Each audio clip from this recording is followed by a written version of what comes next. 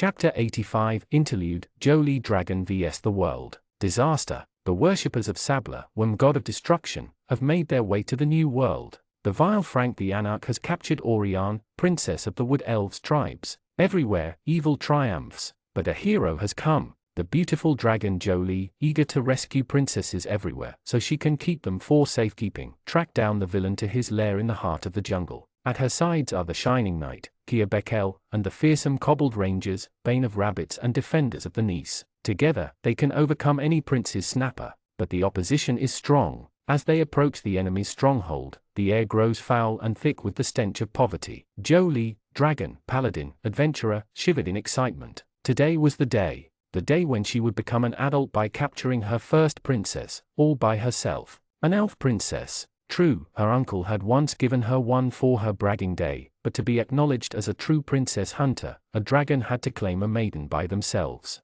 Unwilling to abduct a manling, since they had feelings, the young dragon had crossed the ocean on a ship towards the New World, the one place where elves still had tribes large enough to produce princesses. After a long search, they had finally located a fair maiden, only to discover that the evil cult of Sabla had abducted her first. Confronted with her duty to gather all princesses for safekeeping, Jolie had immediately given chase to the villains. Maybe she would gain her 30th level while at it? Kia? Jolie asked her best friend, as they moved through the dense jungle. The Cobbled Rangers surrounded the young dragon from all sides as her true defenders, while her own armor's noise made birds and insects fly away. Yes, Jolie, Kia responded, cutting vines with her shiny blade. Are there perks that can drop princesses? The knight paused and glanced at her dragon squire. I'm sorry, Uncle has a perk that showers him with gold when he is awesome. If I become marvelous like him, will I be showered with princesses? Jolie, that is not how the gladiator class works at all.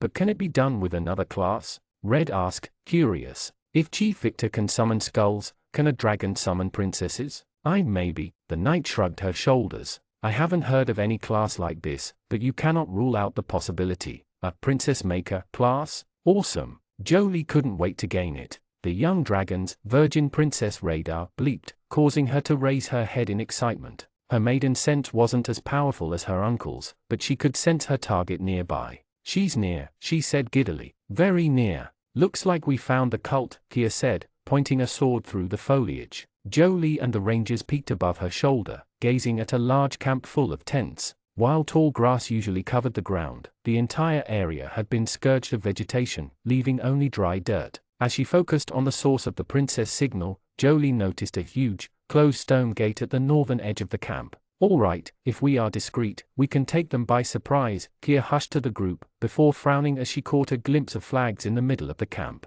Each of them had the symbol of a badly drawn blue planet on their surface. At my signal, 1, 2, 3. Oh, visitors. Kia froze, as an orc came from the camp to welcome them, spoiling the infiltration. Have you heard about Orknoob, our savior? He died on Earth for our sins. What is an Orknoob? Don't ask. Kia interrupted Blue before he could ask the question, sounding more annoyed than she had ever been. Don't encourage them. Is this not the camp of Sabla? Pink asked. Oh, the cult of Sabla has always supported the esoteric order of the New World, the orc said. In their own words, the sooner you all reincarnate on another planet and leave this one a lifeless husk, the better.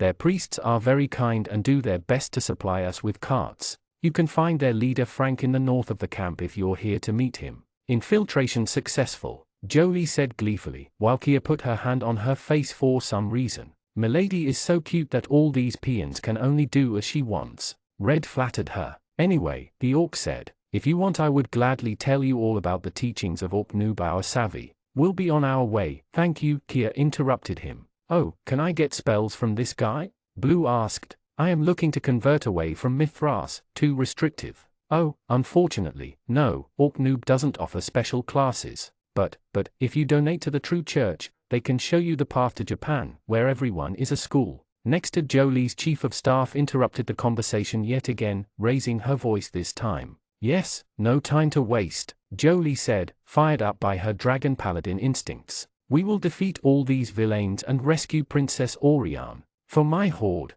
For the horde, the rangers shouted in response, uncaring about warning the puny orcs. Jolie, we cannot keep an elf hostage, Kia protested, unable to understand the tenets of Catletarianism. The orc looked at them as if they were mad and then departed without a word. They are almost extinct. But Kia, it is fine to keep elf princesses. Elves do not have souls. Jolie, we already had this discussion. Elves may be vegetarian, that doesn't make them cows. But that is what the elder Wym said when it created the world. Jolie protested. It made grass to feed cows. Hence anyone who only eats grass is cattle. And what about a human vegetarian? Are they cows too? Silly Kia, if a manling abstains from eating meat, then it is no different from me abstaining from eating manlings. The Shining Knight surrendered in front of Jolie's implacable dragon logic. This discussion will wait until we actually rescue the princess. Spurred on, Jolie ran through the orc camp with her minions in tows, the local orcs looking at her in amazement of her dragonliness.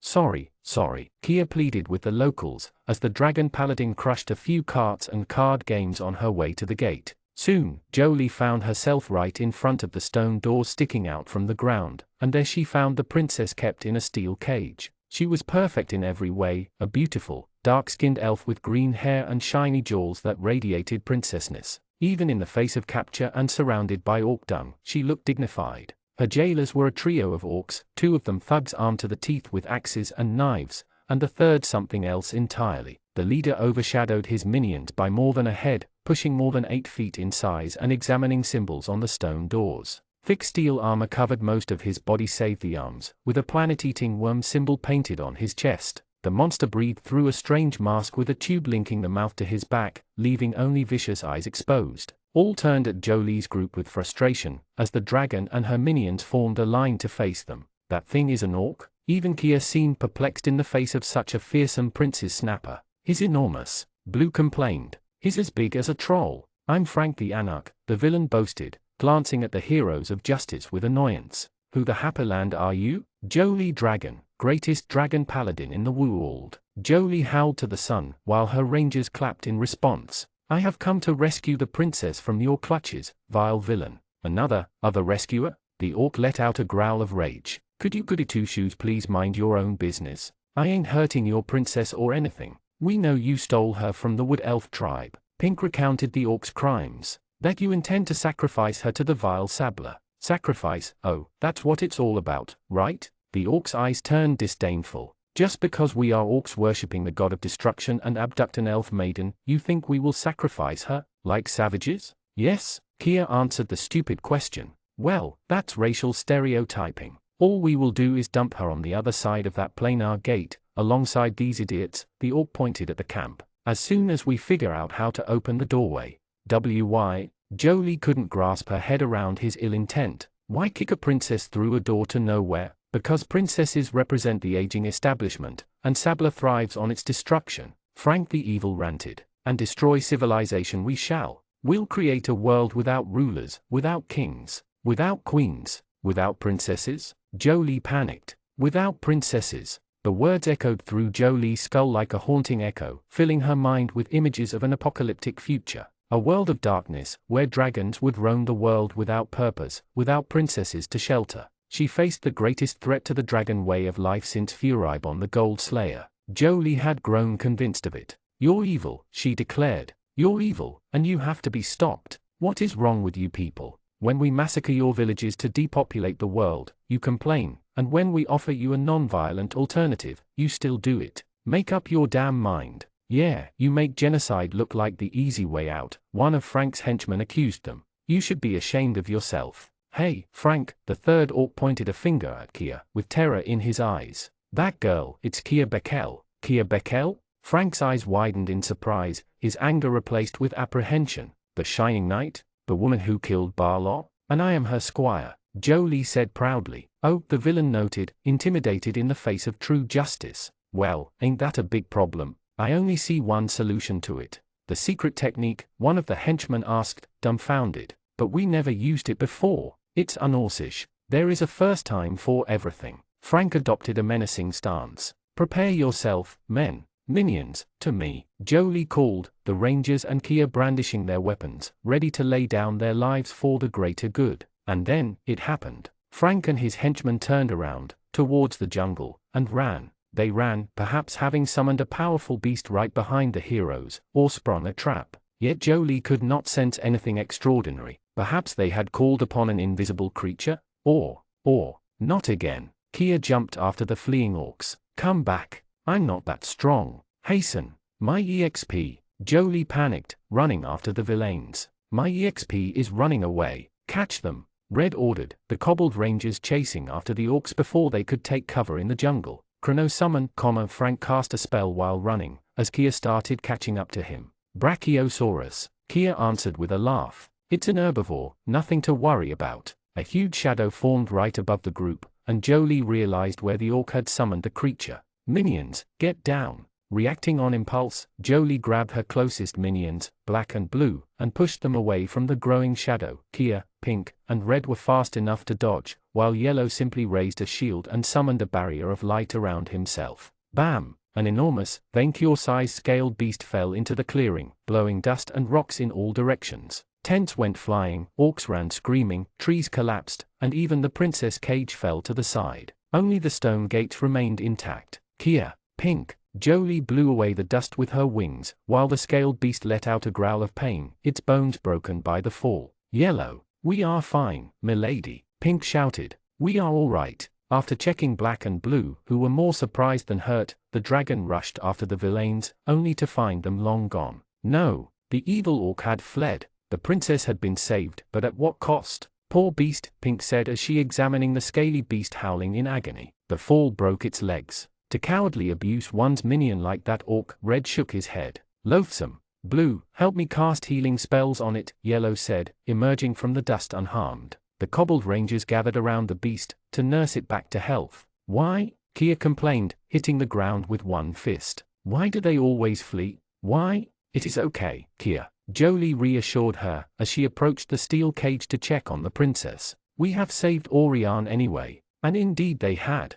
The blast had weakened the cage, enough for Jolie to break it open with her bare claws. While covered in dust and bruised, the princess was unharmed. Thank you, fair dragon, she said in elf with a delicious, honeyed voice. You have saved me, and now I will bring you home with me. Jolie nodded happily. To my tribe? You will bring me back to my tribe? No, to my home. Jolie gently caught the princess by her robes, lifting her like a kitten above the ground. She let out a squeal of surprise, which made her even cuter. Yush ash now my princess. Jolie, her beloved chief of staff started nagging the dragon. Release her. She's scared. Shire, Elvesh mashed the besh princesses. Jolie continued, her mouth full from the princess dress. That's ish the trush. Can we at least return her to her tribe first? The knight pleaded. If not, they will assume that the cult killed her. Have you thought about her relatives, Jolie? The dragon froze, something in her friend's tone somehow making her ashamed of herself. It was true that by stealing away the princess without her family's permission, she would be no better than these orcs.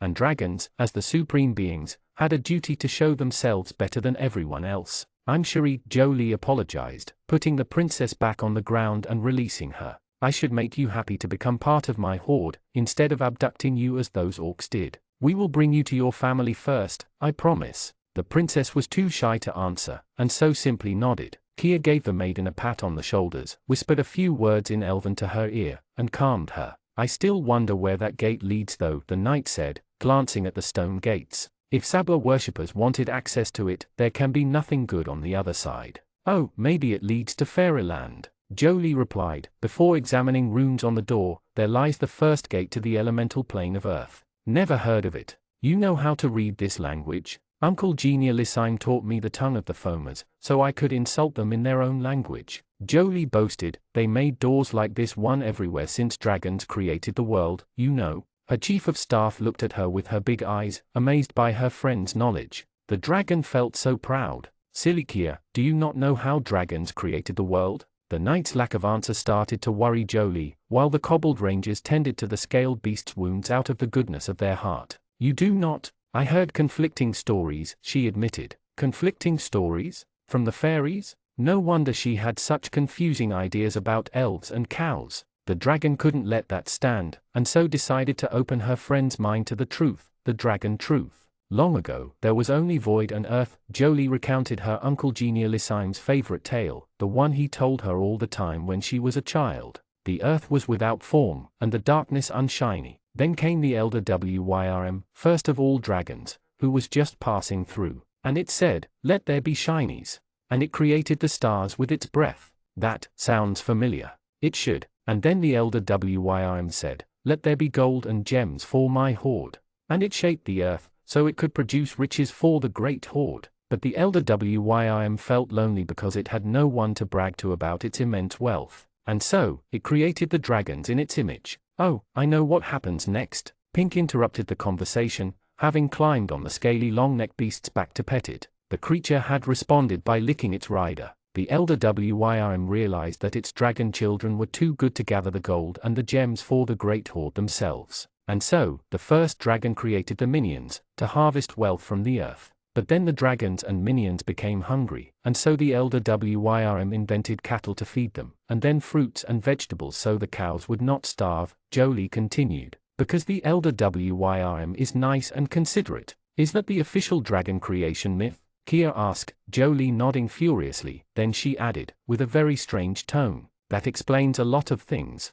After having bragged to its children for 7 days, the elder Wyrm said, "This whole world is your hoard now, my sons and daughters. Be fruitful and multiply, and breed minions to make hordes of your own. For one day I will return, and you will all brag about your wealth to me." And then it departed to add new sons to its piggy bank. "That's an interesting tale, Jolie," Kia smiled. "But what does it have to do with the gate?" "I'm getting to it," Jolie said, having grown engrossed by the sound of her own voice. Dragons and minions lived in harmony until the foamers attacked. They rose from below the earth, looked upon the land the elder Wyrm made, and said, "This is our hoard now. We created it." Then they built doors, to capture manlings, elves, and dwarfs minions through them. Wait, the foamers created planar doorways? The plot twist had taken her chief of staff aback. To where? The elemental planes? From far, far away. But that's not important, Jolie brushed her questions away. The dragon said, "This is not your hoard, we made the world first."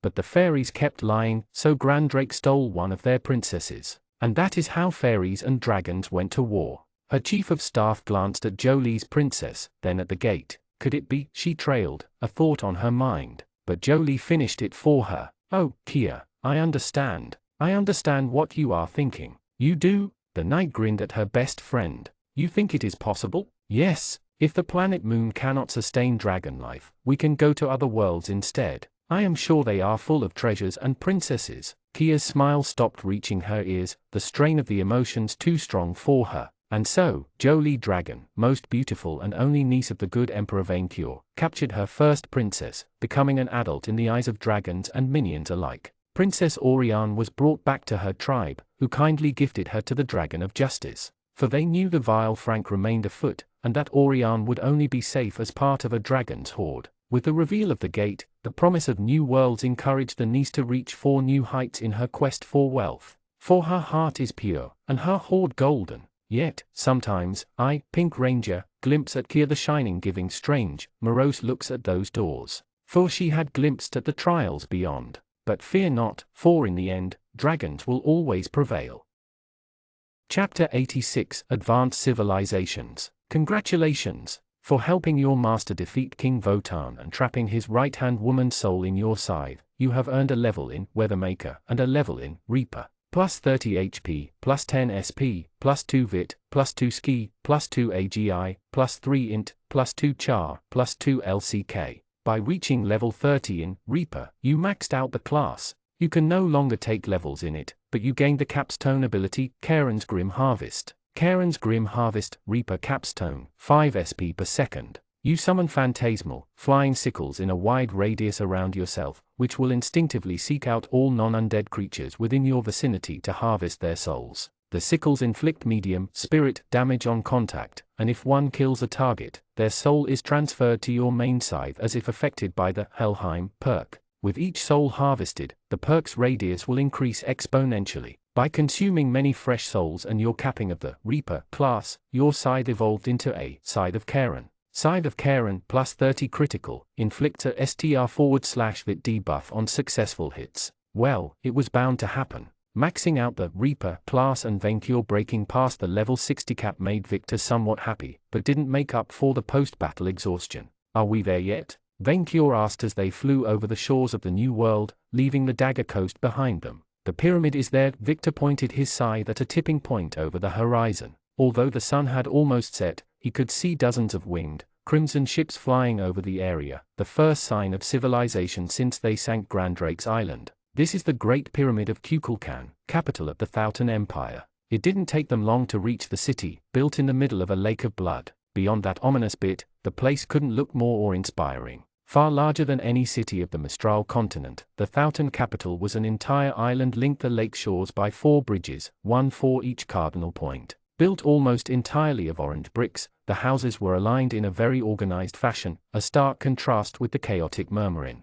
Immense alleys all lead to the city's center, a massive Mesoamerican pyramid as tall as the Empire State Building. "I smell undead everywhere," Venkior said, aiming for the pyramid. Unlike Port Dam, no ship attempted to stop them. In fact, they moved out of their way. "This is a vampire theocracy, ruled by undead priests," Victor explained. "The vampiric red plague came from here, brought by explorers from the New World to the Old. Most of the citizens are reptilian lizardkin, and the worthiest citizens are rewarded with a life." He had also heard they sacrificed their enemies to feed their elites, but thought it wiser not to mention it. "Batlings, HM?" Venkior grunted, gazing at a population of humanoid lizards watching at him with awe. "At least these ones have scales, which is a mark of utmost patrician refinement." "It's fine, Your Majesty, these ones are friendly," Victor said, noticing a crowd waiting for them at the main plaza, right at the pyramid's base. Since night had now fallen, mist swirled around the pyramid, taking the shape of albino lizardkin. As always, Venkior made his presence loud and clear by landing on the plaza, blowing bricks in all directions.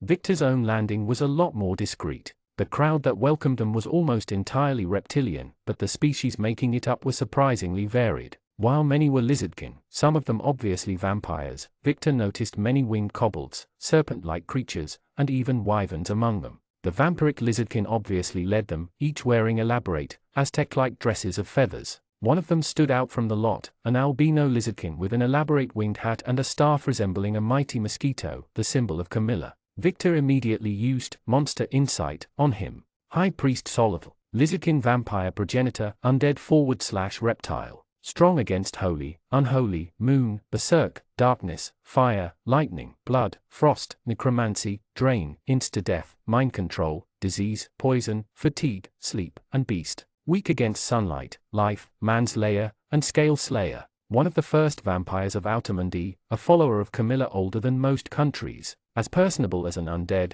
blood-sucking abomination against nature can be, he is currently on a socially responsible vampire diet, feeding only on the blood of disgraced politicians. "Welcome, great guests," the priest said, his voice old but brimming with power. "I am one of the 31 spiritual guides of the Thousand Empire, Solotl. Mother Camilla foretold your coming." "Ah, a Dragonian speaker," Venkior said. "Perfect. Minion, announce ourselves." "I am Victor Dalton, Grand Vizier of His Majesty Venkior Goldbeard Knightsbane, August Emperor of the V&V Empire, Ishvania, the Pirate Sea and the Albane Mountains." He is also known as the Defender of the Horde, Minion Liberator, Greatest Gladiator, Billionaire Adventurer, and Bringer of Dragon Civilization. "A great evil lies close," Priest Venkior declared. "The vile Gold Slayer Furibon will soon turn the Golden El Dorado to lead. We must stop him." "That too. We Thousand will help you on your holy quest," the priest replied. "You shall be guests of honor for the night, and the nights afterward. A great feast of cattle shall be ordered to celebrate your coming.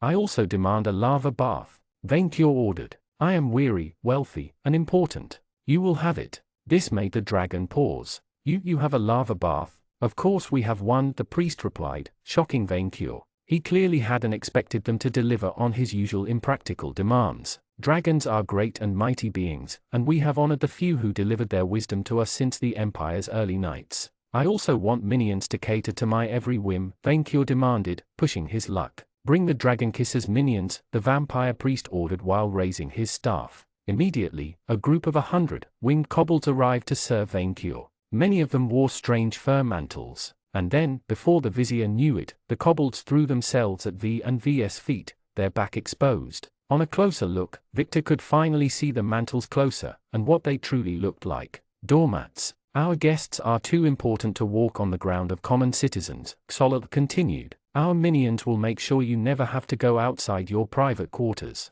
Go on, and try them." Victor glanced at his master, who was completely speechless at this degree of servility, and hesitantly stepped on a kobold's back. "Is it painful?" the vizier asked, hoping he didn't crush the poor creature's back. "Am I too heavy?" "It is perfect," the kobold replied with an aroused voice. "The feeling of being trampled by a higher being fills me with joy. We are experimenting with minion chairs, who will allow guests to sit and where," the priest continued, "and fawners, who will fawn over you while you bathe. They will remind you of how good and wise you are for the entire duration of your stay." Victor could almost see the gears turn in Venkior's head, as he probably imagined new ways to order his minions around. "Manling Victor, this is the greatest archaeological discovery since gold mining," he declared. "We found a lost, advanced minion civilization, far more advanced than yours. I'll do my best to reach that stage of development, Your Majesty," Victor deadpanned. "It is fine, minion, I forgive you. You are only half a dragon." Victor had to admit it, these vampires knew how to greet guests. They had given Venkior and Victor each an entire wing of the pyramid as their own, each bigger than the vizier's manor. The Reaper's own room included a king-sized golden bed, a magical mirror serving as some sort of interplanar TV, a jacuzzi, a sauna, a hammam, and, the pinnacle of luxury, a small, private, primitive soccer field. How did the architects manage to fit all of that in a single place? In any case, Victor traded his armor for a dressing gown, kindly offered by kobold servants eager to serve him. He jumped in the bed, whose feather-made mattress felt so soft, he could sink in it. But unfortunately, he had a few things to check out before enjoying that warm place. "Isabel?" Victor closed his eyes and mentally focused on the demonic CEO, praying she was all right. He would have contacted Chocolatine first if her being overplaying didn't hinder his Scarlet Study perk. "ISA? Yes, darling," the voice responded warmly through telepathy. "Oh, thank the archfiends, you're alive." "Why would I be dead?" the governor responded, sounding irritated. "Because he thought a certain werewolf had killed her." "Oh, we almost died on our end. I had to check you out, especially since you're starting out on your new job. Chocolatine said she exchanged a few words with you." "That werewolf girl? We had a very pleasant conversation. I like her. She understands how hell works so well she could have been a demon herself. We will definitely do business in the future." "Really? However, I came back home afterward to find my guard slaughtered, and a cow's head in my bed," she admitted. "Why is that?" "Because the only horse in Murmurin is mine," Victor replied, sighing. Clearly, while Chocolatine had agreed not to murder the competition, Godfather-style intimidation remained a viable strategy. "I see. Any idea who the culprit might be?" "No," the vizier lied. "I see," she replied with a tone that implied she believed in the opposite, before adding, sensually, "When are you coming back?" "At least a month or two. I will have a surprise on your return, but I will not spoil it telepathically. Take care." Victor ended the communication, puzzled, before mentally checking up on his allies in Murmurin and Port Venkior. Since they would open an embassy in the Thoughton Empire, probably with a permanent portal towards their own empire, he asked Allison, Malfi, Meal and Venkior's main minions to be ready to cross over soon. "We will take care of the princesses Venkior brought to us," Allison said. "Poor girls, isolation did terrible things to their sanity. Can you try to locate their still living relatives?" Victor asked. "We should try to return them to their loved ones if we can. Venkior won't be happy. I will cook up some excuse, and dragons have a catch and release program. He will understand." By now, Victor understood how dragons worked, their levers, and what arguments could convince them. While uncaring, Venkior was no longer inconsiderate of people's feelings now either. He would probably be more open than ever to such suggestions. "Also, I have come across disturbing news." Victor dropped the bomb. "We have come across a foamer with class levels." Allison's answer took a while to arrive. "Are you sure?" "Certain, and I doubt that he is an isolated case. Venkior buried that fairy lord under an erupting island, but I doubt he died." As a good vizier, Victor refused to believe the enemy dead until he had disposed of the body personally. "I will share you the coordinates of that place, and I want it watched at all times." "It will be done. I will tell everyone to remain on high alert as well." Victor nodded, stopping the communication after sharing the island's rough coordinates. His monster insight had mentioned a soul crest. Could it be an unknown type of crest capable of granting class levels, even to fairies? "You will die," a new voice said. The vizier interrupted the communication, glancing at his scythe, and the new soul in it. "My master still lives, below the earth, raging against his bindings," the Valkyrie, Sigrun, taunted him. "My sisters will find you. You may run, but you will never escape His Highness Justic." Victor mentally muted the sound of the scythe, leaving the Valkyrie to fruitlessly try to scream at him. One of the tricks he had learned at Scalomance. A sulfuric portal opened in the room, causing the kobold servants to panic before Victor raised a hand to calm them. About time, he thought, as Chocolatine stepped through.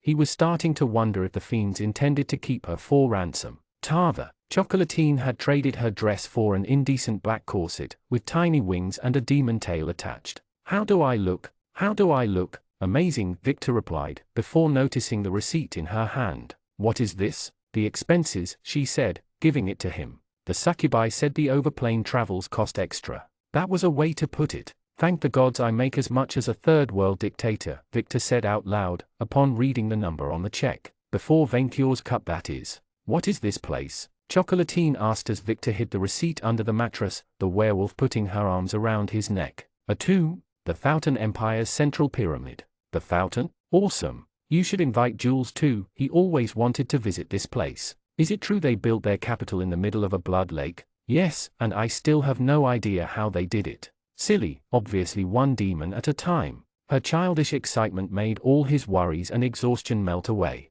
"We can go sightseeing if you wish," Victor said, putting his arms around her waist and drawing her closer to him. "Oh, can we try the local cuisine? I want new recipes, and I believe you can only understand another culture by tasting them." Victor didn't comment on the ambiguous wording, and he didn't have the strength of heart to deny her. "Whatever you want," he said, briefly kissing her on the lips. After the very tense situation with Votan, he felt relieved to be in her arms again. He couldn't put a word on it, but the werewolf's company made him feel somewhat at peace, in ways other women didn't, and that was in spite of her general insanity. "You're so sweet, Vic," she said, after breaking the kiss. "I'm sure we will learn a lot. I mean, you cannot build a country as big as their own without making many species coexist together. I know they have a bad reputation because they brought vampires to us, but Charlene is one, and she's super nice." As if to answer her thoughts, a cloud of mist intruded into the chamber, soon coalescing into the high priest Solitl. If he was surprised by Chocolatine's appearance, he didn't show it,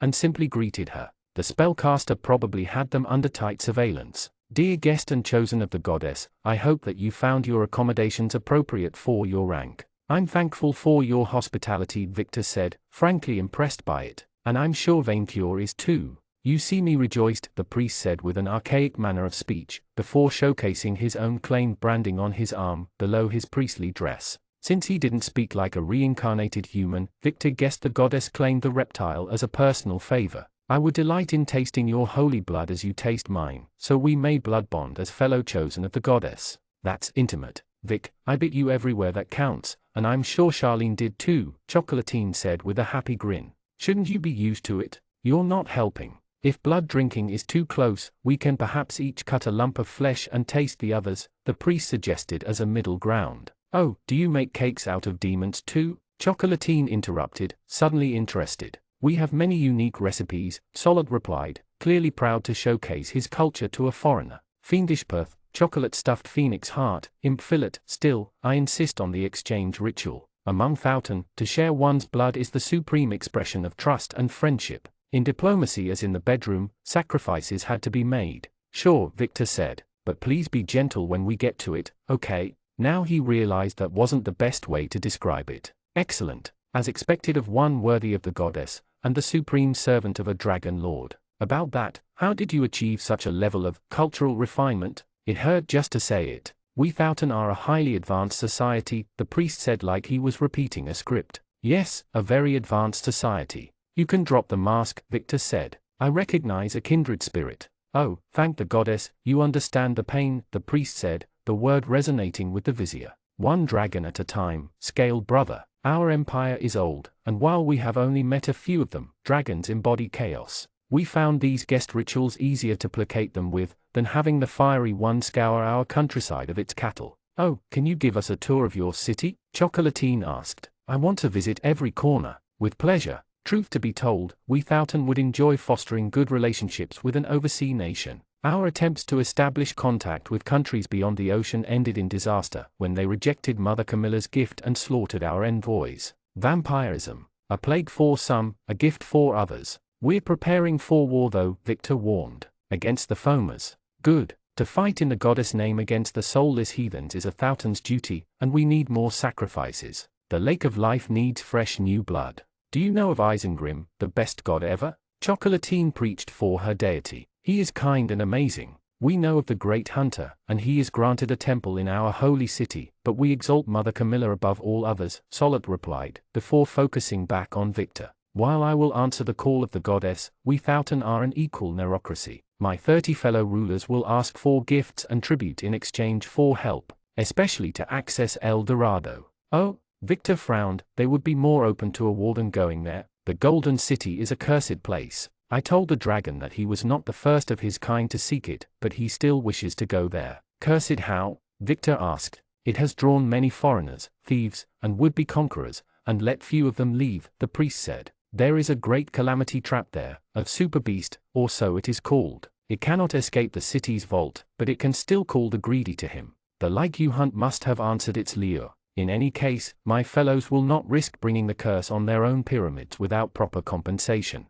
Would this be appropriate? Victor asked, showcasing his black grail on a bedside table. It is an artifact of great potency, which Camilla asked me to deliver to you. It can raise the dead under specific circumstances, providing the illusion of life. Interesting, the priest nodded, casting a few spells to identify the object. This is a holy artifact. I can let you borrow it for studies, in exchange for a passage to El Dorado, and the opening of negotiations for military help. That should do, the priest declared, happy with the proposal. We priests of Camilla always study the undead condition, so that we may share the gift of immortality to all. Once we have perfected vampirism, we shall embrace as brothers while the sun rises. One night, we shall cure death for all beings of Autumn.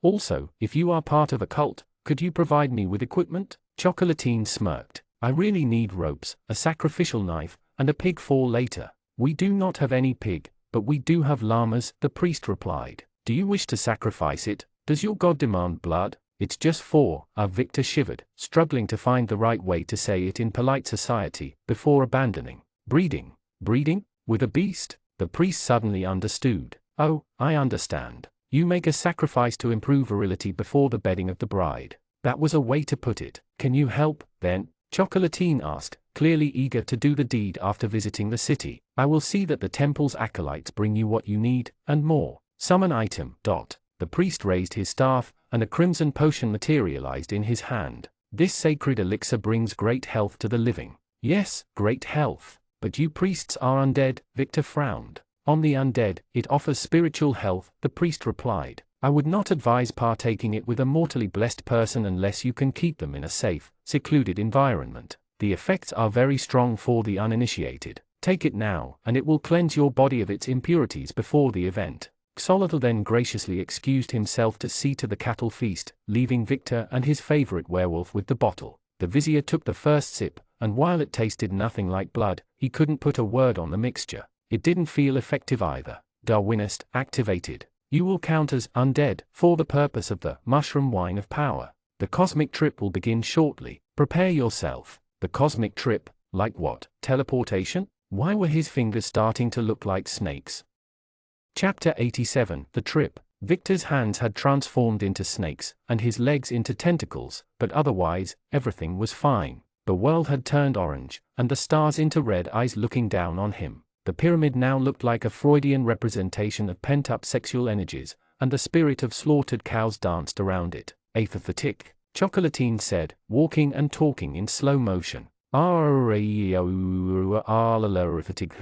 Yes, Victor said, I feel amazing. He felt warm inside, as if the energies of the cosmos heated him up. Do not look all rigged. Victor looked up to see Vainkur flying under the crimson-eyed sky. The dragon had gained a pony-shaped crown and the look of a drunk psychopath in his eyes. And the dragon ripped the skies in two and showered the Thauton city with gold and minions. He could see them fall, all of them. Allison, Charlene, Meal, Malfi, Jules, Rollo, all of them falling like a rain of bodies with bright baby smiles on their faces. Okay, maybe there was something wrong with the universe. That was what the intellectual, rational part of Victor thought, but somehow, he couldn't bring himself to care. He felt happy, like never before, so the vizier hopped happily in the street with Chocolatine, as the other minions landed on their feet among the cow ghosts and the giant lizards eating them. Allison transformed into a tree upon landing, Charlene into a swarm of bats, Malfi into a giant centipede with 1,000 contracts in each pincer, showing them to the lizards. Houses turned into candy and sweet cakes, everything smelled like orange, and Vainqueur vomited honey on everyone. This world is amazing, Victor declared, climbing up a tree so he could see the beautiful landscape better. He found it strangely difficult. Aethric, Chocolatine called him from below, as he continued his ascension upward. Stoop, Peoplay Rrechithring. The great cosmic eyes looked down on him with curious interest, for a reason Victor couldn't explain. The tree of life put a branch in his face, but as he kept climbing, it started helping him get up. From below, Chocolatine howled and transformed into a wolf, before chewing the roots. The vizier finally reached the top of the tree and looked at this amazing world with fresh new eyes. A message boiled within him, a message of peace and harmony, that he couldn't wait to share. Mrr. Aethric Tuor, Meal called him, flying above the tree where he had taken refuge. Uura Karamar, Ditink Arabuut Hikamar. With the beautiful energies bursting within him, Victor couldn't lie any longer. I lied about everything, he said, flying toward her and dancing with her above the ground, far away from the tree below and everyone else. I have a perk, and he blessed her with the light of truth, unloading every lie he had ever said. They all transformed into flies, making him lighter and warmer. Meal then transformed. She transformed before Victor's very eyes, her eyes turning red, her 2 hands multiplying into 4, 8, 20, thousands. They slapped, and punched, and clawed him everywhere that counted. He should have felt pain, but instead, he could sense himself approaching enlightenment. A hand sent him flying back, and he bounced back a building, then on a bat, then on a soft marshmallow thing that propelled him back on his 2 feet. Congratulations! For daring to venture through the street of a metropolis completely naked, you earned the Exhibitionist personal perk. Exhibitionist, you gain a bonus to evasion when fighting naked. What? He looked at himself and realized he had no armor anymore, but he couldn't see his fleshy bits, for his skin now shone with the power of love. He had become a walking neon star, illuminating the universe with love radiation, just in time for a horde of winged monsters to charge at him from all sides, waving underwear and pants at him. Stoop him, a thunderous voice shouted hysterically. Uact pants. For Arwyads Tira. Miniton. Vainqueur shouted from above, vomiting honey. Keithric Tr Asss. Ukaran Dooittt. Victor could, for he now wielded the one true power of love. He raised his hands, and fired a rainbow at the hateful masses from his snake fingers. He kept showering everyone with his light, defeating all those who dared approach. God. This was what being a god felt like. Do you see, Vic? Chocolatine's voice echoed in his head, except no longer in slow motion. It always looks like this to me. It's wonderful, Victor shouted back, blasting everyone with rainbows. At long last, once he had overcome all the hate, he summoned a cup of chocolate to his hand and showered the winged creatures with the substance. They quickly rose from the dead as chocolate statues, delicious and sugarful. Bats and loving people surrounded him, to partake in his love radiation. They took his chocolate cup and he shared his warmth like a lamb, letting them bite him everywhere. They absorbed his energies, and while he felt weaker, he had to share it with everyone. Congratulations! For being bitten by dozens of vampires eager to drink your holy blood, and Charlene, as part of a feast gone awry, you have earned the Vampire Kiss monster perk. Vampire Kiss, you can drink the blood of the living to replenish yourself by biting them, consuming a liter of blood every minute of sustained effort. You recover half the HP damage you inflicted, and the victim contracts the vampiric red plague unless they possess resistance or immunity to disease. Creatures without blood are immune to this perk. Warning, critical health. Uasi Uura Puawia. Solada's voice echoed, as the bats all offered their own holy energies in return. Uasi Uara Puawia. Victor raised his hands and collected all the radiation offered to him, the rainbows flowing into his heart and refreshing him. Come to me, a voice called from above, from the moon. Come to me, and Victor answered, riding a rainbow toward the shining celestial object. The city became a speck, as he flew out of the atmosphere and through the dark cosmic void. Minion. Victor turned his head behind him, for the voice did not belong to Vainqueur. It was that cursed cat he inherited from Leveria, Felix von Meow, chasing him on his own rainbow. Your lap is mine, manling, the feline boasted with fiery determination, claws extended. Come back to me. How can you fly? Victor asked. I am a cat. I can do anything. Quick, Victor accelerated, trying to outrun his furry pursuer. Thankfully, powered by envy instead of cosmic love, Felix couldn't catch up to the vizier, who entered the moon's orbit. He watched Khoisan, dressed like a barbarian, fending off spiders and looking up at him. Khoisan. Victor waved a hand at him. I love you.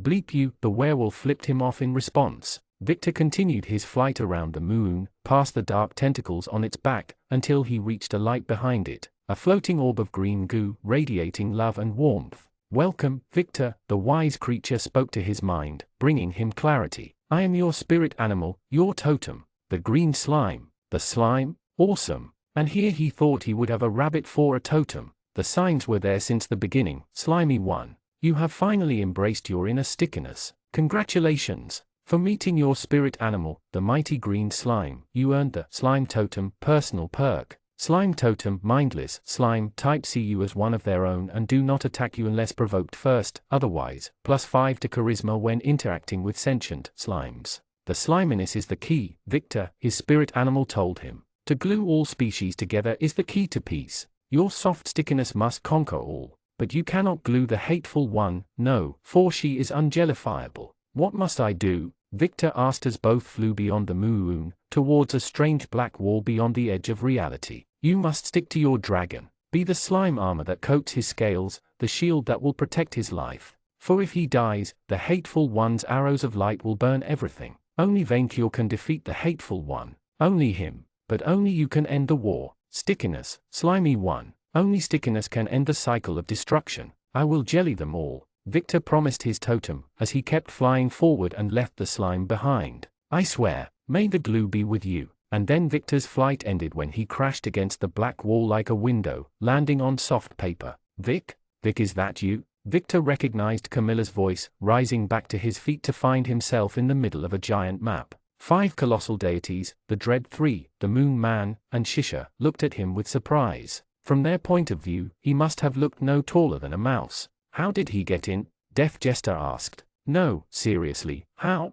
did he get in? Victor, I am sorry, but this is a private, God-only gathering, Camilla said with an embarrassed smile. I will have to kindly ask you to leave. The goddess paused, as she examined his fleshy bits and the bite marks all over his skin. Oh, my. Why is he naked? Shisha asked, more confused than anything. Did Cybele send him? Hey, friends, what are you doing in my hallucination? Victor asked, still high. Gamed Prophet, what are you doing in my hallucination? The Moon Man answered, just as high as his chosen. I knew it was your fault. Varan complained. I told you all we shouldn't have let him game master this session. It never ends well. Deaf Jester sighed. Moon Man, please send him back home. Yes, Gamed Prophet, come back after defeating the final boss, if you can, the Moon Man asked kindly. And congratulations for your 32 new eyes. What eyes? Victor asked, having only 2. Oh, sorry, I am looking a bit too forward. Roll me. Dice, the only god with Victor's size, jumped on the map next to the vizier, crushing Atlantis while at it.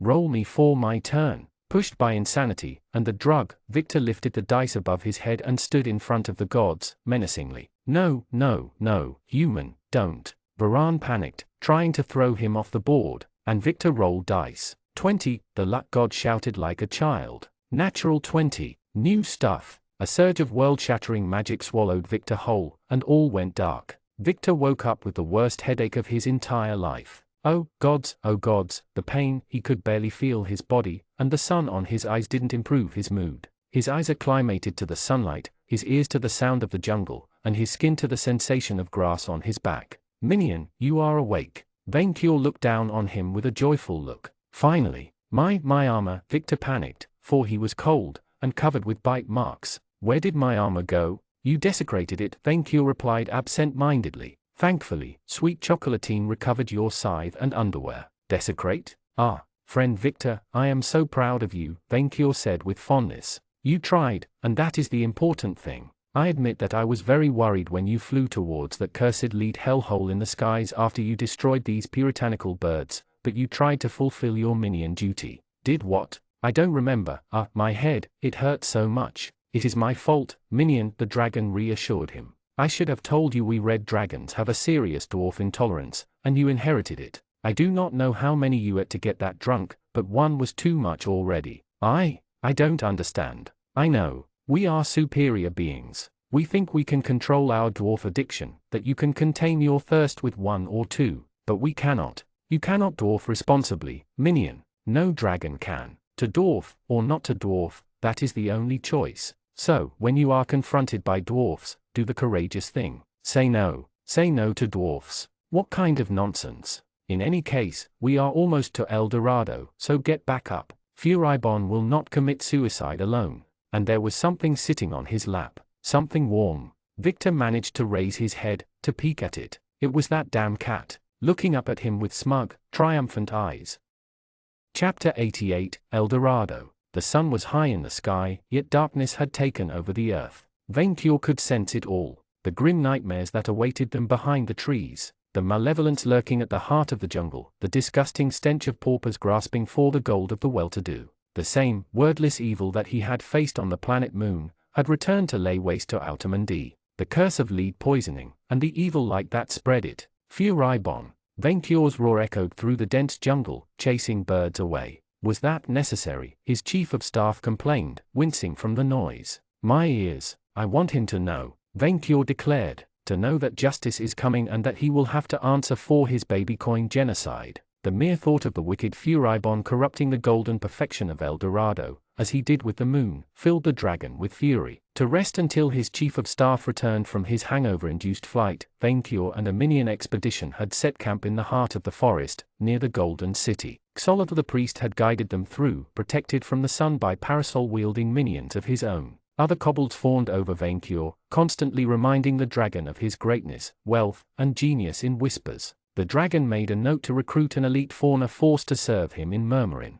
Otherwise, only 3 minions of Vainqueur had dared to follow him in the war against Furibon's cruelty: Sweet Chocolatine, Untasty Allison, and Tasty Malfi. Manling Victor hadn't recovered from last night's overdwarfing and struggled to stay standing even when using his scythe. He had needed Sweet Chocolatine's help to put his boxers on, and couldn't use a perk to save his life. The adorable werewolf had cast every healing spell she knew on him, to no avail. For dwarf intolerance had no cure. Vainqueur knew that well. Manling Victor's return to the camp was met with a variety of reactions. Allison reddened like a tomato and moved her hands on her mouth to suppress her laughter. Malfi looked at the vizier with near-religious admiration, and Xolotl, brother, you are back. The lizard priest moved to give the greatest of all minions a passionate hug. I pray to the goddess that you achieved illumination on your spiritual journey. I don't remember much, the half-dragon admitted. I think I've been bitten. Brother Victor, you have blood bonded with the entire city's priesthood.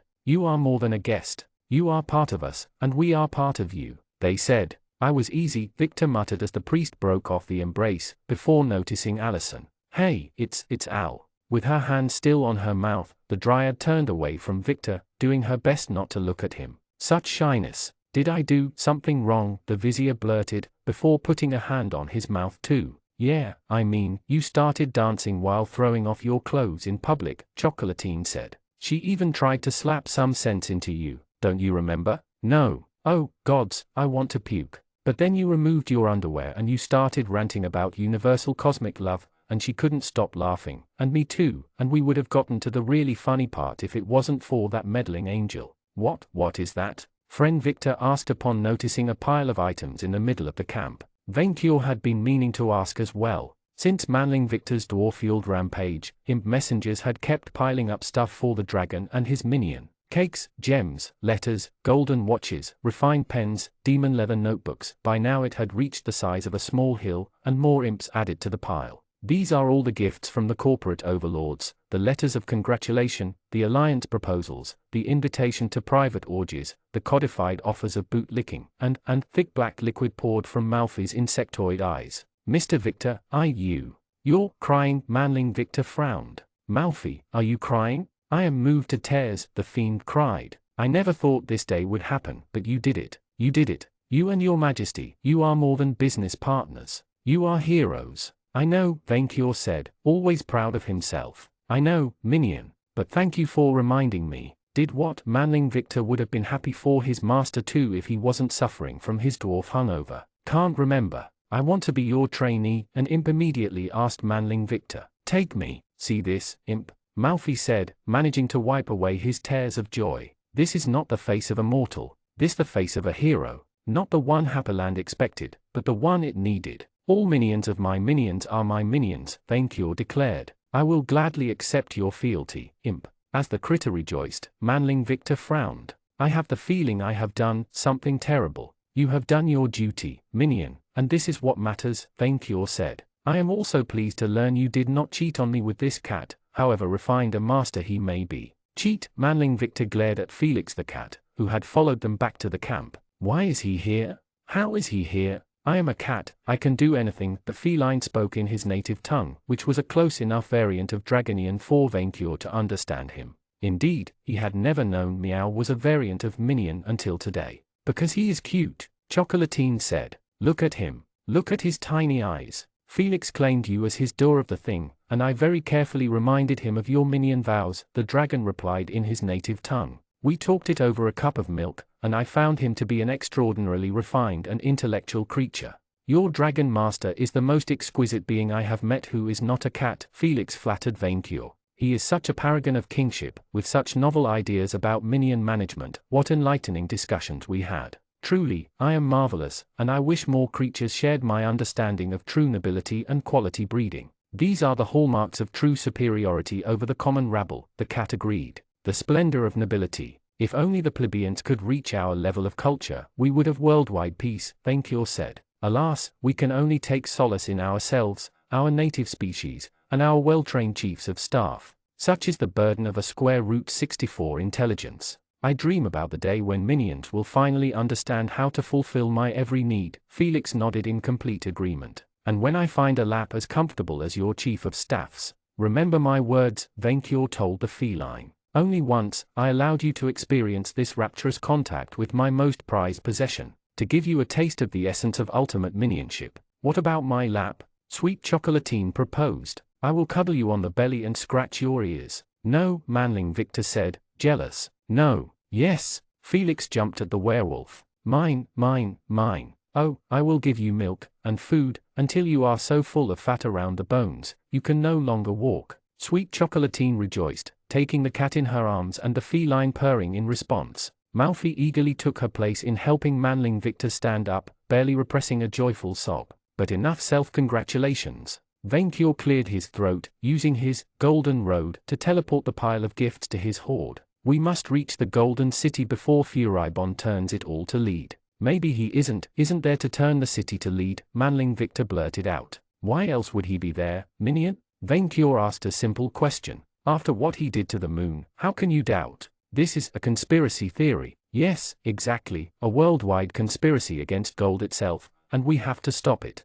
For the baby coins. The dragon turned to Priest Solitl. Lead the way, foreign minion. And so, after a 2 hours trip through trees and foliage, Vainqueur and his minions finally came into view of El Dorado. Never before Vainqueur had witnessed such a beautiful spectacle. Great walls protected a magnificent city the size of Murmurin, one created in the same style as the Thoutons, the ramparts themselves surrounded by a river of molten gold. Tall pyramids stood side by side with house-covered hills and ancient temples, while 4 colossal, armored statues of ancient lizard warriors stood watch over all cardinal points of the city. Everything, everywhere, from the tree to the ramparts to the pyramids, was made of solid gold, a shade so pure, it reflected sunlight in all directions, turning the city into a shining jewel whose sight would burn the eyes of the unworthy. Dragon Heaven existed, and Vainqueur had found it. Amazing, Allison gasped, all minions present speechless at the sight. This is as far as I can lead you, Solot said. I must return to Kukulkan and offer gifts to the goddess.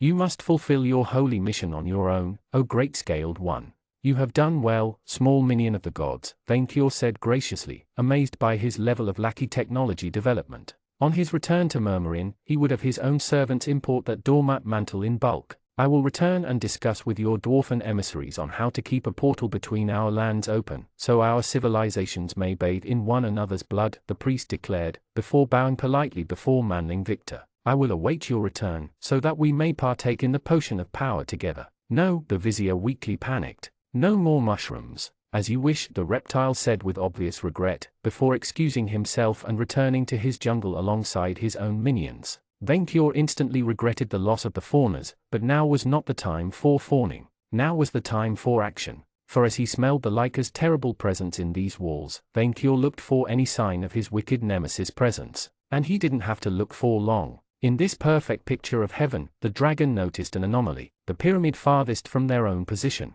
The metal that coated it differed from the others, an alloy dark and foreboding. A pyramid of lead. No, Vainkur panicked. We are too late. Furibon is already at his vile work. Can't be. Manling Victor's eyes widened, upon realizing that his master was indeed right all along. He is really transforming the city into lead. I was right about everything. Vainkur immediately extended his wings. Minions, with me, we must stop Furibon. Form the battle line. With Malfi carrying Manling Victor in his arms, the dragon opened the charge, crushing any tree or foliage between him and the Golden City's gates. His minions followed, but Vainkur paid them no mind, for in that moment, only the thought of saving heaven from lead poisoning ruled the dragon's mind. Curse of greed, foot, as if greed was a curse, instead of the universal truth to which all bowed to, and soon, all this gold would be his.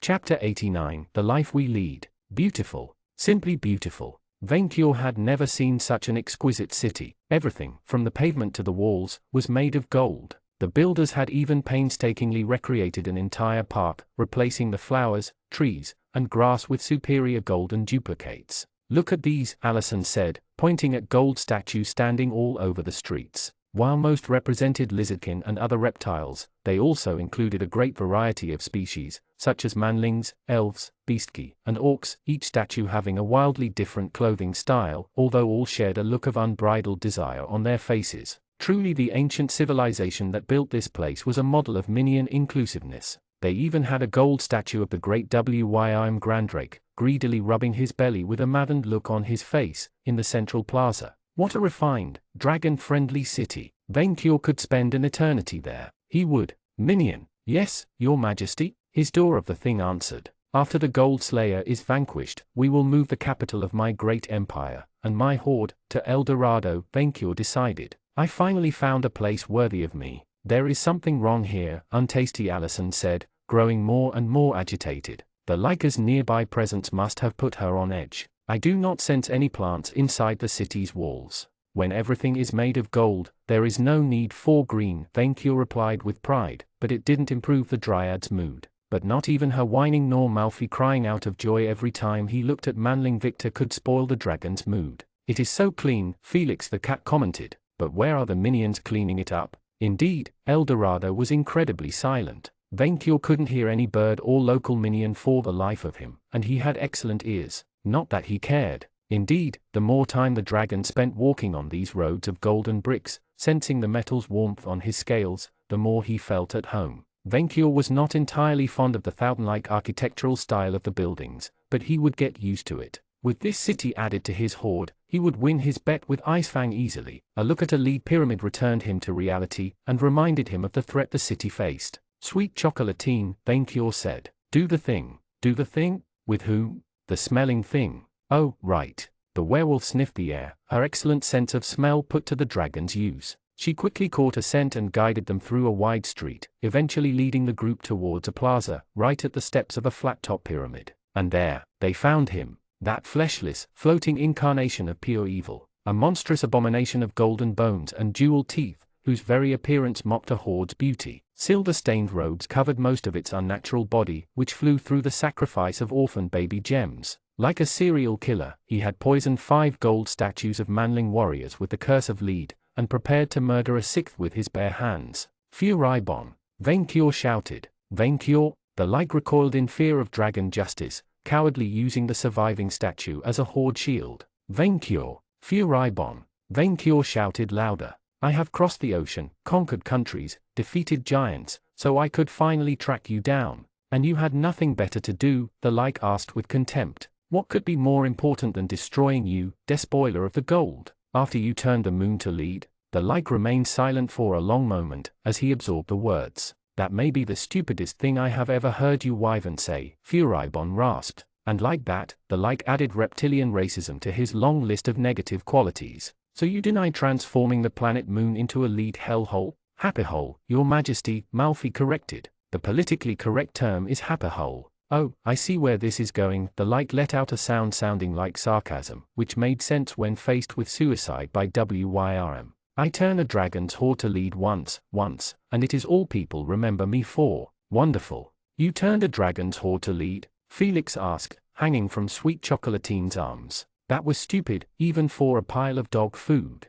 It seemed like a good idea at the time, Furibon said, reveling in his odious historical negationism. Why am I defending my choices to a cat? Truly I have hit rock bottom today. I feel my intelligence score decreasing just by talking to you. Hey, Fury. Having partly recovered from his dwarf addiction, Manling Victor waved a free hand at the enemy. Venkior wanted to scold him, but instead focused entirely on the like. He needed to save the gold statue hostage, no matter what. The like pointedly ignored the chief of staff, before noticing something out of the ordinary. Dalton, why are you only wearing boxers and a scythe? No, on second thought, I do not want to know. Get away from the gold statue, you monster, Venkior ordered. She's innocent. The like let out a deep bellowing sound, which Venkior took for a sigh. I was genuine when I said I never wanted to see you lizard again, and every word you say only reminds me of why. Can we not coexist by ignoring one another? So long as you threaten all that is golden in the world, I shall never rest, the Dragon Emperor roared, the ground shaking from the strength of his belief.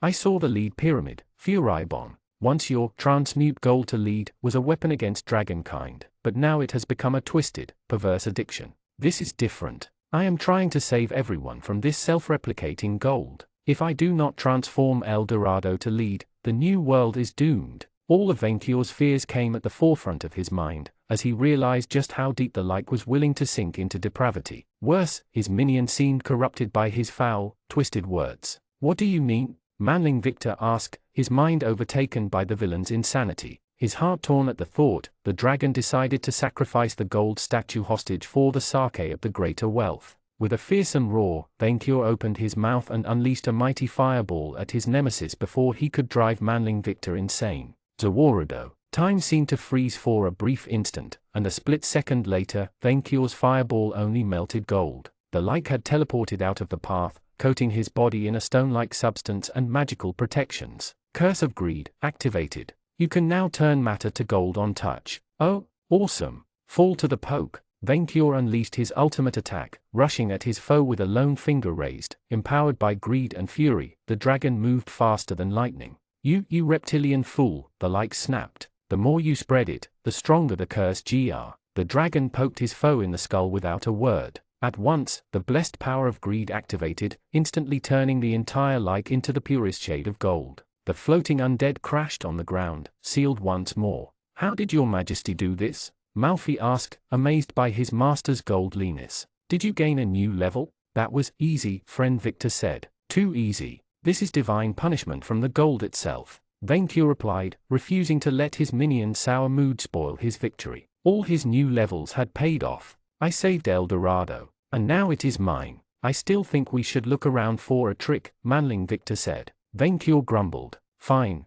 the dragon said absent-mindedly, too eager to test his new power to look for imaginary enemies. As you wish, minion. I will repair the damage Furibon did to my city with my golden poke in the meantime. Oh, can we come with you? Chocolatine asked. This place looks amazing. Certainly, my minion, Venkior said, glancing at her and the cat in her arms with interest. Certainly. He wondered how much they weighed in gold. This place gave Victor the creeps. He couldn't put his finger on why, but that whole city gave him chills on his back, and no way could Furibon be taken down so easily. Climbing the stairs of the pyramid and examining the temple at the top had only exacerbated his intuition. The hall he, Allison, and Malfi currently occupied should have looked magnificent, with its shining column and its central altar illuminated by a hole in the roof above. But outside the main effigy representing a startlingly beautiful woman at the center of the room, the many statues around him felt wrong, from the greedy looks on their faces to the scenes of fighting they represented.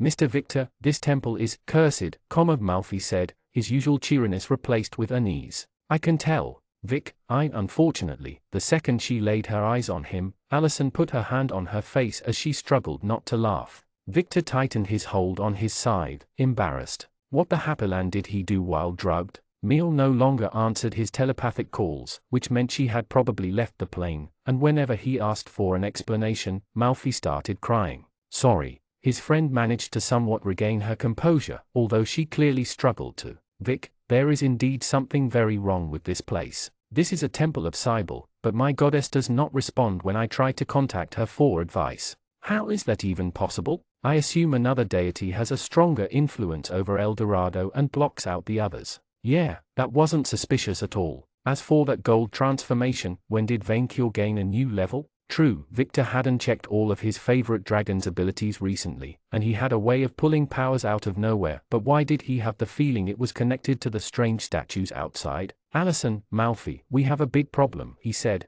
the two looking up at him with shared unease. I do not think the statues outside are actually statues. I think they are people. And you would be right, said a rasping voice. Victor turned around almost lazily, the light floating from behind a golden pillar. Dalton, Furibon said, very much unalive.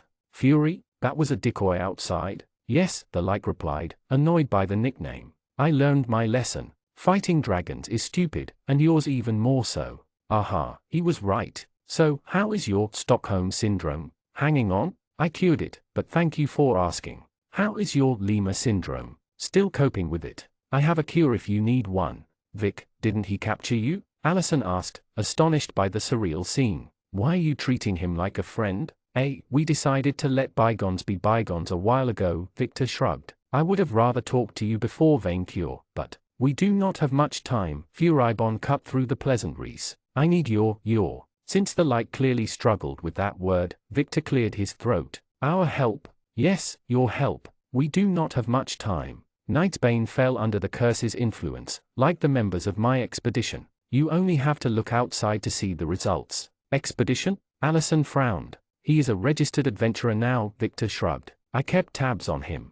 I assume Vaincure doesn't know about that. I stand by what I said. I have no intention of ever setting a foot in Ishphania again, Furibon declared. If you leave me be, so will I. But in his current state, your dragon will not listen. He can already turn what he touches to gold, and the worst is yet to come. After a time, his greed will get the better of his sanity. An ugly picture formed in Victor's mind. They turned each other to gold, he realized, horrified. When the cursed ran out of flesh to turn to gold, they started touching themselves, Furibon said, before stopping. Not the best phrasing, but you understand my point. What about Chalk? Allison frowned, suddenly worried. Why haven't we been affected? If they are not claimed, undead, or fiends, they are already doomed. Undead and fiends are naturally resistant to curses like this, and the claimed in my group were shielded from its influence. It makes me believe it has a divine origin, and the more the curse spreads, the stronger it gets. If Vaincure fell under its sway, it would become unstoppable.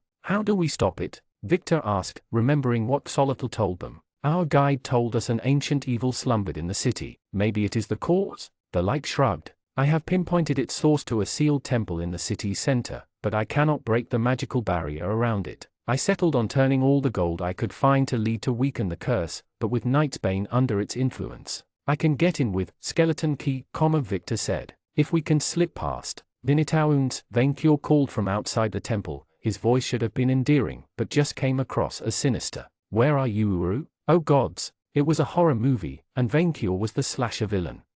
Chapter 90, The Shining. Greedy fools, all of them. Vaincure could smell their treachery. They all lusted for his hard-worn gold. Minions, get out, the dragon called from outside the pyramid, crushing the statue of the vile Furibon underfoot. Minions. He had activated the blink-blink ring, turning invisible to catch them in the act of stealing. For the dragon knew, deep in his heart, that they were busy pilfering his treasure. Why, they even dared not to acknowledge their emperor's order. Minion. Vaincure summoned his friend to his side when no one answered. Manling Victor appeared next to the dragon, a strange, worried look on his face. Here you are. Why, your majesty? The dragon sensed hesitation in his voice, as he looked for his master. Where are you? Shush, minion, Vaincure said, his lackey looking at his general direction. I'm using my blink-blink ring to surprise them. Them? The traitors. Tasty Malfi, untasty Allison, they are traitors and thieves. I can feel it in my bones. The very thought infuriated him. But you, not you, my chief of staff. You are the only one I can trust, because you worship me more than anything. You still love me, right? Why yes, of course. Manling Victor reassured his master. I owe you my life. Yes, you do. That is why I can trust you, because you are my friend. not like the others, those ingrates. Now, where are they? I do not know, Manling Victor said. We separated earlier to look for Furibon, a mere excuse to hide their duplicity. Venture illuminated his minion's mind, dispelling his idealistic delusions. They must be stealing as much gold as they can before they escape. We must find them. I heard them talking about another temple in the city, friend Victor said, remembering an important piece of evidence. I can lead you. Lead? Venture's roar made his friend stumble. Where? It's the verb, Your Majesty, the verb.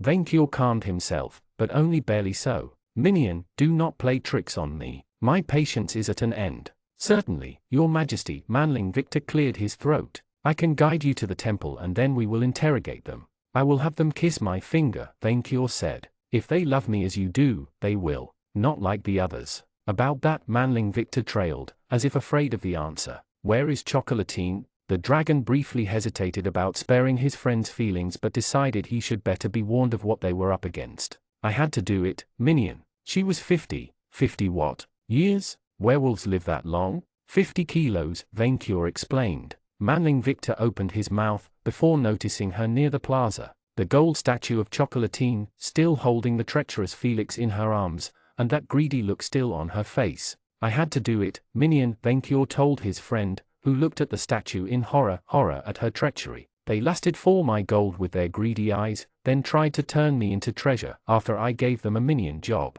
Do you know the unemployment rate among your kind, Manling Victor? You do not, and you do not want to know. While I achieved full employment, friend Victor was speechless at the revelation. She was full of lust for my gold. Venture ranted. She would have turned you to gold too, but I saw it coming. I saw them both coming, her and that money-grubbing cat. How, you may ask? Manling Victor said nothing, listening to his master's wisdom. I have a sixth sense to detect a minion's inner shininess, the shining. Venture ranted to his servant. I can tell how much they will weigh in gold. I can, because I am wealthy in gold, but poor in minions. Do you know how much a kobold is worth? The average kobold weighs 20 kilos, and we have more than 5,000 of them, which translates into 100 tons of gold, if we do not fatten them first. Imagine the size of my hoard afterward, minion. I can't, because you lack imagination, Venture replied. But we will start with the traitors first. Allison weighs 45 kilos, and Malfi more than 120 kilos.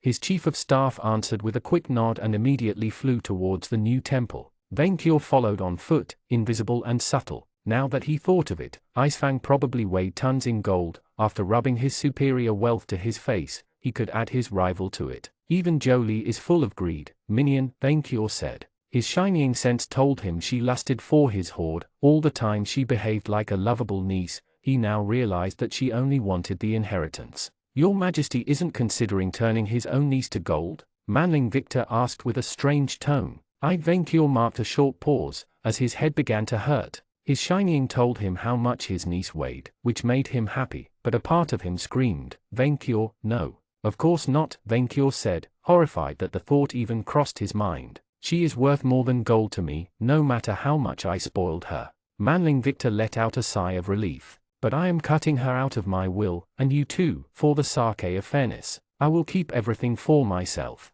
He would simply turn himself to gold after doing the same with his empire, becoming part of this grandiose horde of El Dorado. He would stay the richest dragon forever until the sun died out in the sky. Venture entertained these shiny thoughts for the entire trip, as his favored minion led them to a new golden pyramid, albeit one different from the others in architecture. The statues represented giant insects, and the stairs circled the pyramid towards the top like a coiled worm. Venture sniffed the air. I do not smell the treacherous minions nearby. The dragon glanced at his beloved lackey. But I can smell the Lyca's odious odor on you, minion. You should bathe, and very quickly. Yes, of course, Manling Victor said, as he landed on the stairs towards the flat top. Venture tried to climb them up as well and, bam! He hit his head against an invisible wall. The dragon hit it with his free hand, then blasted it with flames, to no avail. Wow, I guess I will just catch the minions inside, his chief of staff said with a strange tone. I will get going. Wait here, minion, Venture said, activating his trump card. Spell Purge.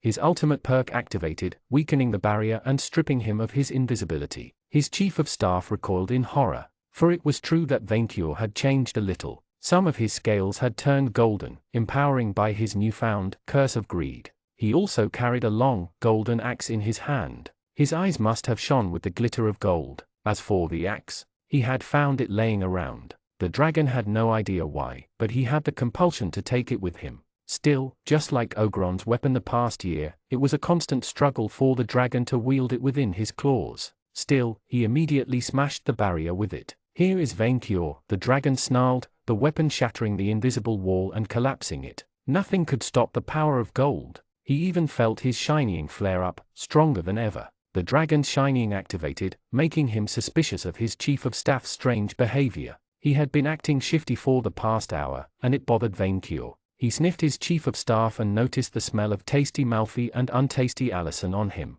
He would have shrugged it off as the consequence of close proximity, but the scent seemed a bit too strong, like he was wearing them. "Minion Victor, have you been hiding the traitors from me?" "Oh, of course not." Having known his chief of staff for so long, Vaincure didn't need magic to identify the sentence as what it was. A lie. His chief of staff lied to him. No, his friend would never do that. That was his imagination. But his shining told him there was only one way to be sure. Minion Vaincure presented him his royal free hand. "Kiss my claw." Gold to be Victor froze in place. "Minion, I won't hurt you. I only want to touch you," Vaincure insisted, wagging his hand at him. "If you truly love me, you will kiss my claw." Much to his consternation, his lackey hesitated, as if torn between his loyalty and treacherous compulsions. Vaincure prepared to grab him by force. "Okay." His chief of staff straightened up. "I will kiss your hand, your majesty." "Yes, you will, because I am your master." "No," Manling Victor replied, quickly adding before the infuriated dragon could chastise him. "I will kiss your hand because you are my friend, Vaincure, and because I trust you." The dragon emperor frowned, his minion climbing down the stairs toward his beloved dragon until he was right in front of his scaled hand. Manling Victor took a long deep breath, closed his eyes, and prepared to kiss his master's finger. He would be perfect as a statue, the most beautiful of Vaincure's collect. No, wait. Vaincure hastily distanced his hand from his minion, although his body refused to budge. "Wait, minion." So did he. No, this was a ploy. The minion pretended to obey, hoping his master would change his mind at the last second. Such a subtle trickery, only a dragon could uncover it. "Kiss my," Vaincure's throat tightened. "Kiss my." No, what was he doing? That was his friend, the one minion he had sacrificed his entire horde to raise from the dead, the one destined to follow Vaincure all the way to godhood. He was worth more to the dragon than any weight in gold. Gold. If he transformed everything he had to gold, he would never be able to keep every part of his treasure in sight. Thieves would pilfer his statues, and share them with paupers. And then, it would create inflation. Too much gold in circulation would make him poorer. It had to stop. Curse nothing. Go away. Vaincure willed it, and the universe obeyed. Vaincure Knightsbane bows to none. Instantly, Vaincure's scales regained their crimson luster, and the overwhelming pressure of the shining vanished from his mind. Congratulations! For successfully breaking the curse of greed, hold over yourself through the twin powers of dragon minion friendship and economical theory, you have earned a level in Kaiser. Plus 30 HP, plus 10 SP, plus 1 STR, plus 1 VIT, plus 1 Ski, plus 1 AGI, plus 1 Int, plus 1 Char, plus 1 LCK. Your Majesty did it. Manling Victor congratulated his master. "I knew you could shrug that curse off. Who else but a dragon, friend Victor?" Vaincure grumbled. He glanced at the axe in his hand, before casually tossing it away. A dragon chief of staff bond of trust is unbreakable. No sooner did he say it, that the consequence of his recent actions dawned on him. "I turned my minions into gold," the dragon panicked. "I turned my sweet, lovable minions into cursed gold." "Yes, and if we want to change that, then we still have work to do." Manling Victor put a hand in his boxer, before bringing something out. "You can come out." Instantly, black specks inside the palm of his hand grew larger, eventually transforming into a bug fiend, a dryad, and Furibon. Smoke came out of Vaincure's nostrils. "I saved your servants from yourself, WYRM," the undead replied haughtily. "I wish there was another place where to hide," Allison said, looking traumatized. "But your Majesty took us by surprise." The dragon didn't care, his eyes set on the undead in their midst. He should have known the light would be linked to this disaster. "Minion, get out of my way, so I can burn the light to cinders." "I hate you too, Knightsbane," Furibon replied bluntly, "but we both have allies trapped by the city's curse. We need to cooperate, Manling Victor said.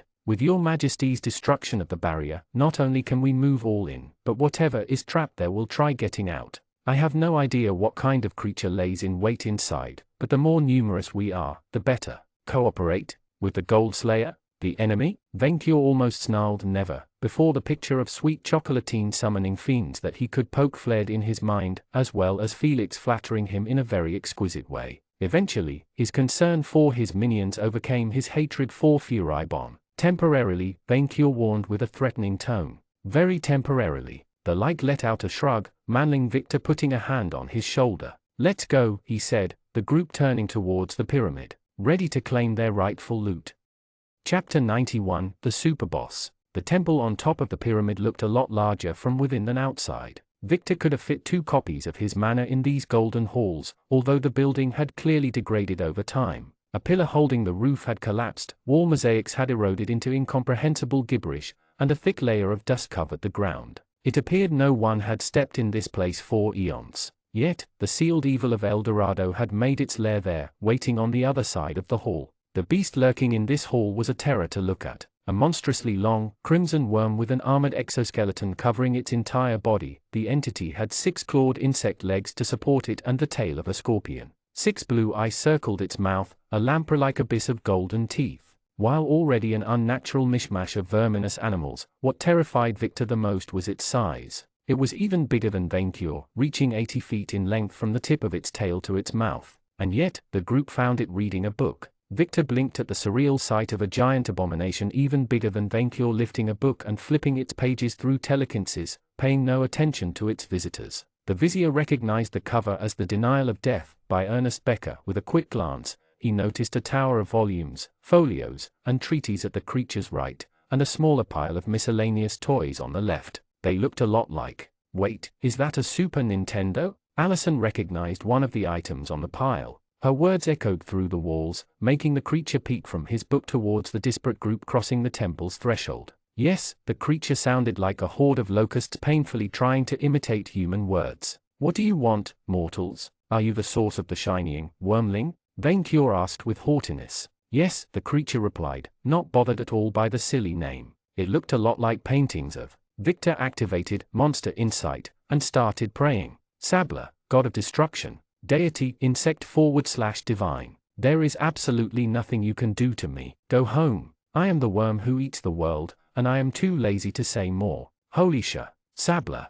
Victor had never seen Allison angry, but a demonic spirit seemed to have possessed the priestess of Cybele. Her face had twisted into a raging snarl, and she immediately channeled magic through her fingertips. Blackthorn. Allison, this is a terrible idea, Victor protested, but she already launched a volley of spiky thorns at the deity. Venkyur instinctively imitated her by unleashing a mighty fireball, while only Malfi did nothing, knowing it was useless. Even Furibon started casting a spell in panic, as the projectiles threatened to hit the giant worm. Zawaru. Sabla peeked from his book, as the group crossed the threshold. Yes? Victor blinked and glanced at his surprised companions. The projectiles had vanished as if they never had been launched. While Furibon quickly understood the situation and Allison remained confused, Venkyur immediately went on the offensive again. Spell Purge. The dragon used his favorite defensive perk. Ah, now you can do nothing to. Spell. Venkyur paused, realizing time had rolled back right before he launched his spell. This time, he simply glared at the worm of the world.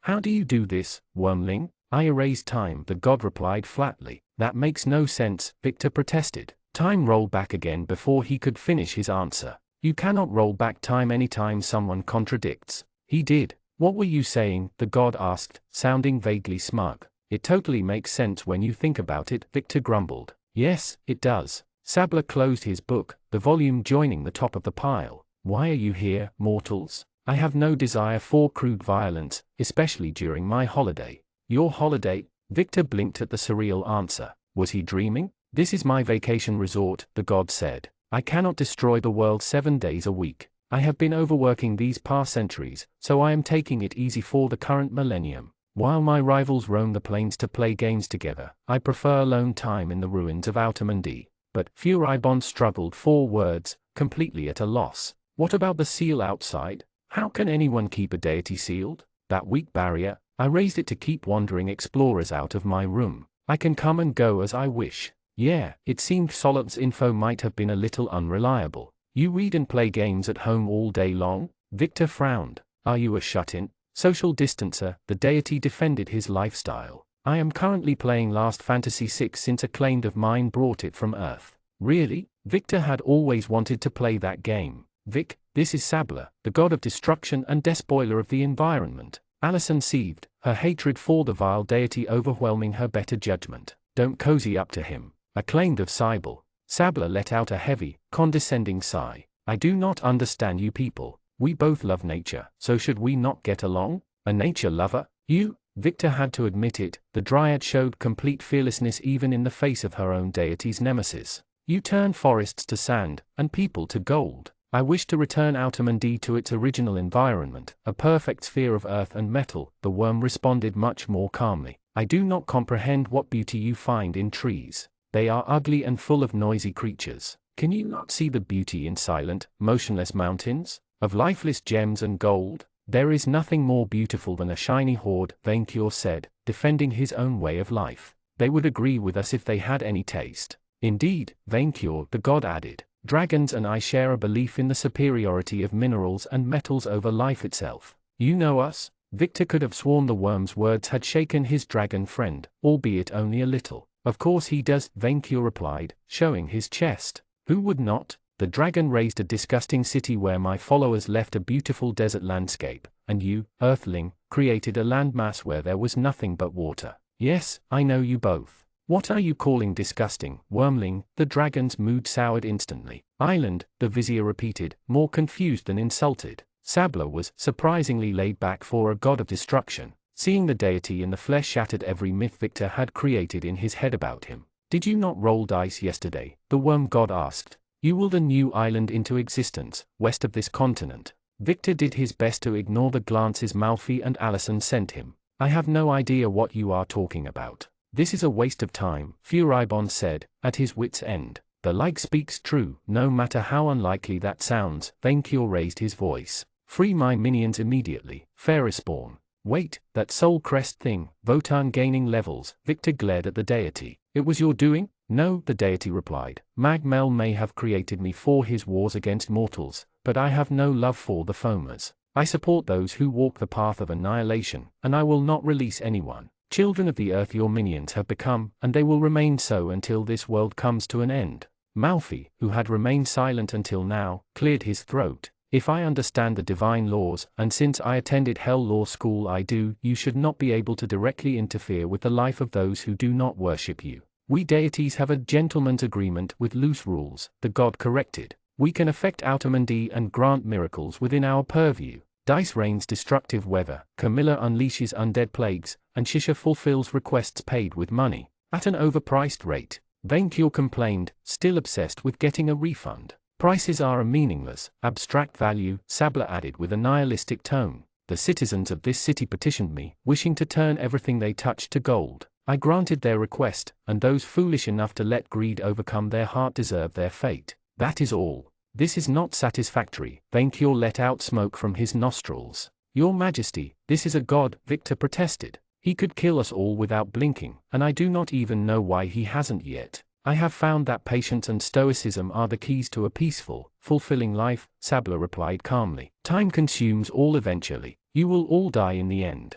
Yeah, Victor suspected the deity was just being lazy. No wonder the world still existed. If you granted a wish, that means you must have crafted a contract with the citizens of El Dorado, Malfi guessed, ever the cunning one. I cannot imagine any mortal foolish enough asking a blessing from a higher power without building a strong legal case. If we could examine the wording. Great idea. If they could find a loophole in the curse, they might have a shot at freeing their allies without violence. They did make a very long wish. Sabla's eyes blinked, a floating long scroll appearing before the group. I granted it to the letter. Malfi immediately seized the scroll and read it, Furibon peeking over his shoulder to find a line. There, the fiend found a weak spot. Disputes over the wording of the wish or amendments to its nature shall be decided in contests of wit and skill. It seems the citizens of the city were smart enough to leave a backdoor, Furibon noted. There, Allison pointed a finger at the destructive deity. If we win, you will cancel the curse. I am under no compulsion to agree, and I am starting to wonder if I should simply turn you all to sand, Sabla replied, starting to get annoyed. I am blessed by the goddess Cybele, Allison replied. And I by 5 deities, Victor boasted, his dryad friend glancing at him in shock and jealousy. Do you truly wish to piss off half the pantheon over such a trivial matter? Not that you are very popular already.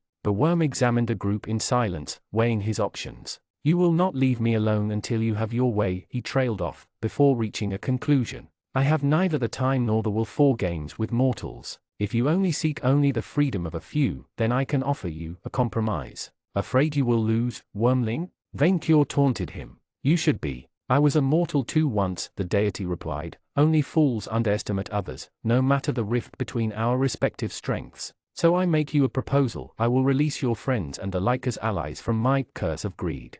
You will be allowed to leave El Dorado alive and free, but the city, the curse, and its other victims will remain. Victor saw the huge catch, and it will keep claiming more people, Allison added, very much against it. My city of gold will stand, and keep expanding into this forest, Sabla promised, but you will be long dead when it is time to suffer the consequences. Like global warming, the vizier joked, Allison glaring at him. On paper, it wasn't a bad deal. For them, they avoided a very risky endeavor and pissing off a deity, and they left unscathed. No win, but no loss either. The rest of the new world would be bleak though. People would still come to the city even if forewarned, and El Dorado would keep claiming victims. The curse would infect more people, and they would probably spread it outside its confines. We can't accept that, Allison said, and Victor mostly agreed. Abandoning hundreds of thousands of people to an eternity as gold statues was just plain wrong. I believe it is a fair deal, Malfi countered. His Majesty came here to find the like, and we have.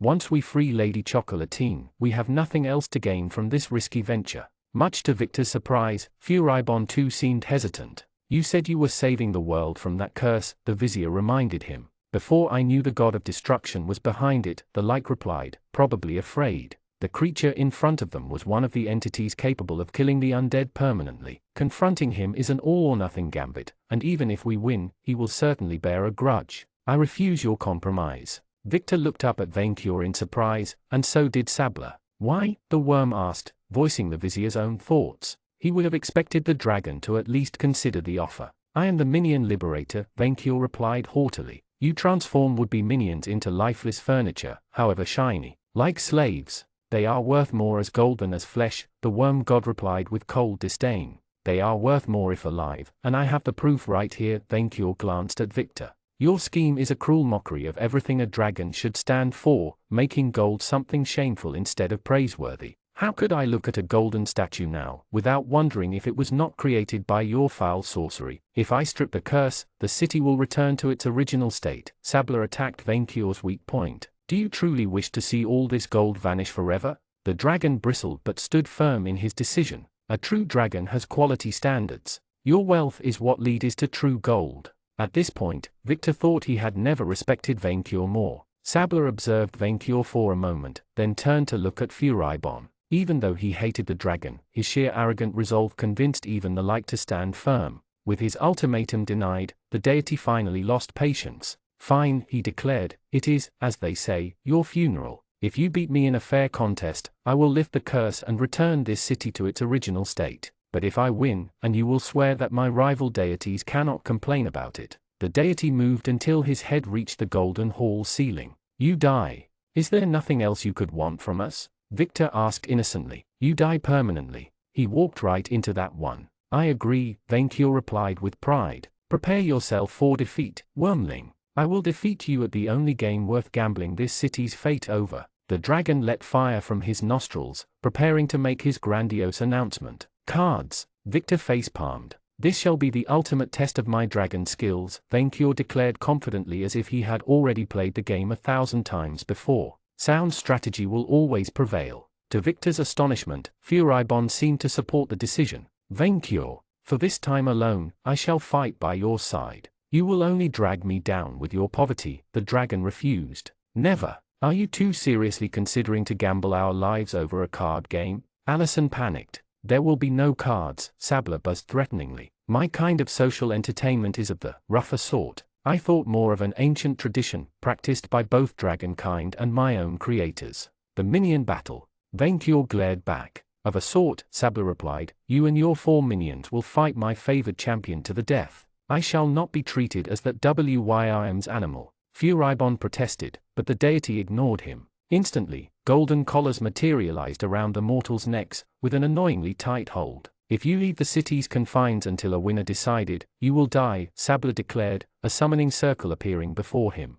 Now come, my prophet, let loose sweet destruction. Your god commands it. A familiar creature materialized, projecting an overwhelming, suffocating aura. A malevolent mummy of black bones and scroll bandages, clad in dusty green robes resonating with sheer arcane power. The funerary mask covering his face only revealed 2 glowing lights in place of the eyes. My fellow vizier, Akenapop, master of Mo the genie and destroyer of the southern continent, glanced at his one-time student Victor. Long time no see. Chapter 92 Fallout. Vainqueur had a strange feeling at the sight of this bandaged corpse ailing. The exact same pressure that came off from Votan, if not worse. His minions seemed to recognize the newcomer. Manling Victor had turned paler than a corpse, and untasty Allison was speechless. Oh, great Sabla, is it apocalypse o'clock already? The mummy minion asked his master. Is it time to lay waste to the living? Start with these 5, the worm said, before raising a barrier around his toy horde and himself. Kill them all. I do not care how. Nothing better than a massacre in the morning. The strange undead turned to the group, glancing at Manling Victor in particular. I see that you have gotten far in the world, cultist. Mayhaps you can entertain me before we start indulging in violence? The vizier, who had remained a silent statue since the mummy's appearance, recovered his words. In hindsight, he finally spoke up. This may have been a mist. The mummy quickly raised his finger and zapped Manling Victor with a ray of green light in the middle of his sentence. The magic blast sent him flying through the threshold and out of the pyramid, the vizier's flesh burning where the spell hit. Vizier Stratagem 6, the corpse sailing mused, his finger still shining. The law of no talking.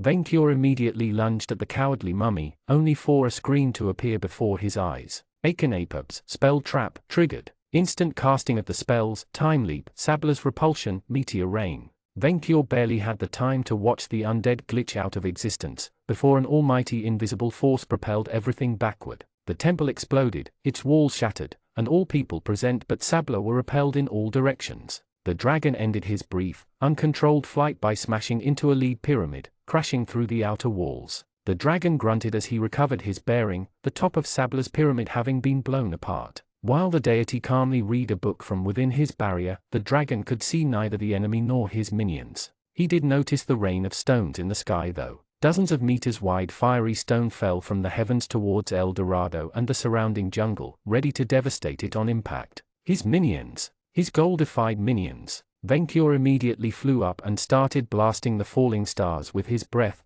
destroying them before they could hit the ground and devastate the city below. He couldn't vaporize all of them, some hitting gold pyramids and collapsing them, others devastating the jungle beyond the city walls. Mighty forest fires started everywhere. The sound of magical explosions caught the dragon's attention, as he noticed the mummy engaged in an aerial, magical duel with the vile Furibon. While the like flew by his own means, a dust tornado carried Akenapop up from the ground. Furibon unleashed fiery stones of his own and ice spikes. The mummy casually blasted the projectiles with green rays, while coating himself in protective spells. Activating his blink-blink ring, Vainqueur prepared to attack from behind. Zawarado. Furibon briefly blinked out of existence, only to reappear with his jaw broken, Akenapop's fist within an inch of his skull. The like went flying down, near a meteorite crater. The mummy then turned to Vainqueur, and the dragon realized that the creature could see him even while invisible. Accelerated entropy. Instantly, Vainqueur's rings crumbled to dust, his blink-blink effect cancelled. The dragon let out a roar of rage at the undead's cruelty while flying straight at him, claws extended. Nuclear winter. Akenapop unleashed a mighty storm of shining green ice at Vainqueur, damaging his scales and inflicting excruciating pain. Warning, you are losing 100 HP per second of sustained fire. You have been irradiated. Healing effects will be greatly weakened for you. You have lost a quarter of your HP. Vainqueur activated his spell purge, his defense pushing away the biting cold. Even better, the negation of the spell activated the new benefit of his Witchfinder General class, burning off the mummy's hands. The dragon opened his mouth, ready to blast him apart. Greater Seal, Dragon Fire, Accelerated Minor Seal, Holy Fire. The dusty undead quickly covered himself with protective spells, his scroll skin turning to black steel and a complex symbol materializing on his chest. Adamant skin, accelerated GLYPH of Sabla. The dragon immediately unleashed a stream of fire, but instead of consuming the mummy, his witch-burning flames swirled around him like harmless flickers, absorbed into the chest tattoo. Vainqueur wisely chose not to activate his fire crown. Instead, he used Shining Majesty to radiate light with his scales while getting closer. His golden beauty was too much for the mummy, who hissed in pain and retreated before the dragon could grab him. Alacrity, accelerated hasten. Tier 3, what purpose did it serve? Piercing magic arrow. Akhenaten fired a volley of 5 golden arrows at Vainqueur, and they hurt. The mummy unleashed a second, then a third group before the dragon realized that these spells somehow bypassed his spell purge. Furibon, who had recovered enough to fly back into the fray, shouted a warning at his ally.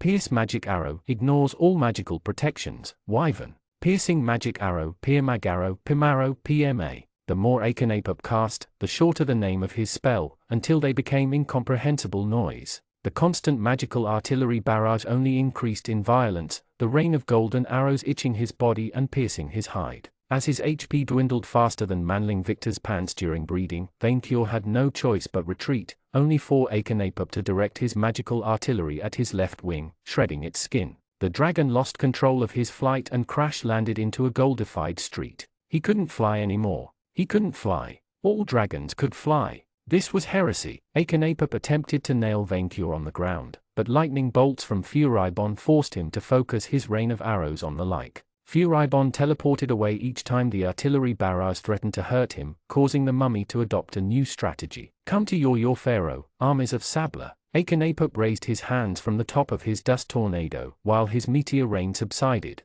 Your pharaoh defenders, accelerated uranium elemental summon. In a flash of light, animated masses of green, shiny rocks appeared around the mummy, instantly rushing at the grounded Vainqueur. At the same time, 2 giant gates of stone rose around the left and right sides of Akhenaten, opening to reveal a dark, underground tomb on the other side. Giant, armored undead knights and rusted copies of Rollo the Golem walked through in regimented battalions, trampling the golden street under their footsteps. This is cheating, Vainqueur protested, blasting the green rocks with his searing flames before they could approach. Minions cannot summon more minions in a minion battle. Dodging a spell from Furibon, the mummy spat on the ancient tradition and vanished inside his dust storm with a final curse. Radioactive sandstorm. The dust tornado turned greenish and radiant, before slowly expanding across the city, forcing his like foe to fly back. The undead's minions noticed Vainqueur and charged at him. The dragon rose on his back legs and activating Victory Fist, as they closed the gap between them, punching an undead knight through the chest and then another. The smaller golems, though, jumped at him, hanging from his shoulders, wings, and neck. Vainqueur snarled as he took a few steps back, the minions threatening to overwhelm him. Blasts of black fire and jagged beams shot off most of the golems, while hordes of insects started eating the undead alive, disrupting their battalions. On the right side of the devastated street, Tasty Malfi and Untasty Allison appeared, the first summoning demonic locust clouds, the other vines to entangle the mummy summons. The wicked Furibon flew above them, containing the expanding sandstorm with a purple barrier. On the left, friend Victor led the group of demons he had called against Votan, having himself transformed into his overgrown goat form. They immediately engaged the undead knights, turning the entire area into a war zone. Dozens of gold statues shattered or broke from the fighting, the dragon thankful they had brought the battle away from Sweet Chocolatine and Felix's trapped forms. Take a message to don't care about extra cost, transport them. Vainqueur barely heard Demonling Victor's conversation with his troops, their words drowned by the noise of spells and weapons clashing. A succubus opened the portal to Happyland and fled through, while Demonling Victor raised his side to cast a spell, Control Weather, Sunny Day.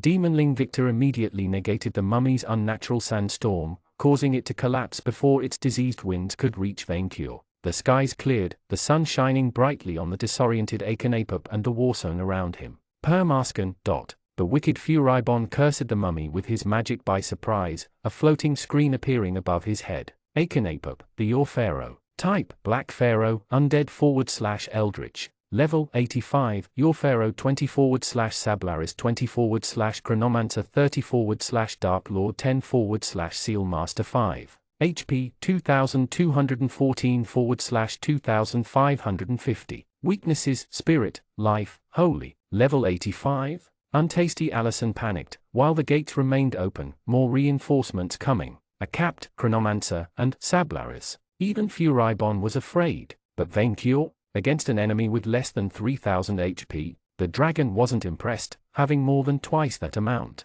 His Witchfinder general instinct told him that, like any non-dragon wizard, that mummy could hit hard, but couldn't take much damage in return. Geomancy, he snarled, after shaking off the last of the golems. Field type, Ancient Ruins. Effect, Earthquake. While Tasty Malfi was accidentally knocked back and Untasty Allison endured, both Furibon and friend Victor simply flew as the first tremors started. The very ground around Vaincure shook, houses collapsing and enemy minions being thrown off their feet. The road of false gold broke, rifts appearing everywhere. One of the mummy's gates crumbled, but the other endured the attack, allowing more monsters to go through. Zawarido, accelerated scrying shield, Achenape vanished once more, replaced by flying stone spears, piercing golden arrows, and a monstrously huge, winged, many-eyed squid. The wicked Furibon repelled the projectiles with his own spells, while the newly summoned creature raised its tentacles threateningly at Victor. IMGLW Nav Shugoth, it hissed in the ancient, lead-laden language of the moon. YYMG Nyapolnai. Demonling Victor answered in the monster's language. The squid stopped, exchanged a few words with the vizier, then let out a sound which the dragon took for a laugh. Then it turned on the mummy's armies, smashing golems with its tentacles on its way to the last gate. Vic, what did you do? Untasty Allison asked, breaking rank with Malfi and Furibon to cast healing spells on Vaincure. Full heal. Oh, I told her that I knew her dad, and we exchanged pleasantries, Demonling Victor said as he cut off a golem in half with his scythe, while Allison used the same spell again and again on her master. She made a very inappropriate black cat joke though. Achenape suddenly teleported into their midst, taking the trio by surprise. He hit the ground with his talon, causing spears of stone to rise from the pavement below the group. Demonling Victor immediately raised his spirit shield, stopping the deadly spell, while Allison quickly cast a spell. Cybel's Tree of Life. A tree of pure, sacred green light erupted below Achenape, its holy energies making it squirm and shamble. Mean look, Achenape retaliated, his funerary mask somehow glaring menacingly at them, with a particular focus on Untasty Allison. V stood proud, but the dryad instantly collapsed, her eyes lifeless. Before Manling Victor could even shout her name, the mummy disintegrated her with a green ray. You will raise her later, minion. Vaincure tried to inspire hope back in his minion's heart. For now, we prevail. Both members of VNV lunged at the mummy, scythe and fist raised. Achenape glitched out of existence before Vaincure's hand could squish him, unleashing a disrupting wave of energy in all directions. Most of your minions' buffs have been removed. Master's Shield, reactivated. You gained the Regent status. He leaps through time. Furibon shouted from afar, while he and the demons tried to contain the constant reinforcements by reaching the last gate. Malfi was busy shaping a bridge of ice over the enemy army to better circumvent them. Time effects are useless against him, and he can move even inside my own Zawarido. Leap through time? Demonling Victor quickly figured out the enemy's technique. He teleports to the future, bypassing all attacks. That's his strategy. He summons monsters, traps and area of effect spells before skipping town. Then he will reappear at the same spot where he last vanished. Vaincure raised his hand, and as he had expected, the mummy popped back where he had vanished the first time. The dragon immediately poked him in the face. The godly minion raised his arms in protection, and instead of being snapped in half by Vaincure's blow, simply stumbling back. His metal scroll skin mostly resisted the attack, although the proximity with Spell Purge lifted some of the mummy's protective spells, wounding him with fire. Furibon's screen above his head showed the damage. That was all? Vaincure decided to simply eat the mummy alive, but it started retreating at in-dragon speed, retaliating with a quick volley of golden arrows. His minion immediately rushed to his side, his Master's Shield activating to help Vaincure recover from his wounds. Unfortunately, the mummy immediately noticed. Feel the power of decay, dragon. Fallout. Achenape cast another spell, his body turning greenish. His scroll skin radiated a sickening light, making Vaincure ill. All creatures near Achenape will lose 2 max HP per second, except undead, eldritch, alien, insect, elemental, and artificial types. If your current HP surpasses your new max HP limit, you will develop a radioactive tumor. Demonling Victor unleashed a stream of black fire that, instead of being fully drawn into the mummy's seal protections, both overwhelmed the mummy's defenses and wounded him. Venkyo rejoiced at the sight of that minion killer's pain, once again preparing to squash him. Raging with frustration, Akhenaten raised his hands, unleashing the same repulsion effect he used at the fight's beginning. His pulse sent both members of VNV backward, throwing Venkyo against a pile of golden bricks, and his Grand Vizier on another. The dragon quickly found himself buried beneath debris. Venkyo barely had the time to raise his head, to see his prized minion cornered. Victor's skull sentries.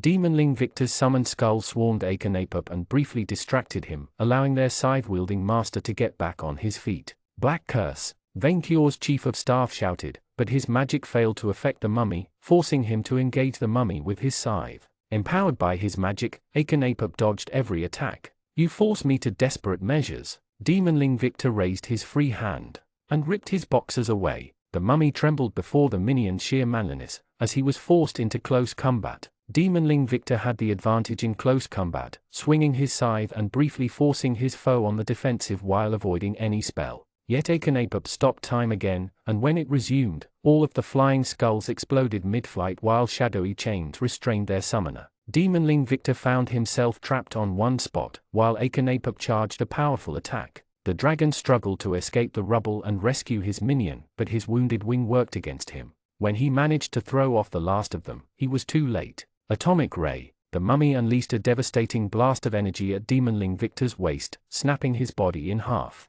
Venkyo's eyes saw red, as both halves of his minion fused back into the shape of an unconscious manling Victor. Was he dead? Stratagem 13, Akhenaten mused, the rule of corpse disposal. Piercing magic arrows, accelerated disintegrate. A volley of golden arrows transpierced manling Victor's corpse before a green ray of light disintegrated his flesh. Within the blink of an eye, only his minion's side remained behind. No, not again. It already cost him a fortune the first time. Venkyo's vision turned red, unleashing a stream of flames to the heavens in fury. He clawed Akhenaten, this time the blow powerful enough to force him on the defensive. Meanwhile, Malfi, the wicked Furibon, and their allies struggled to close the gate, the number of monsters going through having turned unmanageable. A Happyland portal opened once more, manling Victor's winged servant slithering through, only for the gate to widen further and further, and a familiar red dragon to step through, unnaturally being ridden by her minion. Uncle, Jolie shouted, like a true dragon paladin.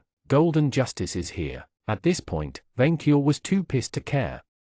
Chapter 93, Golden Leaders. The reminder of his chief of staff's demise made Venkyo more furious than ever. If he could still fly, he would have bathed the entire city in his holy flames from above, melting the false gold and the mummy with it. Instead, he still blasted everything nearby with fireballs, while fruitlessly trying to smash the fireproof Akhenaten with his claws. In spite of his own immense agility and speed, the mummy's magic allowed him to dodge every attack. Meanwhile, his beautiful niece had joined the fight, casting spells while Nightclear rode her. The very sight only fueled Venkyo's berserk rage further. Aura of justice. Jolie shone like silver, bathing her uncle in holy light. Holy? That was the mummy's weakness. The knowledge only bolstered the dragon's determination to bring the undead down. Akhenaten attempted to retaliate with golden arrows, but Venkyo's onslaught gave him little opening. He barely noticed the infernal portal widening further, an immense, long-necked lizard passing through. With the cobbled rangers on its back, the beast trampled golems underfoot on its way to the last gate. Malfi had reached it thanks to his ice bridge trick, trying to freeze the doors while manning Victor's tentacled abomination kept undead soldiers away from him.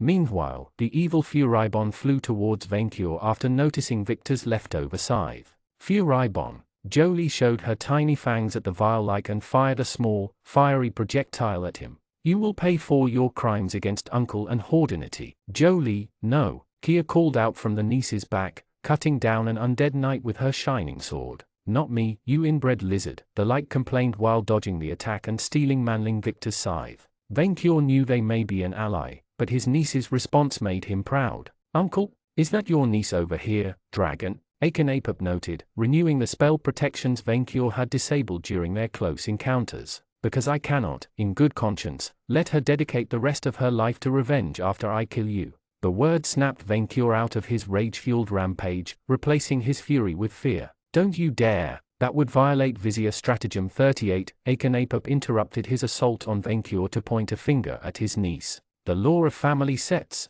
Atomic ray. Venkior's heart skipped a beat. Jolie. He rushed to his niece's rescue, as the mummy unleashed the same beam that killed his chief of staff. But the red dragon was too far, too far. Instead, the vile Furibon flew at Jolie's side, touching her pristine scales with his dirty hand. Teleportation. The dragon, and her rider vanished out of the beam's way, dodging death. They reappeared a few feet away, safe and sound. You villain, Jolie couldn't believe what happened. You, a villain, saved me? No, I saved her, the like replied, glancing at the rider. You should be optimised to destroy him. Nightkia climbed down from her master's back. Jolie, go help the others. But, Kia, go help the rangers and the others close the gate, Nightkia repeated with calm, her blade shining with heavenly energies and her eyes with a greater fury. That one is too strong for you. Akenapop pointed one hand towards Venkior, and one towards Jolie's group. Everyone had fallen into a tense standoff.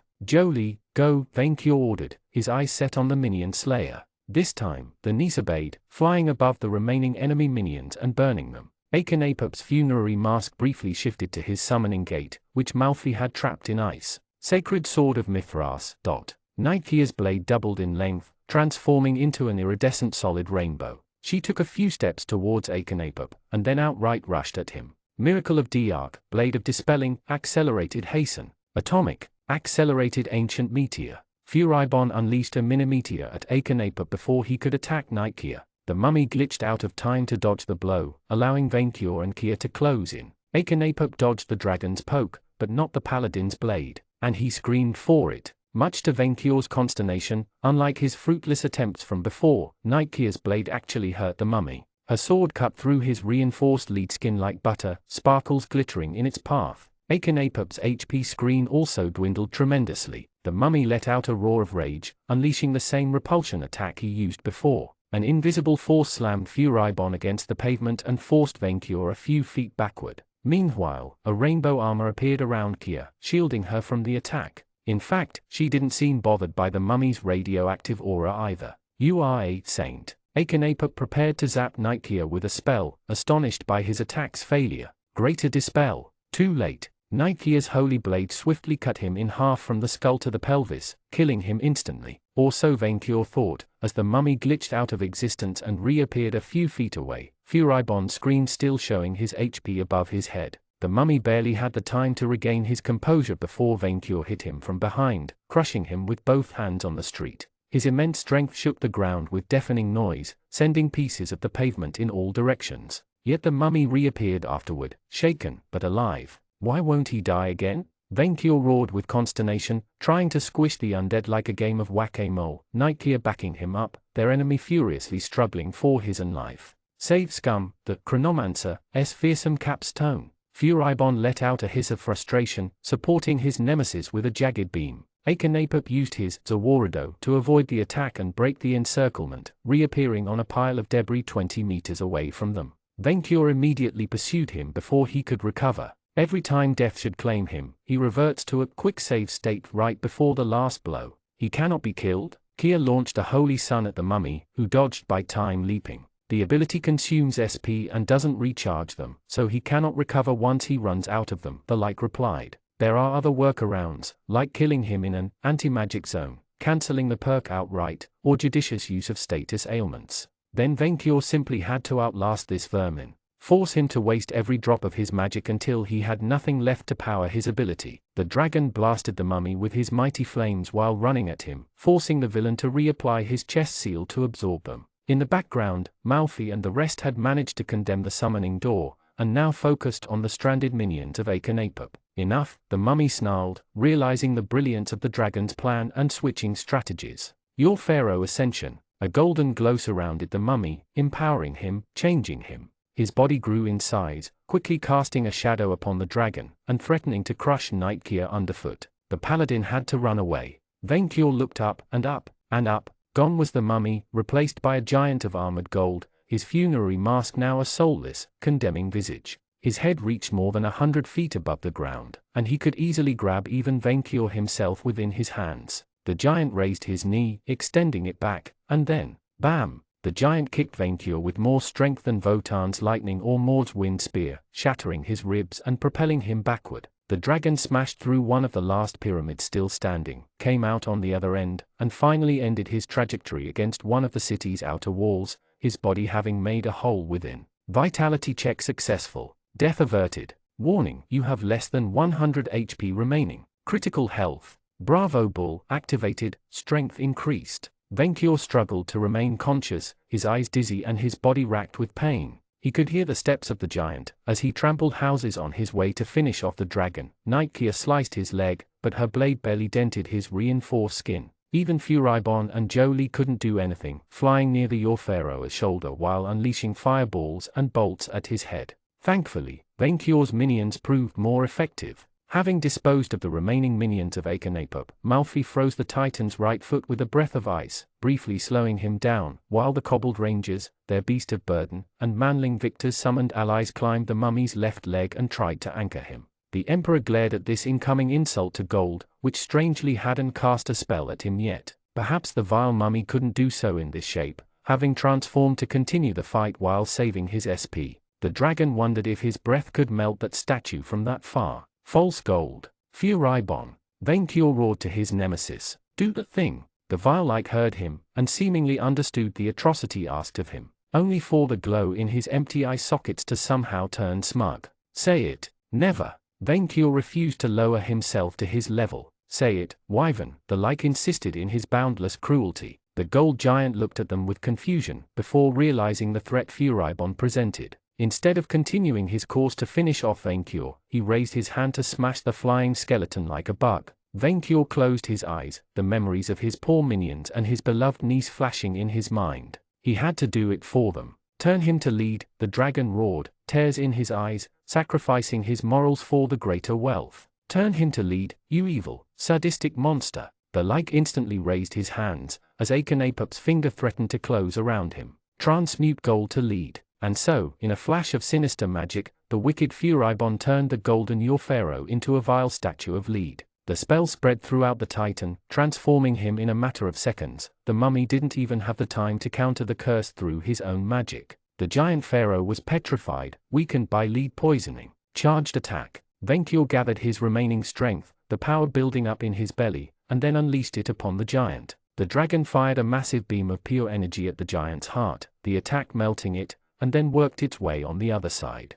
His minions wisely dispersed, as a rain of molten lead overflew from the wound. The giant's save scum activated, rewinding him to his previous state, that of a statue of lead. Vainqueur kept unleashing his attack, melting his heart a second time, and then a third. On the fourth try, the Titan stopped rewinding time, and Vainqueur's breath incinerated him whole. Like a wax candle, the giant collapsed into a lake of boiling lead, spreading across the streets of El Dorado like a diseased flood. Nightkia took refuge on a pile of rubble, Jolie flying down to catch her in her arms and bring her to safety. The surviving minions of Vainqueur fled the flood, deeper into the city. As Vainqueur breathed his last flame and inhaled again, he let out a sigh of relief. The mummy didn't come back. As the lead lake cooled off and solidified, a humongous pile of items appeared at the mummy's last spot, the battle spoils. The mummy's funerary mask, a dragon-sized ring, a scepter, piles of gems and treasures. His minions had also dropped many rewards, spread all over the battlefield. Not worth his chief of staff. Uncle. Jolie flew at his side, Nightkia in her hands. The upstart minion immediately cast 2 spells on him, Greater Restoration, and Full Heal. Irradiated, status and max HP reduction removed. You regained all your HP. Vainqueur could feel his wings again, and his chest no longer itched. Perfect. Right afterward, the worm god Sabla teleported in the middle of the lead lake, a killjoy to the end. The racket is over. Congratulations, my prophet. The deity looked around him, noticed the pile of treasure, and then the dragons, like paladins, and minions surrounding him with murder in their eyes. Oh. Your actions cost me 2 minions, vile worm, Vainqueur hissed, while Nightkia barely restrained herself from attacking him. A shame, I hoped for more, the deity replied callously, his eyes full of malice. Time seemed to rewind for the Lake of Lead, as it gathered back on the spot of Akenapop's defeat. It quickly coalesced into the mummy's shape, shaken, surprised, and defeated. My prophet, the march of time will not claim you today. The minion instantly knelt at his master's clawed feet. My lord Sabla, I failed you. A single defeat doesn't invalidate a lifetime of atrocities in my name, the deity reassured his chief of staff. You have done your best. This battle was but a sideshow to the troubled times to come. We've won, get on with it. Furibon sounded as exasperated as Venkior himself. The worm god glanced at the light with contempt, before letting out a buzzing sound. Instantly, the false gold plating of the ruins vanished into flying dust, eroding at in-dragon speed. El Dorado quickly transformed from a false vision of paradise to a devastated ruin of red, bloody bricks and concrete. The collars around Venkior's, Furibon's and Malfi's neck turned to dust. Do not expect the citizens to be grateful for your deed, the god mused. Learn that you have made a powerful enemy of me today, mortals. Go back to your ruins, Fairy-spawn. Venkior snorted back. Now I have to find a new vacation resort, the deity complained. Such a waste.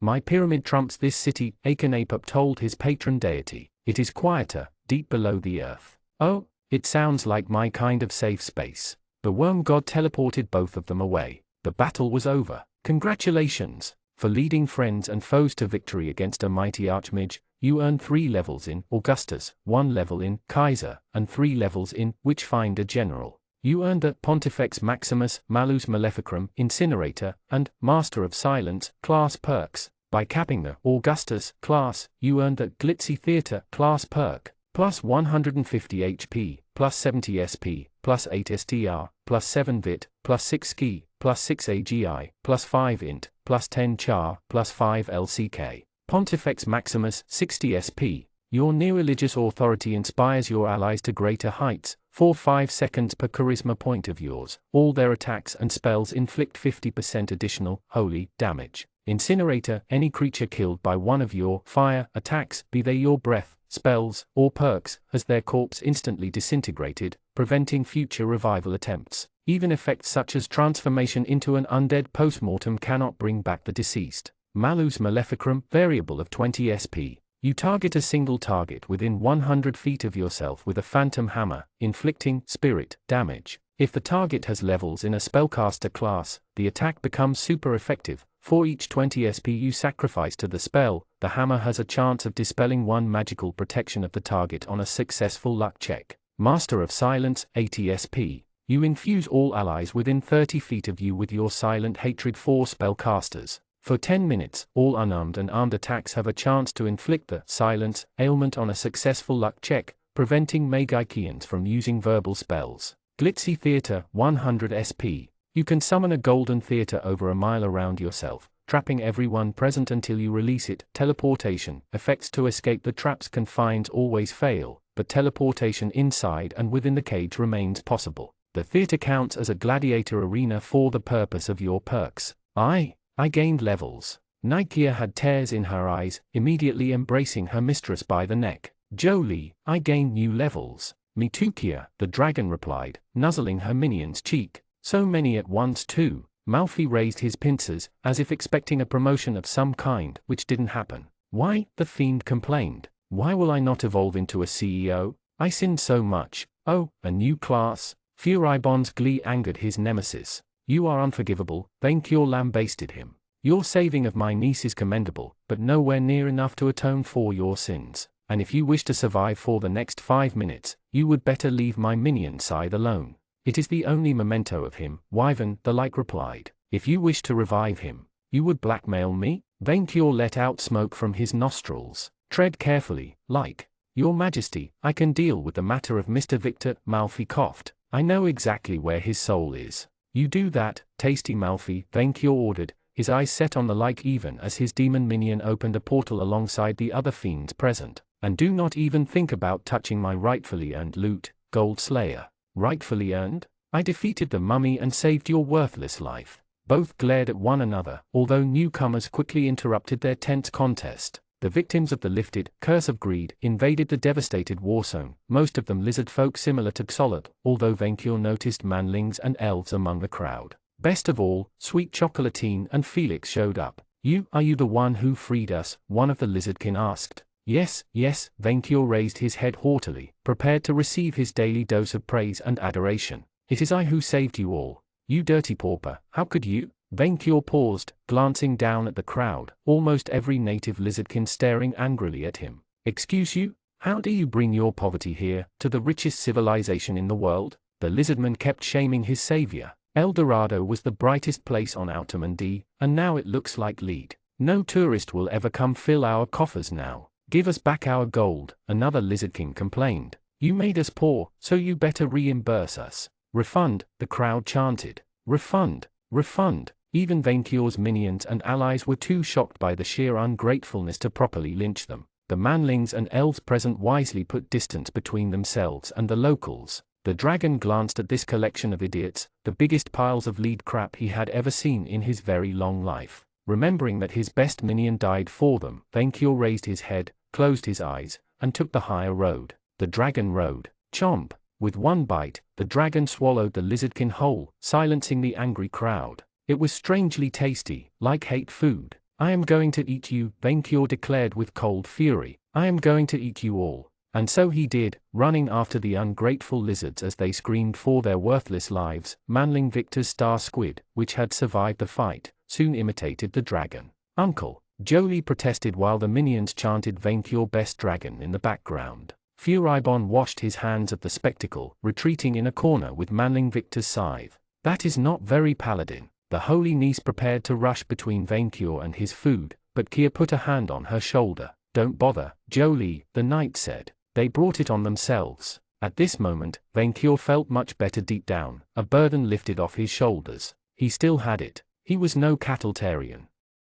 Chapter 94, That Time I Reincarnated as a Cup. Victor Dalton, Grand Vizier of the VNV Empire, woke up with one hell of a body change. Gone were his limbs, his mouth, his wings, and his tail. He could feel a ghostly impression of them as if he had been amputated, but he had no hand to facepalm with. Scratch that, Victor no longer felt, or at least, not in a human way. He could no longer distinguish cold from warmth, scents, or tastes. He could only see and hear as if watching through a television screen. Observing the world through the sculpted eye sockets of his black grail, Victor Dalton had become something more than a man. He had become a cup. As expected, his soul had moved into the Black Grail after Akenapop murdered him. He had cheated death, even after losing his heaven insurance. And from what he could see, Solid had the Black Grail placed on an altar inside an underground sacrificial chamber, like a holy relic. Nobody was around, except for two skeleton guards standing watch over the entrance. Victor was finally safe. Congratulations! For pulling off a karma Houdini, avoiding the consequences of violating your karma insurance,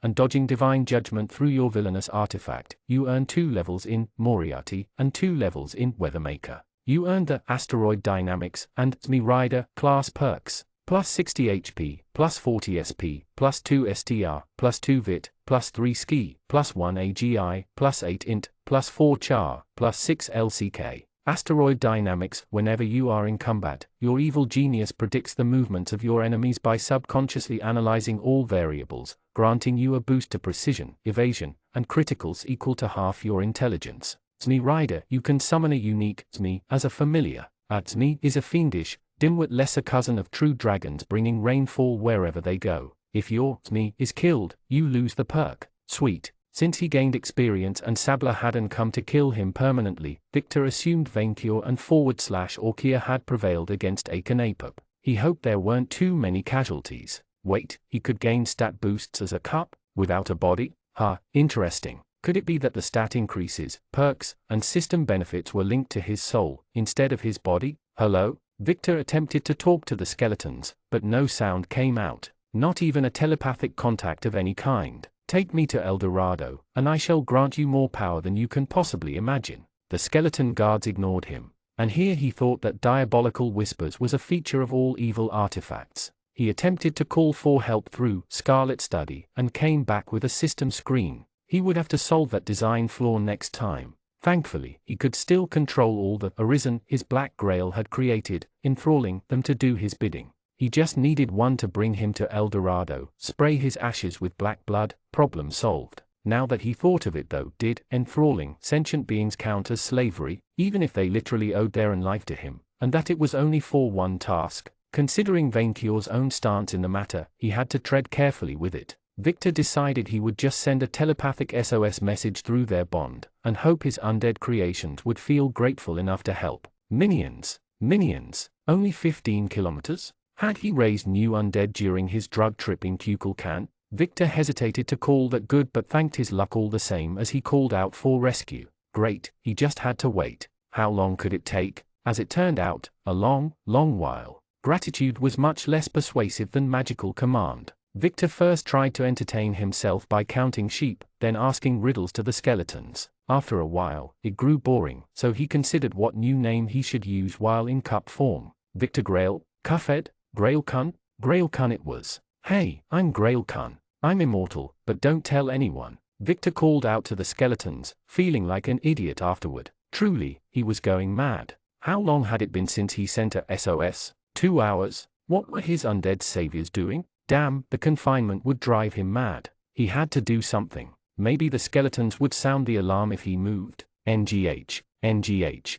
NNNGGHHHH. Arg, moving as an inanimate item was hard. No wonder the One Ring became such an asshole. Victor felt like a quadriplegic. Finally, using all of his willpower, Grailcun managed to tip himself over, falling from the altar. Freedom! Victor screamed in silent satisfaction as he hit the ground and rolled towards the skeleton. Suck my cup. And it worked. The skeleton glanced down at Victor, seizing him gently, and then put him back on the altar before returning to its post. This body was a mistake. What else could he do? His grail had been linked to both Happyland and his scythe, allowing him to transfer souls to an arisen vessel. While he couldn't send his own soul to his scythe without risking the disruption of his own tenuous anchor to Outermundi, he could always summon a captive. If his scythe remained intact, he could use them as messengers. Come to me, Victor ordered. Grailcun commands it. A shade appeared right next to the cup, invisible to the skeletons, but not to Victor. The vizier instantly recognized her as Votan's Valkyrie, Sigrun, although, for some reason, she appeared to him naked. She was a beauty, a Scandinavian, muscled beauty with long, braided blonde hair and ocean-colored eyes.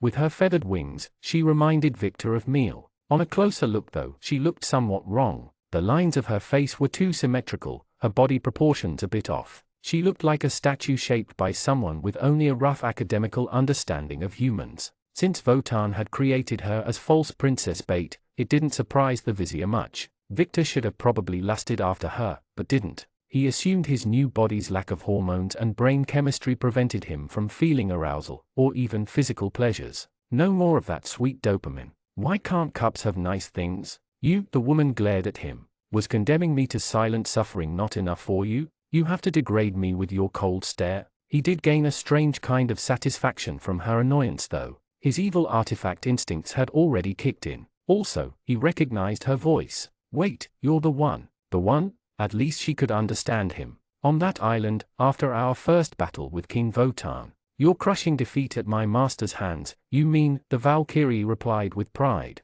You asked if my corpse was still warm. It had bugged Victor 4 days. Why? I have no idea of what you are talking about. Victor glared at her, and then remembered he had no eyebrows. What an underrated body feature. Instead of giving that liar the stare, he gave her the silence. After a long, awkward moment, the Valkyrie glanced away, embarrassed. We are not called shield maidens for nothing, she admitted. So not only would you have violated my corpse, you would have done a hack job at it? I am deeply offended, on both counts. You were supposed to be dead, she said as if it was his fault. Do not remind me of that missed opportunity, dragon slave. I assume you aren't going to help me call for assistance? She answered with a silent glare of her own, except she had the eyebrows to make it work. Victor grumbled to himself as he furiously pondered what to do next. He could always hope for an arisen or necromancer to make their way into the chamber, true, but the more he waited with that infuriating shade for company, the more he wanted a quick way out. Even if your allies survive, you will stay a cup for all eternity, Sigrun taunted him. My sisters and my king live. They will come for you, for your dragon master. There is only doom for your damned soul. Wait, that was it. The Black Grail could select damned souls from Happyland to return to the material plane. Since he was the cup itself, Victor could probably project his consciousness into the infernal planes. Sigrun, you are a genius. Victor thanked the surprised Valkyrie, focusing on his link to Happyland and leaving her hanging. Victor Dalton awoke in a dark room, back in his original body, or rather a ghostly, astral projection of one. Was it Happyland? He couldn't see anything, although he heard a few whispers in the background. Hello? Victor called out. Is someone there? Someone switched on the light. Surprise! Victor backed down, as he found himself surrounded by a massive crowd of thousands of demons, all acclaiming him. The vizier noticed Malfi, his lawyers, and his usual summons among them, alongside the host of archfiends and succubi he dealt with at Scalomance, but countless others he didn't recognize, from many-eyed green slimes to fallen angels in business suits. Imp ninjas acted as security, their tiny eyes were hidden behind sunglasses. The room they occupied looked like a demonic variant of Wall Street's famous stock market room, with screens showing the latest sold dividends yields and corporations' credit notes embedded in skull pillars. Multiple banners with slogans such as "Happy Damnation Victor," "Our Hero Dalton," and "Happy Heldy" had been attached to them. What the? Victor blinked, not having expected something like this. What's happening? Mr. Victor, I am so glad to see you again. Malfi couldn't suppress his tears, a demon lawyer wiping them away with a bloody handkerchief.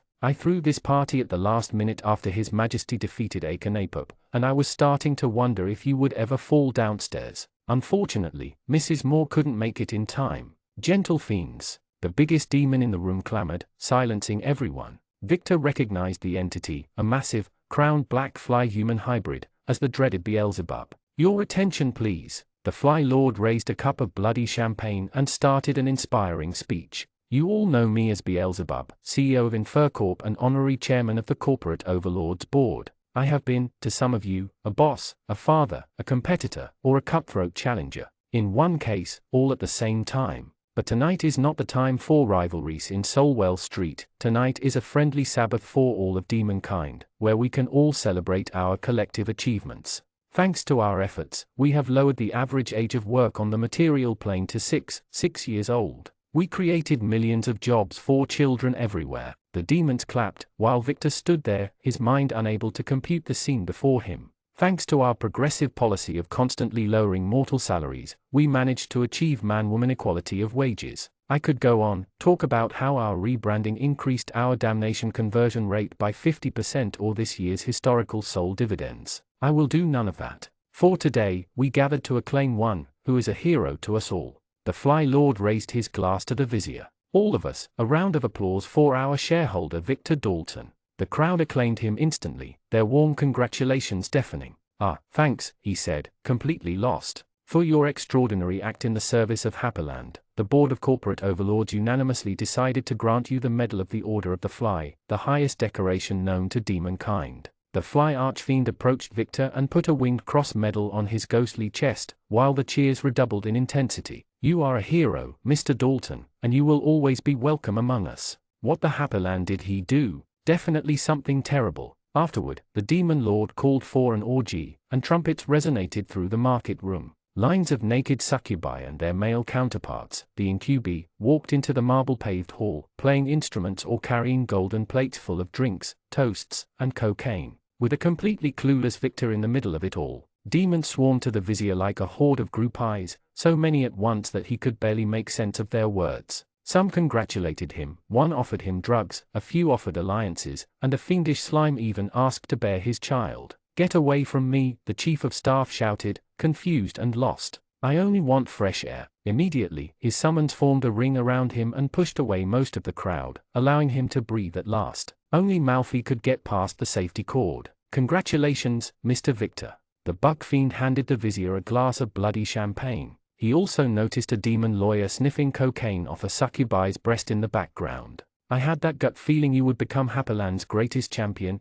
and by Mammon did you shatter all my expectations. What did I do? Victor asked. Is it about heaven? What did I do to heaven? Malfi still threatened to cry in joy but managed to keep his composure this time. They gave up. Victor froze. They gave up. The angels gave up. Malfi replied cheerfully, before finally realizing his associate didn't get it. The pigeon. She tried to stop you when you undressed in public, don't you remember? No, he didn't even know Meal had attended the party. It made sense in hindsight since Vainkur had activated Golden Road to bring reinforcements. But then you put her right in her place by revealing your insurance fraud to everyone. Malfi relished in the memory. She slapped you many times in return, but you seemed to enjoy it very much. Oh, gods. The vizier vowed to apologize to Meal after this mess. As usual for fraudsters, the pigeons arrived in mass to smite down the wicked one.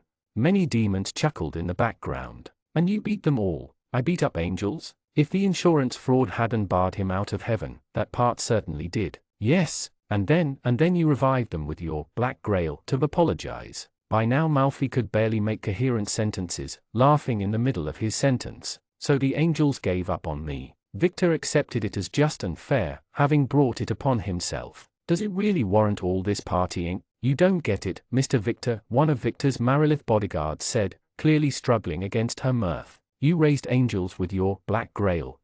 But Victor finally got it. The Black Grail can only raise souls bound to. As it turns out, the Marilith began to tear up. Angels go to hell when they die. Every demon within earshot exploded into diabolical laughter afterward, no one even contesting the use of Happyland's old branding. The face they made. I nearly choked. Malfi caught his breath. You almost killed me back then, Mr. Victor. You almost did. The unresponsive vizier guessed centuries of exhorting mortals for SP did decrease karma. After that humiliation, their whole system crumbled. An imp ninja provided Malfi with a wine glass of his own. They re-evaluated their old client files and realized that a large chunk of them had committed frauds like you. 23.5%, according to my inside sources. I heard Mithras is furious. 1 out of 4? That could happen with a lot of angelic corruption. Victor really didn't like where this was going. The angels no longer sell insurance? No, Malfi gloated. Oh, certainly, they will keep accepting pure souls on merit, but not only have they completely backed down from the neutral karma market, but they also cancelled all their existing subscriptions.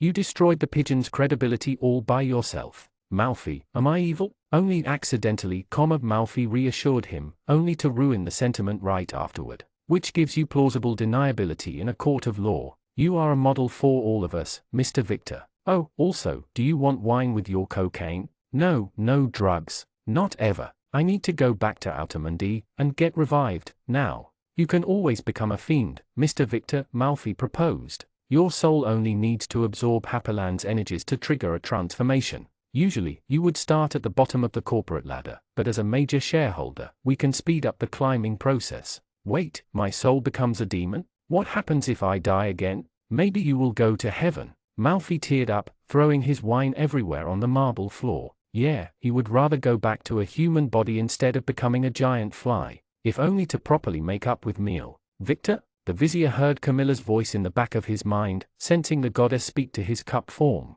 And she wasn't alone. Return to your cup, the goddess Shisha spoke to his mind. We must talk.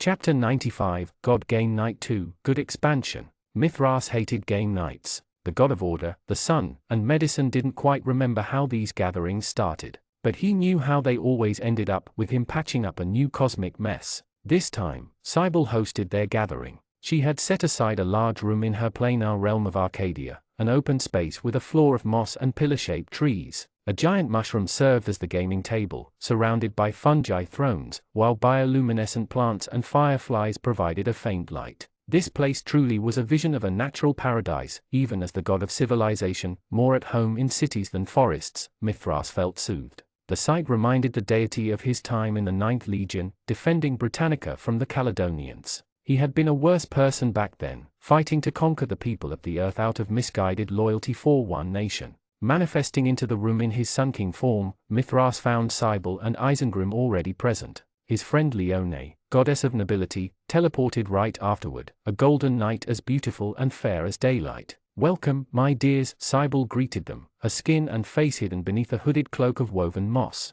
As the goddess of pleasure, anyone witnessing her exposed face couldn't help but, pleasure themselves. Simply hearing her melodious voice would have brought mortals low. Greetings. A white deer with blades 4 antlers, the god of hunters Isengrim had somehow managed to sit on his throne, his hooves on the table. My friends, you look terrible. We had a difficult day, Leone said, exhausted. Once having been Mithras' squire while a mortal, the two had remained friends after she conquered Valhalla. While Cybele kept trying to push them into a romance of some sort, the sun deity saw their relationship as that of a mentor and student. So it was true that angels were swinging both ways. We shall not speak about it, Mithras interrupted Cybele, the mere mention of this disaster making him burn with anger. To think that he had ordered his paladins and clerics never to harm an angel unless in self-defense, how could he have been blind to their corruption for so long? I wish to relax, not open new wounds. Well then, I will not probe deeper. The goddess invited them to take their seat,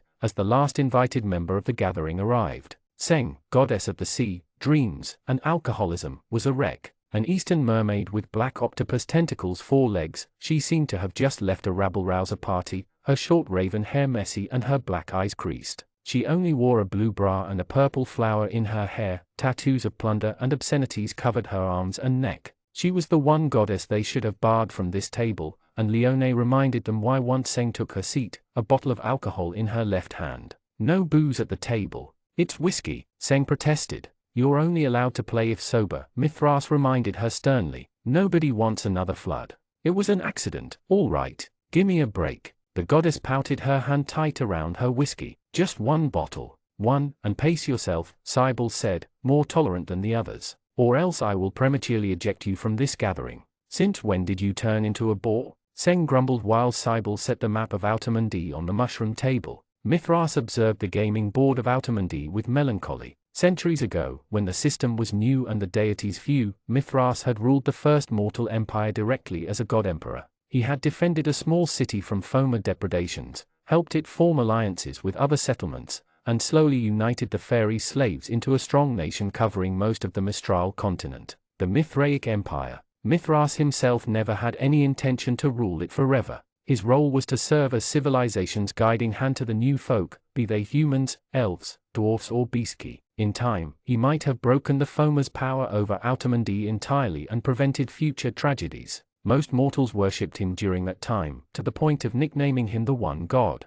In his own arrogance, he hadn't foreseen the dread 3 ascending to godhood together. They challenged Mithras for supremacy and even killed him. When he revived in Valhalla 1 year afterward, his empire had already fractured. An era of chaos followed, as deities old and new directly fought for control of Autamundi. Chaotic gods rose during those troubled times, from the Moon Man to Sabla the World Eater. Since the supreme power in Valhalla revived deities a year and a day after their avatar's death, none could gain the upper hand for long. After years of disastrous fighting, Cybele, the second oldest deity after Dice, brokered a gentleman's agreement between her fellow divinities, arguing that they restrained themselves to affect the world through their portfolio, claimed, and worshippers. The war had exhausted everyone, and the gods agreed to make peace. In the end, isolated and outnumbered, even Sabla submitted. The worm god knew his ambitions would cause the other gods to unite against him should he make a fuss, and he played the long game since. If anything, patience made him even more insidious.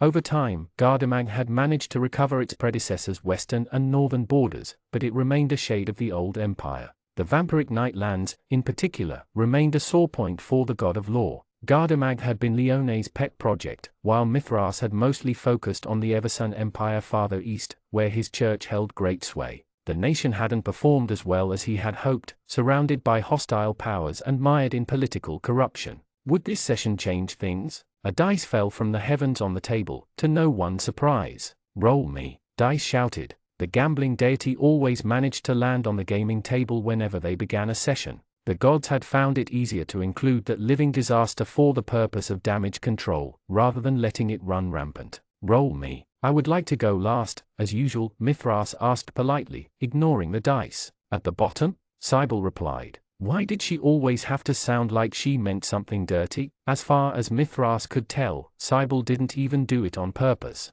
The ascended paladin simply nodded, and the goddess of forests opened the session. Today, we continue our long-term campaign of Autamundi, Cruise Adder Realms Edition, Cybele began, acting as the game master. We shall each play a chosen country and guide them. The campaign ends when the entire world is at peace or destroyed. Before you ask Leone, one country taking over Autamundi still counts as a victory condition. Roll me. Shisha will not be among us? Isengrim asked, ignoring the petulant dice. She usually participated in their sessions, pitting her Nagaston against Mithras' own Eversun Empire. She said she had a rendezvous with Camilla and one of her claimed. Leone tightened her fists at this. Since it concerns one of my beloved claimed, I propose to fill in for her. Roll me for initiative. She also told me the meeting could shed light on the Foma problem. Is it true that they can level up now? Mithras asked immediately, having heard the rumor. If true, then the time for games would end. The memories of his own abduction to Autamundi came back to haunt him.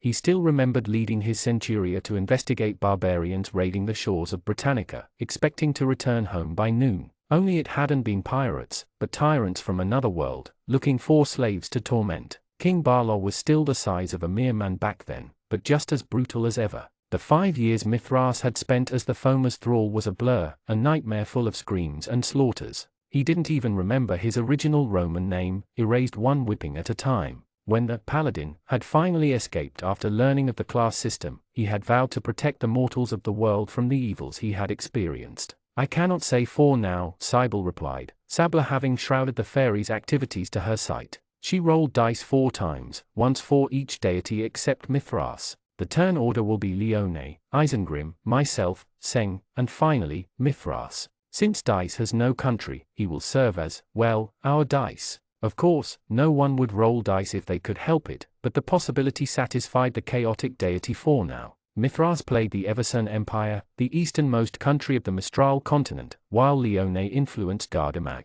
Seng oversaw the Jade Empire from which she originated, and Isengrim the vast plains of the Beastlands. Cybele herself usually managed the wild dark forest, which she disputed with the Fomas, but would manage Shisha's commercial empire of Nagastan instead for this session. The Foma Mel Lin's rat plague spreads east, killing thousands across the Surika continent. The Teikaku Empire walled its shores to prevent the infection, while the Jade Empire and Nagastan manage the disease the best they can. Westward, Sabla's El Dorado, Cybele all but spat the word with contempt, is gone. Wiped out, destroyed, crumbled, annihiled. We get it, see why, Seng interrupted. Elsewhere, the Fomas marshaled their forces after the V&V Empire's declaration of war against them, while the dragon establishes colonies in the New World. Leone, what will you do? I declare a holy war against the V&V Empire. What? Isengrim protested. No way, I have worshippers there. Leone, holy wars are not the only solution to every problem. Cybele tried to temper her.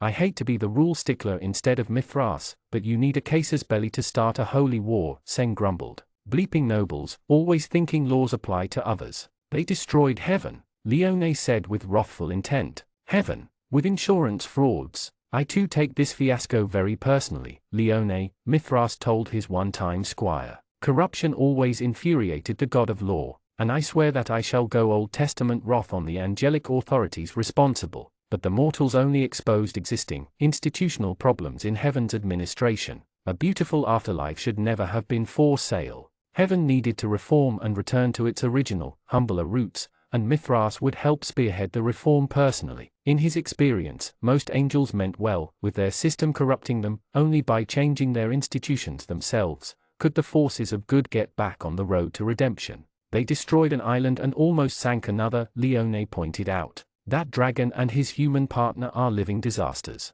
Neither can I tolerate a nation of fiends, undead, and eldritch horrors from space arming themselves right next to a peaceful Gardamag. Isengrim, you of all deities should support me in this. Why would I support a war involving my sweet, lovable worshippers? The hunter god protested. You shall respect the hunt, Leone quoted Isengrim's own scriptures. Hunt to feed, or to thin the herd, but never for profit or pleasure, and never to extinction. Except demons and undead. Demons and undead can be hunted for pleasure, for profit, and to be made extinct. Oh, yes, I said that, the white deer nodded, with emphasis on the can, not must. Neither of those monster types have any ecological niche besides leeching off the living, and so I do not begrudge my worshippers for hunting them. Hence you should see nothing wrong with culling off this so-called V&V Empire's population. I disagree, Isengrim replied firmly, because so far they have worked hard to bring life back to the desert Sabla's chosen left in their wake, and they built a community where all species can coexist. I wholly support the initiative. We cannot put an entire species into one box or another, Mithras said, Leone frowning at him. Even the Fomas, she asked the hard question. Even them, Mithras said, firm in his belief. Everyone should be judged on their individual merit. Humans, dragons, fairies, demons, angels. This is justice. Victor Dalton is bound to hell for his deplorable behavior, but his followers should not be punished for his misdeeds. They broke the slave trade in the New World, Seng argued. The mermaid goddess was very attached to the notion of freedom, albeit not the point of rivaling Death Jester's brutal brand of anarchism. How can you want to pick a fight with slave liberators? V&V also brought down that vile insult to nature called El Dorado. Cybele defended the two. The chaos they bring, while worrying, is ultimately balanced by the good. And of the two nations of monsters preparing for war, Seng said, you should focus on the other, Miss Dickinthes. This gave Leone pause, the goddess of nights glancing at Prydain. Their wild hunts had already raided Gardamag's shores and kept rampaging elsewhere across the world for an unknown purpose. Fine, she said, but I'll keep the holy war case's belly for later.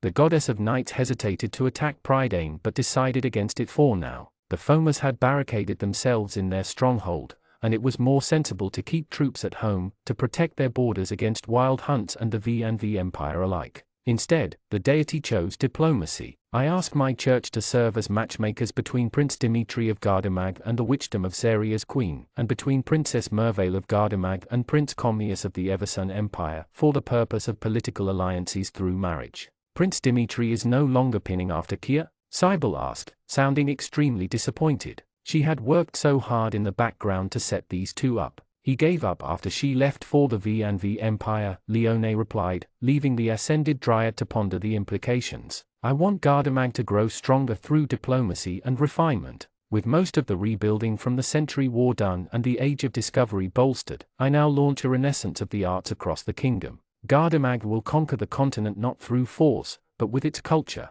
I end my turn. As usual, Isengrim shepherded his flock on Outermundy, asking them to push the frontier further. The white deer had ascended while protecting small communities from monster and foamer depredations and had little interest in larger nations. As far as he was concerned, humble, small victories mattered more than large-scale events. I will also ask my fairy hunters to move to Gardamag, just in case, Isengrim said as he finished his round. Your turn, my dear Cybele. The goddess of forests glanced at the map of Outermundy, then snapped her fingers. An enormous wooden board rose from the ground to her side, covered in pictures. Mithras recognized the faces of his chosen Kia Beckel, Victor Dalton, and countless others. Crimson links joined two photos together, such as Vaincure Knightsbane and an obscene pile of gold. What are you doing? Leone asked for everyone there, as Cybele summoned a feather to her hand. I am updating my mortal relationship board, now that the Kia Dimitri ship sank. The goddess scratched the back of her hood with her free hand. With whom could I set her up? Jolikia. Seng immediately jumped on the occasion to push her favorite pairing. Love transcending species. They are cute together, but Cybele didn't seem keen on the idea. I don't know, it's missing something. Roll me. Dice insisted, roll me for the romance route. Kia deserves nothing but the best, Mithras said. His claim had done the world a great service, and he would do his best to make her happy. Is there no charming, dashing young man or lady with whom she could have a fulfilling relationship? We should let her make her own choice, Leone replied. She is young, give her time to find herself without help. I have tried everything, Cybele complained. Can you even fathom the number of lads and ladies I sent her way through the Century War and afterward? Most find her too impressive to approach, and the rare time someone does, like Dimitri, she never settles. Maybe relationships simply do not interest her? Leone suggested, herself having only ever loved adventure. There is nothing wrong with that. Is Chokovic still strong? Isengrim asked, deeply invested in the matter. Cybele nodded in response. Good, I will defend that mating pair with my life. I shall not give up on Kia's case, Cybele insisted, although I do not see who could replace Dimitri. What a noob. The voice of Death Jester put Mithras on edge. He glanced at his left, finding the assassin grinning at him in a corner. Are you here to play or fight, murderer? Leone asked with cold professionalism, while Mithras simply glared at his nemesis in silence. It took every ounce of willpower not to smite that feathered fiend where he stood. Oh no, don't mind me, I just came to defend my champion's honor. The jester whistled as he stole Cybele's feather. Cybe, you're not seeing the easy solution there. The dryad remained silent, as the god of crime started editing her pairing board. You just need to set every woman on your board. Death Jester redrew all pairings until they all converged into one face. With my favorite claimed, Victor Dalton. Even Kia? Cybele asked. Except Kia, Death Jester clarified. And that's the genius part. With no alternative, every male on your board will zoom on her instead, like Helen of Troy, until one is successful at winning her heart. That is, Cybele pondered it. Innovative. As long as Chokovic remains the one true mating pair, I have no objection, said Isengrim. And as long as I draw breath, Hareen shall never be allowed at this table, Mithras declared, incensed. He knew Death Jester only did that to mess with the sun god through his claim chosen. The jester chuckled at his nemesis. Hey, Mithras, didn't you hear? The god of justice's eyes turned into supernovas. Dead angels go to hell. Mithras summoned a pillar of holy flames to strike down his loathsome nemesis, only for Death Jester to vanish while cackling like a maniac. How does he keep sneaking up in our gaming rooms? Seng asked, confused. He is the god of thieves and spies, Mithras replied, joining his fingers to suppress his righteous anger. Ignore him. He's a nuisance. If you snub him enough, he goes away.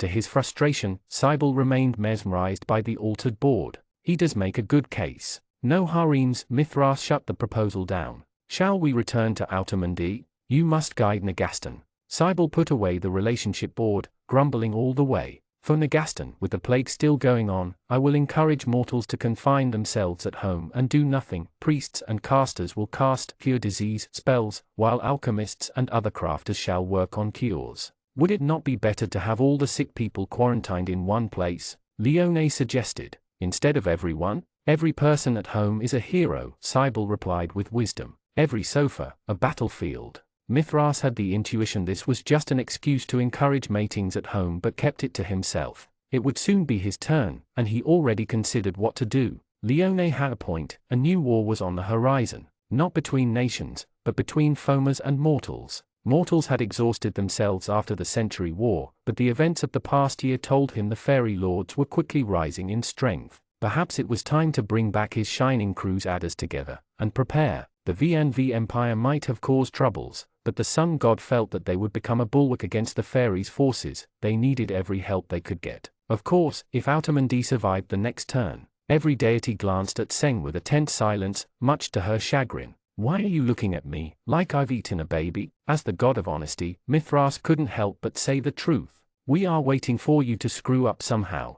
You aren't going to try and sink Atlantis again? Cybele asked, having worshippers there. Dice's latest rolling had also caused an earthquake there, and while the continent had survived, it remained vulnerable. What? Of course not. The Teikaku Empire? Leone pushed. The Western Islands? What? Just because I caused a flood one time while drunk. 4 times, Mithras corrected her. You did it 4 times. You're just jealous that I'm on the ascendancy with the Age of Discovery, Seng protested angrily, tossing out her open bottle in her anger. Mortals are finally crossing the 7 seas in my divine name. Leone panicked first. Your whiskey. Seng's bottle unloaded its content in the Pacific Ocean, divine alcohol flooding everything. Oh bleep, I bleeped up. The sea goddess apologized, pushing her bottle away, but too late. A massive spot of alcohol spread through the sea. I created a whiskey ocean. Mithras sighed, knowing he would spend his next turn mitigating this disaster. Yet another round wasted keeping the world in one piece.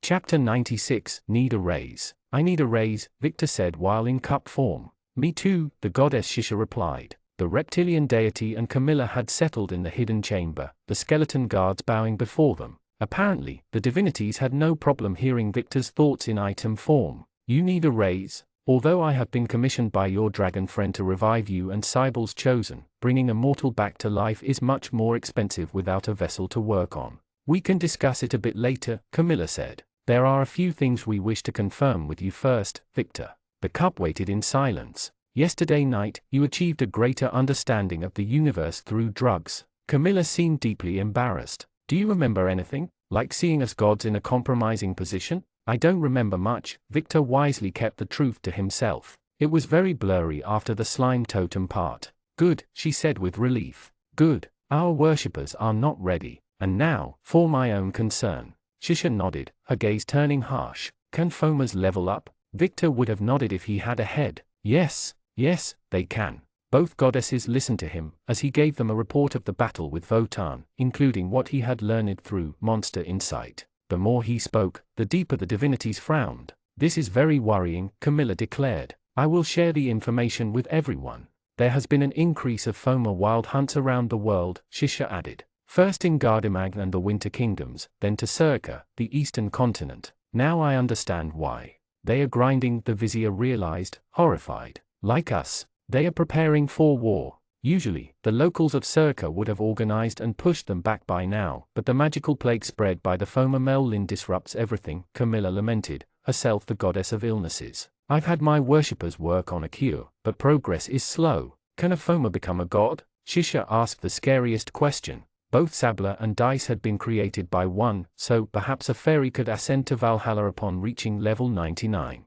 The mere possibility of a former deity silenced everyone for a good minute. It's not going to happen, Victor swore. No, it won't, Camilla replied with firm resolve, and for that, Venkior will need you alive and well. Unfortunately, you do not meet my cost requirements, Shisha said. Surely, we can draw into Murmurin's gold reserves, Victor proposed. No, you barely have enough funds in your entire empire to fund both resurrect irons, Shisha corrected, with yours being slightly less expensive, since your soul remains anchored to the material plane. What? That's bullshit, Victor protested. You can alter reality on a whim, but rebuilding a mortal body from scratch costs too much. Do you take death for a revolving door? Shisha replied. As strange as it sounds, yes, rebuilding a mortal coil tailored to the original soul is harder than it looks, especially when the target has already been reincarnated already. Even for you? Victor asked Camilla. I mean, I don't want to beg for favors, but you are the goddess of necromancy. Camilla shook her head with reluctance. Victor, what do you know about deities? How do we function? You triumph at Valhalla and gain phenomenal cosmic powers? True, yet far from the whole picture, Camilla replied. When we proved ourselves in Valhalla, we won our 100th level, that of the Supreme Deity class. Among many, many benefits, it upgrades our mortal classes and perks into divine variants. I, for example, have 30 levels in Ascended Necromancer and 10 levels in Ascended Plague Doctor. And that's what determines your portfolio as a deity? Victor guessed. Shisha must have been a capped merchant, and you a necromancer.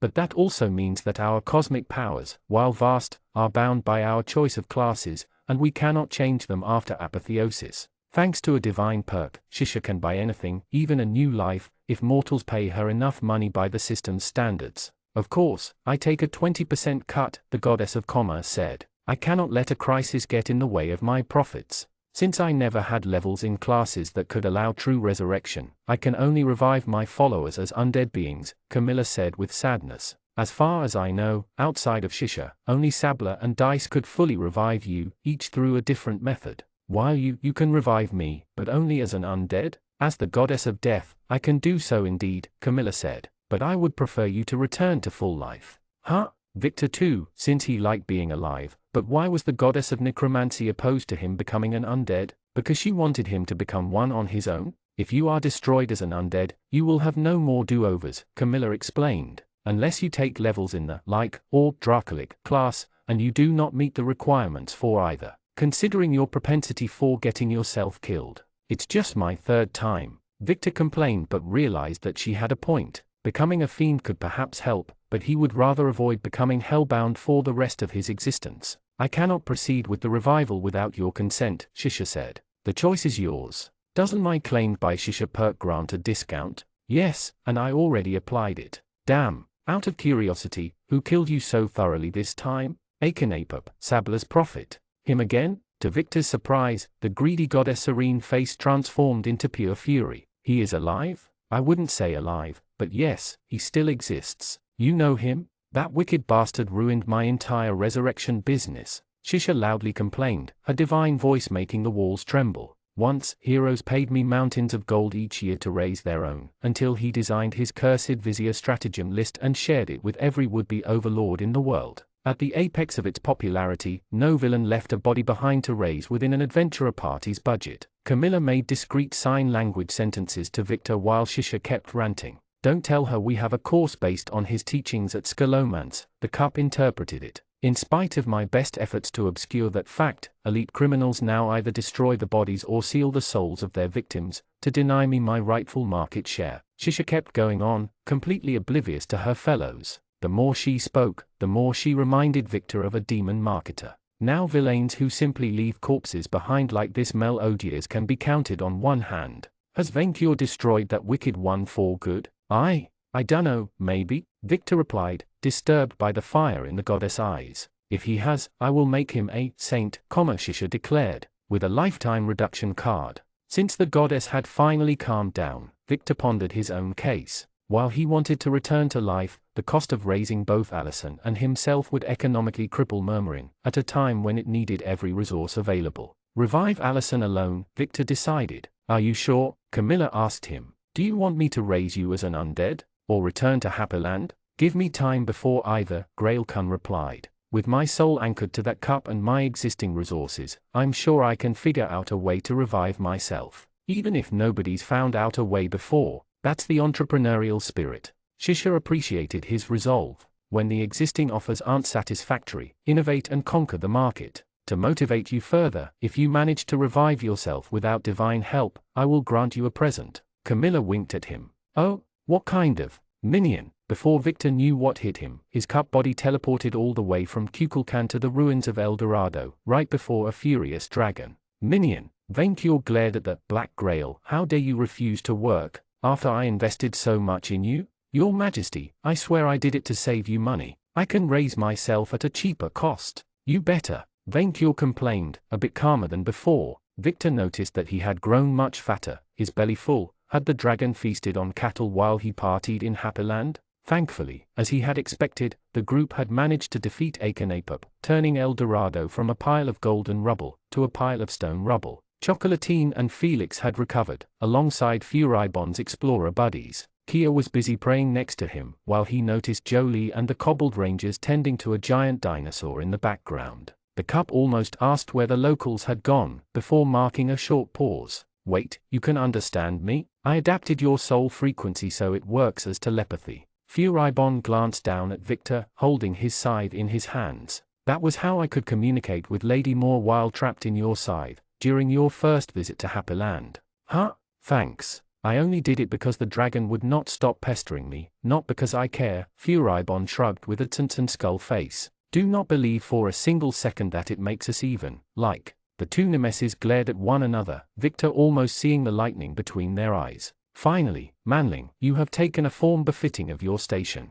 Felix the cat licked his whiskers, while Vainkyur was too busy glaring at his enemy to pay attention. You have become the perfect litter box. No, Victor complained, but the cat already started climbing him. Somebody save me, help. Felix, bad cat. Chocolatine quickly grabbed Grailkun and kept her close to her chest, far away from the feline's vicious attention. Victor would have found the situation comfortable, could he feel anything. So, Vic, I only asked the goddess Shisha to revive Allison. Kia briefly interrupted her prayers. I can only cast contact deity so many times. Yes, I will figure out a cheaper way to revive myself, and as they say, ladies first, Victor replied. You better. I would be loath to adventure with a crippled party. Victor paused. What? No way I'm letting you go anymore, your party always gets the best fights, Kia declared with an air of finality. I have also come across highly sensitive information that we need to discuss. Me too. It's about the foamers, isn't it? The paladin nodded.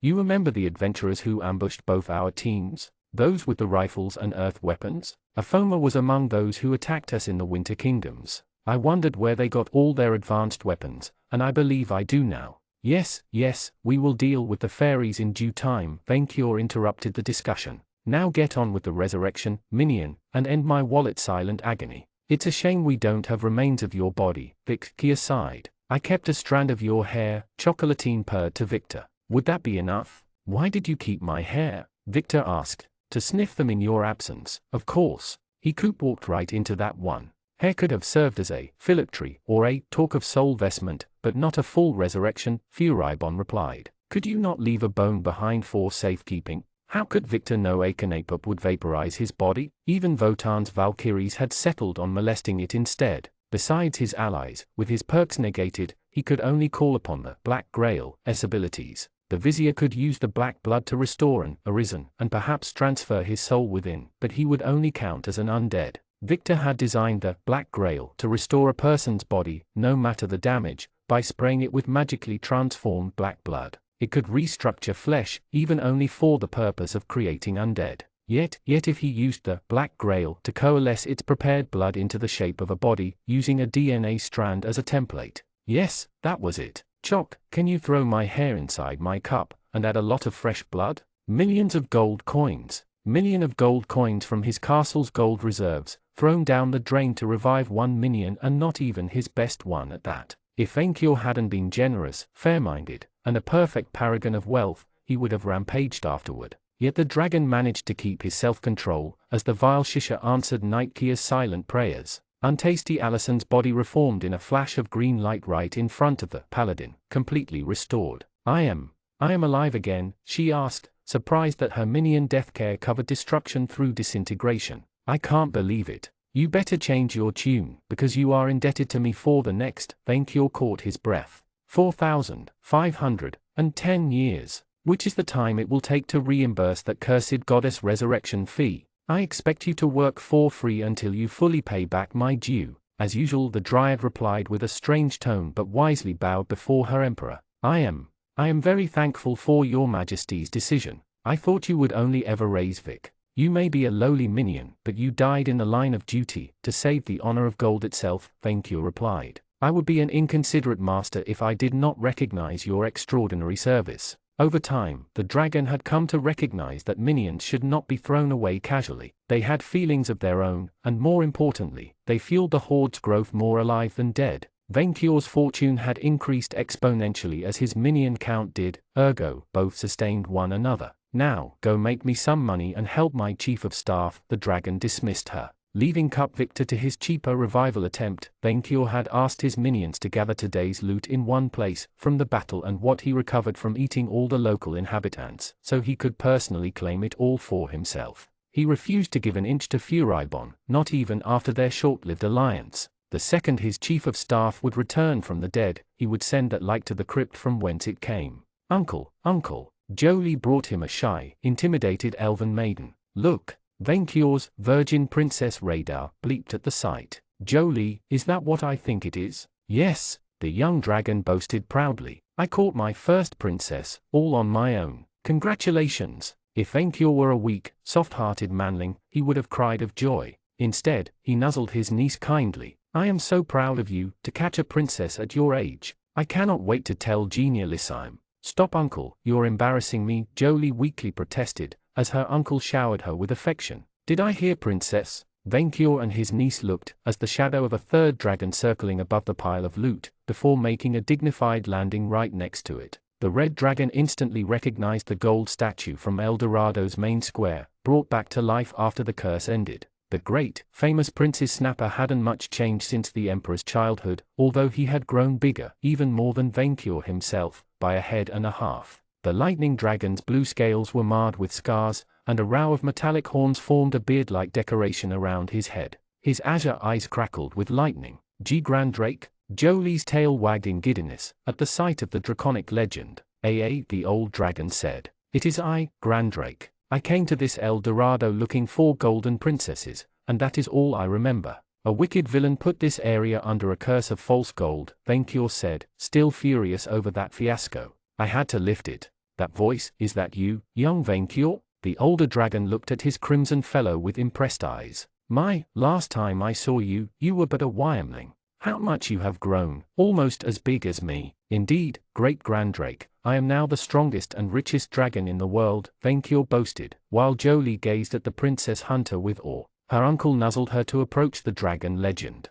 This is my adorable niece, Jolie, who just captured her first princess. An elf princess? Grandrake examined the shy elf, who took refuge behind her dragon catcher. And a pure-blooded one at that. Not one of these human elf mongrels. I see that you have an eye for quality, even at your young age, young Jolie. Elf princesses are canny, and are rarely found in the wild. She reminds me of that one I caught in the Sablaris Empire. We found that one and your princess horde, almost all of them rabid from isolation, Vainqueur pointed out. I will have our family's veterinarian, Genia Lissime, domesticate them back into princess society. That one? That was my first horde, or maybe my second? I keep losing them since that fairy-blooded wizard cast his spell on me. Is this Grandrake, the prince's snapper? Nikeia casually approached the dragon group like the uppity minion she was. I heard they asked princesses to disguise as men in the Winter Kingdoms, to prevent you from claiming them. Grandrake frowned. What did that manling say? He cannot hear Kia?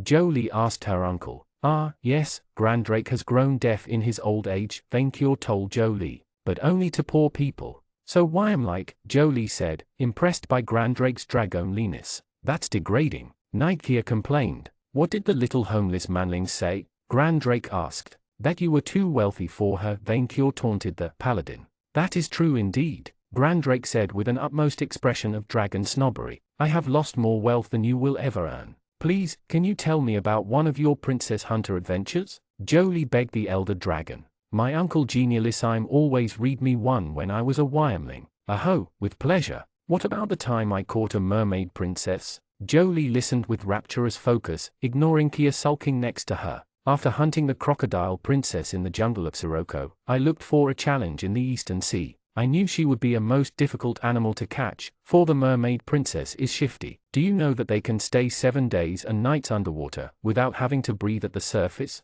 7 days? Both Vainqueur and Jolie repeated at once, amazed. 7 days, and they only need 5 minutes of breathing before repeating the cycle. I knew that if I wanted to catch her, I needed to pursue the mermaid princess until she had no choice but to return to the surface. For 7 days and nights, I chased her across the Eastern Sea, never sleeping, never giving her a respite. The beast, cunning as she was, led me to the Great Barrier Reef, where her kind created a coral colony, the same place where I felled a leviathan in my youth. I knew the creature could camouflage among coral, and perhaps, she intended to use her own fellow mermaids as a decoy while she slipped away. But a true princess hunter always prepares. To catch a princess, you must think like a princess. Jolie inhaled. What did you do? What did you do? I laid a trap, Grandrake boasted. I let the animal believe that she had lost me, and then, ag! The dragons turned at the source of the scream, facing a most horrible sight. A stillborn abomination of bones, flesh, and chicken dragon wings laid on the ground, covered in black blood. Oh gods, Cup Victor panted, like Jolie's mother when she laid her eggs.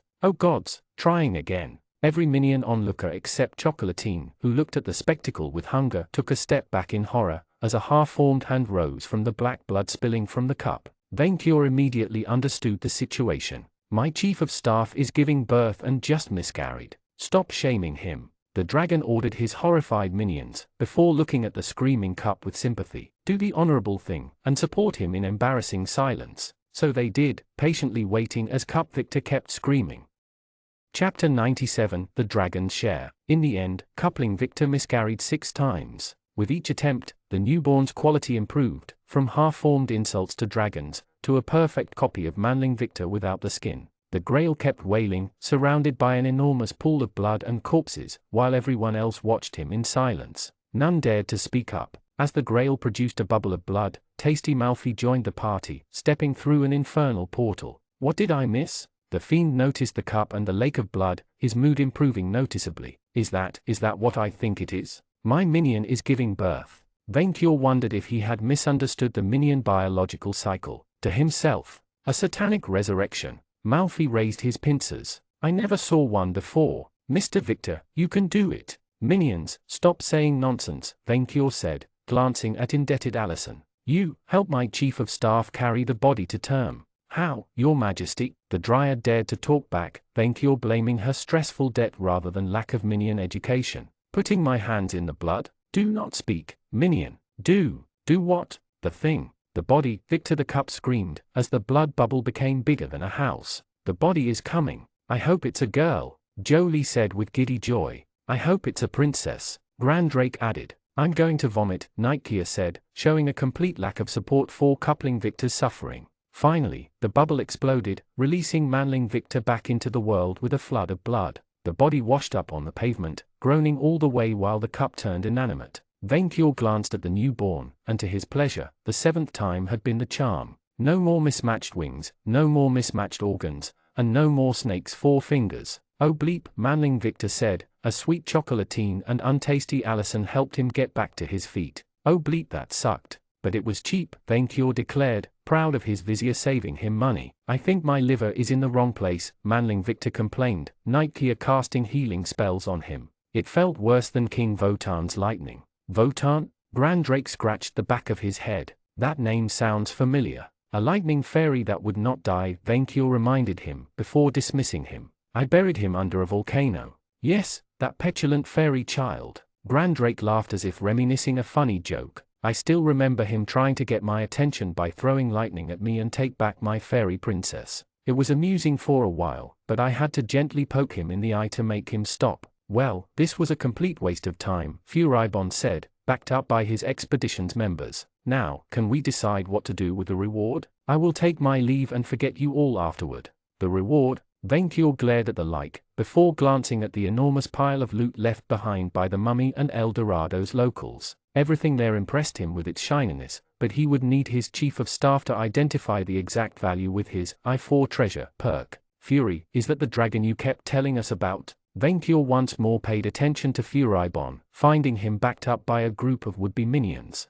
One elf, one orc, a raki, and a birdkin. They carried themselves with the confidence of experienced adventurers. Venkior Knight's Bane? No, it is another dim-wit dragon, Furibon replied with heavy sarcasm, before calming himself. It is him, unfortunately. He's so huge. The raki looked up at Venkior with awe. Yes, it is I, Venkior Knight's Bane, but you will call me your majesty, the dragon declared with pride, with a capital M. I can tell the difference. How? The elf frowned, before taking a step back as Venkior glared at her. What do these paupers say? Grandrake asked. Nonsense I should expect from Alika's lackeys, Venkior said. Ah, Alike, is that what you are? Grandrake nodded at Furibon, unaware of his depravity. That reminds of that light princess I caught in Zaria, after a long chase through a winter storm. A remarkably proud and ancient creature she was, but alas, incapable of socializing. She kept killing my minions for no reason. Due to undead rabies, I had to euthanize her.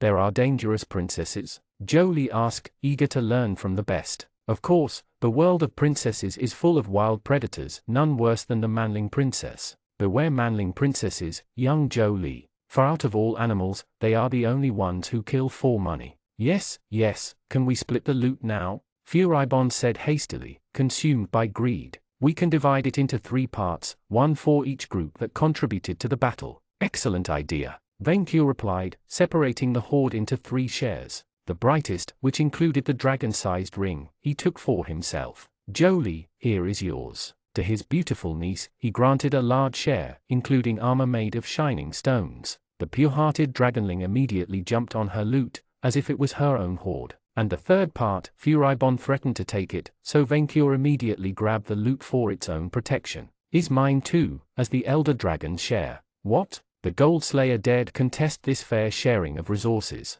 This is theft. Fury, don't mouth off at the giant dragon, his orc friend pleaded, while the like remained full of hate. If you take it, you will turn it to lead. Venkior glared at Furibon. Never again will you touch a baby coin on my watch. Turn it to lead. Grandrake frowned. He is Furibon the Gold Slayer, enemy of all hordes. Jolie showed her excellent judgment, glaring at the like. He turned Uncle's gold to lead with evil magic to hurt him. Once, Furibon replied as if it excused his loathsome crime. Once too many. Venkior replied. I do not understand you, young like, the elder dragon told Furibon. With that kind of magical talent, you could have used your powers for the greater greed. I turned a whore to lead once in my entire existence. The like let out a scream of rage. I have no interest in antagonizing you dragons anymore, and I have helped you loyally against Sabla's chosen. Am I not entitled to a second chance? It is true that you saved my Jolie from death and a costly resurrection, Venkior granted him that. But it does not even begin to make up for your crimes against dragonkind. What will it take then? Venkior frowned at the undead. He had taken his protests as mere deception, but the more he listened, the more he doubted. Could Furibon truly desire to atone for his sins against him? You, Venkior turned to the Lyca's allies, who hide behind their undead master. Why do you stand with the wicked one? The Lyca's minions exchanged glances, until the elf mustered the courage to speak up. Look, your majesty, I know Furibon is hard to live with sometimes. He is an undead abomination against nature, cranky, he has no sense of humor. Your support warms my heart, Furibon lied, since he had none. But he is a good teammate. He has been with us since the country of Baron put us on an exploration fleet, the rattling added. I can't remember the number of times he saved us from monsters. Yeah, he helped us map out the jungle so people can settle the frontier, and he never asked for anything in return, the orc said. I know there's bad blood between you two, but maybe you could consider burying the hatchet. Venkior was confused.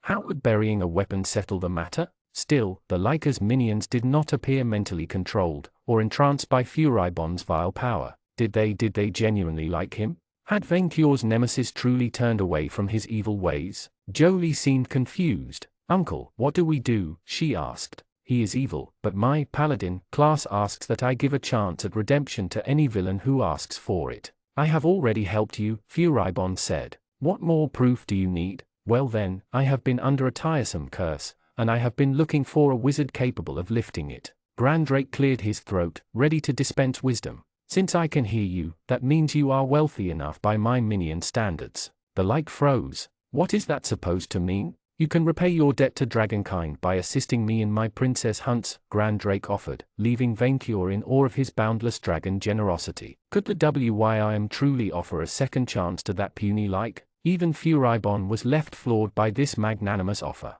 Neve, I am a dragon, Grand Drake reminded the undead warlock with a paternal smile. You are now my minion. Fury, maybe we should listen to that proposal, the Lyca's elf ally said. It can't be that bad. Do you want to be a dragon slave? The like insulted the ancient dragon institution. Minion, Vainkyur defended the rightful dragon way. Slaves do not have vacations. I mean, we get paid for our work, right? The Lyca's orc friend asked the difficult question. 1/10 Grand Drake answered with a kind nod. From what you told us about Victor Dalton, he ended up gaining 60 levels and untold riches in less than a year. The orc explained his reasoning. We get to explore the world with a dragon to protect us. You are seriously doing this to me right now? Furibon said, astonished. Do you refuse to reform the proper dragon way? Vainkyur asked. I will not become a dragon's servant like Dalton. Furibon refused the offer for rehabilitation, bound by his evil ways. Then, Vainkyur fearlessly expanded his wings.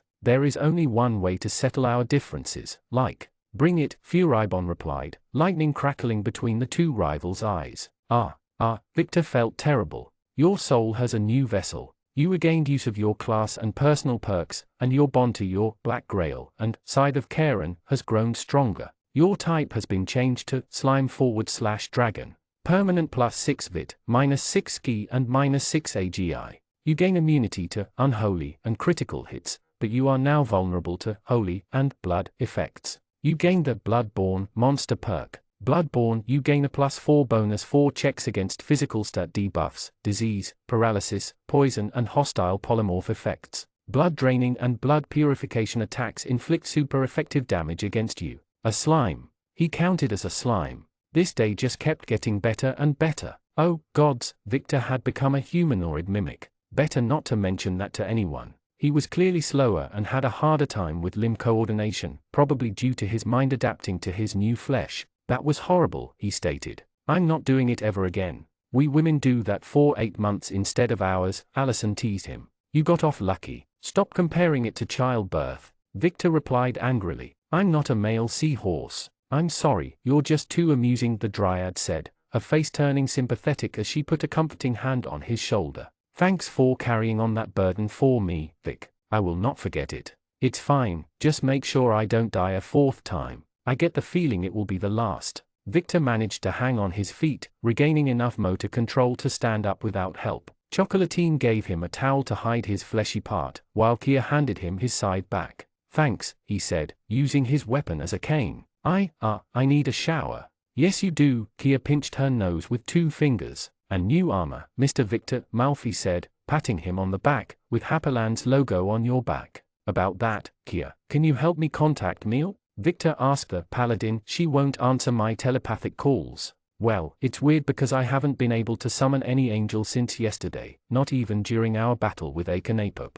The knight glared at Malfi, as the demon chortled on his own laughter. What? I need to apologize for something, Victor said. Is there a way to enter heaven, except dying? You can always walk there, Kia shrugged. We found a portal to the elemental planes, so there must be one for heaven somewhere. Like the one in the castle's basement? Chocolatine asked, Felix the cat jumping in her free arms. How do angels taste? Like fiends, Malfi said, before rolling on the ground uncontrollably. That's what I wanted to speak about, Kia said, crossing her arms. I have discovered that Fomas created gates to various planes of existence across the world, which they used to catch slaves and bring them to Altamandi. The Hellgate in Murmurin may be one among many more. Remembering her previous statements, Victor instantly guessed what weighed on the paladin's mind. You think the Fomas have access to at least one doorway to Earth, and that they smuggle weapons through it. Now that he thought of it, it made a lot of sense. His monster insight told him that Votan had inspired the Odin legend, which implied he had visited Earth at least once in the past. I have considered the matter, and I now firmly believe the local humans descend from Foma captives, brought from Earth to Altamandi in ancient times, Kia explained, as were the elves, the dwarfs, and many other species inhabiting this planet. If they had access to Earth for so long, why didn't they conquer it though? Allison asked. It's not like our ancestors could have been a match for a monster like King Barlaw. Perhaps their powers are limited there, Kia suggested. Outside of reincarnating claimed, even the gods have no influence on our world. The Fomas are born of raw, wild magic, Allison considered the matter. In all likelihood, on a plane devoid of it, they can only maintain their existence for a short while before needing to return home to recharge. Do any of you want to return home? Chocolatine asked, her ears down. She dreaded the thought of her friends leaving her alone. No, Allison replied with a sour face. I have nothing to return to. Kia shook her head. There is too much to do here. Same, besides informing my family I am still alive, Victor replied. I agree with Kia. If the Fomas have a gate to Earth, they aren't only threatening our world, but Earth as well. Now that they can level up, they are even more dangerous. Level up? Kia asked. Fomas can level up now, Chocolatine said. I recognize some of Votan's perks as those of the Stormlord and Kaiser classes. I don't know how, but they've gained souls of their own, Victor said, Kia's fists tightening. Camilla and Shisha informed me the Fomas are running wild hunts in Circa, for the purpose of grinding. Since Outamendi is round, if we continue west, we should reach whatever version of Japan or Australia this world has. Kia hit her left palm with her right fist, clearly ready to take names. I say we hit them hard while they remain vulnerable. Agreed. Victor nodded. If they widen the level gap, they may become, For the first time since the beginning of the discussion, he noticed Sigrun's shade in the background. It had always been there while he remained in Grailkun form, but she should have vanished now that he had a body of his own. What are you doing here? Victor asked the naked shade. The Valkyrie just glared at him. Vic? Chocolatine asked. Vic, who are you talking to? I think I see dead henchmen now. Chapter 98, Scaled Woes. The more he thought of Furibon, the more it vexed Vaincure. The dragon knew, deep within his bones, that the light was the secret mastermind behind everything wrong in his life. The planet Moon could never have turned to lead on its own, and Votan would not have assaulted V&V, had Vaincure remained safe at home instead of chasing the like. Ergo, all the Lika's protestations of innocence didn't add up. This was just a trick. Yes, a trick to avoid his just punishment. But then, why did he accept Vaincure's challenge, to settle their war once and for all? Why did adventurers come to defend him out of their own free will? Why did they call him their teammate, with the same care Manling Victor showed to his master? Could he have friends? Of course not. Furibon couldn't have friends, or else he wouldn't be Furibon. And yet, a class system you say? Grandrake frowned at Jolie. Is it anything like that cultivation Jade keeps prattling on about? The system is no scam. Jolie defended her livelihood. It grants power over life and death, gold and lead, even wizardry. Grandrake tried to access the system, blinking repeatedly. Princess Hunter, he said, having tapped into the ancient power of dragonkind. What a strange device. This must certainly be ancient dragon magic, but I never heard of anything like this before. Odd, very odd. Dragons can do magic on their own? Jolie asked, her eyes glittering with curiosity. Jolie, who else but dragons could invent something so advanced? Vaincure replied, before making a joke. Manlings? Grandrake exploded into laughter, before answering Jolie's question. Our elder WYRM progenitor and the first generations of dragons used magic to grant souls to the first minions, or so the tale said. But since they were already perfect and invincible without it, our ancestors never bothered to train new generations in sorcery. Instead, we focused on what truly mattered, getting richer. This only confirms what I always thought, Vaincure replied proudly, that this ancient system was created by dragons, for dragons. Indeed, although it is vexing that minions rediscovered it first, Grandrake replied. Maybe I will study it in depth after I have my soon-to-be minion Furibon lift my curse of forgetfulness. You do not need the like for that, Vaincure protested. I can lift it myself. You can? Grandrake asked. Of course Vaincure could. He hesitated to test his Malus Maleficrum, for that would hurt the older dragon. Better to try the simpler option. Spell Purge. Vaincure's magnificent power washed over Grandrake, lifting negative effects from the older dragon. Also he thought, you could not lift Grandrake's Grand Hex of the Forgetful Otaku. Once applied, curses of the Grand Hex series can only be lifted through the exit clause detailed in their original wording. Oh, a new message, Grandrake said, receiving the same information as Vaincure himself. The original wording? Damnation, I did not pay attention at the time. A wizard minion can certainly find back the original wording and the weakness in it, Vaincure suggested. I will have my vizier call his lawyers. Lawyers? Are they a kind of wizards? At Venkior's confirmation, Grandrake thanked the younger dragon with a nod. "I am grateful." "Thank nothing of it," the emperor replied. "I would never have become such a skilled princess hunter without your stories and example." "Ah, seeing young lads like you and your niece invigorates me." Grandrake raised his head proudly. "I feel the urge to hunt in my very bones." "Oh, can you teach me?" Jolie begged the older dragon. "Pretty please. You wish to learn the ways of the true princess hunter, young Jolie?" Grandrake observed Venkior's niece with a fresh gaze. "Do you have what it takes? The path of the princess hunter is long and arduous. One must be patient, curious, refined." Jolie nodded harder than ever, in awe of the ancient Wyrm's wisdom. "I want to be the greatest princess defender there ever was. I will protect them from orcs and any villain who seeks to harm them." "My Jolie is environmentally conscious," Venkior defended his niece with great pride. "She is mindful of the wildlife." The young dragon's eagerness to learn pleased Grandrake's vanity. "If you wish to discover new species of princesses and protect them like a true connoisseur, then I will gladly teach you the ropes." The niece immediately let out a squeal of happiness. Venkior let his niece and Grandrake exchange on how to protect princesses from poachers, before noticing his chief of staff and Nightgear approaching him. "Your Majesty, we need to discuss a very important matter," friend Victor said. "No time to waste on words, my manling," Venkior replied firmly. "We must go." "Go where?" "Train," Venkior said, glaring at the light discussing something with his teammates. "Furibon and I will soon settle our grudge once and for all, and we must prepare accordingly." "You're going to battle?" Kia asked, eager for bloodshed. "Yes." Venkior glanced down dramatically at his chief of staff, to better impress on him the gravity of the situation. "With cards." His manling remained silent for a moment, before exchanging a glance with Nightgear, who shrugged her shoulders. "You are going to settle your entire rivalry with an ancient-like sorcerer over a card game?" "Not any card game," Venkior corrected his minion. "The only civilized card game worth gambling the future over. Monster poker." His manling put a hand on his face, worried for his master, while Nightgear blinked repeatedly. "I too was skeptical when the orcs introduced me to this game," Venkior declared, remembering his battles fondly. "But then, as I kept winning, it began to fascinate me. Instant winning hands, deck out, destruction of the enemy, so many ways to crush those who defy me. I never experienced a game like that, where I simply gain money with no cost, nor any risk of defeat.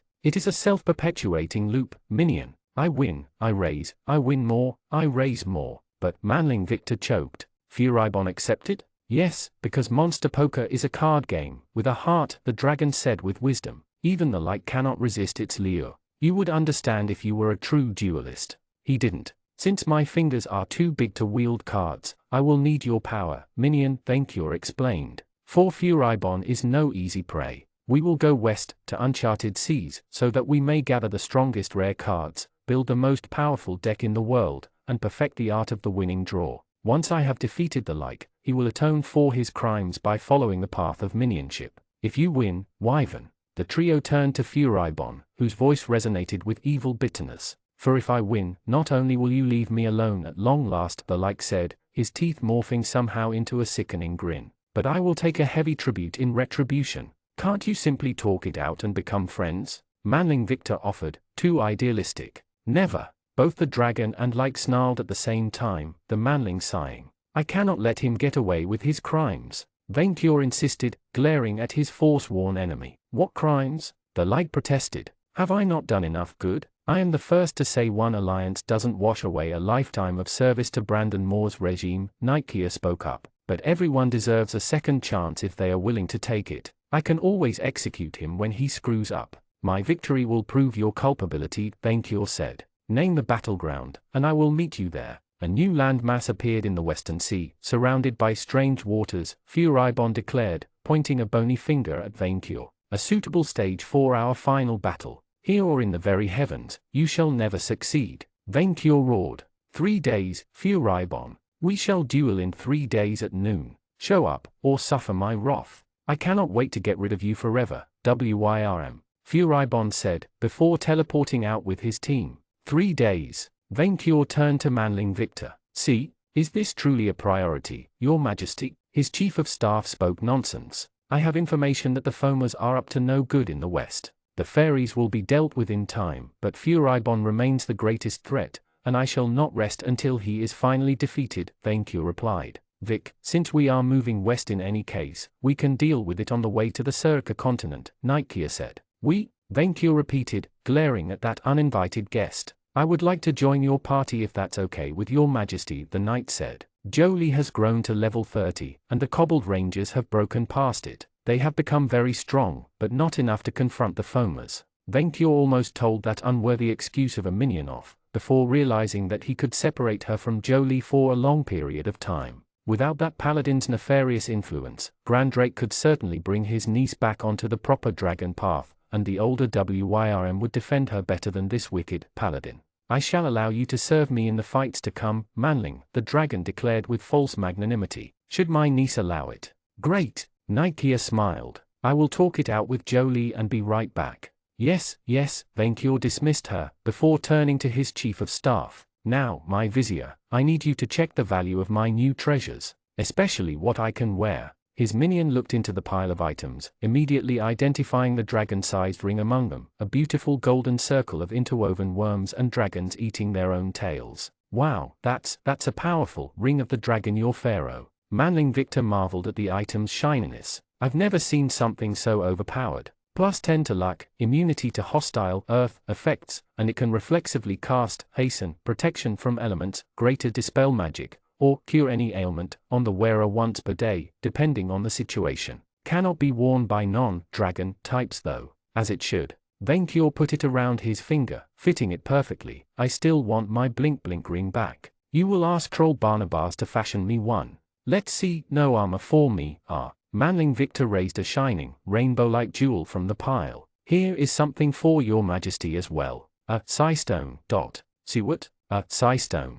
Can your majesty lower their head? Venkyo followed the proposal, lowering his head to the ground. His minion slammed the item between his master's horns, the dragon sensing the stone melding with his scales. Psystones are items that you can equip to your brain and spine, providing psychic powers to the wearer, Manling Victor explained. If you have more than one, they create additional effects. Gems that can be worn forever as armor? This was a dragon's dream come true. Nothing for me in the pile, unfortunately, Manling Victor complained, and that Black Grail will return to the Thouten for safekeeping. A shame. You will have other opportunities to equip yourself, Minion Venkyo reassured him, glancing at the horizon. He already wondered what he would receive after beating Furibon once and for all. The next day, after a great feast, Venkyo decided to leave at dawn. He gathered his minions and allies in the city's devastated plaza to give a speech. Manling Victor had finally found clothes made of some furred beast skin. Minions, El Dorado is mine, by right of conquest.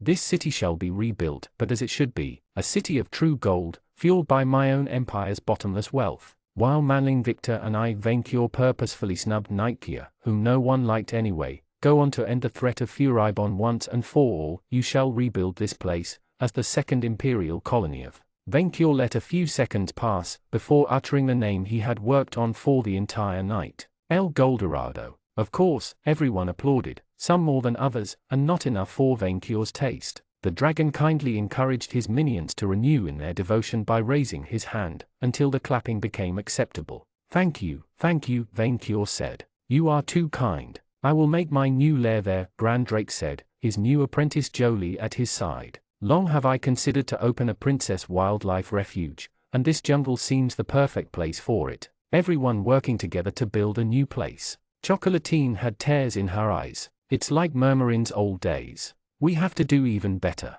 Allison nodded. When you get back, I will prepare you a new recipe, Chocolatine chirped to Manling Victor. I shall delightfully indulge in it, Felix said with feline pride. Oh, it cannot be done without you, Chocolatine reassured the cat, petting him between the ears. You will be the guest of honor. I will have new armor made for you, Mr. Victor, within the coming days, Malfi told the vizier. One worthy of a Happyland hero. Thanks, I will summon you back in a few days. Now, it is time to leave, Venkyo declared, wishing to be early for his final showdown with the like. See you soon, Kia, Jolie told her chief of staff, as she summoned her griffin to ride. I can finally test that new mount, Manling Victor said, raising his scythe. Sme rider.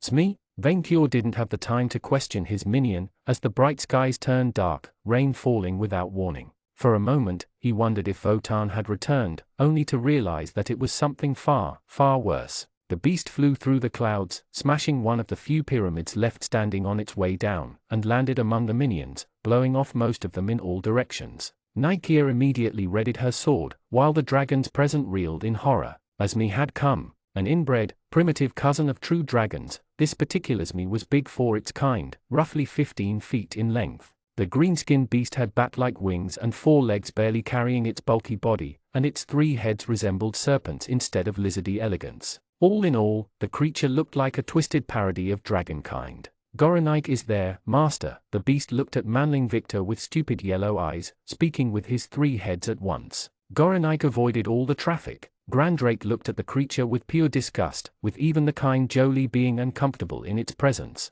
Minion, what is that thing? Vainkyur asked disdainfully, as Nightkeer lowered her sword. Gorenik is a good Zmi, the inbred wyvern replied, wagging his tail. Oh yes, by the elder Wyrm, the creature looked at Vainkyur now. The dragon turned his head, to better deny that vermin's very existence. Minion, send that thing away and use your horse. I can't, I registered Chocolatine, his chief of staff replied. Worse, he seemed mesmerized by the creature, as if he commanded a genuine dragon. Besides, my horse cannot fly across the ocean. But you can. Vainkyur dared glimpse at the Zmi, whose 3 tongues laid down like a dog. The creature's mere presence diminished the glorious reputation of true dragons. You do not need it. Gorenik is not loved. The creature crumbled on himself, devastated. Gorenik is sad. You are of dragonkind, show dominance. Vainkyur lambasted the creature, before instantly regretting it. To acknowledge it as a sign of the dragon family made the emperor sick. Your Majesty, that's uncalled for. To Vainkyur's astonishment, Manling Victor came to the creature's defense, and he wasn't the only one.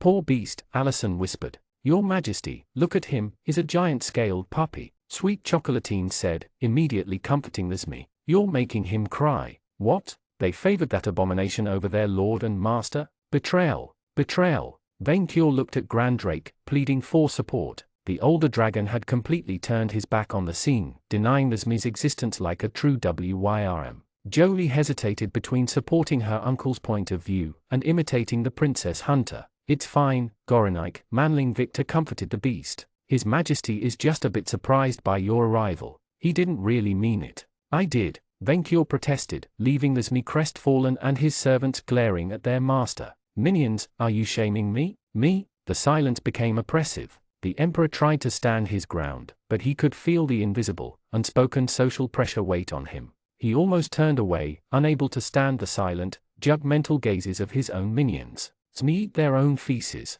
Vainkyur reminded the minions. Your Majesty, I hate to say it, Tasty Malfi cleared his throat, but you sound politically incorrect. Politically incorrect? He was the emperor, his will was the politically correct choice. Why this reaction? Feelings. Yes, Vainkyur remembered that minions had feelings that didn't revolve around their master. Maybe seeing the Zmi hurt awoke a feeling of minion solidarity among them. Do not alienate your minions or they will run away while you sleep, Vainkyur reminded himself. In the end, Vainkyur handled the matter the true dragon way, by turning his back on the Zmi and snubbing him. Your Majesty, are you going to pretend he does not exist? Manling Victor asked. Yes, certainly. If Vainkyur ignored him hard enough, the Zmi would go away. His Majesty will get used to you. Vainkyur subtly peeked over his shoulder, watching Manling Victor lying to the Zmi. Is that a stick? The 3 heads of Gorenik looked at the vizier's side with attention. Gorenik good with sticks, master. Like dogs, this was going to be a long trip. Chapter 99, Dice Island. Riding a dragon across the ocean was awesome. Is master liking Gorenik's back? The Zmi asked, eager to please like a good dog. Vainkyur led the group, while Kia flew on her own griffin nearby. It's a bit rocky, but I will get used to it, Victor replied. In retrospect, his Monster Rider perk synergized extremely well with his Chaos Rider and Weathermaker classes. I just wish you didn't bring rain everywhere though. The Zmi couldn't help but summon rain around him, making the trip very uncomfortable. At best, he managed to make it a faint drizzle instead of a heavy downpour. It bothered Victor as much as Sigrun's ghost glaring at him in silence. Gorenik can change it to hailstorm or thunderstorm if master wishes it. Minion, do not enjoy this. Vainkyur complained. To ride on the back of a dragon is contrary to the spirit of minionship. The Zmi tilted his 3 heads in giddiness. Big V recognized Gorenik as a dragon. An inbred, poor excuse of a dragon. Vainkyur loudly complained, while doing his best to ignore Victor's mount. Minion, I am sure his mother and his sister are the same. My mother is my sister's niece. Goronite defended himself. Hey, guys, is that normal? Kia glanced at the waters below them. The sea had suddenly turned from blue to orange, the corpses of dead fish floating on the surface. The very smell had changed from algae to that of a cocktail bar. It looks like alcohol to me, Victor said as he glanced down. Having seen much weirder things in Outermundy, it wouldn't surprise him. Who cares? Vainqueur replied, catching sight of an island in the middle of that strange sea. I see our destination. Floating in the middle of that strange orange sea, the new island that would become the final battleground between Vainqueur and Furibon was small, smaller than Grandrake's own private resort. Covered in green grass, it would have seemed almost unremarkable except for its location. However, Victor noticed hundreds of head-like statues lined up on the shore. It appeared that they had found Outermundy's version of Easter Island. The group landed on the shore while the sun began to set. So, what do we do now? Victor asked, climbing down from his Smy's back. We train 4 cards. Now, I rest, Vainqueur said, falling on the sand. I burned tons of fat to reach this place. Me too. Goronite rolled in the sand, laying on his back right next to Vainqueur. The bigger dragon instantly crawled farther, turning his back on the happy Smy with snobbish zeal. Kia simply let her griffin go hunt the dead fish in the orange sea, following Victor on foot as they approached the head statues. They all represented the same guy, Victor himself. Everywhere, he could see dozens and dozens, maybe hundreds, of statues with his face, each wearing a different hat. Only one statue, in the middle of the main line, differed from the rest. Instead of a head, it represented a muscled, idealized version of Victor carrying the giant god dice on his back. The scene reminded the vizier of statues of the Titan Atlas lifting the world on his shoulders. The builders had engraved a sentence on that statue's pedestal: the rolling of the dice. Wow, the resemblance is astonishing, Kia said, completely oblivious to the statue's true nature. What a coincidence. Indeed, Victor deadpanned, realizing that they had landed on his island, the island of Daltonia, or maybe Dystopia. Since they were the first people to set foot on the island, Victor could give an amusing name. I bleeped up. Or maybe not the first. Kia and Victor turned to the shore, noticing a strange mermaid sitting nearby while drinking away her sorrows. Unlike most members of her kind, she had a squid's tentacles for her lower body instead of a fishtail, and held a bottle with each of them. The upper part reminded the vizier of a Japanese yakuza, with all the tattoos on her skin and only a bra for modesty. Are you okay? Victor approached her, worried. She looked completely depressed. I screwed up, the mermaid complained, completely drunk. I screwed it up. You too? Victor asked, curious. How? I turned the sea into whiskey. Whiskey? Kia immediately moved to the sea to investigate. Victor, meanwhile, comforted the mermaid by patting her on the back and sitting next to her. Hey, it's fine. I mean, I destroyed heaven, which is way worse. Thankfully, Kia was too far away to listen. The mermaid handed him a bottle with one of her 8 tentacles. Do you want a drink to forget too? Sure. Guys, it's really whiskey, Kia shouted, having somehow summoned a bottle to gather as much of the precious liquid as she could. That would explain all the dead fish, Victor noted out loud, sipping his drink. Yeah, I figure a whiskey sea sounds fun for us, but for the aquatic wildlife? It must be a very hostile environment. I shouldn't have, the drunk mermaid kept ranting to Victor, having adopted him as her talking board. I'm saying, goddess of the sea, dreams, adventure, and alcoholism. I shouldn't have killed all these fishes. Just in case, the vizier checked up on her with monster insight. Seng, screw up deity, aquatic / divine. Strengths and weaknesses, aim for the liver. Asterisk sounds of crying asterisk. How can you become a god of alcoholism? Victor frowned. Drunken brawler, class, she said, raising each tentacle, with 8 melee attacks. Vic, please don't encourage the drunk mermaid's delusions, Kia said absent-mindedly, as she joined them. The mermaid spat out her own alcohol. Delusions? Kia, that's the actual goddess, Victor pointed out. The knight smiled at him as if he had said a particularly stupid joke. Vic, honestly, does that shipwreck look like a goddess to you? The mermaid instantly began crying. I didn't say that to be mean, the paladin tried to comfort the siren. It's just I have met 3 actual gods, and they looked much better. You, Seng crawled to Victor, you know the truth. Defend me from this unbeliever. The vizier opened his mouth until the situation dawned on him. He was facing a red drunk mermaid with a maddened look in her eyes, carrying bottles with each appendage, and who somehow turned the sea into whiskey. Why are you looking at me like that? Yes, that thing was a goddess. Unfortunately, she really is the goddess Seng. See, Seng gloated to Kia, completely missing the unfortunately part. Look, I heard the rumors. Victor is very biased when it comes to pretty women, the knight replied, the vizier glaring at her. It's true, and telling that drunkard that she is the goddess Seng is blasphemous towards the real one. Screw you, paladin, I'm going back to my underwater palace. The mermaid goddess fled to the sea, spewing insults and tears in equal measure. I'll show you. One day, I'll show you, and sink your entire bleeping country. Seng vanished into the whiskey waters, while the vizier silently sipped his drink. Did it never occur to her that she could simply claim him or Kia and prove her divinity? His eyes moved to his drink. How strange. It tasted like a very, very strong vodka, the kind that should have made him roll over, yet he felt perfectly fine. He finished the whole bottle, forcing himself to ignore the disgusting taste, and waited. Nothing. I have gained resistance to recreational drugs, Victor realized, crestfallen, including alcohol. So, Kia asked, so I can't get drunk anymore. Even a goddess alcohol wasn't enough. You can always drink it for the taste, the paladin replied with smugness, consuming her own bottle with delight. Nobody drinks whiskey for the taste, Victor replied. Alcohol tastes like shit, and we only pretend it doesn't because we won't admit that we only want to get drunk. This day couldn't get any worse. A portal in space opened right next to them, the vizier glancing at it. He expected Malfi to step out, his new armor ready, but it wasn't a fiend. You two-timing little pile of horseshit. Victor's nightmare horse, Neusser, glared at her rider, the rift closing behind her. How dare you dump me for Esme? What the? Somebody called Goronike. The Esme immediately ran to the shore, throwing sand on everyone. Is that a treat for Goronike? You, after everything I've done for you. If looks could kill, and Akanapubs did, Neusser would have murdered her rider 1,000 times. You rider of loose morality. How did I know that you dumped me? I'm a horse. I sense these kinds of things. You didn't even like me, Victor complained, Kia looking at the scene as if he had gone insane. I'm your horse. I'm not supposed to like my riders to do my equine duty. Neusser glared at Goronike. What does he have that I don't? Wings? I'm a horse, I can't have wings. Master likes me because I'm pretty, Thesme replied with his 3 heads. Vic, are you having a conversation with your horse? Kia asked, worried for his mental health. It's a perk, Victor shrugged. She is jealous that I cannot mark her as a mount all the time.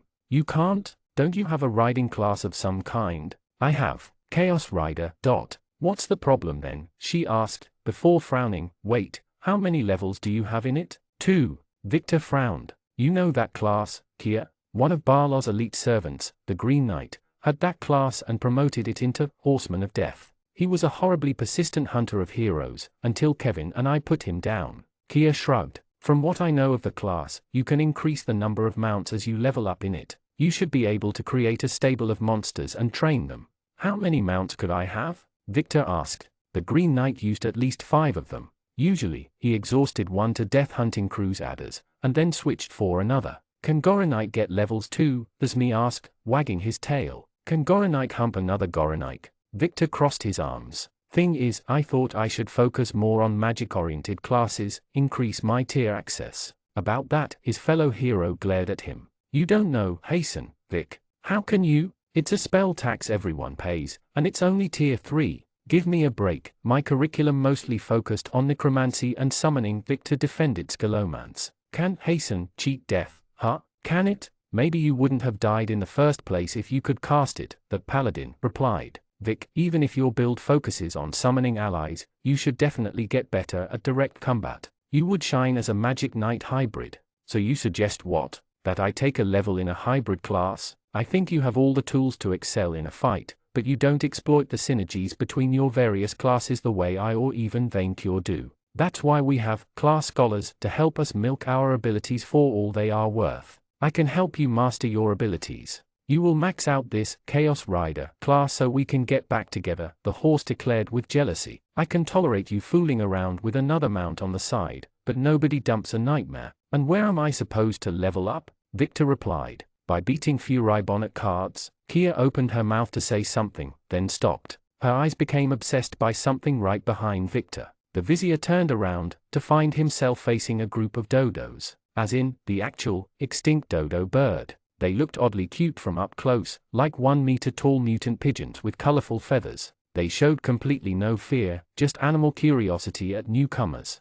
Kia couldn't believe her eyes. "Do you see what I see? Dodos?" Victor asked, unimpressed. "They are EXP dodos." Kia looked at the peaceful creatures with raw desire. "I thought adventurers hunted them to extinction. Do you know how much experience points they are worth? And I'm not talking about the loot that they leave behind." Natural 20 indeed. "Can Goronite take their feathers?" Zasmi asked, the poor birds not fleeing as they should. Apparently, having been summoned to this world, they had never met a predator. "Goronite wants feathers. This must be a gift from Mithras," Kia said, readying her sword. "It's just too much. This can't be a coincidence." "Wait," Victor said, looking at these huge, peaceful pigeons. "Are you suggesting we exterminate the dodo species again?" Kia opened her mouth, closed it, and then sulked. On the other hand, Victor considered the practicality of it. "We are going to fight foamers soon. We need all the levels we can get, and if they really give as much EXP as you say, maybe we should. For the greater good."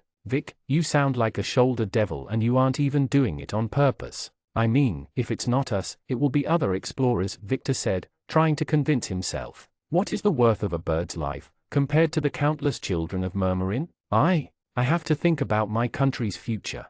Yes, murder them, level up in Chaos Rider, and then take me back," the nightmare horse encouraged her rider. "Nobody will ever know." "Do it, minion." Victor realized that Venkior had woken up, his head raised above the dodo flock. "I listened to your conversation, and I heard a very beautiful word," the Wyrm said, glancing at the bird. "Loot." The poor birds looked at the hungry Venkior with the eyes of someone facing their entire race's extinction. The sight of the message caused Victor's conscience to awaken. He had brought these adorable, suicidal birds into existence. He couldn't exterminate them. "Your Majesty, this would be wasteful," Victor told Venkior before he could roast the poor animals where they stood. "If we kill them all, there won't be any more EXP dodos in the world." "Once again, my vizier, your forward thinking astounds me," Venkior said. "I now understand the meaning of gold farming." The dragon suddenly grabbed 2 dodos with both hands, the other birds finally getting the memo and running away. "I am going to breed them into a self-renewing loot source."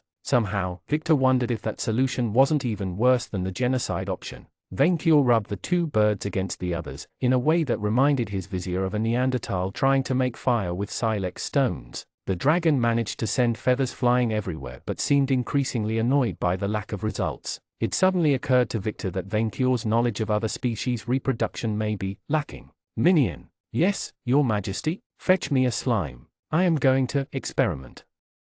Chapter 100, The Winning Card. The time of the final battle had come. Venkior had to give it to the like. Furibon may be wicked, but he did honor his word. At noon, on the appointed day, he teleported on Dodo Island, backed by his supporters and a huge orc. Meanwhile, V and VS supporters dwarfed them in numbers. Fiends, Moonlanders, Mounts, and a flock of dodos had gathered to encourage the winning team, carrying banners with Venkior's name on it. "I spared no expenses, Your Majesty," Manling Victor explained, as he revealed the final deck. "I refreshed this deck with forbidden cards from all corners of the multiverse, Happyland, the elemental planes, and even from the cursed planet Moon?" Venkior asked, Manling Victor nodding gravely. Even now, the dragon glimpsed Tasty Malfi and the squid Thulgathar among their supporters. "If we are to defeat Furibon, we must resort to extreme measures. May the Elder Wyrm forgive us." The orc conjured a massive wooden table with magic, allowing both the like and Manling Victor to sit at each side, the crowd surrounding them.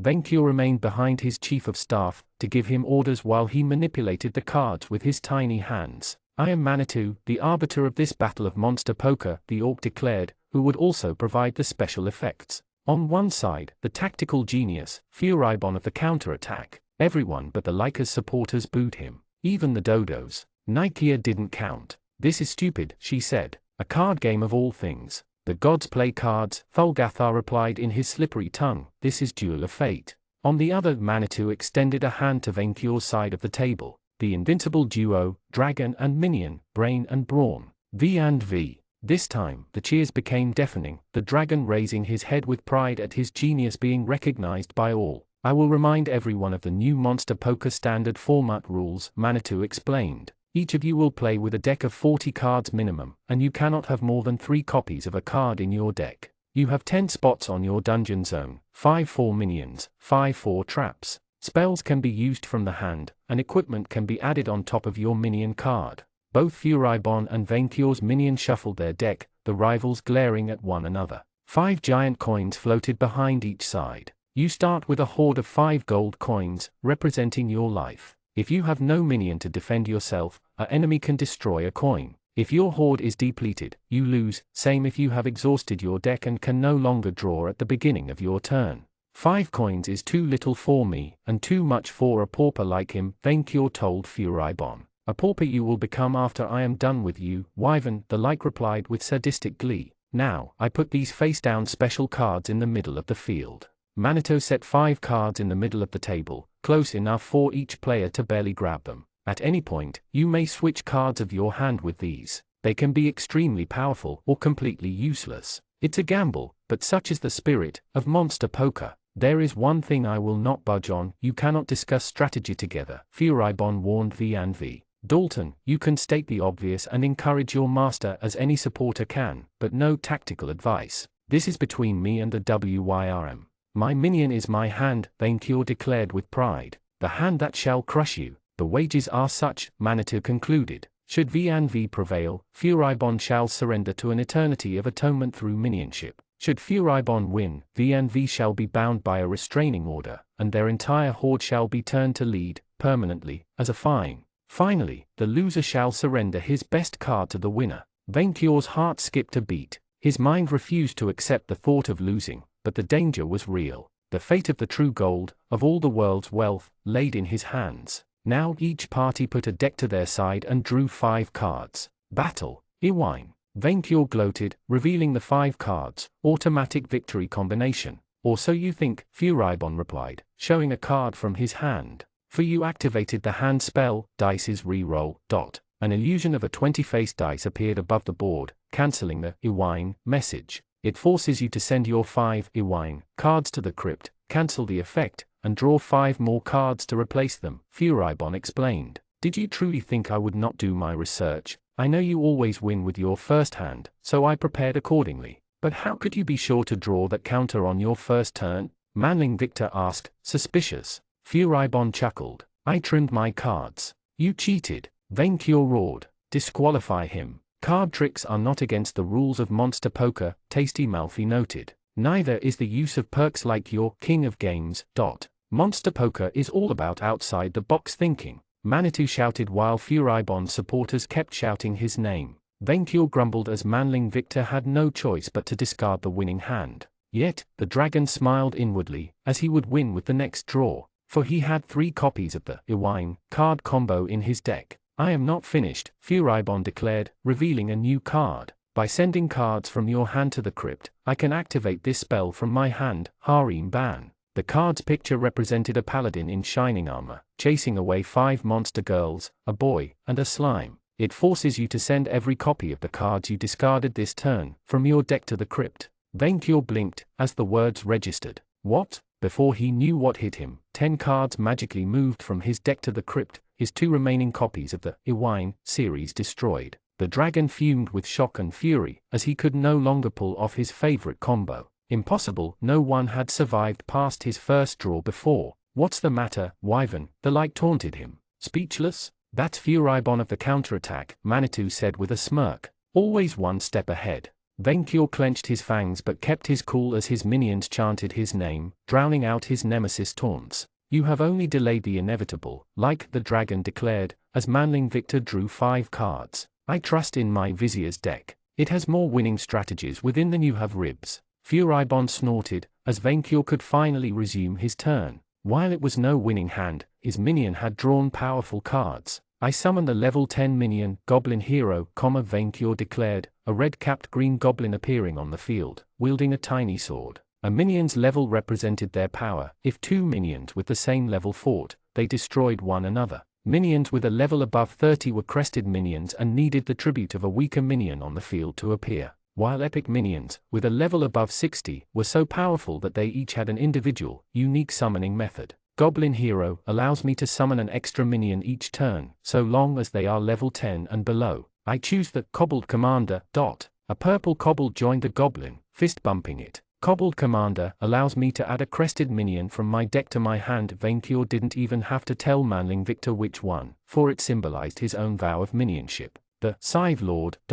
Obviously, the like said, but you cannot summon him this turn without a special effect. Vainkyur ignored the like. Since I cannot attack on the first turn, I place a trap in my dungeon zone and I end this round. With a wall of minions to protect his horde, the dragon had nothing to fear. Also he thought, I discard 2 minions from my hand, Wicked Priest, and Fortress Knight, Furibon threw almost half his hand into the crypt, which allows me to summon this minion per its special effect. A skeletal warrior clad in tight, green clothes appeared, wielding a curved blade and a familiar, crimson capote. His level 60 appeared right next to his head. Undead Matador. Be wary, Your Majesty, this creature cannot be destroyed in battle. Manling Victor warned his beloved master, and he can attack a horde directly. Indeed, and I equip him with Metal Glider, Furibon summoned a miniature plane right below the monster's feet, allowing him to fly, which grants my Matador the ability to attack twice a turn, which he did. The Matador flew over Vainkyur's defenders,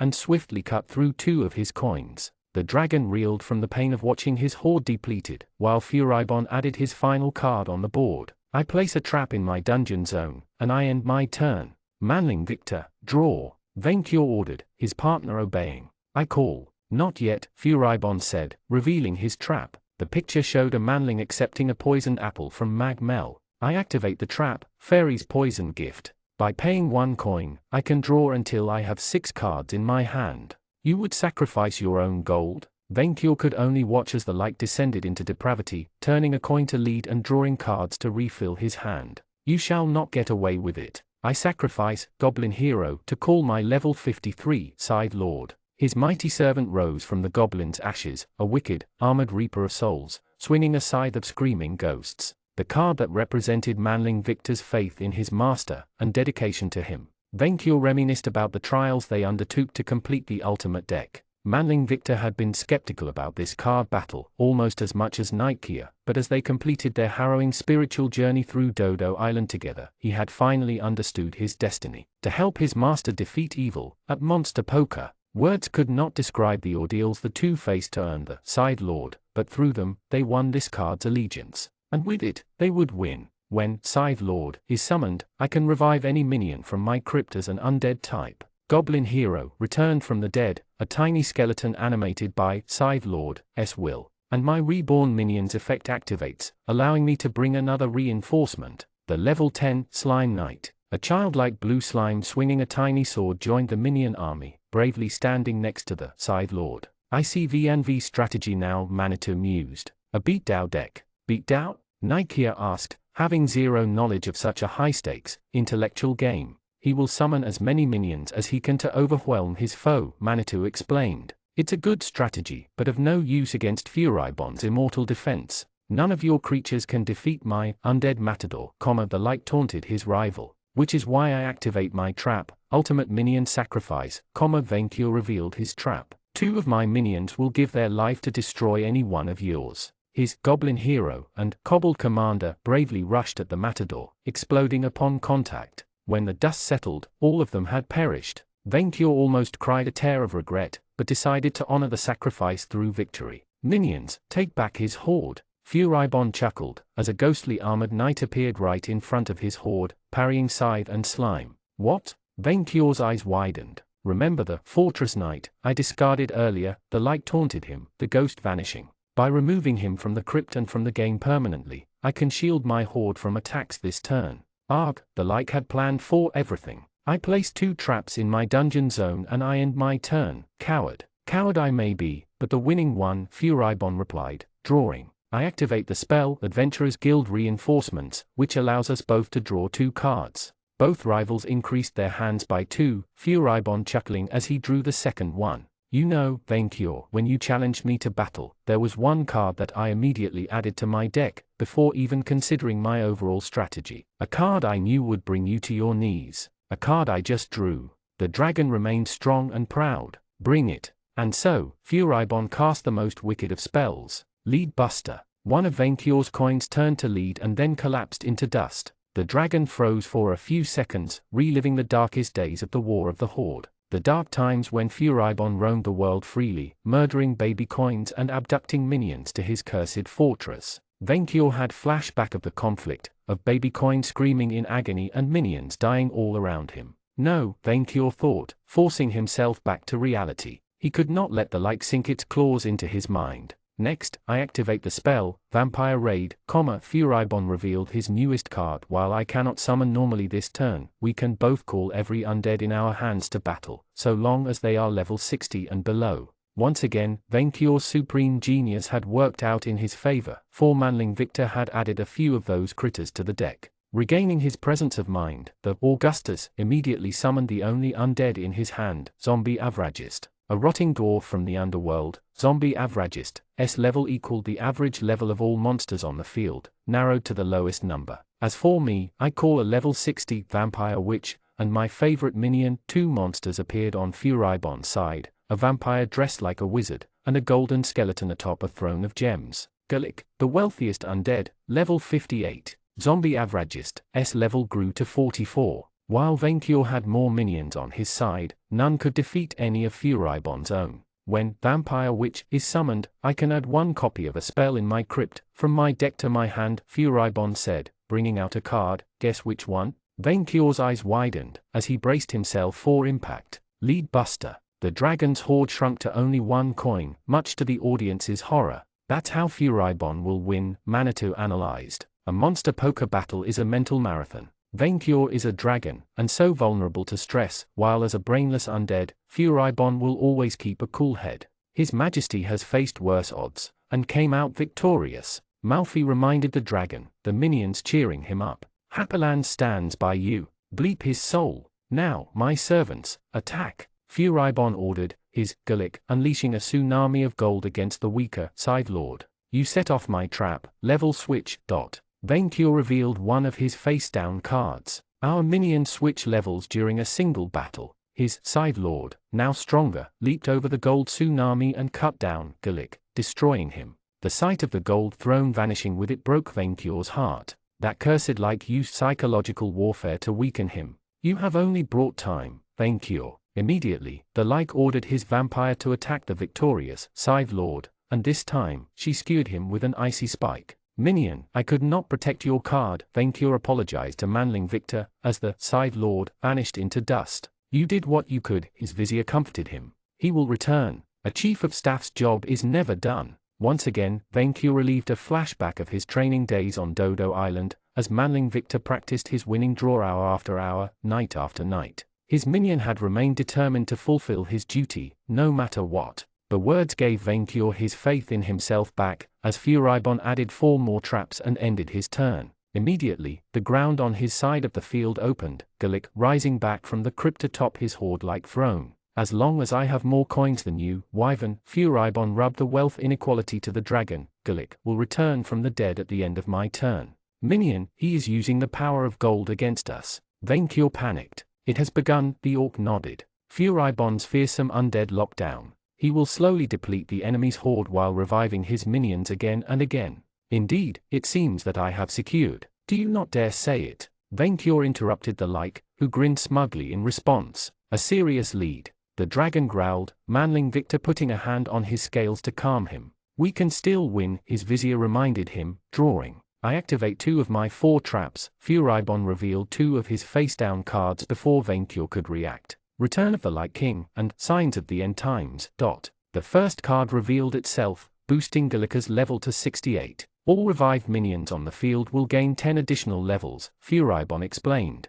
This card will remain in the dungeon zone until it is destroyed. As for Signs of the End Times, the trap revealed itself, showing a picture of the wicked god Sabla. A counter of 3 appeared on it. Minion, what does this card do? Vainqueur asked. On your 3rd turn after its activation, Furibon will summon an extremely powerful epic minion, Manling Victor warned his master. Neither the card nor its user could be allowed to survive that long. They had to win. For the dragonlings, and the baby coins. Vainqueur analyzed the situation. With the current field, Zombie Avragist, S level increased to 46, not enough to defeat any enemy minion. The dragon glanced at the 5 special poker cards, feeling, deep within his bones, that they held the key to victory. Trusting his instinct, the dragon decided to make an exchange. I invoked the poker equation, and switched 2 of my cards. Manling Victor dramatically raised his hand, having practiced the miracle draw technique for 3 days. In an instant, he exchanged 2 good cards with 2 almighty ones. How predictable. Furibon revealed a trap, representing a werewolf spying on a gathering of kobolds at night. Moonlight sabotage. I send one of your hand's cards to the bottom of your deck, where it will stay even after your deck is shuffled, and allow you to draw a new one in return. Vencure could only scream in rage, as one of the 2 almighty cards was buried below his deck while Manling Victor drew a replacement. Still, the other was more than enough. The dragon and his vizier exchanged a look, nodding at one another. I used the almighty, supreme fusion, Vencure revealed the cheat spell. I can fuse 3 monsters from my deck, moving them to the crypt, and the result will arrive at the beginning of my next turn. The ultimate, all-powerful minion. Next, I sacrifice my Slime Knight to summon a stronger minion, Ixcali Host. His slimy champion transformed into a living, floating ghostly blade with a level of 60, which means my zombie averagist S level rose to an average of 62. His dwarf grew stronger from the power of shared mediocrity, demolishing the vampire witch with his mighty equality punch attack. Then I activate the spell, level cap, Vencure used the last card in his hand. All minions whose level has been artificially increased will be destroyed. You are going to destroy both my Gulick and your averagist if you do this. Furibon didn't understand such an advanced strategy. I am counting on it. A powerful magical light cleared up the field, leaving only Ixcali Host, and now you are wide open. Minion. The sword immediately cut one of Furibon's coins, finally bringing down the bastard's wealth from 4 to 3. Finally, I then activate my remaining face-down trap, Loot Finder, Vencure revealed the final part of his masterful, genius move. I can remove a multiple of 5 cards from my crypt from the game, and I gain an additional coin for each.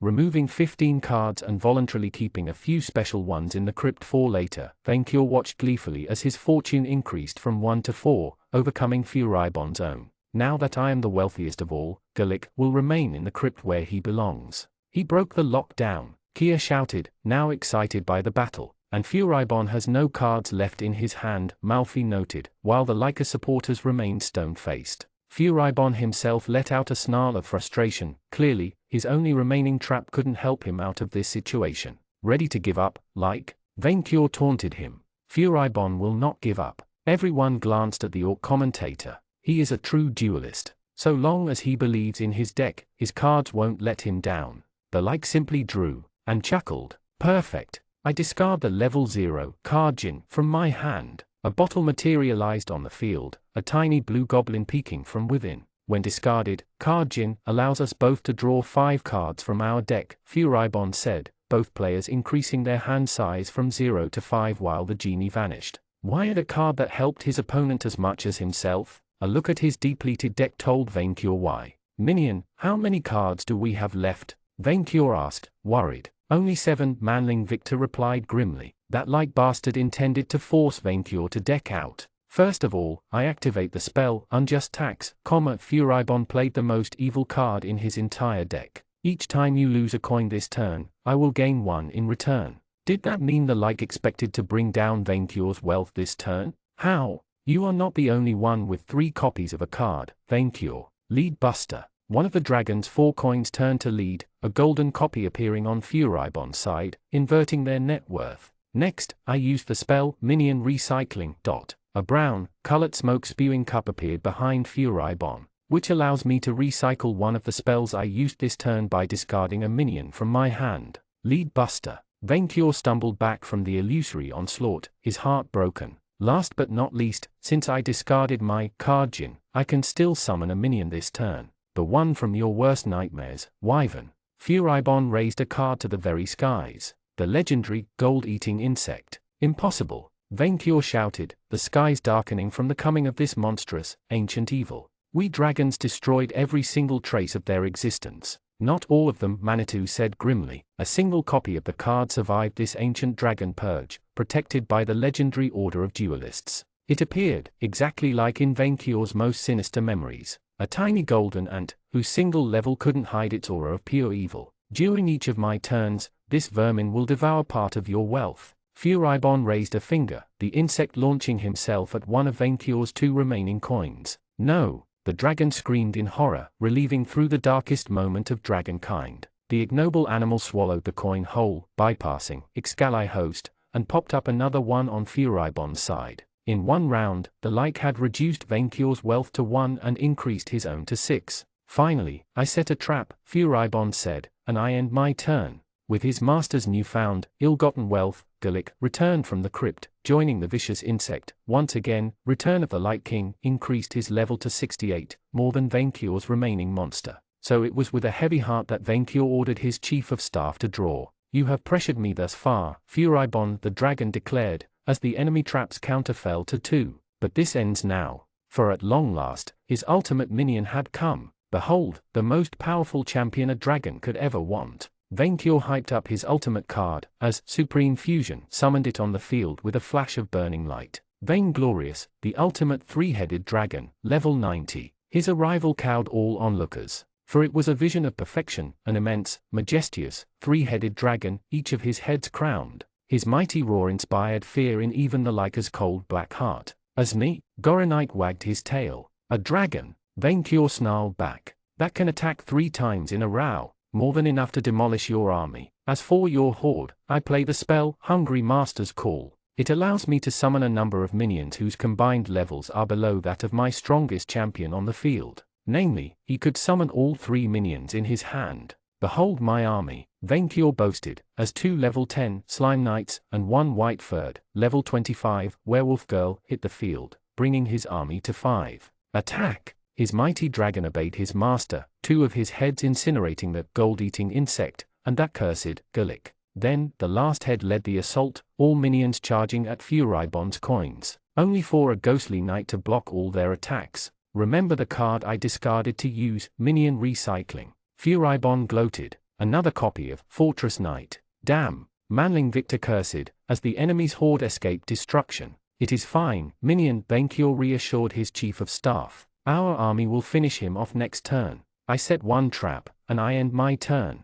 The situation favored them. He had an invincible card in play, an army, and Furibon had emptied his hand last turn. Still, the light kept 2 face-down traps in play, with one he had been sitting on for numerous turns now. Did he keep it as a last resort? What about the new one? What if he had another dangerous, instant coin destruction card in reserve? Not that Venkior doubted of his victory, but the dragon held his breath. Furibon dramatically drew a card, looked at it, and let out a snarl of sheer rage. I end my turn, Furibon said bitterly, unable to use his newest card. Gulick, return to me. The immortal undead prepared to return, but Venkior put a nail in his coffin by revealing his own set trap, Golem Dysfunction. My trap prevents an enemy minion summoning and cancels its effect permanently, Venkior revealed with smug satisfaction, the picture of a golem's wreckage crushing Gulick. Your undead servant will never return. The light clenched his fists, now completely vulnerable for the final blow. My final turn, Venkior dramatically declared, his minion preparing to draw as Signs of the End Times, S counter dropped to 1.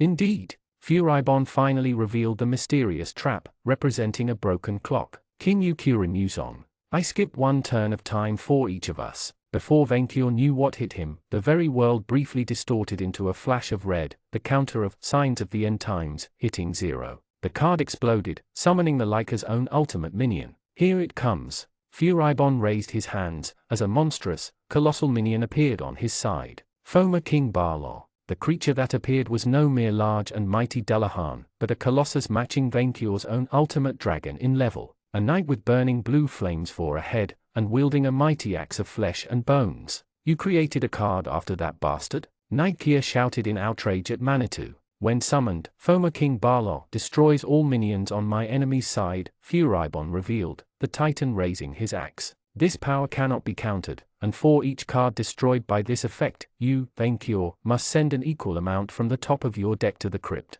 and I count 5, which left Venkior with 1 card. The crowd shouted, as the enemy minion brought down his axe and cut through Venkior's entire army, and in flagrant defiance of historical accuracy, even the dragon. Manling Victor had no choice but empty the deck down to 1, the final card he could draw. It took a moment for Venkior to process the sight, as his entire crowd of admirers had fallen silent, while Furibon's few fans sung his name in admiration. The dragon only had 1 card in his deck, the magical card. If Venkior didn't end it this turn, Furibon could simply skip his turn and automatically win. And with 1 coin left and no protection, the light could always attack if his rival somehow replenished his deck. Venkior had been backed into a deadly corner. The dragon glanced down at his chief of staff, who looked back with eyes full of determination. No, the battle wasn't over, so long as he breathed. Now, draw your last pathetic card, Venkior, Furibon said, his colossal fairy swinging its axe.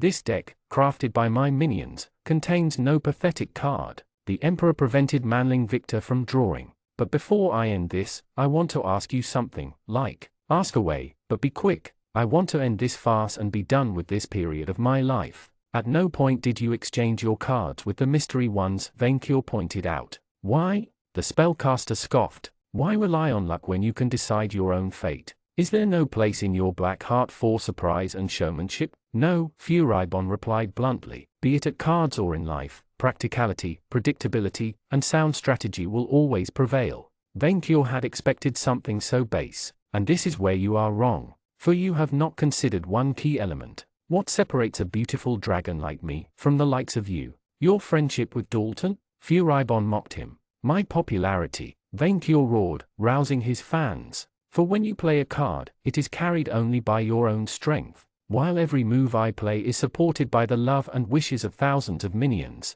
and they won't let me lose. And so, carried on by the cheers of Venkior's admirers, friend Victor drew the ultimate card and revealed it. A kobold raised from the dead by his beloved dragon master. Minion revival. That card cannot revive any minion above level 60. Furibon cackled, before freezing. No. Yes, I revive, sighed Lord. The undead warrior rose from the dead, his effect immediately activating. Who can revive any minion in the crypt, ignoring its summoning conditions? And with your Return of the Light King still active, both gain 10 levels. His majestuous, 3-headed dragon returned from the dead, his level skyrocketing to 100. With 1 head, it blasted the fairy lord, and then 2 coins of Furibon's hoard with the others. I still have 4 coins left, and you only 1 minion, Furibon boasted about his stolen wealth. You lost with dignity, but you still failed.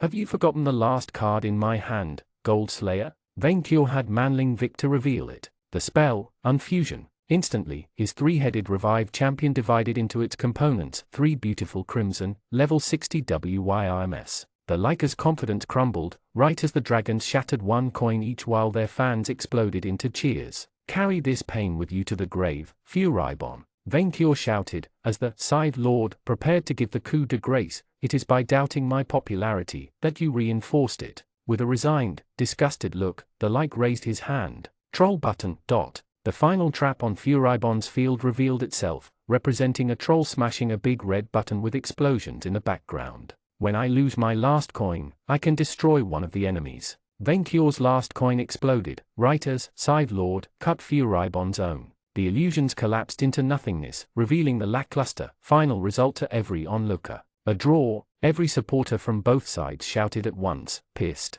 Furibon looked away, bitter. I demand a rematch. Venkior snarled. Immediately. Enough. The Emperor glanced at his favorite Manling, who rose up from his seat before making his way to the Lyca. Furibon, Manling Victor looked deep into his foe's eyes. Through this battle, I think I understood you. This is ridiculous, the Lyca said. Not so much, Manling Victor said, seizing Furibon's final card, Troll Button. A card that can never allow its user to win, and whose only use is to force a draw so a new battle can take place. You could have switched this card for another, one that could have helped you win, but you didn't. Furibon fell silent, the chief of staff's words taking root in his cold, dead heart. Deep down, you enjoy this rivalry. You don't hate us enough to give it your all, but Venkior bothers you just enough that you wish to deny him victory. This card, Manling Victor raised Furibon's ace, that of a big fat troll smashing a button with a smile. This card represents your true feelings. Manita the Orc had tears in his eyes at the sight. We fought side by side once, the vizier finished. If you both come clean, we won't have to continue this endless, pointless struggle. Of course we have, Venkior declared. He is the Gold Slayer, the enemy. Your Majesty, this is going to sound very cliché, Manling Victor cleared his throat. But don't you defeat your enemy when you make peace with him? The dragon blinked, having difficulties processing the concept. Making peace with Furibon? After what he did? I apologize. Venkior immediately looked at his nemesis. I apologize for turning your horde to lead, Knight's Bane. Furibon struggled to spit out every word, but did so sincerely. I acted on impulse, and I regretted my act ever since. I will not do it again. There, I said it. With that out of the Lyca's empty chest, his empty gaze settled on Vaincure. After everything, the Lyca had asked for a dragon's pardon. The dragon struggled to find his own words. I forgive you? Manling Victor tried to help.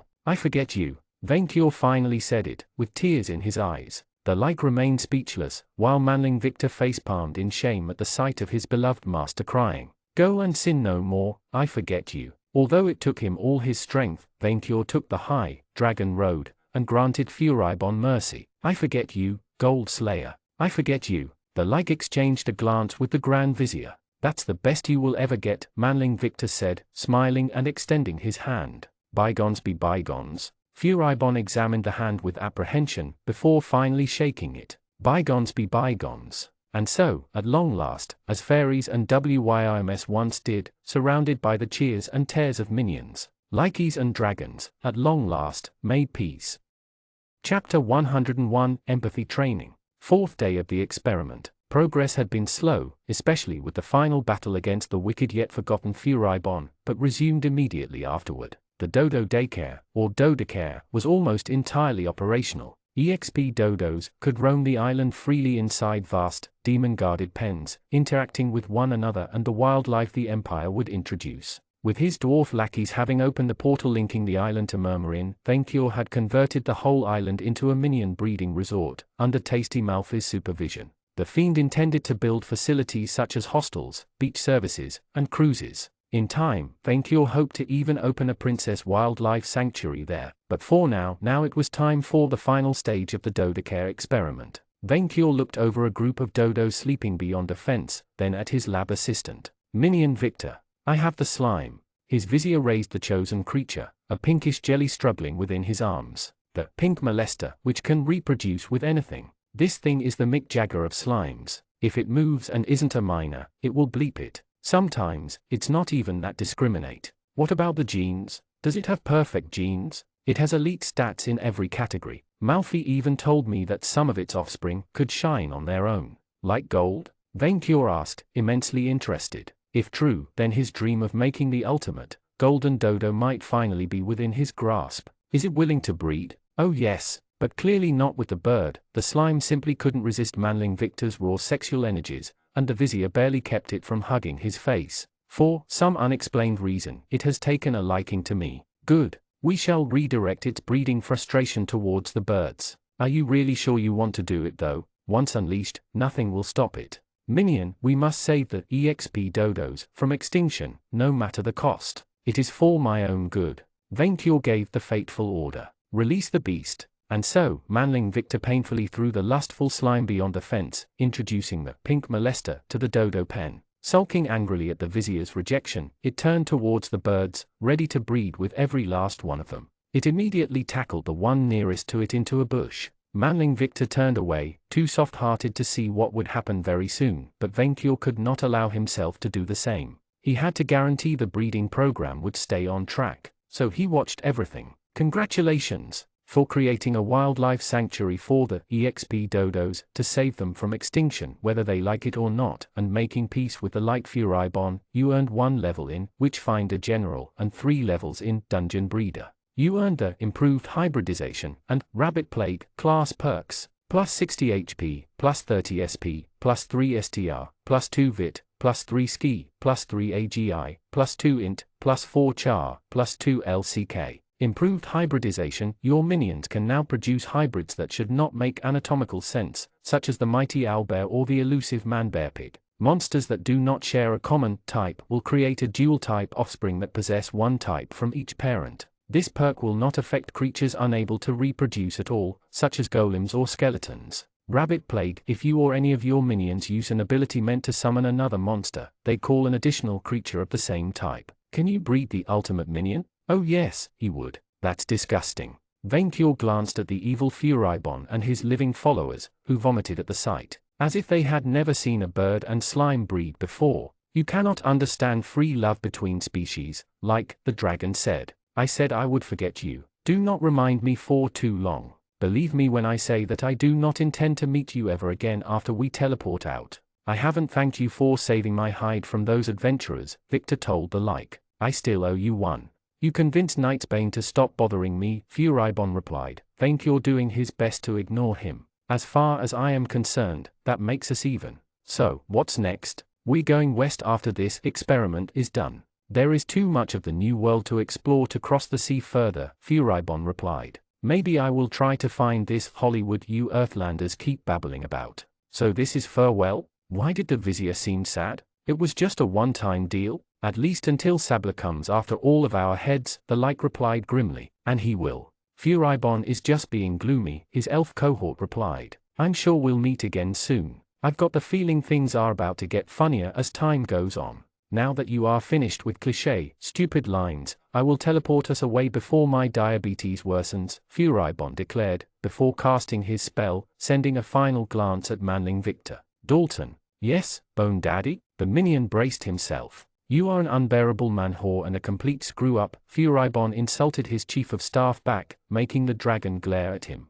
But I had fun. And so, with those words, Furibon finally vanished, allowing Vainqueur to forget him. Finally, they could go back to the truly important thing. Minion. Yes? Grab a dodo and help. His vizier made a very strange face, as if he was silently screaming. Find them good partners whose loot-worthy perks can be passed on to the lineage. Vainqueur clarified his intent, since his chief of staff couldn't see as far he did. In 3 generations, he would have his golden dodo. Riding on a dodo's back wasn't fun for either party. Victor shifted uncomfortably on the back of his mount, as the bird carried him away from the daycare and towards the beach, where he was to meet with Kia for the purpose of training. While the creature had enough strength to carry his new rider, it clearly had no training with it. It was a constant struggle just to stay on it. Still, the beast endured with great courage. Victor had decided to name him Dodolian to honor his bravery. As the mighty team strolled through the beach, they caught sight of another unlikely duo training on the sand. Victor couldn't help but blink at the sight. Master! Goronite wagged his tail, while Neusser the horse struggled to sit on his back. Goronite gained a level in Ranger. Because Goronite is good with horses. Victor and Dodolian looked at the inbred dragon's rider, who glared back. What, you think a horse cannot be a chaos rider? The nightmare asked. You two-legged racist, I will show you. Victor and his mighty bird looked at them for a full minute and continued forward without a word. They found Kia tanning on the sand, wearing only a black swimsuit with her sword and blade within arm's reach. Hearing them arrive, the paladin looked at Victor, then at the dodo, and then struggled not to laugh. Shut up, the vizier said. I'm doing this for the EXP. Is it working? Congratulations! For loyally serving as your liege hand against Furibon, proving your worth as a true duelist, and fearlessly riding the rarest of all monsters, you earn 2 levels in Chaos Rider. You earned the White Rider class perk, plus 60 HP, plus 2 STR, plus 1 VIT, plus 1 Ski, plus 1 AGI, plus 2 Int. White Rider while you fight mounted. When you cast a spell or use a perk with you as its target, such as a buff, your mount counts as an extension of your own person and will gain the ability's benefits. You can add 2 more creatures to your marked mount stable. Yes. Incredibly, Dodolian was worth so much EXP, that just riding him helped him level up faster. At least now his horse would stop complaining about not being marked. They would stay a few more days to train and then continue the journey west. Kia glanced at the creature, then decided the extra experience wasn't worth the humiliation. Victor couldn't help but examine her closely, having never seen the paladin without her armor on. As expected, she was the very picture of an Amazon, with the body of a professional athlete that would make Chocolatine, Charlene, and probably all the women he knew jealous. He didn't notice any scar or blemish he would have expected from someone with her lifestyle, which he attributed to her healing spells. Victor could have sworn she had gained fat and then lost it recently though, a glimpse at a whiskey bottle next to her telling him why. You're making me uncomfortable, she said, noticing his gaze. Sorry, he said, focusing on her face. Kia, can I ask you a personal question before we begin? Why do you look so unhappy when you drink? She shrugged. I don't feel alive unless I'm fighting. That wasn't an answer, but Victor read between the lines. I don't understand you, he said. How can you be unhappy? You're a hero, everyone loves or admires you. I get that you feel at your highest in a fight, but you shouldn't feel down the rest of the time. It's not, did you ever have a purpose in life? Like Vainqueur watching his horde grow? Victor thought about Vainkyur, Murmurin's development, the war with the Foma, the gods, and everything that brought him all the way from the Albane Mountains to this island, making Vainkyur happy, and creating a place where monsters and civilized species can coexist in peace. I didn't have a purpose on Earth, and it always gnawed at me, she replied. Then Mithras and Leone gave me a literal divine mission to defeat Barlow. For a decade, I had a clear goal. My life had meaning. It was like playing a game where you know you have to keep pushing forward until you reach the ending. Those were the best times of my life. But then you reached the ending, and your life kept playing. As Victor had guessed, while she hid it well, Kia struggled with depression, and I only recapture that sense of fulfillment when I fight, she admitted, her hand aiming for the bottle, and not in a funny way. The sight spurred him to action. Maybe you can find another, Victor suggested, trying to keep her attention away from the drink. Like conquering Valhalla. You're by far the closest, and it would keep you motivated. I thought about it, but what afterward? I become another ascended paladin, like Mithras and Leone? She shook her head. They want to expand their chosen countries, improve Altamandi step by step. They have visions. Call me unimaginative, but I always saw myself as a soldier. Victor wondered how she would feel if she realized the gods played dice with the universe but kept it for himself. He had the sense to keep it quiet for Camilla. He wouldn't blurt that out now. Don't get me wrong, I'm not complaining about my life, my status, or anything. I just don't feel happy in general when I have no higher calling to aspire to. What about your teammates? Kevin found his calling in politics. He always liked kingdom building and translated it into real life.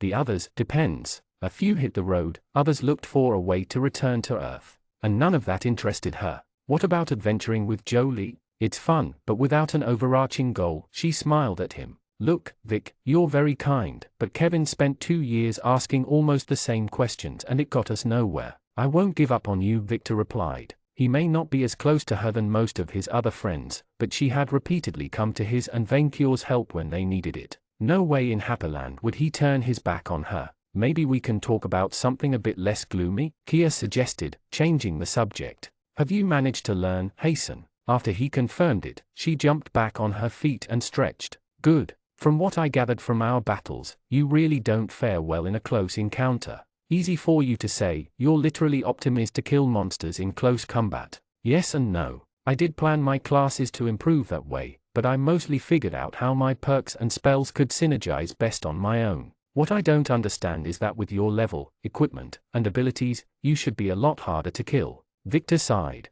Thing is, I have many powerful perks with devastating synergies, like Karen's Grim Harvest and Nightmare Realm, but they do not prevent friendly fire. Ah, I get it. You have a boss build. You're not meant to fight with a normal party, except summoned minions. Sort of. On his own, he could simply summon undead or fiends immune to his most dangerous abilities, then control the battlefield with his other abilities. Pretty much like Akenapop. And while I'm good at creating and leading undead, the fight at El Dorado taught me that I've very few ways of damaging them. They are my kryptonite. There are necromancy spells that harm the undead as easily as the living, the knight pointed out. That's not my field of expertise, so that I leave you to solve that on your own. Which leads me to what I believe is your Achilles heel. Victor listened in silence, finding it refreshing to discuss with a professional ahead of him in the epic department. I think you have too many perks and options, Kia said. Which is a problem my party faced when we reached a high level. We end up with so many abilities we do not quite figure out which ones have become obsolete, which ones have untapped potential, and so on. I always figured out it was better to have many options. That's where you're wrong. A good perk isn't one that can solve a single problem, but many problems at once. Like your Darwinist saved your hide many times. Except with drugs. Except with, she marked a short pause, looking at him if he was joking, then straightened up. If you have too many abilities to draw on, it creates decision paralysis in battle, which can cost you a lot. The most dangerous, epic, level foes I've met are those who mastered a few, but very powerful strategies. Masters of none don't get anywhere. So you suggest that I cut down my options, like using Perk Forge? Yes. She nodded. If you haven't used a perk in, say, a month, you should consider discarding it, especially if you can make a stronger one. As for the rest, I suggest we develop a few go-to strategies that maximize your effectiveness. Would you mind showing me your stats? No harm in that. They spent a good half an hour discussing his perks and build, identifying the monster perks he should fuse, which spells he could now ignore. His old Death Candle spell would no longer help in dangerous fights, and Victor's key strengths. But most importantly, after reviewing his stats, perks, and equipment, the two realized that the Vizier always inflicted critical hits with his scythe. Wait, Kia said with a frown. You have a perk that allows you to use your scythe as a spellcasting wand? Yeah, it was one of the earliest ones I got from Reaper.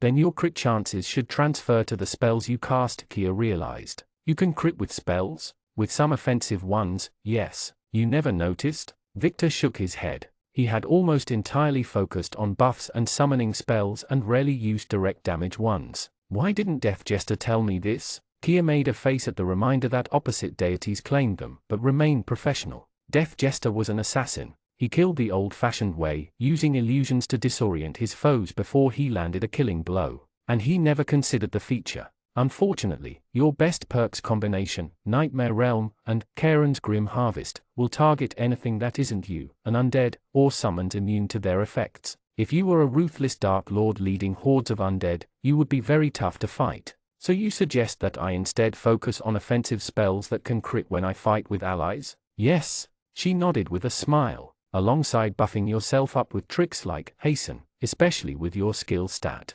While most of your physical stats are average or mediocre for your level, your skill is through the roof. If sufficiently enhanced, you should be nigh impossible to hit. Magi crit dodge tank, Victor mused. You also need to get new armor, Kia warned. You're hard to hit, but squishy. We will also need to practice your reflexes. Why did it sound like she would use him as target practice? Victor froze, as he noticed something at the edge of his vision. He turned to face the Whiskey Sea, noticing a flock of birds flying straight towards them. No, not birds. Kia's hand grabbed her sword, while Victor raised his scythe, Dodolian making a shrieking sound. Our sister, one of Votan's Valkyries, pointed a blade at Victor, as the others formed a flying circle around the group. Give her back.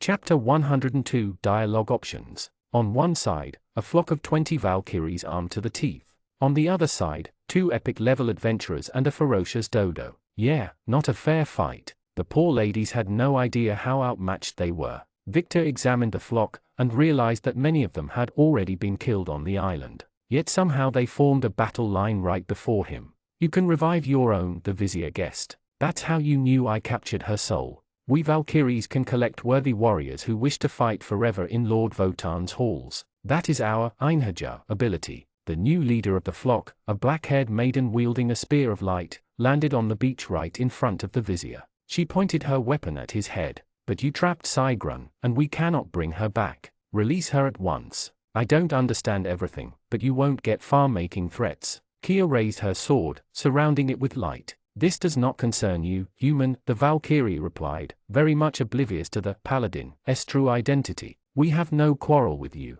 Kia wasn't impressed, and neither was Victor. Since Gorenike and Vainkyur were in the vicinity, their group had the advantage. Even Dodolian looked placidly at the flock, calm and serene. Still, the Vizier would rather avoid a fight if he could. I think we all need to calm down here. Release our sister and we will be on our way, the Valkyrie leader insisted. We will take her back by force if needed. Wait, Victor caught on. Would you be willing to negotiate peacefully for her release? The war maidens exchanged glances, while their leader frowned at him. Why would you give her back without a fight? The concept of a peaceful discussion sounded almost foreign to her. Apparently she only made her demand as a courtesy. I dunno, because threats and violence aren't the answer to everything? What do you want then, Dragon Thrall? I know your master yet lives, Victor said. He had learned from Akhenaten that every buried evil would escape at one point, no matter how tight the seal. I want him to stop coming after us. Talk him out of it. Impossible, the woman shook her head. Lord Votan made an oath to the Fairy Queen, that he would bring her the dragon's head.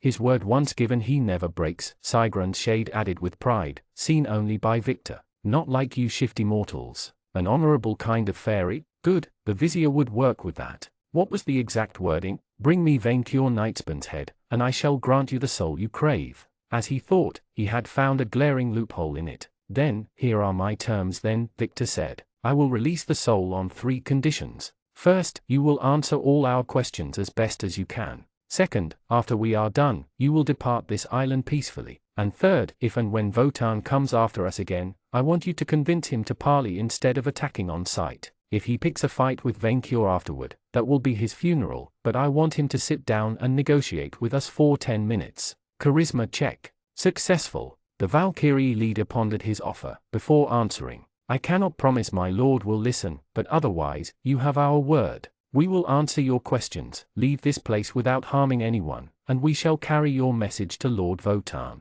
If you release our sister. Finally, a villain with common sense. Are you sure about it, Vic? Kia whispered to him, low enough for the fairy thralls not to hear them. The paladin hadn't relaxed at all, her blade firmly pointed at the flock. We can take them. If you release that soul and let them go, that means problems later. Maybe, but we won't get many opportunities to learn about the Foma's operations, the vizier replied. I say it's worth the risk. Stop whispering among yourselves and ask your questions, the Valkyrie leader ordered. I have no desire to stay on this island any longer than needed. Right. What's your name? Victor asked the leader. Brynhild. Brynhild, who is the fairy queen who sent your master after us? He already suspected the answer, but he wanted confirmation, and to see if the ladies lied to him. We know her as Mel Odiers, Brynhild replied truthfully. Apparently, while loyal to their master, the Valkyries couldn't care less about the other Fomas. She looks like you humans yet is anything but. She is a cruel beast of great power, and many fairy lords crowned her as queen. Fomas elect a common leader only during wartime, Kia pointed out. They are too proud to stand a higher authority otherwise. What do you mean by many? Many fairy lords of Prydain and Mistral bent the knee, save our own lord, Baba Yaga, and loners like the Jack-o'-lantern. She sent emissaries north, west, east, and south across the world, to the Unseelie, the Yokai, and the Rakshasas, offering power in exchange for loyalty. And for what purpose? Victor asked grimly. The entire Valkyrie flock looked at him, as if he were an idiot to even ask. To exterminate the mortals. He walked right into that one. Lord Votan said no though, Brynhild admitted. Victor frowned. He refused. There is no honor in killing creatures who cannot kill you in turn, she replied with great pride. A true warrior's worth is determined by the mettle of his foes. Lord Votan coexists with the people of your winter kingdoms, another battle maiden added. So long as they leave him alone and do not interfere in his dragon hunts, neither does he bother them. You won't convince me that a Foma can care about humans, Kia spat. Lord Votan cares not, Brynhild admitted. But he does not take pleasure in killing your kind either. He only seeks the blood of dragons and other worthy foes. While his kindred attack civilians to gain levels, he hunted smays and dragons to prepare for yours. Well, Victor guessed that like on Earth, not all psychopaths were genocidal serial killers. In the volcano, I heard him speak about Barlow's crusade. He said it had been a threat to his own race. It was. Brynhild nodded, Kia stiffening at this. Lord Votan thought this war pointless, and time proved him right.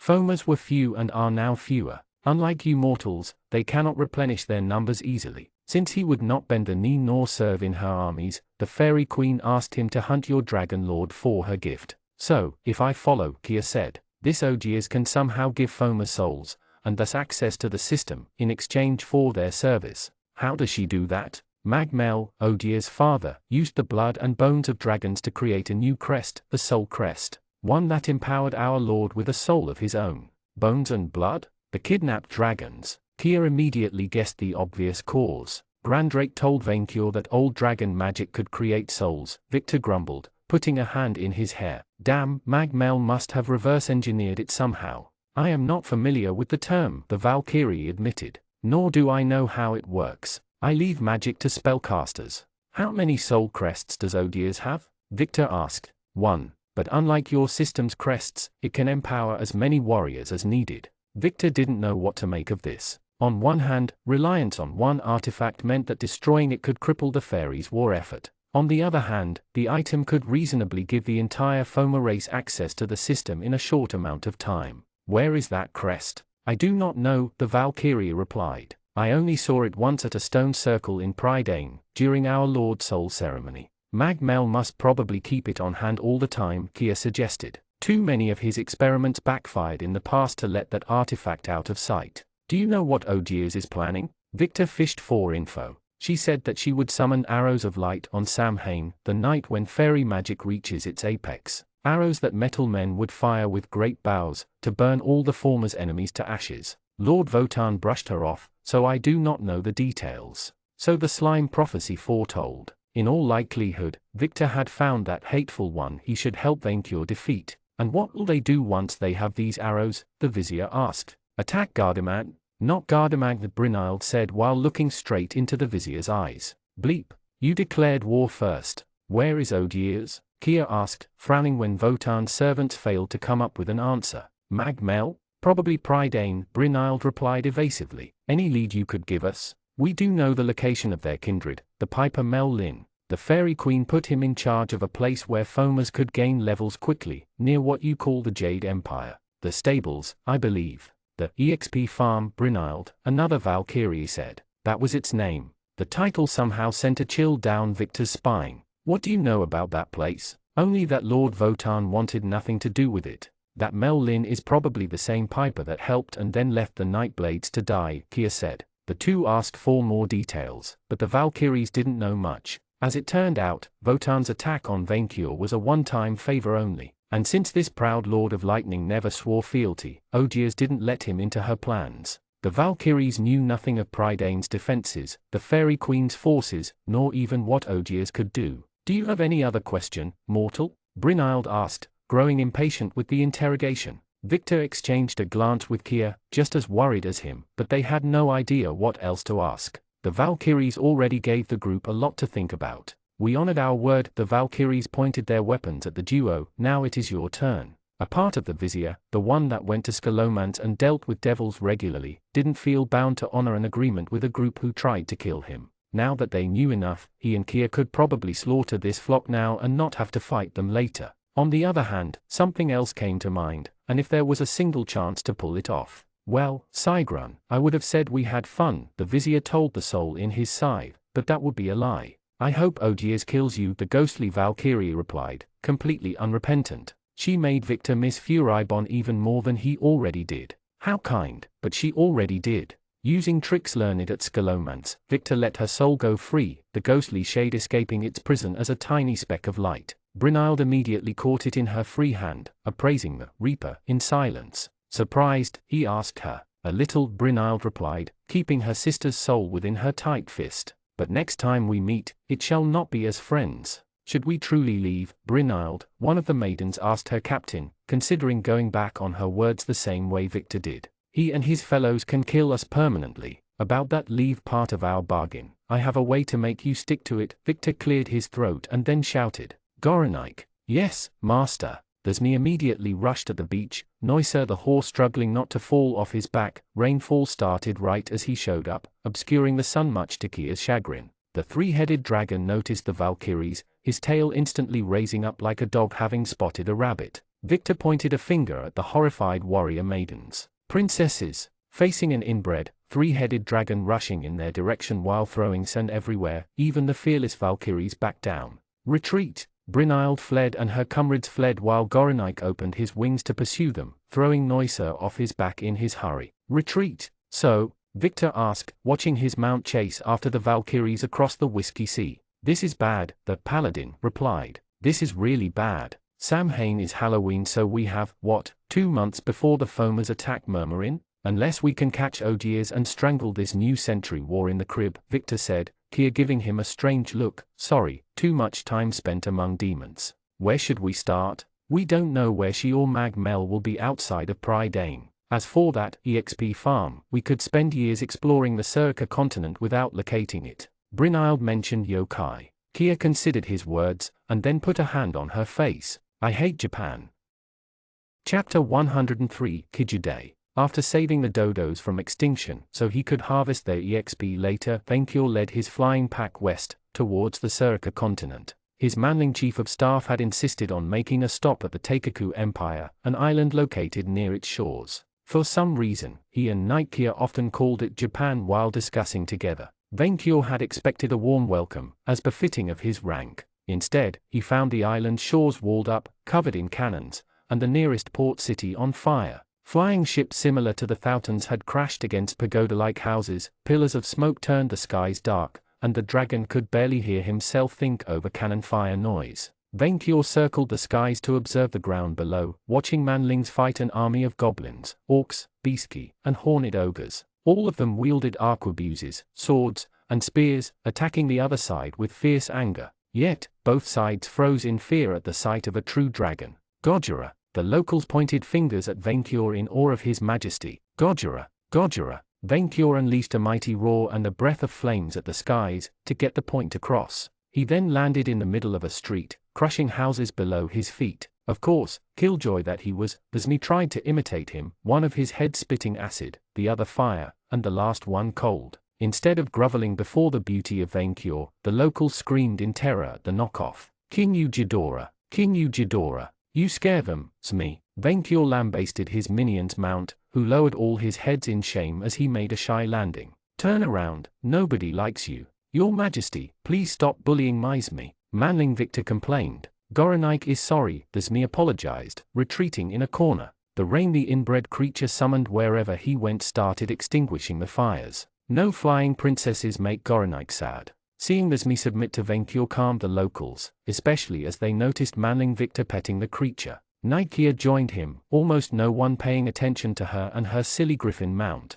Manling Victor, announce my presence to these peasants, Vainkyur ordered his herald, as he climbed down from his mount, Nikeya imitating him. The vizier stepped towards the fearful locals, even as they pointed their weapons at him. Tasty Malfi had finally delivered the vizier a new armor to wear, one better than the last, mostly because it used Vainkyur's favorite golden and crimson colors alongside that bland black. The armor was leaner than Manling Victor's previous one, mixing plate, chainmail, and crimson clothes covered in unholy symbols. Spikes formed a crown on the helmet. The sight reminded Vainkyur of his loss, the dragon promising himself not to leave this land without a new crown of his own. Citizens of Teikaku, I am Victor Dalton, Grand Vizier of the V&V Empire, Ishvania, and the Albane Mountains. His Majesty, the Great Dragon Vainkyur Goldbeard Knightsbane, Emperor of the Pirate Sea, Minion Liberator, Conquistadores of El Goldorado, and Savior of the Dodo race, has come in peace. The locals exchanged worried, confused glances and answered in a strange tongue Vainkyur didn't understand.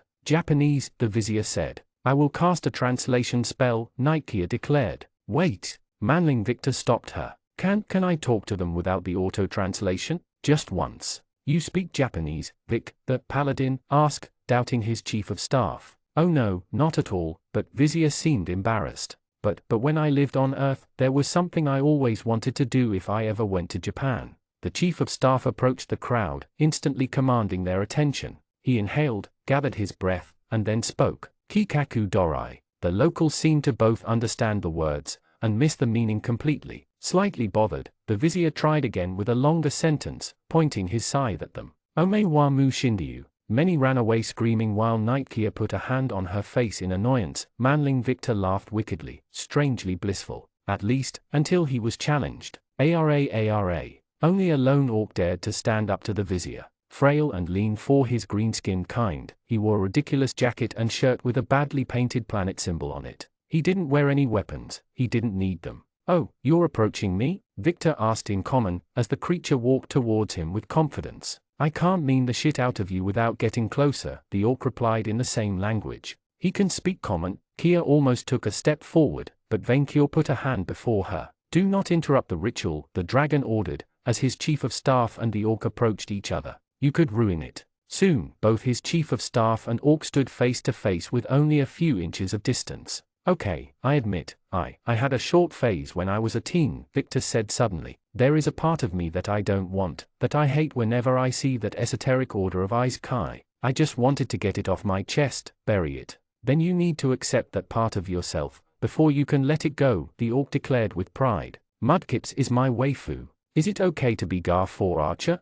Manling Victor replied, Vainkyur unable to make sense of the strange wordplay. Stupid sexy Locken, the orc replied. Don't, the vizier said, looking shy, before mustering all his courage and retaliating. Don't believe in yourself. Believe in the me who believes in you. You are a true man of culture, and you deserve my respect. Do you feel happier now? Yes, Manling Victor said. I think I can finally lay that childish phase to rest. It is okay to move on, but there was nothing shameful in the first place either. The chief of staff shook the orc's hand in manly friendship. Go, and weep no more. You are born again, a new man. I don't understand what I'm seeing, Nikeya said. Because you lack the necessary genius, Vainkyur replied, since she probably had only square root 9 in intelligence. Apparently, from what the dragon understood, they belonged to the same ancient, secret brotherhood, and Manling Victor had officially left it through a primitive ritual. Since the orc had fought on the side of the goblinoids, the manlings mistook the friendliness for an alliance and did the sensible thing, fleeing in all directions, with their enemies on their tail. "Are you this rabble's leader?"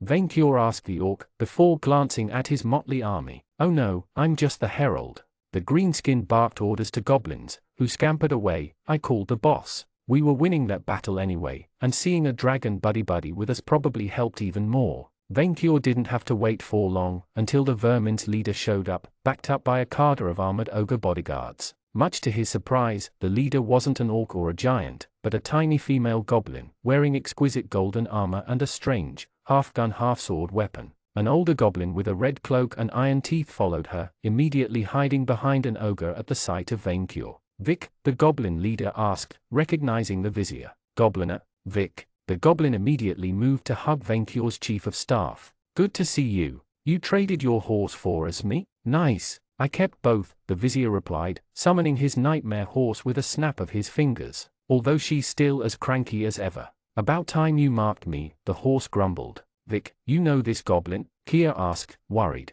"Yeah, we went to school together. We were rivals in everything." Manling Victor whistled at the goblins' armies. "And you have your own army now. I wanted to dominate the continent first, but then I remembered the lessons of the world conquest course." Gobliner pumped her chest. "Don't conquer landlocked areas first, or the heroic nations will invade you. Start with isolated islands. 1 week later I raised an army and invaded these shores. So you're going to take over with a horde of monsters?" "Oh no, I will do it the vizier way. March on the capital, seize the emperor for his own protection and my legitimacy, then declare myself shogun regent. I will rule in his name through military force, claiming the credit for everything that goes well and blaming the emperor for what doesn't." "You were the most promising of all of us," Manling Victor said, a tear of pride in his eye. "Vic, you always bested me at magic, but who aced the world conquest classes?" The goblin pumped her tiny fist. "My friend, join me. Together, we can bring order to this lawless land. With your magic and my army, we will be unstoppable. I will give you riches, and all the emperor's harem. That's no poaching my chief of staff." Venkior defended his property. "Then ally with me," the goblin offered, speaking like a tiny dragon. "Help me conquer these lands, one overlord to another. One day our bloody alliance will rule the world." Venkior barely paid attention, his attention captured by someone else. His eyes had set on the older goblin, trying to hide from him behind a just as terrified horned red ogre. "Have we met?" Venkior asked, the critter too shy to answer. He looked familiar. "It's my daddy and advisor," Gobliner said. "He served a dragon like you." The cloaked old goblin looked incredibly uncomfortable at these words. Somehow Venkior knew he had seen him somewhere. He smelled familiar, but all goblins looked the same. Skill check. Failed. "What? Revise your poor judgment," Venkior insisted, but the screen disobeyed him. "I'm sorry, Venkior had a terrible experience with goblins in the past," Manling Victor told Gobliner. "I swear, one day I will track the cowards who abandoned me in my sleep and eat them all," Venkior replied, the old goblin pissing on himself as if it concerned him. "Now, about this offer of alliance. It's very interesting, but we have a war of our own," Kia said hurriedly, ever the killjoy. "Yes, we believe our enemies have started recruiting local fairies," Manling Victor told Gobliner. "We came to investigate." "The fairies?" The goblin cackled in laughter, before snapping her fingers. "Vic, don't worry, we got that covered." A group of orcs approached with a familiar bottle, showing it to Venkior's group. "Is that the bottle of Mo?" the dragon asked, letting smoke out of his nostrils as he recognized the cursed item. "I got the idea when Vic told me about it," Gobliner declared, knocking on the bottle. "I had my mags replicate them, and we started using captured fairies to provide energy instead of power stones." "You keep tormented fairies as power batteries?" Manling Victor asked, highly impressed. "We don't torment them. We just beat them half to death, then we catch them, and sometimes we make them fight. I cannot allow fairies to disturb my fair and benevolent iron rule. Two rulers cannot tar." The goblin quickly caught herself as Venkior's gaze turned sharper, sensing that she might utter a cursed word, take tribute from the same peasant. "I see that someone paid attention to peasant mathematics," Manling Victor said. "Could you give us a few of these bottles?" "Sure, if you help me conquer the island. You don't have to stay long. With you and your dragon master on our side, this war is as good as won. Just burn a few castles, raise the dead, and help me invade the capital with an army of fiends." We could do that. The vizier turned to his master. I mean, we already did it once with Port Vainqueur. You are seriously considering helping a goblin overlord take over a civilized nation? Kier noted disapprovingly at Vainqueur's chief of staff. Paladin, Gobliner asked Victor with a voice full of disdain. She's really nice when you get to know her. I don't think that's what Death Jester meant when he said screw the law and paladins too. You cannot help a goblinoid army take over, Kier insisted to Vainqueur. It is inhuman, but not in Dragon, Vainqueur replied. They will enslave and exterminate all humans from the island for all we know. The Paladin pleaded for her kind. Is that true? Vainqueur asked the goblin. Slaves are an insult to minionship. I vouch for Gobliner's honor, Manling Victor said. She won't enslave anyone. She will conscript all species as her minions equally. Like me? Vainqueur asked, pleased that he had inspired imitators. Yes, but she will be more heavy-handed. I have a dream, the Goblin Conqueror spoke up, where all people of the world will be united under my rule. A world where goblins can have minions of their own too. As long as you respect the Dragon Code of Minion deontology, I see nothing wrong with it, Vainqueur declared. I will modernize this country, the Goblin Overlord said, putting hands behind her back in a strong pose. We will build factories, educate the masses in a government-friendly way, and provide jobs to everyone so my war machine can remain fully functional. Yes, she's just going to do what the local emperor already does, but better, Victor argued to Kier. We do not have time and helping her will destroy your nation's reputation with civilized ones, the knight said, running out of dragon arguments. How do you think Gardemag will answer when they learn a nation of monsters helped another topple an empire? But if we form an alliance, we could gain her help against the foamers, right, Gobliner? Victor asked the Goblin Overlord, who nodded furiously. You have both good arguments, but you forgot one key element, Vainqueur decided. He alone remembered the first reason for this world tour, and why he had started adventuring at all. Goblin, I have one question alone. He raised his hand and snapped two claws together. How much? The Goblin Warlord asked for a pen and a scroll, wrote down a number, then showed it to the dragon. 3 days later, they had conquered the country, for a crown and a mountain of coins. Chapter 104, The Mermaid's Revenge. This is an indignity, Vainqueur roared from atop a mountain of coins. I will file a complaint. After conquering the capital city of the Teikaku Empire, Oniguro, Gobliner the Goblin had granted Vainqueur quarters in the palace's rookery. Once used to welcome giant birds, the area was the only place capable of accommodating a dragon. Placed on a high pagoda, the group could oversee the entire city from here. What's the matter? Gobliner the Goblin was in an extraordinarily good mood, sipping a glass of red wine alongside Manling Victor. We won. The Teikaku Empire is mine. Yeah, and your majesty even got a crown out of it. The vizier pointed a finger at Vainqueur's new Crown of the Conqueror, a black circlet surrounded by rubies and metal horns. It was much more intimidating than the previous one, and more powerful, providing +6 to charisma, luck, and skill, alongside immunity to terror. Vainqueur found that part redundant, but complained about something else. Minion, we conquered this entire country in 3 days, and I did not level up. The riches they earned and his monthly stipend soothed his wrath, but not by much. There's me leveled up. Well, yes, he was very low level, so it made sense he would get a few out of it, Manling Victor replied. While we are both epic level, this conquest was also a large effort, and your majesty and I only helped.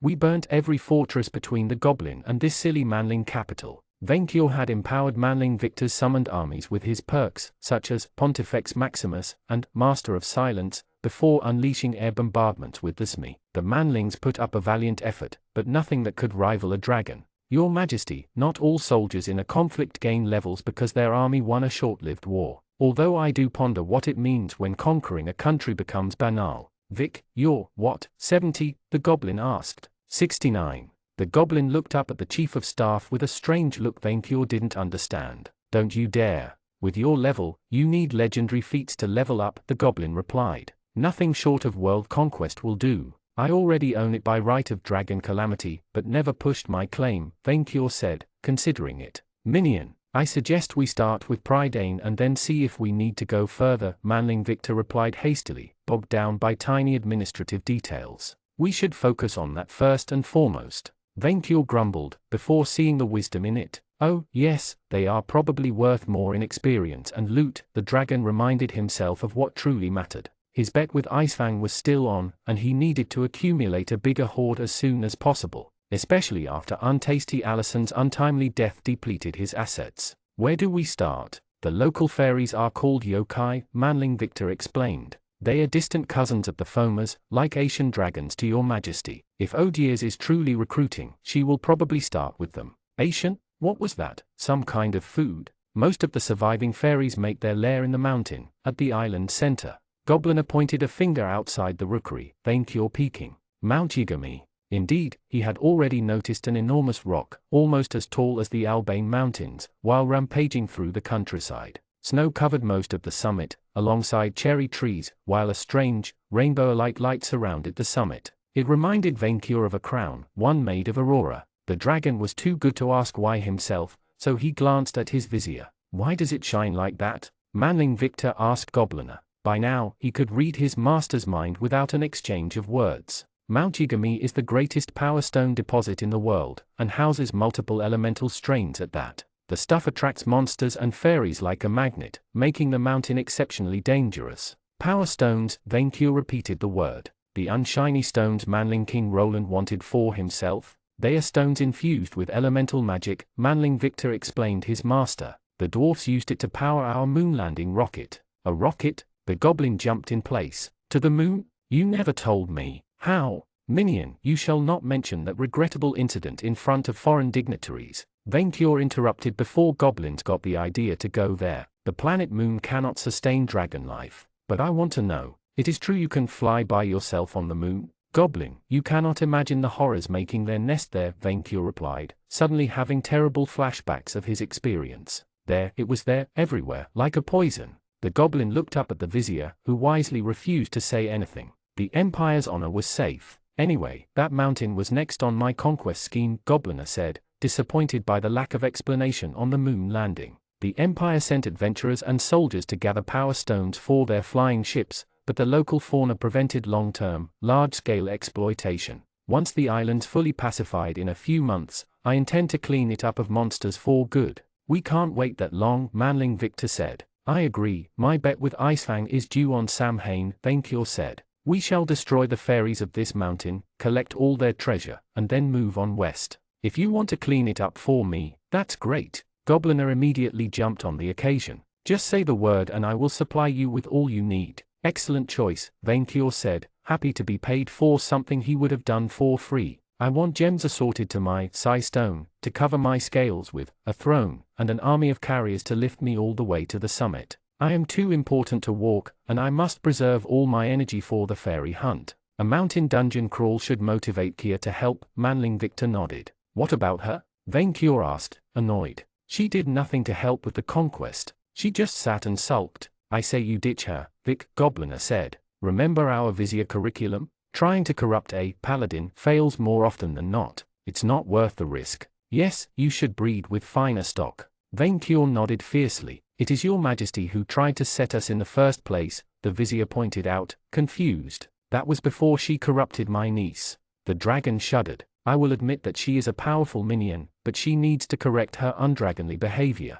I'm sure she will get around it, Manling Victor said, too hopeful and innocent to give up on Nightkia. Also, Vic, if you could save our wine cellar from her, that would be great. Vaincure dismissed his chief of staff. Minion, I give you 2 days of holiday, until I have eaten my fair share of cattle and rested. Now, Goblin, about this throne. Since he had some time off, Victor decided to pay a visit to Kia first, before exploring the city. Knowing her, he aimed immediately for the palace's bar. As he walked through the corridors among guards and Oni soldiers, Victor thought that while he preferred the old armor's design, Molika's hide felt more comfortable, warm and light. He blamed the strength increase it provided, alongside its fire-based abilities. From what he had understood, the armor was a gift from Happyland's board of directors, shaped from the corpse of the archdemon Moloch and empowered by runes from all its corporate overlords. Thinking about it made him want to apologize to me all the more. He finally found his way to his destination, a hall-sized bar in the most exquisite Japanese style. Orange pillars held the roof over a large, mahogany counter, while red lanterns provided elegant lighting. A noble statue of Seng occupied the middle of the room, one much more flattering than the actual goddess. Soldiers from all species, humans, goblins, beastki, and horned oni, gathered around tables or sofas having a good time. And of course, Kia remained at the counter, looking grumpy with 3 bottles of various alcoholic beverages within arm's reach. Victor immediately noticed something wrong. The bottles weren't empty, and she didn't look drunk. Okay, something terrible had happened. He immediately sat next to her. Kia, are you all right? Of course not, she grumbled back while glaring at him. Ah, you're still mad? Why wouldn't I? I thought you were a good influence on Vainkyur, and then you convinced him to help that goblin. But people love the new government. They call Vainkyur, Gobliner, and either 3 unifiers, because you shattered the country and then pieced it back together. Kia, Gobliner and I go 7 years back, Victor defended his choice. Isn't it that paladin way to help a true friend in need? Not when it involves them conquering a country, she protested. And by the way, are you on a first-name basis with all the world's dictators? Probably, Victor thought, but wisely kept it for himself. You say that like it's a bad thing, he joked. Her gaze became unbearable. This is serious, Vic. I'm starting to think that we may have, how to say it, Kia cleared her throat, as a tentacled, beastly barman provided her with a bottle of sake. Irreconcilable karma differences. Hey, I'm not evil, just a loyal friend. You wear demonic armor and summon fiends in battle, what more do you need? Kia took the bottle, sipped its content, and then spat it back. And why does every drink here taste like salt water? What do you mean? Victor frowned, examining the 4 bottles. It looked like alcohol all right. Try it, she said, giving him her sake. The vizier grumbled, removing his helmet as the barman gave him a glass. He hated it the second it touched his tongue. Not his kind of drink. Tastes like sake to me, Victor said after sampling it, Kia immediately handing him a beer bottle. He sipped and found this beverage strangely tasty. It was great. By the gods, this flavor, this perfect mixture of fruitlessness and sugar, of milk and honey. It was the taste of a lost carefree childhood, of his first kiss, of his happiest days, all distilled into one unique sensation. It felt like drinking divinity itself. Hey barman, what is this? Victor asked, immediately addicted to the stuff. Not getting drunk no longer sounded like a punishment. Onigumo beer, Victor-sama, the barman answered. We milk giant spiders for their juice and then distill it with alcohol. I am pleased that you like it. When I drink it, it tastes like salt water, Kia grumbled while looking at the other bottles, all of them local beverages. All of them. Could it be? Barman, do you have foreign drinks? Very few of them, Victor-sama. With the plague on the continent, the government closed the borders to avoid its spread. We can no longer import much. Still, the tentacled barman looked under the counter for another bottle. However, for you Victor-sama, our secret stash will always remain open. Kia spoke up grimly, her hand tight around her bottle. Here it was. The reason why she had to get drunk in the first place. What's going on? He is in town, Vic. He is in town. Victor's hold over his side tightened. Mag-Mel? No, worse. Kia turned to face him, her eyes looking into his own like twin abysses capturing all light in the world. The eyes of a shell-shocked veteran of countless harassment attempts, door proselytism, and random stupidities. Orc noob. Victor remained shell-shocked for several seconds, as his mind struggled to process the cursed word. Orc noob in fantasy Japan. Oh gods, it made so much sense. He is here, in the bar. Is he behind me? I heard the guards talking. He is on a holy pilgrimage, spreading his ideas to waifus and husbandos to the capital. Oh gods, this may be our only chance to get him. He had lost count of the number of times the esoteric order of Isekai harassed him or got on his nerves. It has to stop, Kia. It has to stop. Someone has to make it stop. Are we up for the task? The paladin asked, unsure of herself. I can't fathom the number of people who want that nuisance gone and he's still alive. Victor grimly pondered the problem. We may need to bring Vainkyur, he admitted. Burn it from above. Don't give him a chance to escape. Where is he? The Waifu district. The Waifu, the red light district. That's why I hate Japan. The barman finally found what he was looking for, a foreign red wine bottle. Victor asked for 2 glasses, one for him, and the other for the paladin. Saltwater, Kia said, while Victor found the taste exquisite. She turned to the barman with an angry scowl. Is this some kind of joke? Of course not, sinful apostate. Then could you please bring me another? Kia demanded, before stopping mid-sentence. Wait, what did you say? Of course not, scum-like unbeliever. The paladin instantly unsheathed her sword, the guards turning at her while ready to intervene. You poisoned my drinks. Of course not, godless trash. This is divine punishment from the goddess. Oh, How could he tell Kia without breaking her sanity? Vic, what's going on? The paladin asked, immediately noticing his unease. What's happening? Kia, Victor cleared his throat. Promise me that you will remain calm. Why are you looking at me as if I got cancer? There is no need to be kind to scum like her, Honorable Victor Sama.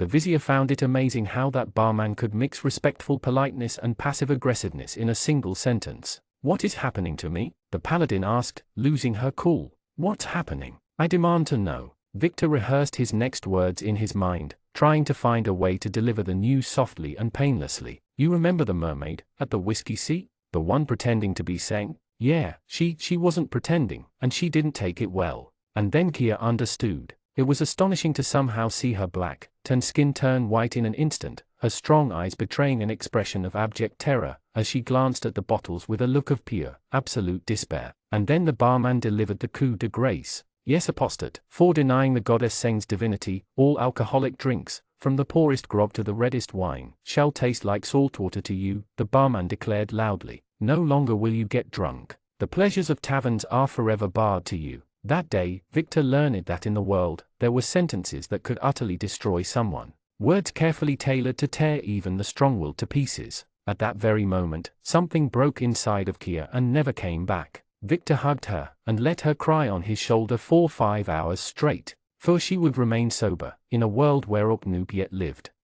Chapter 105, Orknoob Unchained. Welcome to Lowly House. Victor observed the building in front of him with a mix of astonishment and awe at the sheer audacity. Orknoob's lair in the Waifu district looked like a giant pink and white dollhouse straight out of a Barbie commercial. He counted at least 2 floors, with the windows closed for privacy. It contrasted strikingly with the other buildings nearby, which were clearly brothels. If anything, it reinforced the uncanniness of the place. How did they manage to make something so innocent look so shady? Oh, is this a dollhouse for Goranike? Hismi asked, hitting the ground with his back leg like a rabbit. Goranike loves elf dolls. They are pretty. As he glanced at the wooden doors, Victor strongly considered calling Vaincure and carpet bombing the place. He couldn't be seen entering this establishment. But for the sake of ending Orknoob's reign of terror, all sacrifices were acceptable. The foamers only killed their victims, Orknoob made them live forever in stupidity. We have surrounded the building and cast all the spells you asked for, sir, a skeletal spellcaster, one of his newest recruits, told Victor.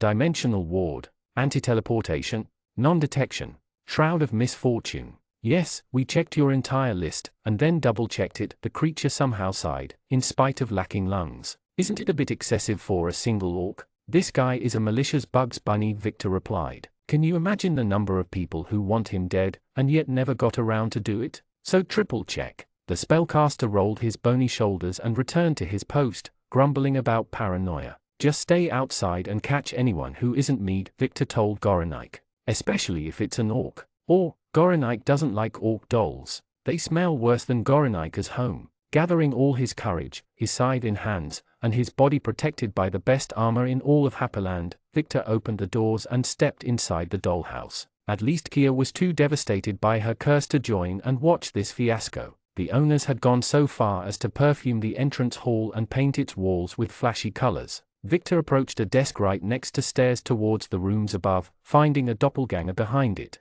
It wasn't the first time he met one, having fought a few during the Nightblade's attack on Murmurin, but this one was slightly different. His body was completely white and featureless, like a statue of white clay, save for a tie and a red ribbon. The creature immediately waved a hand at him. Oh hi, honored guest, the receptionist spoke, Victor immediately understanding it thanks to Monsterkin. Welcome, I'm just visiting, Victor said hastily. They all say that, the doppelganger replied with a laugh. It is fine, Client Sama. You are not going to go to jail. The doppelganger sounded so nice and yet so sleazy, that it gave Victor shivers. I'm just looking for one of your clients, an orc called Orknoob. Mr. Orknoob? How nice. He is one of our best clients. I am so happy that he recommended our establishment to you. You can find him on the 2nd floor, room 8. Do you want the threesome or the little sister formula then? No, I just want to talk to Orknoob, and probably kill him. Then I will leave and never come back. Come on, don't be shy.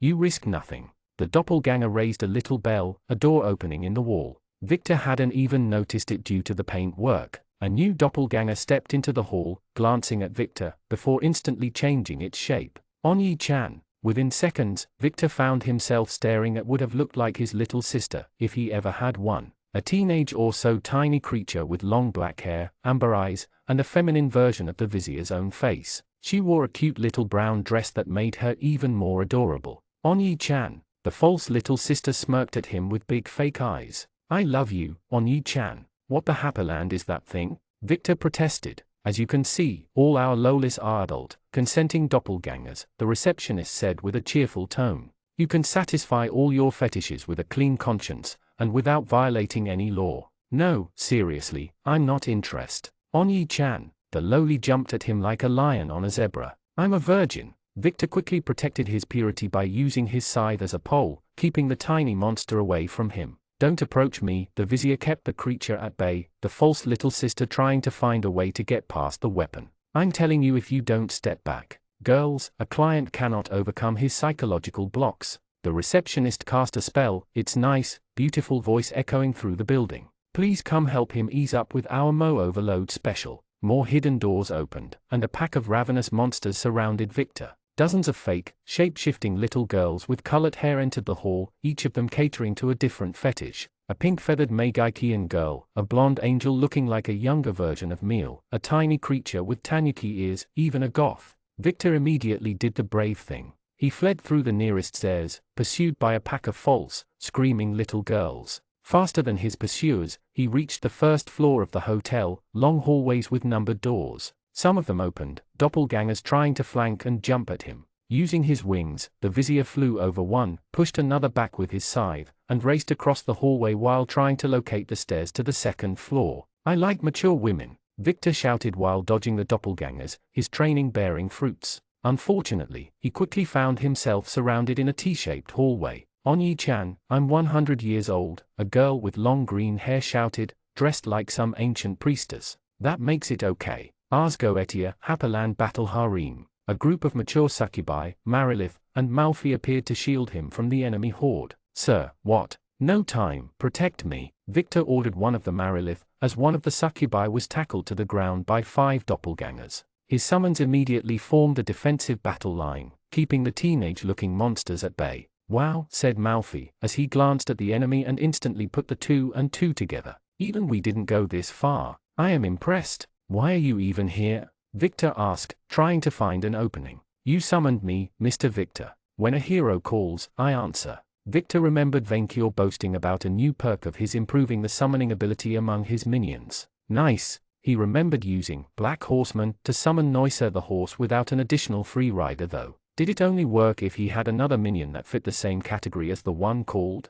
Also, why was Malfi summoned by a demon harem spell? Questions 4 later, Victor spoke out loud, locating the stairs to the second level, leaping over the battle line, and leaving his soldiers to contain the doppelganger's flood. He quickly found the door of room 8, opened it, closed it behind him, then barricaded it with his scythe without looking back. Furious tiny hands scratched on the other side, but couldn't get in. This place needed to be burnt to the ground. Hey, it's a private gathering. Victor turned around, finally meeting Orc Noob face to face. He looked exactly as the vizier had imagined, a skinny, green-skinned orc with short red hair, wearing the standard Japanese novel attire of pants and a sweatshirt. A silver-haired loli with crimson eyes had tied him to a chair, sitting on his lap like some twisted hostage interrogation scene. On-Yi-ch. Sleep, the vizier immediately cast a spell, the fake loli falling unconscious to the ground. Crisis averted. Chains of misfortune.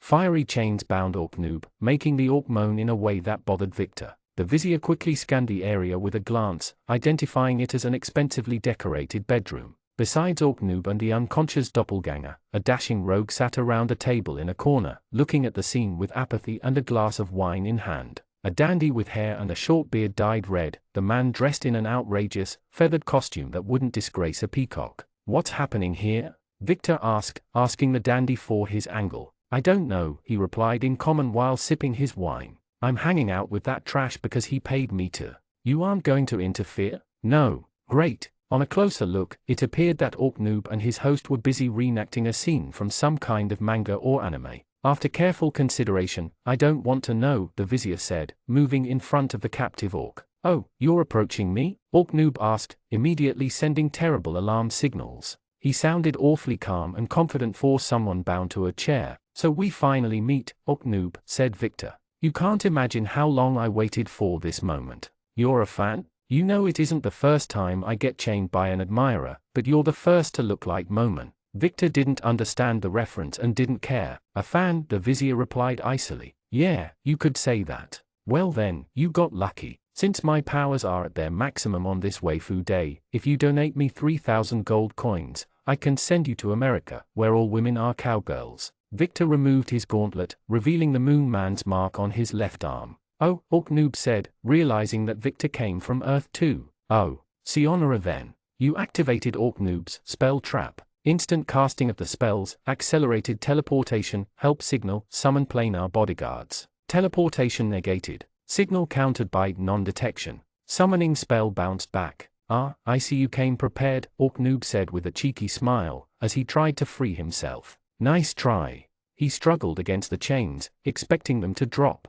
but they didn't. Ah, noob struggled against the chains. Why? Why are they holding? Paralysis from chains of misfortune cannot be negated by items nor skill checks, the dandy observed lazily, while Victor moved behind the orc to remove all his magical gear. You need to succeed on a luck check. Damn. Thankfully, adventurers rarely buffed their luck. As Victor had expected, noob had a wealth of magical items on himself. 2 rings of skill boosting, 1 ring of emergency teleport, 1 brooch of free movement, hastened shoes, a belt of perfect disguise, braces of improved bluff, and a minicirclet against greater divinations. A short magical examination also indicated a miniaturized, magical rope of the escape artist, hidden in his ass. No wonder nobody else caught him before. Victor felt glad to have attended that ultimate jail security seminar at Scalomance. What's your name? He asked the prisoner. noob. No. What's your real name? Your Earth name? Timmy, he said, sounding ashamed. Why, Timmy? Victor couldn't help but ask.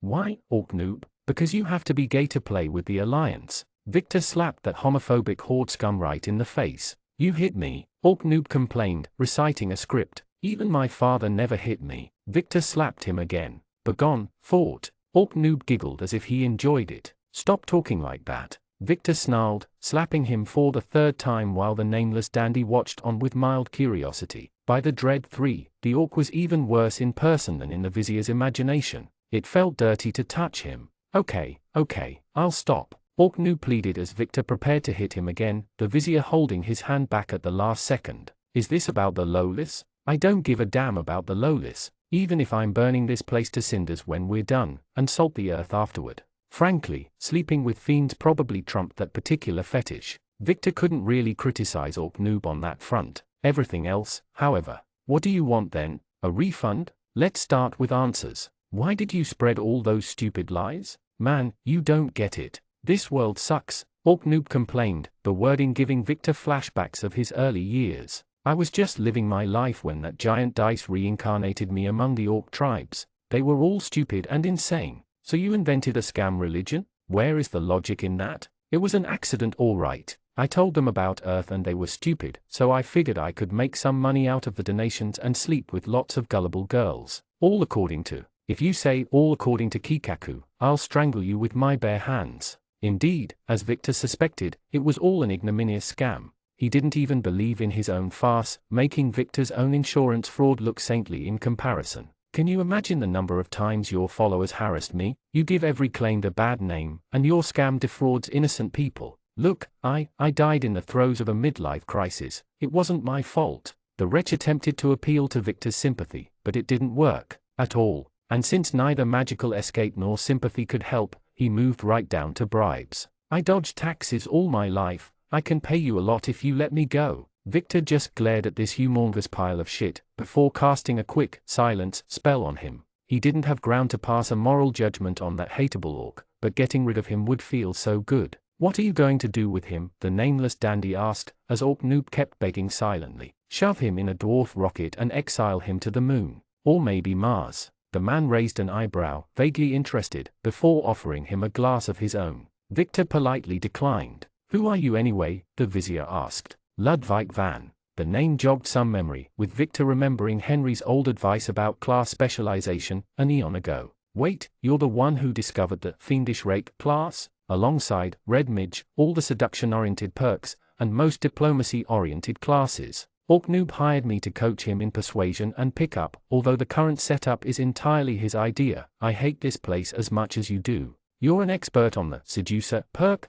Victor asked, happy to have someone to discuss it with. Seducer, the dandy chuckled. That's cute. In my life, I have slept with 20,000 women, 15,000 men, and 1,200 genderless creatures. I have bedded creatures from all species of Outermundy, visited all available planes of existence, tried everyone and everything. I even wore a belt of gender swapping for 5 years to experience love from both sides of the fence. You did, everyone? Except the creatures of this house. Even I have standards, unlike the orc. Sorry, but you don't seem that attractive to me. Ludwig van put his glass away, then showed a ruby necklace around his neck. This is an amulet of repulsiveness, the dandy explained. It reduces the wearer's charisma by 80%. He took it off. All went white. It was as if a bomb had exploded right before Victor, blinding and deafening him for several seconds. When he returned to reality, the dandy had put the amulet back on, while Orknoob had started drooling, his pants soiled and a blissful smile on his face. You're still standing? Ludwig said, sounding impressed. You must have an iron will. How many? Victor asked, astonished. More than 300. I only took levels in classes with S in charisma, used stat boosters, collected every perk available. Without that amulet, I can no longer function in society. Werewolves? Their moon orgies got boring after the first. Also, they have fleas. Angels? He simply laughed. Dragons? His face clearly darkened. I seriously don't recommend it. They are only after your money, and they charge a fortune for the privilege. I feel like a naive young student meeting the master. You're goddamn right. Why do you sound so bored then? Victor asked, frowning. He had stated his incredible feat with complete emotionless detachment. I have nothing left to discover, he sighed. That's sad to say, but you get tired of everything. I yearn for new interesting challenges, wandering the world in case I missed something. Like telepathic spiders? The dandy raised an eyebrow. How many legs? 10. He shifted on his chair. I'm listening. Moon beasts? Shantax? Star spawns of Cthulhu? You had my interest, but now you have my arousal. As Victor thought, he may have explored all of Outermundy and the plains, but not everything. And he had even fewer standards than the vizier himself. I can send you to the moon, not the Orknoob way. We have a portal there for guests, with a carpet. And what would I have to pay for this service? You said you had visited the plains? Heaven? Ludwig nodded slowly, every movement suddenly oozing sex appeal. Yes, you can easily plane shift with the Fiendish Rake class.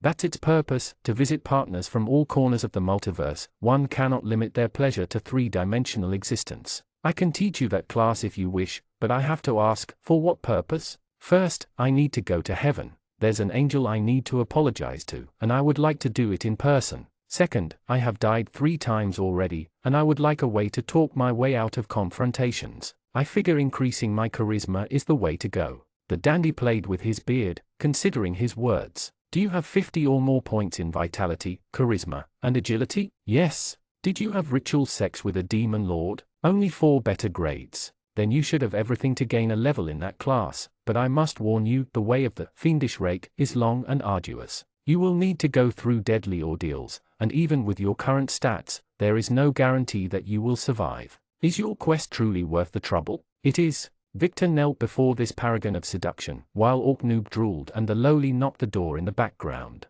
Please teach me, master.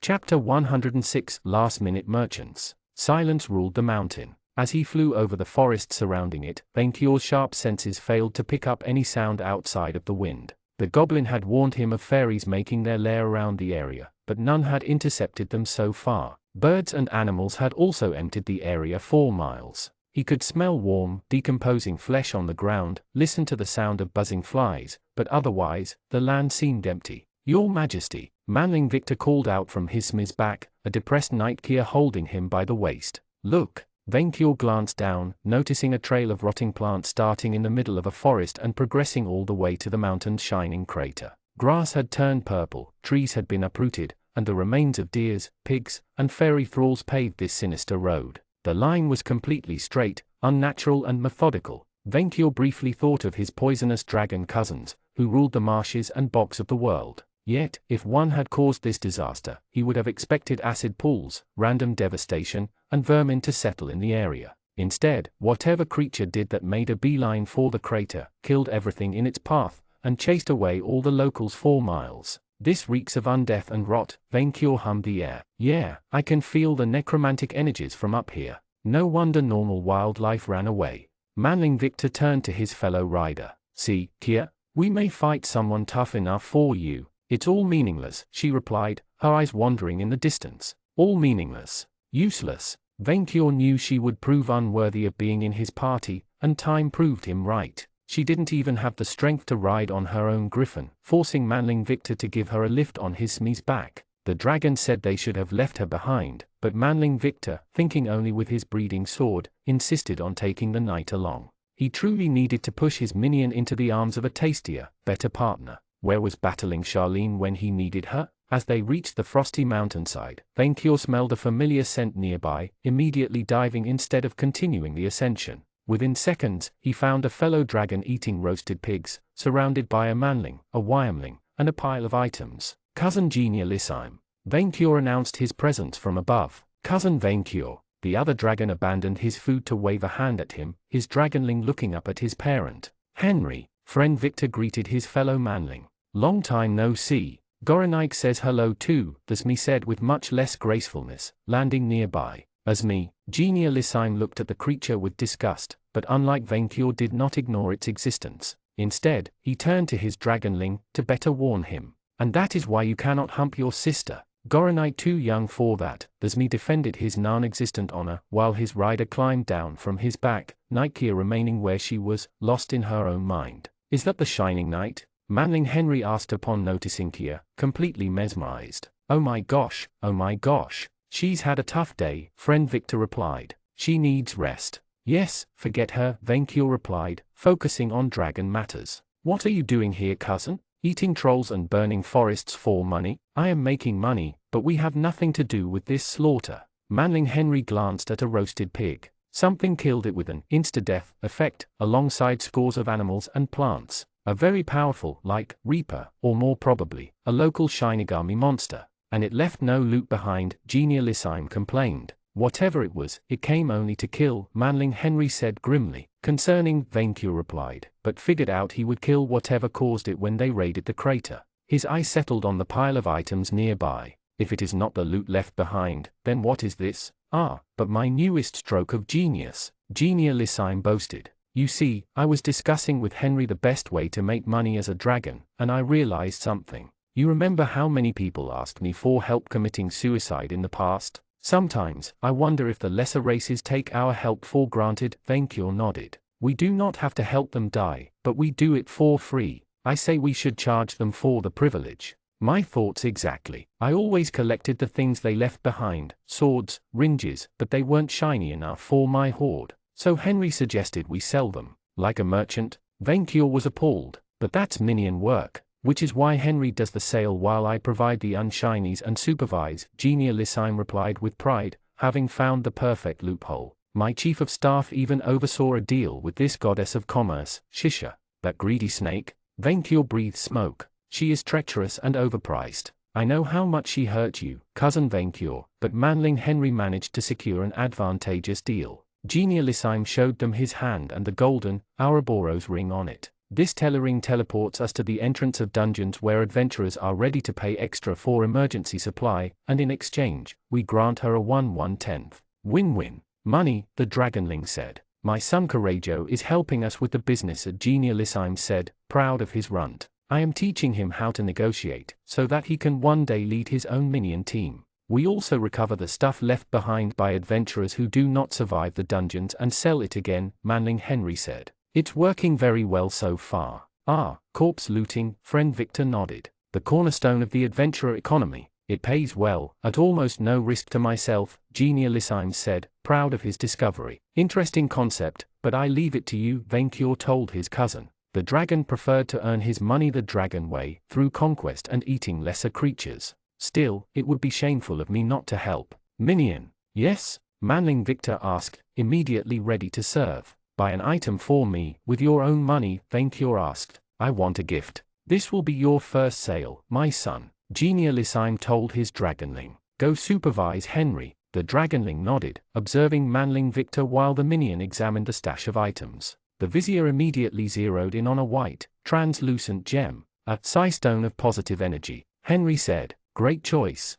Yeah, especially since it can help against whatever creature destroyed the countryside," manling Victor said, turning to the dragonling. "I'm ready to give 10,000 for it." "More," the tiny dragon answered. 20,000? "More," the dragonling insisted, accepting nothing but the best. 70,000. 70,000? Manling Victor panicked in the face of such a ruthless negotiator. "That's theft." "You too poor?" the dragonling asked. "You too poor? I'm not paying that much." The dragonling pouted, looking up at his angry father with confused eyes. "Friend Victor," Vainqueur whispered to his minion, "indulge my little cousin once removed." "But your majesty, my claimed by Shisha perk already offers a 20% reduction," the vizier whispered back. "It's that overpriced. Minion, if a wyrmling doesn't understand that the world revolves around his whims, he will grow into a shy dragon. Like a manling. I will not allow this. A dragonling's confidence and self-esteem must be constantly reinforced, so he grows bold and confident. I assume your majesty speaks from experience?" "Of course. I mean, who else would the world revolve around? Nightkia?" Vainqueur laughed at his cunning joke. "I also suppose that your majesty won't share this purchase's cost." "Minion, do not be stupid. Do your duty." The vizier sighed, cast a spell, and summoned a bag of gold. "Getting bullied by a dragon child," manling Victor grumbled, before offering the payment to the happy Courageau. "I wonder how long it will take for my checks to start bouncing now." "Congratulations, Courageau," Vainqueur acclaimed the dragonling, who raised his head with dragonly pride. "You negotiated like a true dragon," Genialissime added while patting his wyrmling's head. "That's how you do it, my son. You show them how much you're worth." Vainqueur immediately claimed his gift, the stone embedding itself in his spine, right behind his skull. It magically resonated with his own psi-stone of mind shielding, creating a soothing sound before returning to dormancy. You gained resistance to necromancy effects, and you gained twice as much HP from healing magic. Your psi-stones are resonating. You gain +2 to int and +2 to LCK as long as you wear both. I recently recovered a few items, which may interest you, manling Victor told Henry. Especially a magical rope, but I wouldn't touch it without gauntlets. "No money," the dragonling interrupted, showing himself a true dragon once more. "Nah, I was looking towards trading it for potions of increased vitality, or elixirs against fatigue, if you have any. I've found a teacher willing to introduce me to the Fiendish Rake class, but due to my extremely high level, he suggested a very dangerous, Cybele-sponsored ritual." "A ritual for Fiendish Rake?" manling Henry blinked. "The Cybele? The Cybele? Can you give me an address? I will send you them in bulk. I still owe you one for putting Laveria 6 feet under. Now I can finally show up in Hordma without risking an assassination attempt." "How is Lynette, by the way?" "She is open-minded." Leaving the manlings to discuss their breeding tactics, Vainqueur turned to his cousin. "Will you join us? We shall hunt fairy quarry in the mountain's crater." "I will pass on this one," Genialissime replied. "My tellering is already tingling. However, I heard about you declaring war with the foamers. Is it true that they sent Dragonbane Votan after you?" "Yes, and I destroyed him." Genialissime whistled, impressed. "Well, if they unleashed Dragonbane, then this is truly getting serious. If you ever need help burning the fairy's nest in Prydain and put them back in their place, my mate and I will happily answer your call. Come to Murmurin on Samhain," Vainqueur advised. "I must settle a bet with Icefang on that day, and I will go on the warpath right after my inevitable victory." "Ah, with pleasure. It would be great if Jolie and my wyrmlings could play together again." "A party? Can Gorinite come?" "No," Vainqueur snarled, there's me lowering all his heads. The dragons exchanged farewells, Vainqueur returning to his ascent while his cousin and his retinue teleported away. Manling Victor and Nightkia followed right after him. As they approached the crater above, the energies from the mountain pushed back all clouds in the vicinity, even those summoned by the Zme's mere presence. Vainqueur pierced through the aurora, sensing its power. As he flew over the crater's edge to look within, Vainqueur found his suspicions confirmed. The mountain was more power stones than dirt. The inside of the crater wasn't full of snow or lava, but a landscape of unshiny, rainbow-colored crystals. Crimson and blue stalactites rose amongst flat pink plates, next to countless mining pits. Someone had dug up tons of these crystals recently, turning the area into a radiating cheese. And as he flew over the place, Vainqueur quickly noticed something within this alien place. An enormous, reptilian creature was trapped within the crystals below, like a bug in amber. Vainqueur couldn't properly see the entity beyond a vague, dark shape, but it was huge, even bigger than him. A disgusting fairy and its minions had settled in the middle of the crater. Manlings wearing black robes with the symbol of that worm, Sabla, formed a circle right above the sealed creature's head, chanting obscenities in the ancient Foma tongue. As for the creature leading the congregation, Vainqueur immediately identified him, a monstrous vermin made of various bugs combined into the shape of a nightmare, the progenitor of the Mel clan, general of King Barlaw, and foremost sorcerer among the fairies, Mag Mel. The sight of the creature awoke Nightkia from her depressed trance, putting a nasty snarl on her face. Still, he had changed a bit since the last time Vainqueur saw him. A monstrous amalgam of various insects, Mag Mel had kept his spidery lower half and his left centipede arm, but the rest of his body had evolved. A scarab-like exoskeleton covered most of his upper torso, while translucent, moth-like wings allowed it to fly. His eight-eyed head had grown longer and more fish-like, gaining a fleshy lure and gills. A shroud of flies, locusts, bees, and maggots crawled on his body like a living, ever-shifting armor, and he noticed Vainqueur. Nightsbane, the fairy hissed, turning its horrible head to look at the two dragons looking down on him from above. Bekel, you live. Vainqueur did not hesitate, and neither did Nightkia. Both unleashed fire and flames upon the group without warning. Empowered by the area, they burnt twice more than usual. Enhanced beehive barrier. The bees from Mag Mel's vermin shroud projected hexagons of green light, forming 5 layers of a thick shield. Nightkia's ray of light pierced 2 and Vainqueur's flames 4, but the protection held. I sent King Votan, and he failed. I sent Mel Lin, my own spawn, and he failed. I sent King Barlaw, and he failed. Mag Mel is tired of being disappointed, and you will die disappointed, fairy, Vainqueur declared boldly, activating his spell purge and falling upon that insect like a falcon. Swarmwalker. Mag Mel's whole body collapsed into a wide swarm of slithering insects, spreading across the crater like a flood and avoiding Vainqueur's claws. His manling assistants weren't so lucky though, the dragon crushing them under his feet. Damn, a freaking druid. Manling Victor spoke up, while his Smee circled above the crater. He and Nightkia rained spells from above, but swats of the swarm already fled through the mining pits. You are late, Nightsbane, too late by half. A pile of maggots assembled into a facsimile of Mag Mel's face. We excavated the stones we need, and the great beast will wake up soon. The servants of my worm already sung it their song. You slaughtered your own thralls, warlock. Kia taunted the Foma from above as she incinerated its head, only for another to spring up. Much to Vainqueur's surprise, the dragon could have sworn Mag Mel's new swarm face briefly twisted into the briefest hint of regret. I asked the lords of this land to join us, to share in our power and victories. They refused, so my daughter asked them herself, and when they would not be allies, she made them fuel for her ascension. I wished to create the ultimate weapon against the new folk who spoil our world, and I succeeded. He did not sound happy about it. Show yourself, coward, Vainqueur ordered as he incinerated the swarm, hoping that he could somehow kill the fairy this way. This is useless, Nightsbane, the fairy hissed, the last of his swarm crawling away. The Kiju will wake up soon, to trample your city to dust, and Mag Mel will watch. What was a Kiju? Some kind of food. The crystals below him began to shake, answering his question.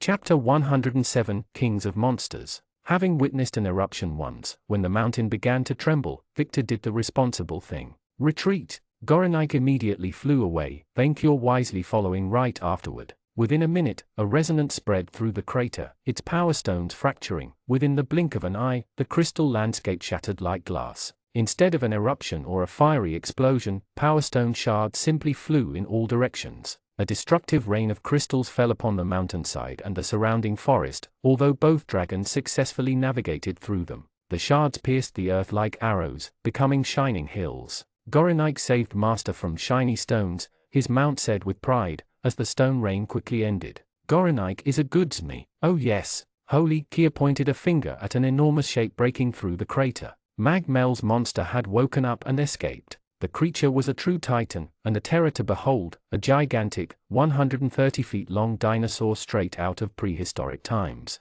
The colossus had 6 limbs, 4 legs carrying it while 2 served as its arms. Meanwhile, the crimson beast's horned head reminded Victor of a T-Rex, albeit one with armored plates protecting most of its upper jaw. A spiky bone carapace covered its back like a turtle, and its long tail ended in a scorpion stinger. The creature was twice as big as Vainkyur, and the dragon could already lift a horse with one hand. Worse, it was fast. The last of the power stones hadn't even landed, and the creature had already climbed down the mountainside, trampling trees below its clawed feet. A Tarask? Kia immediately recognized the monster, even before Victor analyzed it with Monster Insight. Tarask Emperor. Type, reptile / giant. Strong against debuffs, most magical attacks, drain, disease, fire, mind-affecting effects, paralysis, petrification, poison, status ailments, fairy. Weak against acid, cold, giant slayer, scale slayer. This progenitor of all lesser Tarasques is a prehistoric dinosaur which grew to gigantic size thanks to power stones,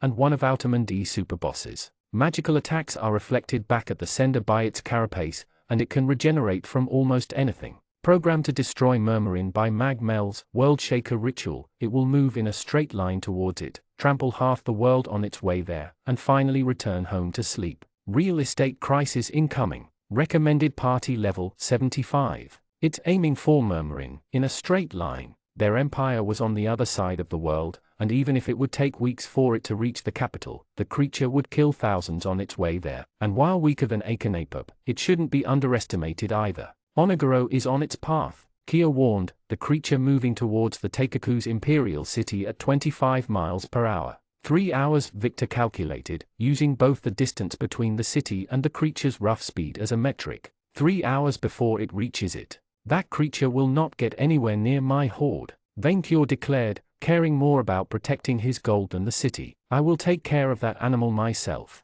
You, friend Victor, find me that fairy. I have had enough of his constant meddling. The dragon immediately flew after the beast, leaving Magmel to his chief of staff. Victor hoped that he could handle the creature on his own. He cannot have run far, the vizier said. Gorenik, can you survey the mountain? No, Victor, you don't know Magmel the way I do, Kia replied, having fought the Foma during the war with King Barlow. He is a crafty coward, who fears anyone stronger than him, enough that he sends proxies after Vainkyur instead of risking a direct battle. He will only go after targets who can't defend themselves against him. Now, knowing that his only goal is to kill as many mortals as possible, what is the most devastating move that he could make right now? Prevent Oniguro City from evacuating, maximizing casualties when the Tarask reaches it, with the bonus of luring them away from Vainkyur. Gorenik, ignore the crater and return to the city. But it has a fence around it, Gorenik said as if it was some sort of impossible obstacle. You can do it, Gorenik. Victor encouraged the Zmi. I believe in you, you're inbred to win. Hasten. Kia cast the spell on the Zmi, their ride moving so fast that it quickly outsped both the Tarask and Vainkyur, flying straight towards the capital city. When the group reached Oniguro within less than an hour, they found out that Magmel had gotten there first. Enormous vines had breached the outer walls, casting down pagodas and houses. Everywhere, poisonous flowers released toxic pollen while animated trees were beasts, and giant worms fought soldiers in the streets. Victor noticed Gobliner confronting a band of giant spiders and fairy hounds at the Imperial Palace's gates, firing at them with her gunblade. And above, flying ships engaged giant birds in battle. How did he summon so many monsters so quickly? Victor wondered. Everywhere, he could only see chaos. It can't all be his druid levels. Magmel can create fairy rings, and teleported entire armies to our backyards during the Century War, Kia said, pointing a blade at the city's port, where huge swarms of insects had gathered.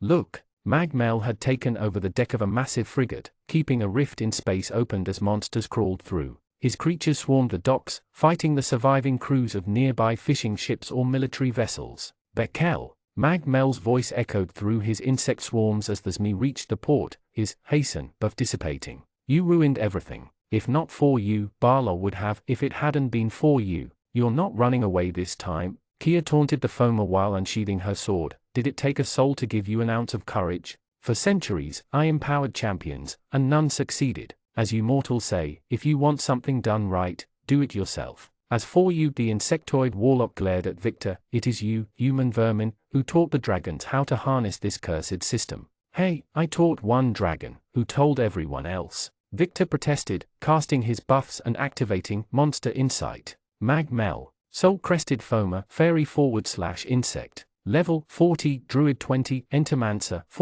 / Fisherman 20. Strong against all status ailments, poison, disease, fairy, water, earth, wind, insta-death, physical attacks. Weak against fairy slayer, bug slayer, dragon, fire, star metal, and insecticides. The progenitor of the Melfoma clan, and one hell of a giant dick. Fisherman, Victor shouted before he could finish reading the rest. Fisherman, Kia asked, panicked. Fisherman. Mag-Mel raised his monstrous arms, before activating one of the most broken perks ever designed. Primeval Abyss. The Foma unleashed a wide, blue pulse across the port. In the blink of an eye, all the fishing vessels erupted, their cargo growing to enormous size. Monstrous, serpentine fish the length and size of trucks emerged from the waters, spilling off the docks, and eating people whole. Within a second, the docks were overflowing with an army of screaming sea serpents. Fairies, always trying to imitate dragons, only to come up short. While his minions left to pursue that cursed vermin Mag-Mel, Vaincure flew after his newest pet. The creature had scales, which were a marked improvement over fairy hounds, but otherwise proved lacking. It didn't even have wings. Vaincure decided to roast it with his breath and be done with this mess. From above, he unleashed a torrent of flames upon the creature's back, already salivating at the idea of eating a roasted turtle. His mighty dragon breath hit the creature's carapace and seared its scales. The Tarrasque did not slow down. In fact, it didn't even notice. It kept moving towards the city, Vaincure's flames failing to even affect it. Charged attack. Vaincure empowered his breath with the mighty power of a Kaiser, turning his flames into a fiery beam of light. The light that scourged Leveria and that mummy Akanapop hit the Tarrasque head-on like a rain of destruction. It vaporized trees around the creature and scoured the land itself. Even if the creature was bigger than Vaincure himself, the empowered, supercharged beam engulfed it entirely. Hitting the carapace first, the dragon flew lower than before, aiming at the right side of the creature. This time, the beast's scales melted under Vaincure's almighty power. As the Dragon Emperor regained his breath, chunks of burnt flesh had fallen off the Tarrasque's right side, while the carapace had turned black. The arm, in particular, had lost so much meat that Vaincure could see the bones below its festering veins. The dragon smiled to himself. Yet, the creature did not stop. It kept moving, and to the dragon's astonishment, its cauterized flesh began to regenerate. A new layer of meat grew below the burnt parts, expelling them onto the ashen ground. The beast shed its skin like a snake, a new arm replacing the old. Within a minute, the beast was as good as new, with only the ashes on its carapace as a reminder of Vaincure's failed attack. Worse, adding insult to injury, the monster hadn't even peeked at Vaincure. "Look at me," the dragon ordered, flying right in front of the creature's head. "Look at me, turtle." Shining majesty, his body radiated with the grandiosity of the most beautiful horde of all. A vision of absolute beauty, that should move even that inbred reptile to tears. Bam! The beast head-butted Vaincure out of its way and kept going. The dragon crashed on the ashes created by his own perk, only to instantly rise up with rage in his eyes. This insult would not stand. Vaincure glanced at his surroundings, noticing the countless power stones fragments which crashed through the land, most of them big enough to form makeshift pillars, or even hills. An idea crossed his mind. Geomancy, he commanded the earth to strike this beast down. Field type, supercharged power stone field. Effect, greater elemental storm. Dozens of stones resonated, shining brighter than the sun all at once. Each unleashed a mighty elemental attack. Some exploded into fiery tornadoes, others into icy storms. Strong, searing winds swirled around the Tarrasque, tearing apart whatever plants had survived Vaincure's own carpet bombing attempt. The very ground opened, spewing spears of stones. Even Vaincure struggled to maintain his balance, battered by the winds and the explosions. The forces he had summoned put his previous eruption and tsunami to shame. The fiery tornadoes reached up to the clouds, the icy shards could cleave a ship in half, and the stone fragments could easily devastate a manling's house. Even the power stones that summoned this effect cracked under the strain of the rampant wild magic. The Tarrasque suffered the brunt of it, flames and projectiles hammering it from all angles. Some of the spikes on its back fell off, a stone spear impaled one of its left feet, a cataclysmic explosion blew off half its face. It kept going. The chaos slowed it down, but it kept going. The beast powered through the elemental storm like a proud bull through rain, weathering all attacks.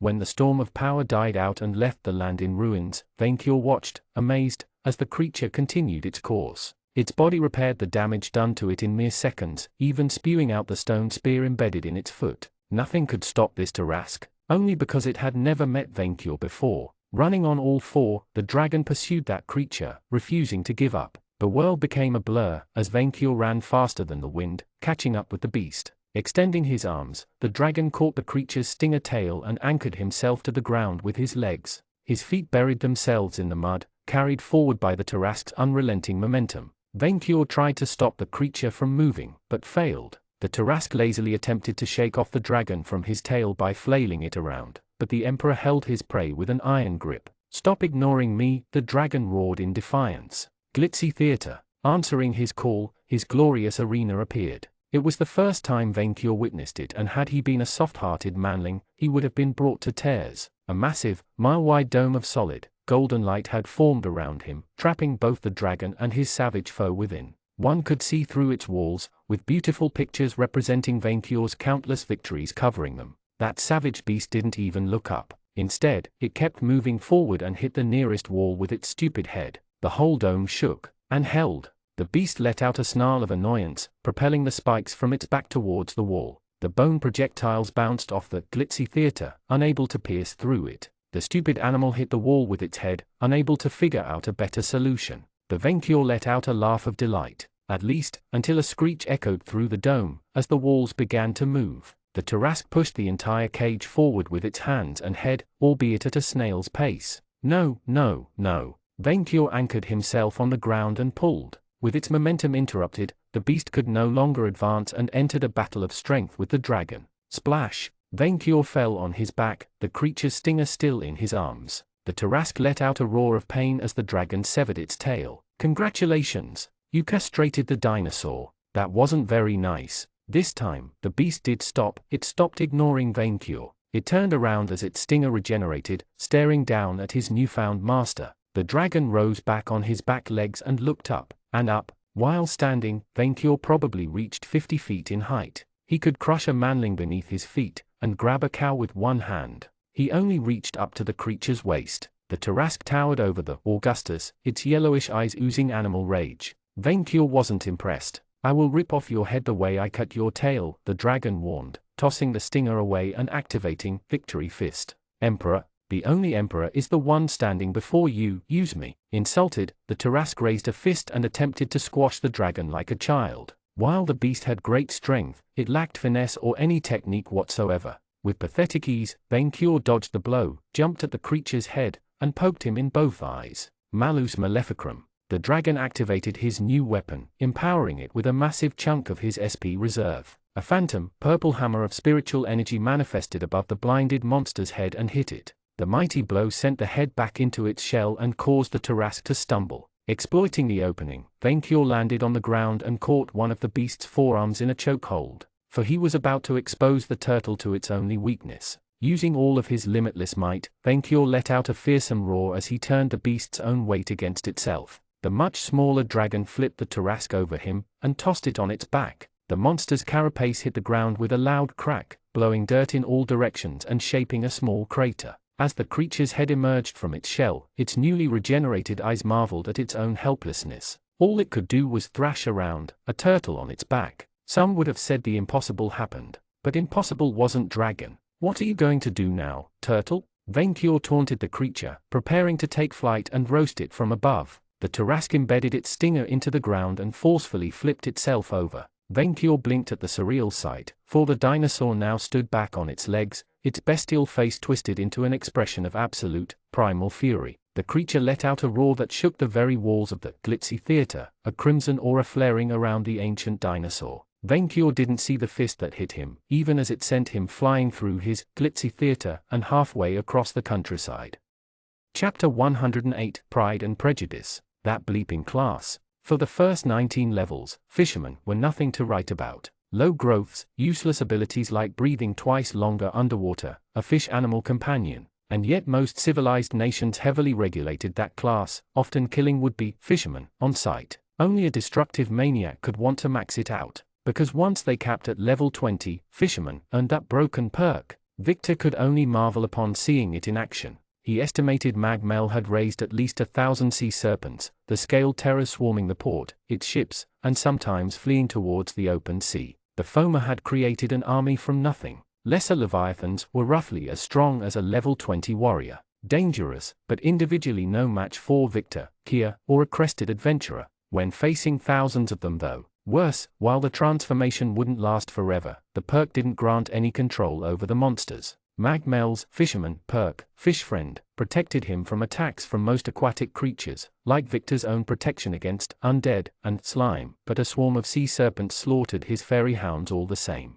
These things would eat everything in the city, leaving no survivors. Goronike, transform your rain into a thunderstorm, Victor said, extending his own wings to leap off his back. Kia is in charge now. You want to fight the snakes on the ground? The knight asked, while Magmel summoned insect swarms with magic, burying himself beneath a mountain of worms and maggots. They are too numerous. I can handle them, he replied. Just take care of Magmel. The vizier checked his items, including the stuff he stole from Orknoob and pouches of diamond dust hidden in his armor, then leaped off Goronika's back before Kia could protest. Obeying his master's command, the Zmi altered the weather, changing the faint rain that usually followed him with a cackling, windy thunderstorm. It was nowhere near as powerful as Votan's overwhelming tempest, but that would do, Zmi, that would do. Flying down towards the docks, Victor opened the hostilities by carpet bombing them with blackfear, incinerating the walkway next to the water. Dozens of sea serpents had their scales seared to its very flesh, the winds only enhancing the fire's spread.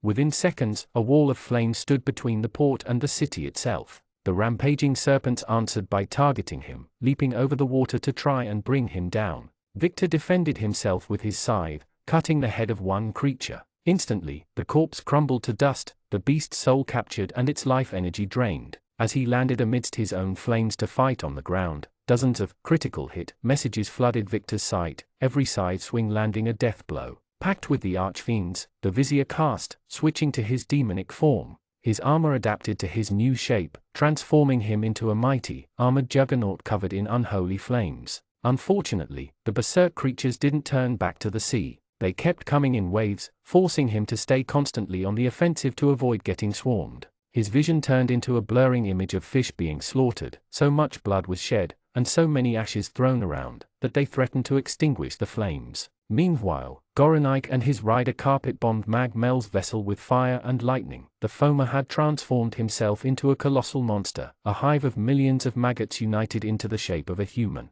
The giant swarm attempted to crush the dragon within its hands, only for Kia to blast its face off with a magical sun. The paladin rode the Zmi with such skill, hastening him into a flying killing machine, that the sight made the vizier jealous. Contagious lightning, Victor cast one of those critical spells Kia told him about, raising his scythe at the nearest sea serpent. A crimson lightning bolt came out of the blade, empowered by the thunderstorm, pierced the creature, and then jumped to its three closest fellows. Nice, but unreliable. Unlike Vainkyur though, whose reserves were so huge he could afford to spam his best abilities, Victor had to pace himself. His scythe's life-draining ability allowed him to ignore healing, but he ran the risk of burning through his SP if he only used offensive spells. Still, he could finally let loose a bit. Nightmare Realm, Victor cast, upon realizing that he had put enough distance between his allies and himself. Karen's Grim Harvest. The combination of both attacks was something to behold. Reality twisted around him, an alien, horror dimension overlapping with the port.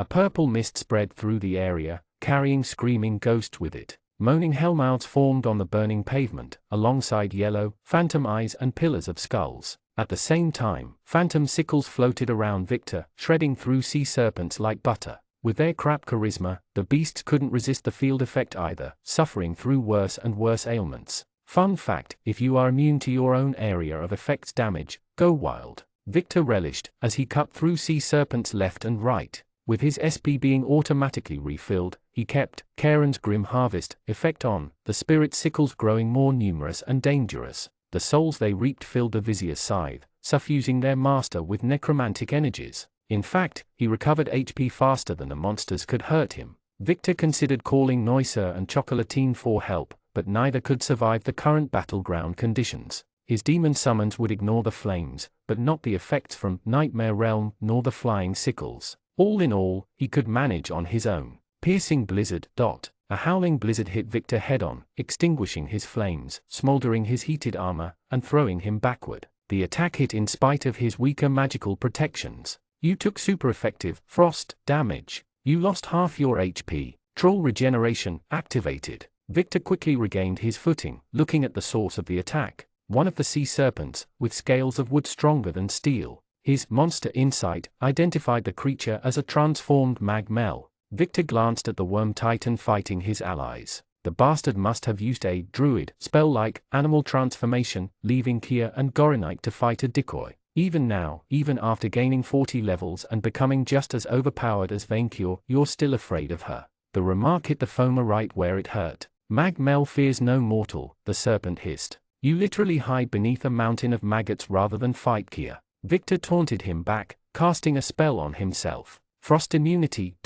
Command animals, Mag Mel rasped. At these words, a red glint appearing in the eyes of the lesser leviathans. Instead of rampaging around like before, they all glared at Victor with unified intelligence. I hate munchkins, Victor thought, realizing why the fairy had taken druid levels. Accelerated tidal wave, the Foma quickly cast once more while still in serpent form, a wall of water surging from the docks to swallow the walkway whole. While the waters barreled against the vizier, dragging him towards the city, the Foma changed his shape from a sea serpent to a massive shark. Riding the wave, Mag Mel attempted to bite Victor in half, while backed by sea serpents. Instead of a thrashing mob, the beasts attacked the chief of staff like a coordinated unit, flanking him from all sides. Thankfully, with the brooch of free movement that Opnoob gave him, the vizier reacted faster. He swung his scythe and hit the transformed druid in the head. However, when he did, the scales unleashed a powerful sonic burst, expelling Victor from the waters and repelling Mag Mel's own serpents. Congratulations! You gained the Sonic Scales monster perk. Sonic Scales, you can grow a layer of singing scales. When they are targeted by a physical attack, the scales resonate to unleash a powerful sonic burst. This is a wind damage effect. You are not immune from Sonic Scales damage. When Victor finally landed, it was in a flooded, devastated park near the port. The wave had uprooted cherry trees and formed ponds amidst the grass, transforming the area into a swamp. Thankfully though, the attack had done more damage to Mag Mel's summons than Victor himself. Mag Mel emerged from a pond, having regained his true form now that they had moved safely away from Kia's own fight. Enhanced Descent. Emergency Teleport. Victor activated another of Opnoob's items before the lethal spell could hit him. The item teleported him straight to his room in the palace, where Henry was busy placing the items Victor had ordered before today. He screamed upon seeing a giant demon teleporting right next to him, never having met the vizier in this shape. Later, Victor grabbed the potions, raised his helmet, and drank them in bulk in front of the terrified human. He then used the Ring of Emergency Teleport to return to the park, before his area of effect spells could take over the bedroom. His stolen item had a limited number of charges, but it would work well. Victor appeared right behind a confused Mag Mel and raised his scythe for a killing blow. Maybe he would have, if a sea serpent hadn't shrieked a warning, lunging at his face. Another moved in front of the Foma, acting as a shield. Magnetic field, repel. An invisible force pushed Victor back, his armor and scythe repelled backward. The vizier regained his footing, but found himself on the defensive. Cutting down the druid's creatures took all his focus. The Foma then used the opportunity to buff himself further, adding another layer of thick wooden scales over his body. Ironwood skin. Mag Mel's triumph was short-lived, however, when a phantom sickle bypassed his protection and hit him in the chest. Following its caster, Nightmare Realm began to twist the battleground into its field type, helping Victor deal with the enemy summons. Spirit Ward, Mag Mel buffed himself, the sickles bouncing back his skin, and then cast spells to increase the size and power of his serpents. Poison Fangs, Monster Growth. The sea serpents grew twice larger than before, their sharp teeth growing purple and oozing acid. While Victor's stellar speed and reflexes allowed him to keep dodging, he found himself overwhelmed, and every time he tried to target the Foma himself with a spell, one of the serpents moved between his scythe and its master. You are weak, Mag Mel rasped, commanding his monsters while remaining safely between an elite guard of them. I studied you, Victor Dalton. You are the weak link, the keystone, the man behind the dragon, as I was the hand behind King Barlaw. Your demise will cripple Vaincure. Victor would have answered with a clever retort, had he not been struggling against giant leviathans. You are strong, but we Fomas are magic itself. We are power without a soul, power without growth, which can never evolve. You humans are growth without power, weak, but with limitless potential, and now, your potential will go unfulfilled. Anti-teleport. Wait, you are magic? Something clicked in Victor's head. The power stones. The fossilized remains of my dead brethren, Mag Mel replied, relishing the spectacle of his summons ganging up on a lone target. They are ours by right. I assume you aren't going to tell me why you needed those? Victor asked, since the Foma loved to hear himself talk. My daughter needs them for her arrows. Mag-Mel let out a grunt of disdain. Her foolish belief in this technology will be her undoing. Magic alone is supreme. This cursed system, this weapon against my kind which Dice foolishly tapped into, was the only thing that allowed you animals to challenge us. But now, Mag-Mel cast a spell, doubling in size until he became as big as Vaincure himself. This time, he decided to join the fray personally. I am power that can grow without limits. Gaining classes had caused him to go on a power trip. Good, I think you forget something. 3 things, actually. I forgot more than you will ever learn, mortal, the Foma replied with supreme arrogance, raising his centipede arm to strike. His blow missed the vizier, and was never intended to land at all. The magnetic field surrounding the Foma instead propelled the vizier into the waiting maws of the serpents. You are slaves to this system, you react to it, while I direct it. I optimized it. I created the most powerful class combination in the world. Then here's a lesson about tactics. First, never fight a necromancer by throwing more bodies at him. Reanimator.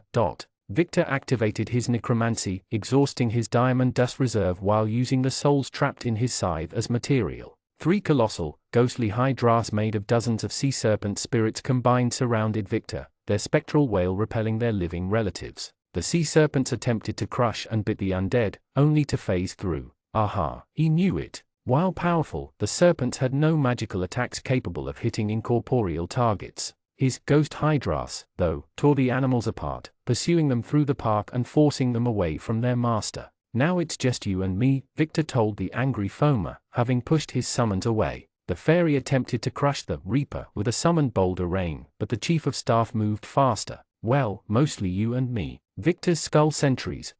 5 floating skulls appeared around Victor, firing beams of energy at the giant Foma. After only succeeding in turning the park into a ruin, Mag-Mel responded by opening his mouth, unleashing a breath of noxious black slime at both Victor and his necromantic servants. 2 melted, while the vizier barely dodged. A splash of slime hit his armor, seeping through the crack and burning the skin below. You took heavy poison damage. Vitality check successful. You avoided being corroded. You lost half your HP. You earned the bad breath and corroding poison monster perks. Bad breath, 90 SP. You can breathe a cone of venomous slime inflicting heavy poison on contact. All those who touch the noxious slime must succeed a hard vitality check or be poisoned. Corroding poison, passive. When you should inflict the poisoned status on someone, you instead apply the corroded ailment. Corroded function as poisoned, but can affect even those with poison resistance and immunity. Poison immunity is treated as poison resistance, while standard poison resistance is ignored.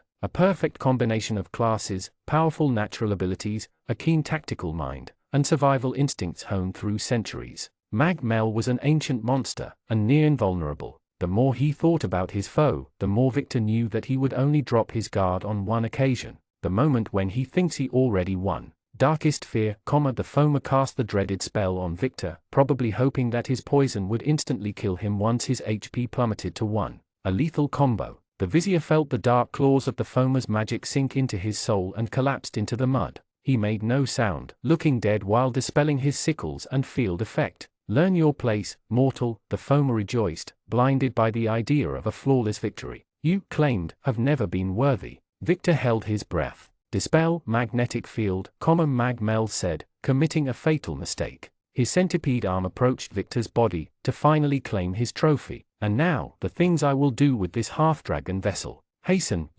Before Mag-Mel could react, Victor cut off his centipede hand by surprise, the blade slashing through his reinforced skin. The Foma let out a scream of pain, while the vizier quickly got back on his feet before reactivating Nightmare Realm and Karen's Grim Harvest. You should have gone to school, the vizier said, covered by the Foma's green, acidic blood. Your lack of foresight is disarming. Darkest fear. Mag-Mel tried his tried-and-true tactic again, perhaps having thought that he merely missed the first time. The dark magic traveled through the divine connection between the deities that selected Victor and his own soul, to hit him hard. The perfect weapon against, claimed, refined over centuries. Using his connection with the Black Grail, Victor redirected the attack to his artifact, the lethal magic skidding over his soul like water on a windshield. Impossible, Mag-Mel rasped in pure shock, before letting out a hiss. The vizier's scythe had cut through his chest, but it appeared the fairy had no organ to speak of. Second, Victor raised his scythe at the Foma to strike again, now that his magnetic field no longer shielded him. You would think someone might figure out a counter if you people keep spamming the same goddamn spell at him. I don't know how long you designed that darkest fear spell, but it only took me 7 bloody years to figure it out. Iron. Contagious lightning. His lightning hit the drenched foamer in the chest, spread to the 3 remaining floating skulls, and then converged back at the fairy. The sheer volume of electricity surging through the beast turned him into a living neon light. Arg. Victor kept slashing at the foamer, never giving him any time to focus on his spell. He cut one insect leg, then another, moving too fast for the fairy to dodge or retaliate. One of the things he had learned from Akenapop: never give a powerful spellcaster breathing room. You want to know why your kind keeps losing? The vizier cut one of Mel's wings as he tried to take flight, grounding him. It's not because of the system, because we have the best classes, or because you lacked a soul. It's because you keep underestimating us, again, and again, and again. Covered in his own blood, Mel imitated his piper's son. He tried to run. Swarmwalker, he rasped, instantly transforming into a hive of insects. Victor would have none of this. Blackfear, he said, incinerating the swarm before it could spread and escape like at the crater. The flame spread through maggots and beetles, while Nightmare Realm leached them off. Within seconds, the fairy was forced to reform, this time brought back to his normal height. Now cornered, Mel opened a portal and tried to crawl through, Victor rushing after him. The desperate fairy came within an inch of the gate. Solar judgment. A beam of light fell upon Mel, incinerating the grass around him and making him collapse. Goronike overshadowed the wounded fairy from above, its current nightly rider preparing another spell. But this time, Victor would not let anyone else take the credit. And third, the vizier raised his scythe. Having a soul isn't always a boon. The fairy looked at the blade, finally realizing that all was lost. It does not matter, he declared, arrogant to the end. My work lives on. And with these words, the Reaper claimed his due. His scythe beheaded Mel in one swing, the portal vanishing with his life. As the blade fell, covered with the foamer's thick green blood, a screaming, bloody shadow emerged from Mel's disintegrating corpse, an unnatural, Frankenstein's monster of a soul, a patchwork ghost. Victor couldn't even properly describe it, as it moved inside his scythe. With these new additions, the countless souls coalesced within the scythe, changing it. Its magic burnt in Victor's hands, reshaping it. The rod changed into twisted black wood, covered in whispering faces, while the blade vanished, replaced with an ethereal, phantom edge. Congratulations! By consuming Mel's artificial soul, your scythe has become the artifact, Harvest. For defeating the foamer Mel in a magical duel and feasting on his soul, you earn 3 levels in Weathermaker. You earned the Devil Archmage 2 and Apocalypse Storm class perks, plus 90 HP, plus 30 SP, plus 2 STR, plus 2 Vit, plus 3 Ski, plus 2 AGI, plus 6 Int, plus 3 Char, plus 6 LCK. Devil Archmage 2, you can learn and cast spells 2 tiers above your current one. You can also learn and cast spells with the Evil, Fiend, and Weather trays, but only those equal or below your current tier access. If they belong to an exclusive school of magic, you count as if you met the other requirements. This replaces Devil Archmage I. Kia chanted his name above with her sword, making Victor feel warm inside. Putting his scythe on his shoulder, Victor prepared to go help Vaincure when he noticed new winged forms in the sky. He at first thought about Votan's Valkyries, especially when he noticed their feathered wings. Unfortunately, they were far less pleasant to look at. Fraudster, a host of 30 angels circled above him, all of them looking unhappy to be there. We have answered your call for help, Fiend. His call? Wait, were these the revived angels that he called more than a week ago? While still in cup form, and they arrived now? Victor facepalmed. Public service.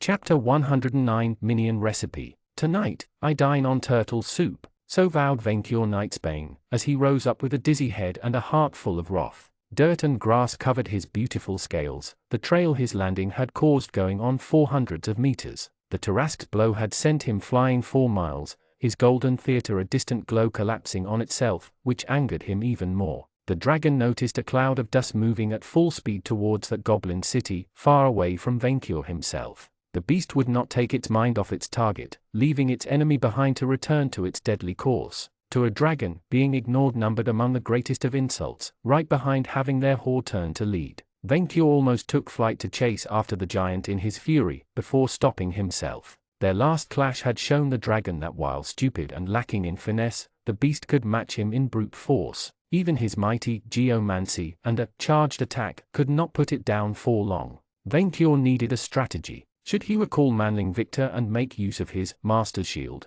That dinosaur cheated with its regeneration. It would only be fair to return the favor. The idea was tempting, but the dragon quickly decided against it. Minions existed to make his triumph greater. To admit that he needed them to win his battles would be shameful. Also, the vizier had already been given a mission, to find that cursed fairy Magmel and end his meddling once and for all. Also, he would only receive a golden shower if he won a duel. No, for the sake of his pride and income, Vainqueur would win this battle on his own. What else could help? The Emperor oversaw the battlefield, noticing the fragments of power stones left behind by the mountain's destruction. These shards had empowered his breath and geomancy both. They even helped send a rocket to the cursed planet Moon. A magnificent idea crossed Vainqueur's mind. Quickly, before the Tarrasque had enough time to outpace him for good, the dragon flew and grabbed every crystal he could get his hands on. Vainqueur selected only 2 kinds, for he had standards: the red ones, as beautiful as his own scales, and the green ones, to complement the other color.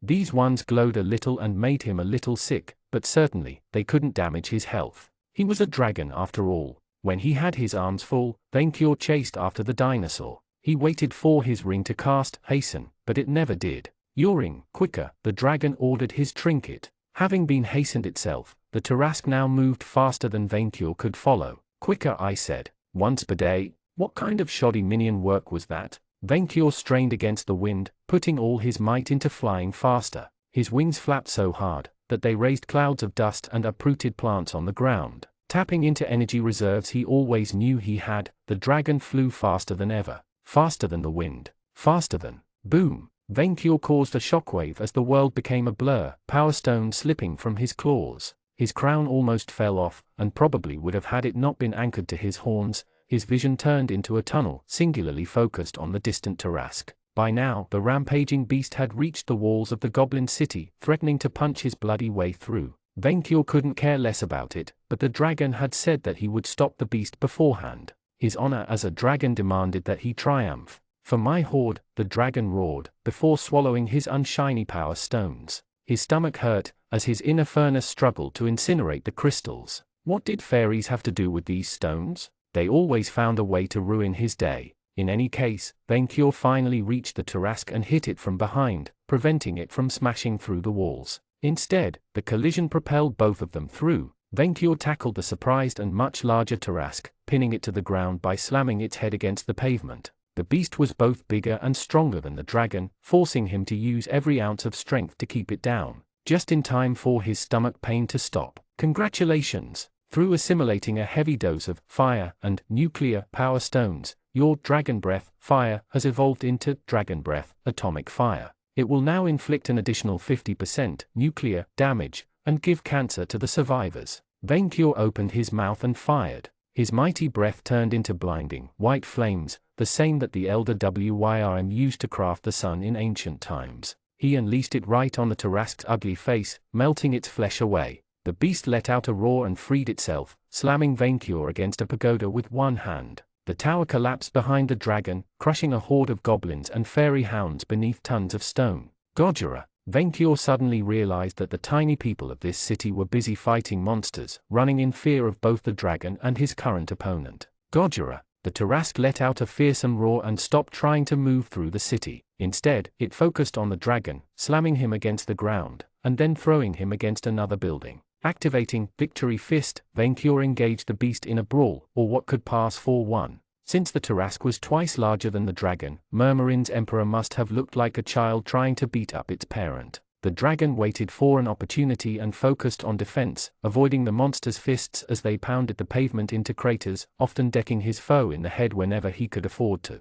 While he moved faster than his enemy could hit him, any punch from the dinosaur would be lethal, while Vainqueur's own felt no more inconvenient than slaps. Just fighting in the city caused buildings to collapse around them, and houses to turn into paste. Finally, the Tarrasque briefly tripped on the debris of its own making, Vainqueur using the opportunity to grab it by the arm, turn its weight against it, and toss the monster to the side. The creature rolled on the ground and crashed against some kind of military garrison, stones falling on its back. While the Tarrasque was busy trying to get back on, Vainqueur prepared his trump card, Charged Attack. The Tarrasque emerged from the debris with a roar, just in time for Venkior to unleash his devastating breath. This time, his flames turned bright green, a blast so destructive that it devastated the entire district on impact, melting the ground below and vaporizing anyone unfortunate enough to be in the vicinity. The holy fire turned stone to ashes, and flesh to steam. The dinosaur walked through the breath, its flesh falling from its bones. It struggled to charge through the flames, slowly yet perilously coming closer.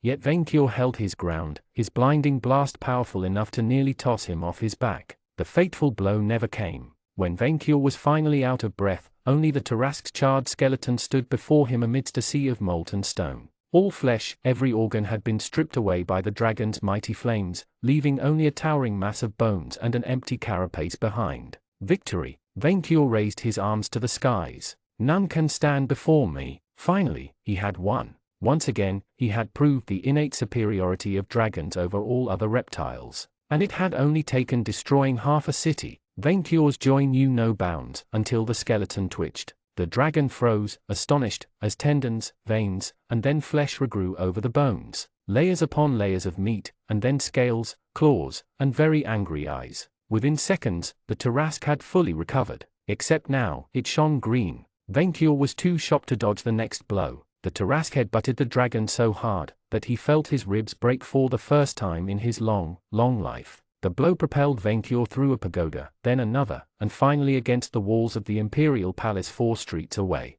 The blow briefly knocked the dragon out, his vision blurring. As he regained consciousness, Venkior suddenly realized the absurd truth. He had found the one creature in the world that he couldn't defeat with force. The Augustus took some solace in that the creature couldn't defeat him either, locking them in an endless duel, but not much. Dragons were at the top of the food chain. They didn't share that spot with some dumb dinosaur. I refuse to accept this, Venkior said, vowing to defend the honor of his race. He regained his footing, absent-mindedly crushing a giant spider and a goblin squad under his feet. His gaze noticed Gobliner and her guard fighting nearby, but the dragon ignored them. He only had eyes for the giant reptile charging at him right now. If brute force wouldn't do, then Venkior he would use his brain. He, who started with the amazing Route 64 intelligence score before the system increased it tenfold, would find a solution. Menu. Venkior quickly opened his stats screen, reviewing all the perks he had accumulated over his glorious adventurer career.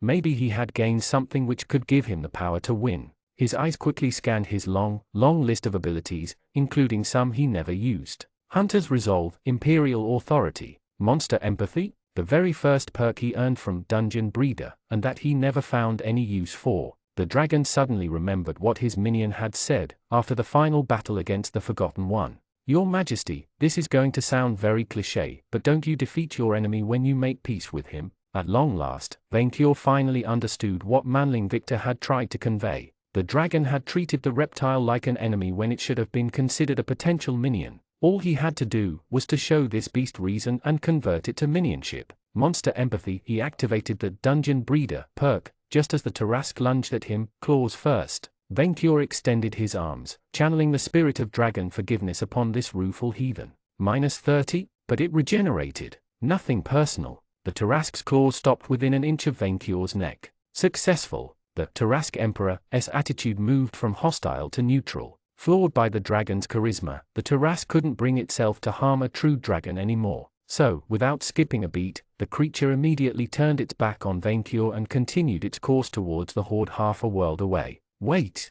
Venkior ordered, moving in front of the beast to make it stop. How can you wish to destroy my horde, my beautiful horde? Why will you not turn the other coin, as I did? The creature looked at Venkior with its horrible eyes, and let out a series of grunts. Monster Empathy, translating these signals into rough feelings. Pictures of Murmurin flashed in the dragon's mind, of his overflowing horde. Destroy, destroy, destroy. Such was the looping thought implanted in the creature's head, driving it insane with rage. A magical compulsion that forced it to move forward, to ignore the pain and the glory of a dragon. Thou art possessed by the lead spirit, Venkior said, putting his hands on the creature's shoulder. Accept the Elder Wyrm, of which I am the messenger, and you shall be freed from fairy sin. Spell Purge. Venkior bathed the Tarrasque in his holy energies, expelling the darkness that took root in its heart. Through the power of his boundless charisma, the beast was soon purged of fairy sin. And lo and behold, Venkior won. Instead of a bloodthirsty, rampaging beast, without Magmel's ritual driving it mad, the Tarrasque immediately became placid. No longer did the fairy's curse force it to chase after the sacred horde. It had seen the light of Venkior's words, and accepted his message of minion peace. Instead, the Tarrasque conveyed a single intent through the empathy bond. Hungry, we shall feast upon cattle, as master and minion, Venkior declared, patting the creature's carapace. Serve me and you will never be hungry again, and never shall I. For you shall be my minion, now and forever. Minion food, only in emergencies, Venkior reassured the beast. Only in emergencies. The creature seemed to lack the intellect needed to understand the concept, but the promise of free food pacified it. Did you befriend that? Venkior glanced down, noticing Goblin nearby. The goblin and her forces had slaughtered the fairy thralls, her tiny armor plastered with blood. Clearly, she had been left floored by Venkior's evangelization power. I tamed that, the dragon corrected. The Tarrasque embraced the light of hordism and shall henceforth be my minion. Well, I guess we won, even if you caused more damage than the invading army, the tiny goblin said, looking at the trail of destruction the two reptiles left behind. Hey, who attacked us in the first place? Venkior extended his arms again, expecting a golden shower for his victory. After all, he had won this battle alone. But after a minute of waiting, the dragon realized that his minion had been mistaken. Making peace with your enemies did not count as defeating them. Congratulations! For befriending and taming the Tarrasque Emperor, you earned 3 levels in Dungeon Breeder. You earned the Alpha Magnetism Scales class perk, plus 60 HP, plus 30 SP, plus 1 STR, plus 3 Ski, plus 2 AGI, plus 3 Int, plus 2 Char, plus 2 LCK. Alpha Magnetism Scales. Lesser reptilian creatures see you as an alpha worth following. When interacting with reptile, aquatic, and amphibian creatures, they must succeed on a charisma check or prostrate themselves in submission. This is a mind-affecting effect. The Tarrasque fell before Venkior and raised its stinger, a new thought competing with its hunger in this hour of peace. Breed? Not with me, Venkior replied, before pointing his left index claw at his new minion. But I had the perfect island for you. 2 species saved from extinction. Venkior couldn't wait to brag about it. Chapter 110 The Heaven Talk. Victor Dalton, Grand Vizier of the VNV Empire, thought he had developed tinnitus for a minute. The world had gone completely silent after he heard Venkior's latest words. I'm sorry, what did your majesty just say? The vizier asked as he regained his hearing, the demolished imperial palace standing to his left as a ruined testament to today's chaos. Manling Victor, meet my new minion. The dragon patted the Tarrasque's carapace, as the glowing, giant monster feasted on sea serpents. After the battle, Gobliner had wisely ordered all the dead, lesser leviathans, piled up next to the imperial palace, before the 2 giant creatures could turn their hunger on the citizens. Even now, Goblin and Oni guards kept all but throwing food at the reptiles. It shall breed with my dodos, to father a new generation of emergency rations. Yeah, Victor still didn't understand. Or rather, he didn't want to understand. How the Hapaland did Venkior even manage to tame that thing? Sir, it's a Tarrasque.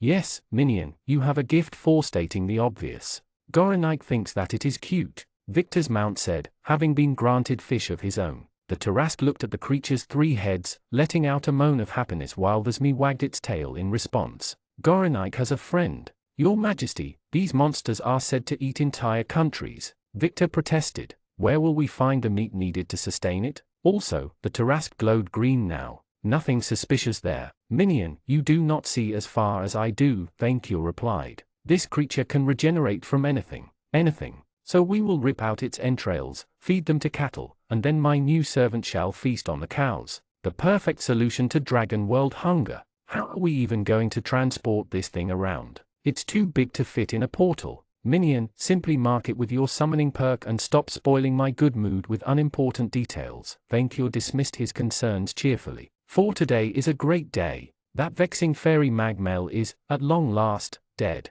True, and Victor had a new side to show for it, but the problem of the Tarrasque remained. The vizier thought about it, figuring out that he could mark the beast with Black Horseman while summoning Goronike with Zmi Rider. The Chaos Rider imagined himself mounting the Tarrasque, a creature greater than even Venkior, becoming an almighty lord of destruction that would make Sabla blush. Oh, his vision went white for a second. Oh, on second thought, maybe he could get used to this new monster. Leaving the reptiles to their victory feast, Victor walked towards the palace's gate, where Gobliner had a drink with her generals and Ludwig van. Meanwhile, Kia was praying to Mithras in a corner alongside the Arisen angels, doing their best to ignore everyone else with one exception. She always kept a bound and gagged Orknoob within arm's reach. Nice new scythe, Vic. Gobliner raised a goblet of wine in his direction, imitated by her men. A great weapon, worthy of today's hero. I still haven't checked what it does, the vizier said, examining it more closely. Harvest. Quality, S-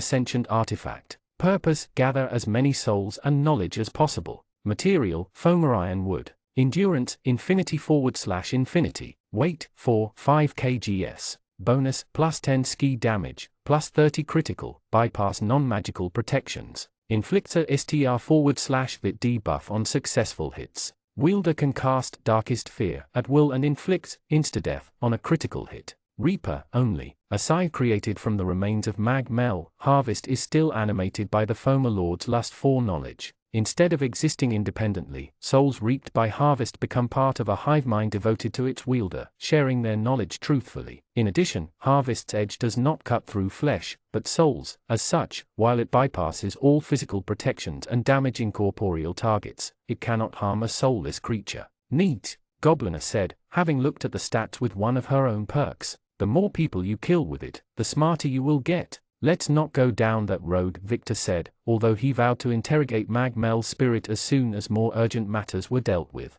You're surprisingly chill about this disaster. I cannot believe that the resistance sank as low as to ally with the Fomers to stage a terrorist attack, Gobliner said while offering him a goblet, which he politely declined. Fomers, I will have to double the number of guards to better protect our citizens against their treacherous attacks. The resistance, the propaganda machine course. Victor remembered that one. It was one of the few courses that he didn't ace. And don't forget that your army managed to fight back the fairy armies, while we cleaned up Mount Yugami on your orders. Exactly. Finally, the citizens of the Teikaku Empire know that their shogun can protect them from anything, especially from themselves. I must say this was an interesting turn of events, Ludwig van told Victor, but it distracted us from what truly matters. The sooner we finish your training, the sooner you can live up to your end of our delicious bargain. I spent all the potions I intended to use for the ritual, Victor admitted sheepishly, and it will take a few more days to set up a portal and gather the reinforcements needed. Can we put it back to a few days?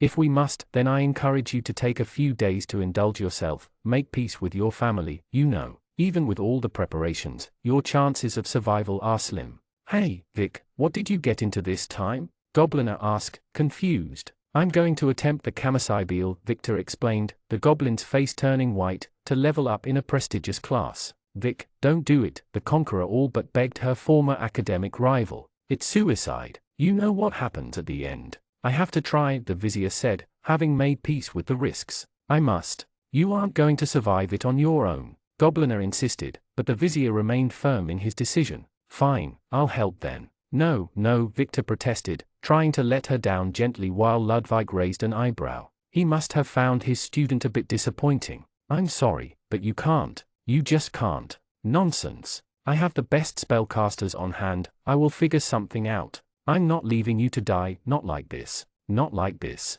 It's fine, Gobliner. Victor hugged her as if they were meeting for the last time. It's the thought that counts. Kia chose that moment to end her meditation, moving towards the group with a scroll in hand. Vic, she said, blatantly ignoring the Goblin Conqueror. We need to address a crucial matter. Orknoob, Victor said, glancing at the captured orc. Orknoob, Kia nodded grimly. What are we going to do with him? I asked Marba through Scarlet Study to prepare a moon rocket with his name on it, but Thulgathar put his veto on it. He said that criminals and exiles are welcome, but sending that orc will be interpreted as an act of war. How far can your rockets go? In the dwarf's words, as far as needed, Victor replied firmly. Mars, maybe this dimension's equivalent of Pluto. Make it Pluto. The farther, the better. I will have the launch ready for Samhain, Victor decided, while the captive orc silently protested. May the gods forgive us. Now that the fate of the villainous orc was decided, Victor turned to the other problem, the flock of winged insurance salesmen glaring at him.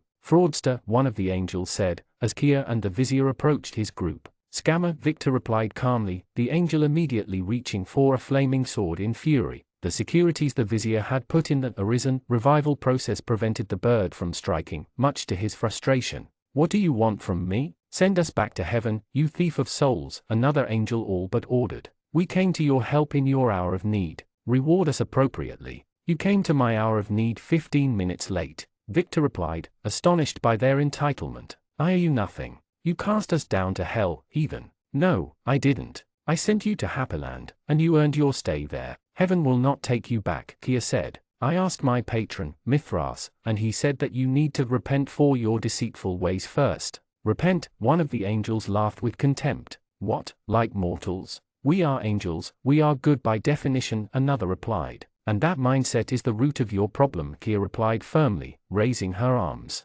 Look, neither Vic nor I make the rules. Stick to them or go back downstairs. The angels exchanged glances. The vizier suddenly realized that after living off the souls of mortals for so long, they had lost all understanding of ethics beyond vague concepts. Look, Victor pointed his scythe at the devastated city, if you want to make up for your afterlife scam, start by helping the living. The capital is in ruins, thousands are homeless, and there's a plague sweeping the continent outside this island. If you aren't all talk, then act now. The flock grumbled, but saw the wisdom in his words and took flight, to help rebuild. It's not going to help, Kia pointed out once they were out of earshot. They still haven't admitted that they did anything wrong. Shouldn't good actions matter, even if the intent behind is selfish? Victor asked, more for himself than the angels. The paladin shrugged her shoulders, having no answer to this. What about your drinking problem? Can you celebrate Mag Mel's death with us? Mithras told me that he couldn't lift another deity's curse, but that he would try to talk to Seng, Kia said,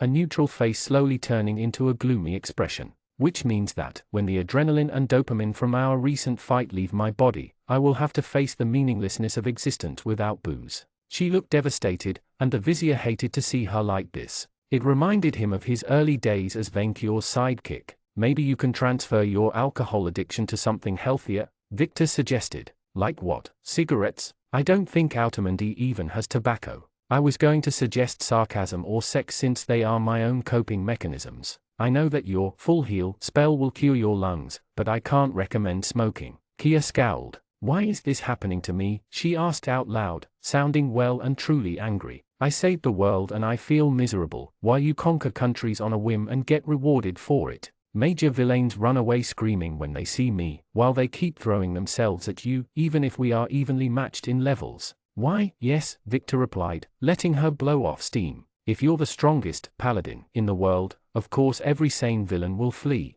While if you're painful annoyances like Venkior and I, everyone wants you dead, angels and tyrants alike. The paladin looked at him with a strange look. Huh? Mithras warned me that if I keep associating with you, the only direction is down, Kia said suddenly. Victor put his scythe on his shoulder. That's a bit harsh. I do admit I may have been a bad influence on Meal, but I'll make up for it. About that, Kia made a face, before handing him the scroll she carried. I asked Mithras about your intent to go to heaven, and he teleported this to my hand. It's her writing. She's doing okay? Victor asked, immediately grabbing the message. Apparently, she managed to turn her resignation into some kind of political protest and established her independent afterlife agency. She's fine. Victor understood the message. Meal could have met him directly, but chose not to. The vizier opened the scroll with his free hand and quickly recognized Meal's writing. The more he read though, the more his mood soured. Vic? The vizier was thankful the concerned paladin couldn't see his crushed face beneath his helmet.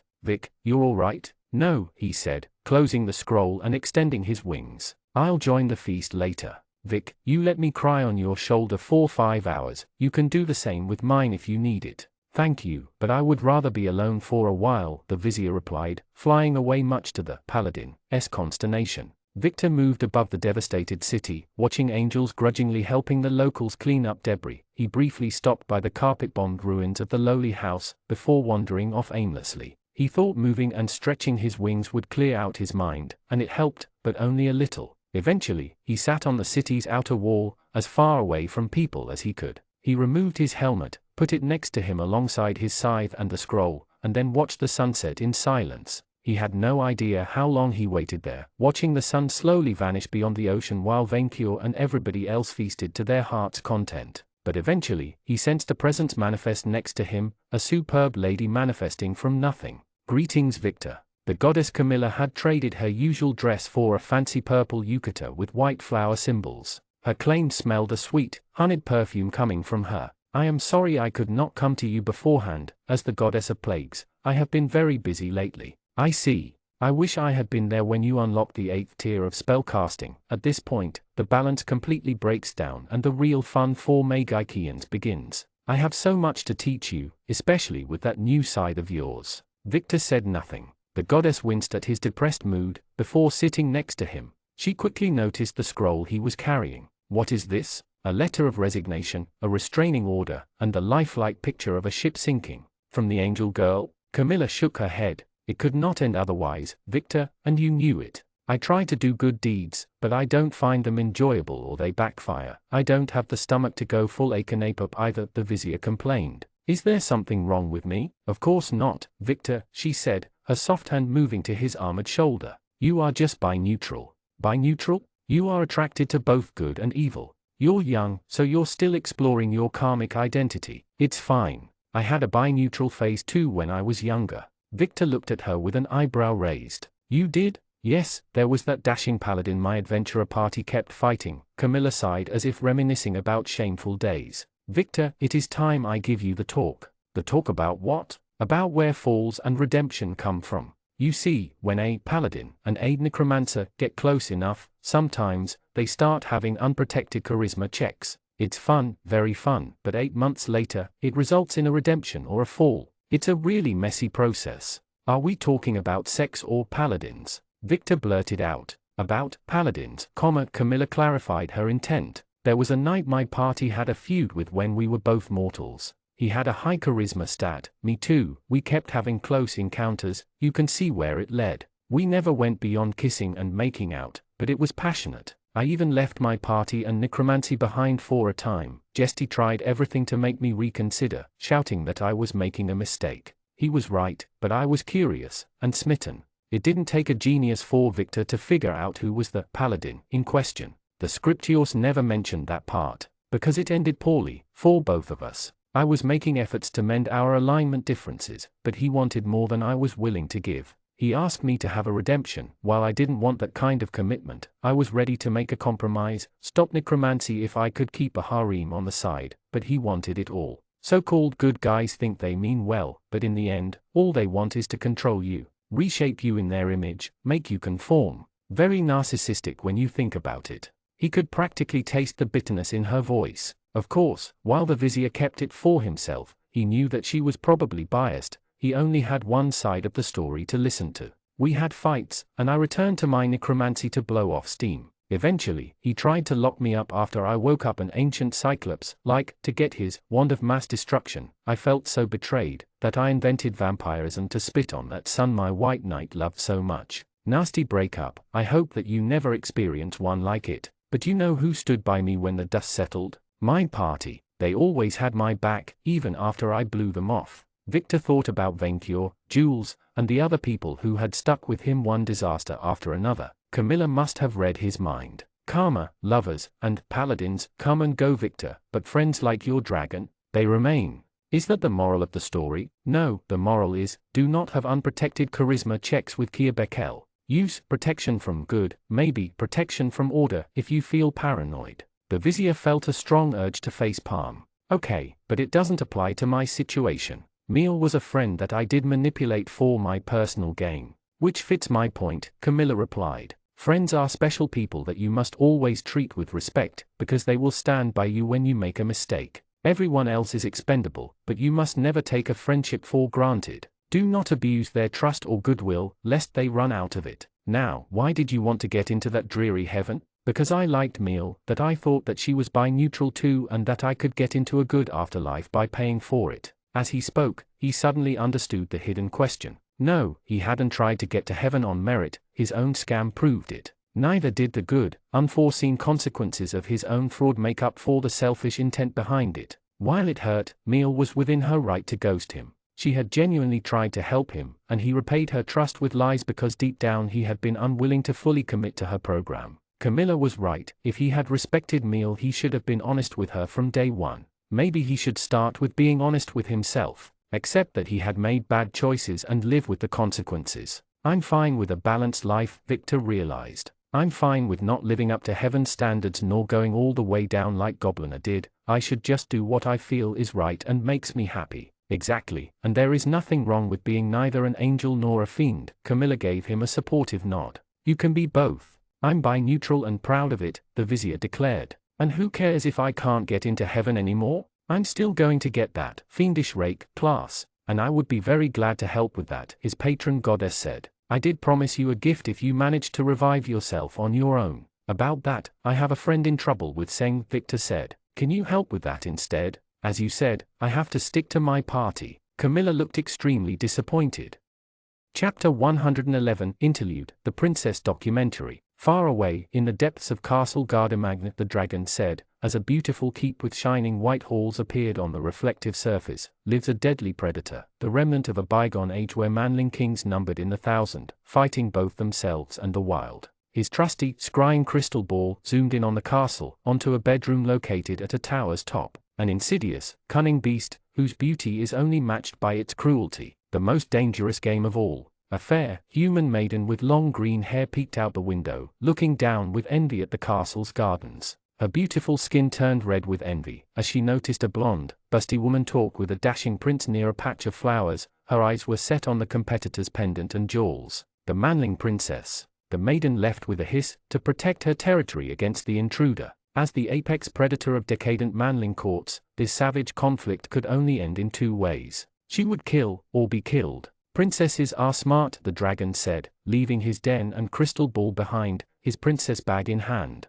They need to become queens. They kill for many reasons, to mate, for status, for pleasure. But out of all the beasts populating the animal kingdom, only the manling princess will kill for money, for humans are born greedy. That makes her the most dangerous princess of all, the dragonliest princess. The dragon flew over the ruins of the city, and the pens outside its confines. His apprentices' minions had built large, district-wide walled areas, one for each feral princess. The WYIM had taken exquisite care in their development, recreating the natural environment of each princess within, an arid sandcastle for the elf princess, a small plain for centaur princess, a fungi garden for mushroom princess. I am Grandrake, and I have been a princess hunter all my life, long before the Dragon Maid system recognized it officially. The WYIM looked down on Mushroom Princess Pen, watching her have tea with Allison the Dryad. She was the closest to being released back to the wild. Princesses and dragons are not meant to coexist for long, but most of the princesses here, at my new wildlife reserve in El Goldorado, had to be removed from the wild. They turned feral, dangerous to each other and to themselves. All because of this forgetful curse's fault. Grandrake had felt great guilt at having left these poor princesses to fend for themselves. He would not rest until they could regain their true nobility. Thanks to a dwarf-made portal, the Dragon Empire of V&V had allocated resources and staff to the project, making the wildlife reserve fully functional. Kobolds watched from above the walls, careful that the princesses didn't escape, nor that outsiders disturbed the experiment. Grandrake approached Elf Princess Pen, finding her lording over a group of succubi from the ruins of her sandcastle. When the dragon landed near her den, the posse instantly turned tense. He opened the bag and grabbed the cake. Elf princesses are very territorial. When interacting with them, you must play by their rules. Grandrake left the royal strawberry cake at the periphery of the princess vision, showing deference. When you feed them, you must do it subtly, presenting it as a gift, or else they may refuse your food out of pride. Some are even ready to starve themselves to death, for no cost is too high, to psychologically dominate the dragon. Is he talking to himself? A succubus said, rich enough for Grandrake to hear her. She must have been upper middle class, maybe an office worker. Always, Elf Princess said with an unhappy face. Having fed on princess flesh for decades, she must get used to her natural diet, Grandrake said. Chocolate, truffles, brioche, oysters, do not ever give these beautiful creatures bread though. If a princess is fed commoner food, then in time, she becomes half a peasant herself. Let them eat cake. The dragon discreetly left the pen, watching from above until the princess accepted the gift. Happy, Grandrake left to continue his feeding tour, checking out how all of the captives handled their newfound courts. No fair maiden shared their pen with another. Princesses are pack animals, but they cannot stand each other's company for long except in extreme circumstances, Grandrake explained. For when they do, jealousy sets in, and they fight to become queens. Instead, their natural pack is a girl posse. A princess dominates lesser female nobles as the alpha and then bullies commoners. During the mating season, males flock to them, fighting for the princess' favor, sometimes even dueling to the death. But it was too early to introduce fair maidens to male partners yet. After years of princess cannibalism, these maidens had lost their kind's normal social behavior. They had forgotten the habits needed to thrive in the wider world. Due to a lack of elves, the empire had instead sent what could pass for noble ladies, female vampires and succubi. The dragon had introduced groups of them to the captive princesses, so they could form posses. It is not an optimal solution, but the only one we have for now. It will take years before we can return most of these princesses to the wild. Grandrake shook his head sorrowfully, as he watched Centaur Princess run around her pen in frustration. Princesses aren't meant to be herded. To flourish, princessness needs to be atop a social hierarchy. If a dragon looms over it, it cannot express itself. These flowers need light to bloom. However, with the number of princesses decreasing, many dragons had tried to preserve the species however they could. Some even tried to raise them in captivity, but desperate measures can never result in anything beautiful. Once, princesses were common across the land, but my kind overhunted them for their princessness. So princesses adapted, rearing a male subspecies called knights to defend themselves. The rarity and danger only made them more desirable. The rediscovery of the dragon maid system, though, could change everything. Grandrake had heard that Blightswamp had managed to turn her daughters into princesses. If true, then it could be the greatest breakthrough in princessology since the invention of the Virgin Princess radar. After touring the pen, Grandrake flew to the dense jungle. My assistants informed me that a knight was sighted nearby, he said, looking at the trees for any sign of movement. Knights are dangerous, both to princesses and to princess hunters themselves. I like to think that my lessons about how to treat their metal sword bite saved many young, inexperienced dragons from death. Yes, I am an explorer and collector first, but education will always be important to me. For the elder dragon wasn't stupid. He knew that he lived a dangerous lifestyle and that one day, a foeman knight might get lucky and end his life. His near-death experience from the curse of greed had taught him well. His mind might get duller, his body slower from wounds garnered in dangerous hunts. He could not let his knowledge die with him. If a knight captures a princess, it will attempt to breed with her by guile or force. If the knight is a prince or a noble, then the result of coupling will be a true-born princess. Grandrake shook his head. But this one is another kind entirely, an invasive species. A commoner. If allowed to mate, the commoner will pass on inferior bastard genes onto the progeny. Grandrake explained the danger, which disrupts the entire princess social hierarchy. It often takes generations for a princess lineage to recover from bastardry, and with their current, dwindling population, this cannot be allowed. Grandrake looked at the horizon with sorrowful eyes, at the distant bright sun. Dwarf princesses have become extinct because he stopped. Because I wasn't vigilant enough. He couldn't allow elf and manling princesses to vanish too. An operation like this needs teamwork. The dragon reached a clearing, where an armored red dragon and her scaled minions had gathered. This is where my new apprentice Jolie comes in, alongside our cobbled ranger assistants. Your Majesty, who are you talking to? Red Ranger asked. Since he was a true minion, Grandrake managed to hear his words, even though he lacked the net worth needed to break past the wealth sound barrier. To myself. I simply love the sound of my own voice, it makes for exquisite conversation. So why am like, young Jolie said in adoration. It will come with age, Grandrake told his apprentice. Practice every day. Even when others ignore you, you must keep going. A true discussion is never about them, it is all about you. The younger WYIM nodded ferociously, flying after the older dragon as they patrolled the jungle, both humming the air. The cobbled rangers formed a circle, to force the knight into action. The creature was cunning, scouting the pens from afar and then retreating in the wilderness. In time, he may slip inside a princess lair and then lay his eggs where he shouldn't. Grandrake couldn't leave this operation to chance, so he had hired a specialist. The lichen known as Chocolatine scoured the forest in wolf form, sniffing the ground. While no refined werewolf princess, this professional minion could smell prey from miles away. It didn't take her long to locate the intruder. Over there, she shouted, Grandrake noticing movement in the thick, high grass. There,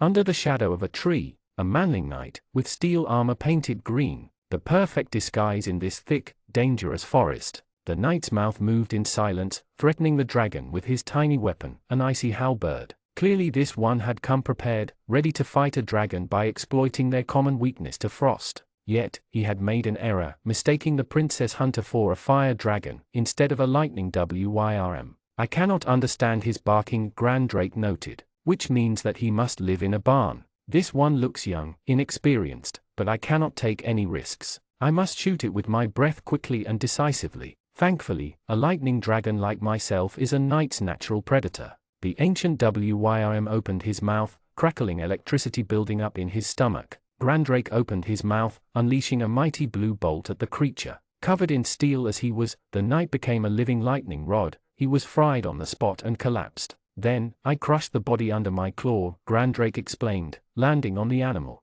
You see, while noble knights are eager to kill themselves, commoners have a strong survival instinct. They play dead. As a princess hunter, I must eat them whenever I can, poor taste be damned. Which the dragon did. When I was young, a commoner knight tricked me this way, impregnating my freshly caught werewolf princess with a bastard litter. So said Grandrake, as he swallowed the knight whole, sword first. I only learned the truth after finding his half-eaten bones in a hole, the pelvis missing. Teacher, Jolie called, as she landed next to him. Who is the most beautiful princess of all? Should a dragon limit themselves to certain species? In the eyes of a true hunter, all princesses are beautiful, young Jolie, Grandrake taught her. A true dragon does not discriminate. Jolie listened religiously. Grandrake knew that he had found a worthy apprentice, eager to learn, confident enough to ask, to question. Our task is not yet done, young Jolie, the older dragon declared, examining the spot where the manling intruder hid. 4 knights always travel in groups of 2,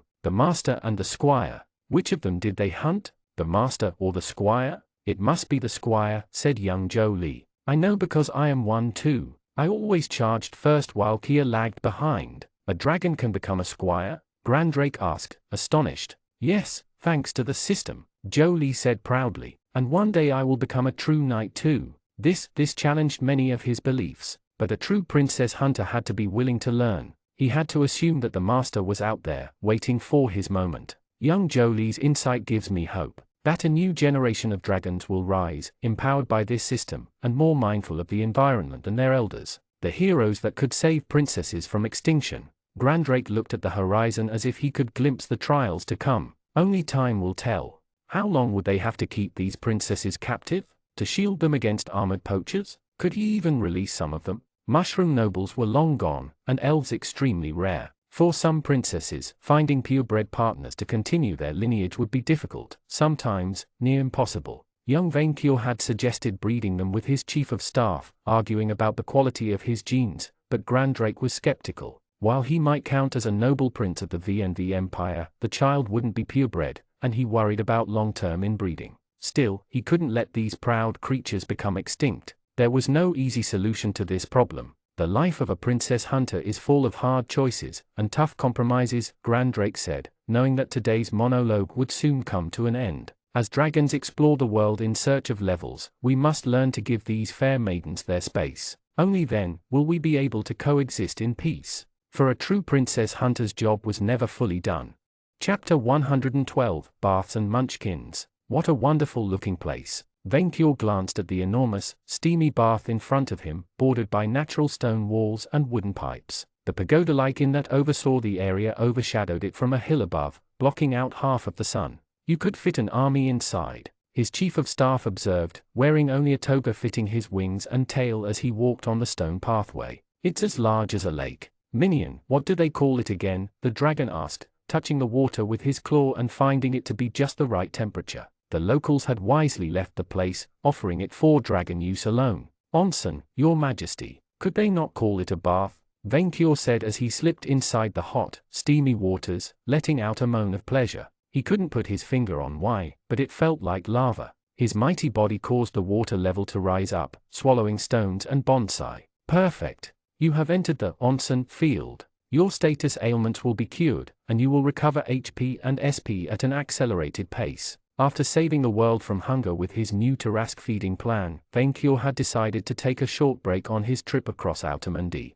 Since they had around 40 days left before Samhain, he thought he could afford some pleasure time. Minion, what are you waiting for? Vainkior asked, as his manling didn't join him in the bath. It is not lava by any means, but it should do. Later, your majesty, the minion said, ever dutiful. I still have stuff to do before I can relax, reforge my perks, extract information from Magmel's soul, check up on Kia. What has that poor excuse of a paladin done this time? She's having withdrawal symptoms. Allison had to lock her in her bedroom to avoid a scene. Vainqueur sighed. After having opened a new portal between Murmurin and this country's capital, his chief of staff had summoned key minions to handle administrative matters. That was inevitable. Spending weeks in my naked presence has made her addicted to me. It happens to my minions all the time. His chief of staff said nothing. He alone had the strength of will to resist his Vainqueur addiction, and even then never for long. Your Majesty, I still think we should use this break to train a little. With Magmel's soul on hands, I have been able to locate the Foma's EXP farm, and in all likelihood, we will face heavy opposition there. Minion, I am considering why we should even make a stop there. But that's the place where they level up, his minion protested. And instead of growing as it should have, my wealth has been slowly depleted, Vainqueur said, vowing to remind indebted Allison of how much he cost him. The money they received from conquering the country had barely returned his hoard to its pre-Akanapop size. Hunting fairies is good, but it makes us lose sight of this trip's true goal, gathering enough money to shame Icefang on Samhain. The few time we fought Fomas, they did not drop any gold at all. I'm sure the locals will pay a heavy price to get rid of them. If they do, yes, I shall deign to burn that farm to the ground, Vainqueur interrupted. But I want you to focus on money-making quests first. Like my dodo trade plan. I admit selling homegrown male dodos to EXP-starved nations while maintaining a monopoly on the females should prove lucrative, Manling Victor said as if it wasn't obvious. But it will take months to breed a sufficient population, same as with opening our portal network to foreign trade and global tourism. Samhain will pass by in either case. Friend Victor, you do not see that we can leverage one of the most powerful forces in the world, Vainqueur said. Dwarf addiction. His chief of staff raised an eyebrow. Dwarf addiction? We have access to a whiskey sea, which from what I understand your species use as a substitute to dwarf consumption, Vainqueur said. I will have minions pump it dry, then sell bottles to your kindred. The Agarthans will be so glad that we spared them from dwarf addicts' depredations, that they will pay me a greater tribute. That's actually very smart, Manling Victor said, considering the matter. We could quickly pump the whiskey sea and sell cheap drinks to Gardemagn and Barin. I order you not to overdwarf on our own product though. One time was one too many. That's still going to take time to set up, his vizier said, always a pessimist. And I doubt we can sell enough bottles to grow your Majesty's hoard in 40 days. What about conquering a new country? Vainqueur suggested. It worked wonders for me so far. There is a southern landmass which has yet to be settled at all, and which should be rich in natural resources, in particular gold. Vainqueur's head raised above the waters with interest, making the minion cough. But it's hell on earth in my homeworld. I cannot imagine how bad it must be in Outermundy. I shall conquer Prydain in due time, Vainqueur said, unafraid. I welcome the practice run. For the greater horde, no sacrifice is too low. Alternatively, we could go to Nagastan or the Jade Empire, Manling Victor said. They are the richest countries in the world, and Nagastan, in particular, pays well for quests. As acclaimed of Shisha, I could get us deals there. Yes, I trust you to map out our destinations, Vainqueur replied dismissively, but I will accept no less than 1,000,000 coins per task. I am a star, minion, and you know it. We must increase our wealth standards. Manling Victor excused himself to prepare the trip, leaving Vainqueur alone. The dragon quickly rested against the stones like a crocodile on a riverbank. The experience couldn't match resting on his hoard, but it helped ease the pain from his wounds. The Tarask's minion conversion had left bruises. The dragon closed his eyes and enjoyed the warmth, his mind slipping into thoughts about the future. While he had sacrificed short-term wealth to revive his minions, such was the duty of an emperor to reward those who died for him. The dragon suddenly wondered what would happen to his empire once he reached godhood. While the place only served to fuel his hoard first and foremost, he had grown to enjoy ruling it. Could he keep doing so after passing the Valhalla trials? He was 3/4 of the way through after all. It burns. Vainqueur's eyes snapped open, as he recognized the voice. A dragon's voice. I warned you, you should have leveled up in Paladin of Mithras instead of Pyromancer, someone else commented. You would have gotten a fire immunity perk by now, instead of a mere resistance. And skill is one of your dump stats, a third female creature said. Paladin would have boosted your strength and charisma. Vainqueur immediately pinpointed the source of the noise as behind the nearest stone wall. He immediately looked above and at the large bath beyond it. 3 smaller dragons occupied a steamy lake there, one black, one green, and the last one. Icefang!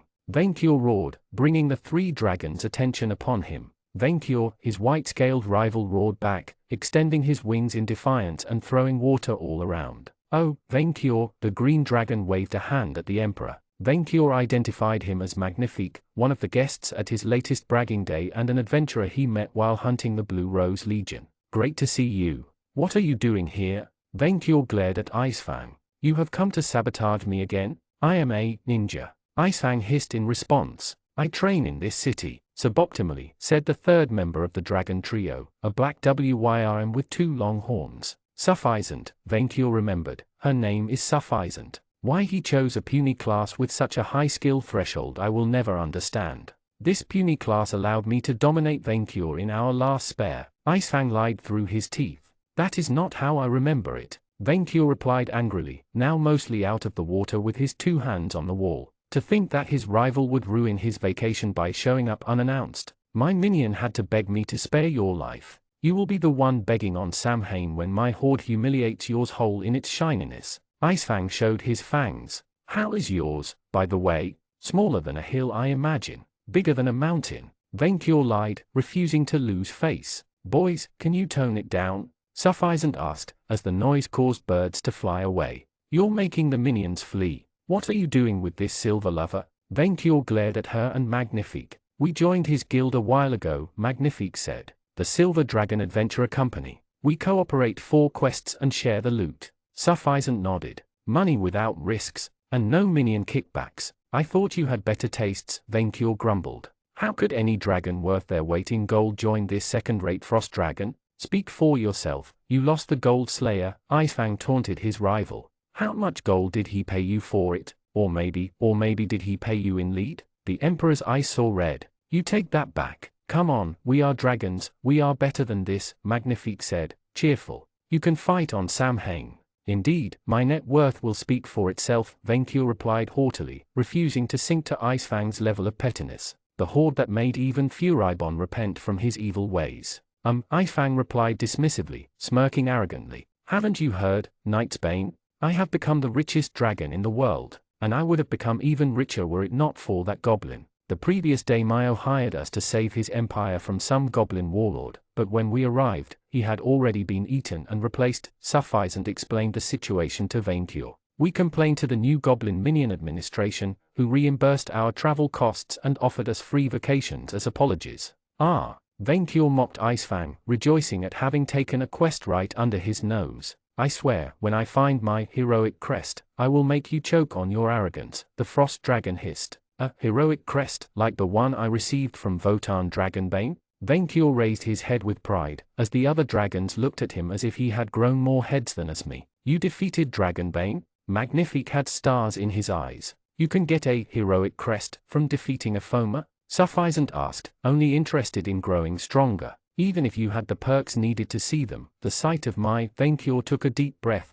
75 levels would have left you blind. Lies, Icefang complained. Let me check, Suffisant's eyes widened. Augustus, 30, Witchfinder General, 14, Kaiser, 17, Dungeon Breeder, 10, and Geomancer, 4, 75. Vainkyur pumped up his chest, happy to receive the spotlight he deserved. What kind of subpar build is that? Suffisant said, half amazed, half mockingly. Yes, Vainkyur, how do you get anything done? Magnifique replied, astonished. The Emperor frowned, astonished by the reaction. Excuse you? I know you are a pioneer in the dragon system, but your classes are all over the place. Suffisant said. You do not even try to optimize. Why should I optimize perfection? Vainkyur pointed out the obvious. Your argument is illogical. Dragon perfection can always be built upon, Suffisant replied. I still think it is better to cover our natural weaknesses than increase our strength, Icefang argued, seemingly almost as annoyed by the other dragon's arrogance as Vainkyur himself.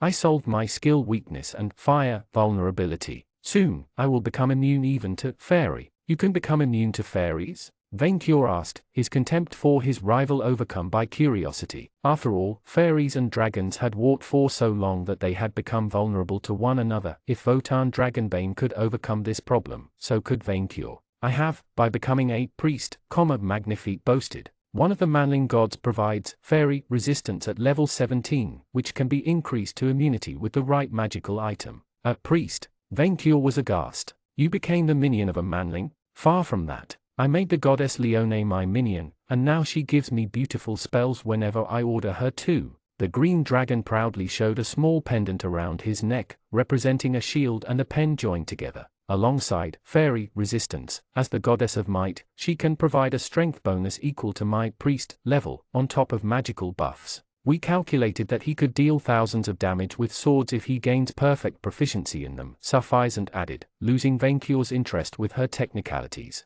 Hence why he took levels in Paladin too. I have to follow a code of minion deontology, help manlings solve their problems, but this is just a technicality, Magnifique said dismissively. I hope that they solve this design flaw soon. I agree, why should dragon class features require that you help lesser beings? Suffisant shook her head. At least you have it easy. I have to garden and tend to forests to keep my Vestal of Cybele perks active. Stop complaining, you can use your vitality as your main stat for spellcasting instead of that useless intelligence or skill. Skill is not useless, Icefang snarled. You have seen the jutsu I can use with it. Yes, we know, you always land critical hits, Suffisant replied dismissively. But once I get crested, I will be the one capable of turning the raw forces of nature into my minions. I wonder if, which, wouldn't be better as your new class after getting past level 30, Magnifique pondered. Chronomancer is very powerful, but difficult to level up in and runs on intelligence, while Witch uses charisma and meshes better with Vestal.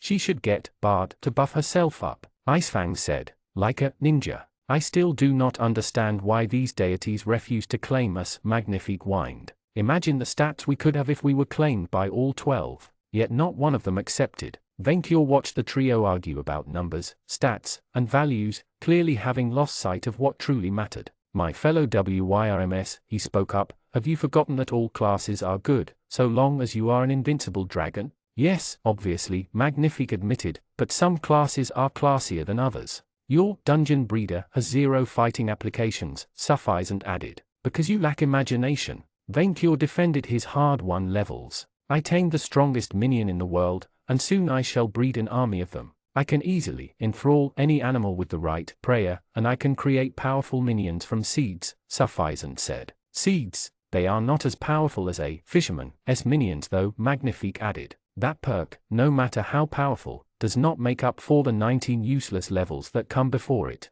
Are they always like this? Venkior asked Icefang as they continued arguing, his rival seeming to share his frustration. Sadly, the Frost Dragon replied. I fear that once they get past level 30, they will become unbearable. You can still arrange things a little, Venkior, Suffisant said, after realizing that the bigger dragon had lost interest in the conversation. While it is true that you can never achieve our power once we reach your level, if you reach my level, Venkior pointed out. Considering their lack of dragon common sense, he did not believe it likely, but if you take levels in Crusader now, classes and perks matter, but not as much as how they are used, and by whom, Venkior replied. Look at me, I am me. Why should I gain new classes when those I have already allowed me to prevail time and time again? Magnifique and Suffisant exchanged a glance. I do not get it, said the former. Do you mean that you can gain powerful personal perks when using suboptimal classes? Venkior shook his head, annoyed at his dragon brethren. Couldn't they understand that the only classes that mattered were those making them richer and more glamorous? Who cared who had the highest statistical score when they already had the perfect measure of one's worth in a horde? Such were the woes of a visionary. His impact on dragon society had unforeseen side effects. Anyway, my wealth will prove that my path is the best, Venkior declared proudly, preparing to return to his bath. Leaving so soon, Venkior? Icefang hissed. Have we touched a nerve? Are you afraid that your class combination pales before mine? Even the best classes in the world cannot turn silver to gold, Venkior taunted him. But the worst of them can turn gold to lead. The red dragon turned around, glaring at his rival. Careful, you sound suicidal. You could not best me in combat, and I am sure you could not best the Gold Slayer either. Icefang persisted in his madness. Even with fewer levels, I am better optimist. I can take you anytime. Hey, stop. Magnifique interrupted both before they could come to blows. There are more civilized ways to settle your feud. Like a minion battle. That will not do, Icefang replied, lightning cackling between his eyes and that of his nemesis. What about a quest then? Suffisant said. We pick a quest, and we see who can solve it the fastest. Vainkur considered the proposal, an idea coming to mind. If you insist, he said, there is this fairy farm I have been meaning to burn. Chapter 113, A Slice of Cat. My name is Victor Dalton, and if you read this, then it means that I am dead. Again, as he wrote down his will, the vizier realized that this line had lost its impact. In his will, the vizier distributed his belongings between his friends. Chocolatine had the lion's share with ownership of his manor, but he also rewarded Malfi, Jules, Isabel, and Charlene with his magical items. Alison would get custody of Vainkur Jr., Kia, of Goronike and his horse. He also donated all his undead servants to Camilla's church, as thanks for training him personally. He knew that he had done everything he could to achieve immortality, with enough backup plans to recover from his potential fourth death. But he remembered vividly how Mel Ogiers murdered him before she earned any levels. One day, Victor's luck might run out, or he could confront something capable of stealing his soul the Reaper way. He had followed enough evil overlord seminars to know that no one was invincible and to prepare for the worst. After writing down everything, Victor put the scroll near his desk, then moved to the window. He had rented the local inn's biggest bedroom, a condo decorated in an elegant, minimalist, Japanese style. Vainkur was arguing with the other dragons in the private baths, which should leave the vizier with a day off to do as he wished. Huh? Odd. Someone knocked on the door. Come in, the vizier asked, Jules and Malfi stepping inside. The necromancer carried a scroll in hands, and the fiend a pile of papers. Sir, the necromancer bowed respectfully, before examining his scroll. Every hour of your day off is booked. You start with a training breakfast with Kia Beckel, a morning walk with your pets, the Infercorp shareholder assembly, blood tea time with Charlene after sundown, a dinner with Miss Chocolatine, and then your suicide. You don't think I will make it? Victor asked. Sir, only 1 out of 20 people have survived the Kamasibiel, and the ones who do often lose their soul, Jules replied calmly. Statistically speaking, while you possess exceptional abilities, I must assume the worst. Thankfully, in your case death will be the metamorphosis into the undead you were always meant to be, and your soul will reincarnate as a demon afterward. Malfi nodded. This is the very definition of a zero-soul emission scenario. Please don't make my corpse a zombie though, Victor pleaded, suddenly wondering if leaving his remains for Jules to manage was a good idea. A handsome skeleton or vampire I can handle, but no zombies. Sir, you need to be alive for vampirism to take root, and your disease resistance makes that a moot point. Victor realized that the necromancer hadn't promised anything. What about Alison? Isabel? Miss Chocolatine invited Alison to the dinner, so I booked both at the same time, Jules replied. As for Isabel Moore, she had a medical rendezvous and couldn't make it. What was up with her lately? Victor promised himself to investigate later. Since I'm having Chocolatine sleep over tonight. Miss Allison set the protection spells in the building, Malfi said. Also, you should be happy to learn that I commissioned a close team building special for your shareholder assembly. All your succubi associates will attend, alongside our horizontal office interns. Did the demons even know to have an assembly without drugs and whores? Still, since the fiend had stuck with the vizier through almost everything, being nothing but loyal and supportive, Victor overlooked it. Malfi, I know you wish to be promoted, but my perk won't let me and I don't understand why, Victor said. I mean, you helped us with Akenapup. What more should you need? I have figured it out, Malfi explained. It appears that my superior's continued existence prevents social mobility. He is expected to have his Chocolatine severance package soon. Anything I can help with? No, the fiend shook his head. Although, if I could ask a favor, anything for a friend, Victor said. Then here is the bill to legalize hellhound fights. Malfi handed him a paper, which should prove a trendy alternative to all those underground hobo arenas. You sponsor hellhound fights? Jules asked. No, but my nephew opened a startup in that field. He is family, and as a member of the government, it would be rude not to give him a state monopoly. The breakfast with Kia was awkward. She had eaten her eggs and bacon, but she hadn't touched her coffee, milk, or orange juice. She stared at the liquids like a zombie at a brain. So, you're doing all right? Victor asked, having traded his armor for casual clothes to put her at ease. Clearly it hadn't worked. I'm managing, she lied. It was even worse than he thought. I know you are feeling vulnerable, and that you may have some dark ideas in mind, he said, trying to preempt an accident. You should consider using protection from chaos, or protection from evil, when we interact. Mithras gave me the talk about unprotected charisma checks. Wow, did the entire Pantheon refuse to have them interact? Then you safely confide in me, the vizier said, having taken Camilla's advice about friendship seriously. Your mood is getting worse and worse. It cannot just be about alcohol. No, it isn't, she admitted. Everything tastes like salt water. Victor frowned. Wait, even coffee, and milk, and juices. Kia's eyes dark-nayed. The bartender was wrong. She didn't stop at alcoholic beverages. Tea too. Everything but unsalted water tastes like salt water. She had tears in her eyes. Even potions. It would have been kind of forcing to sink her country, as she had threatened. Kia, I promise I will do everything to solve this, he swore. I have called upon my godly patrons. Just be patient. Thanks, but I just want to think of anything else right now, she grumbled. When are we hitting the road again? In a few days. Thanks to Harvest, I have found the location of the Fomer's EXP farm, but I will need a bit more time to gather every piece of information available. You have all of Mag Mel's knowledge kept within it. It will probably take months to get everything, she said, sighing. Maybe we can train then? I want to focus on something, anything. I have some time. Victor nodded. I thought I could finally get around to using Perk Forge and fuse the unnecessary perks. Leave it to me, she said, latching on the first opportunity to focus on martial matters. We'll review your monster perks and find the best combinations in no time. Choice registered. You combined Blood Fountain, Sonic Scales, and Vampire Kiss into Blood Pulse.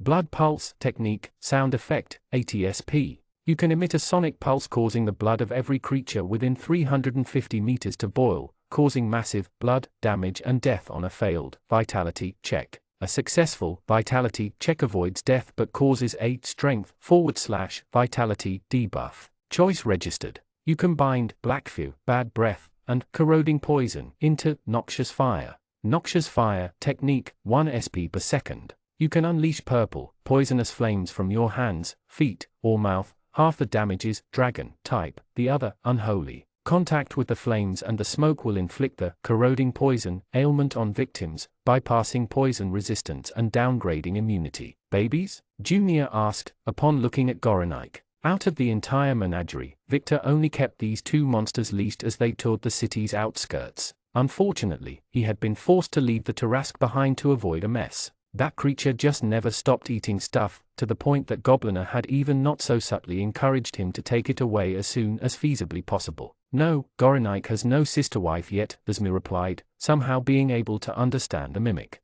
Their tamer was happy to see them get along, but Goronike will hump anything, like horses. Sorry, but no, Noisir said, Bas Jelly leaping off from its back to Dodolians, and back again. Being a single mother mare is a pain, thank you. Can you actually? Victor asked, but didn't dare finish it. Dragons can breed with anything, the horse replied, shuddering. Anything. Where do you think my ancestors got their cool flaming hooves? Charlene was radiant tonight, dressed all in white and pampered like a princess. Victor, not so much. He struggled to focus as he brought his tea to his lips, the world dark beyond the windows. From the noise, Vainkyr was still arguing with his fellow dragons. Victor, you look terrible, the vampire said, noticing his exhaustion. She hesitated between the dwarf blood whiskey and the goblin blood beer, before settling on the sparkling elf vodka. I had an intense demon shareholder assembly, he said, drinking a healing potion, and I am spent. And he hadn't even touched any cocaine. What are you doing right now? We have multiplied the Nightblade's profits by 3, Charlene said with pride.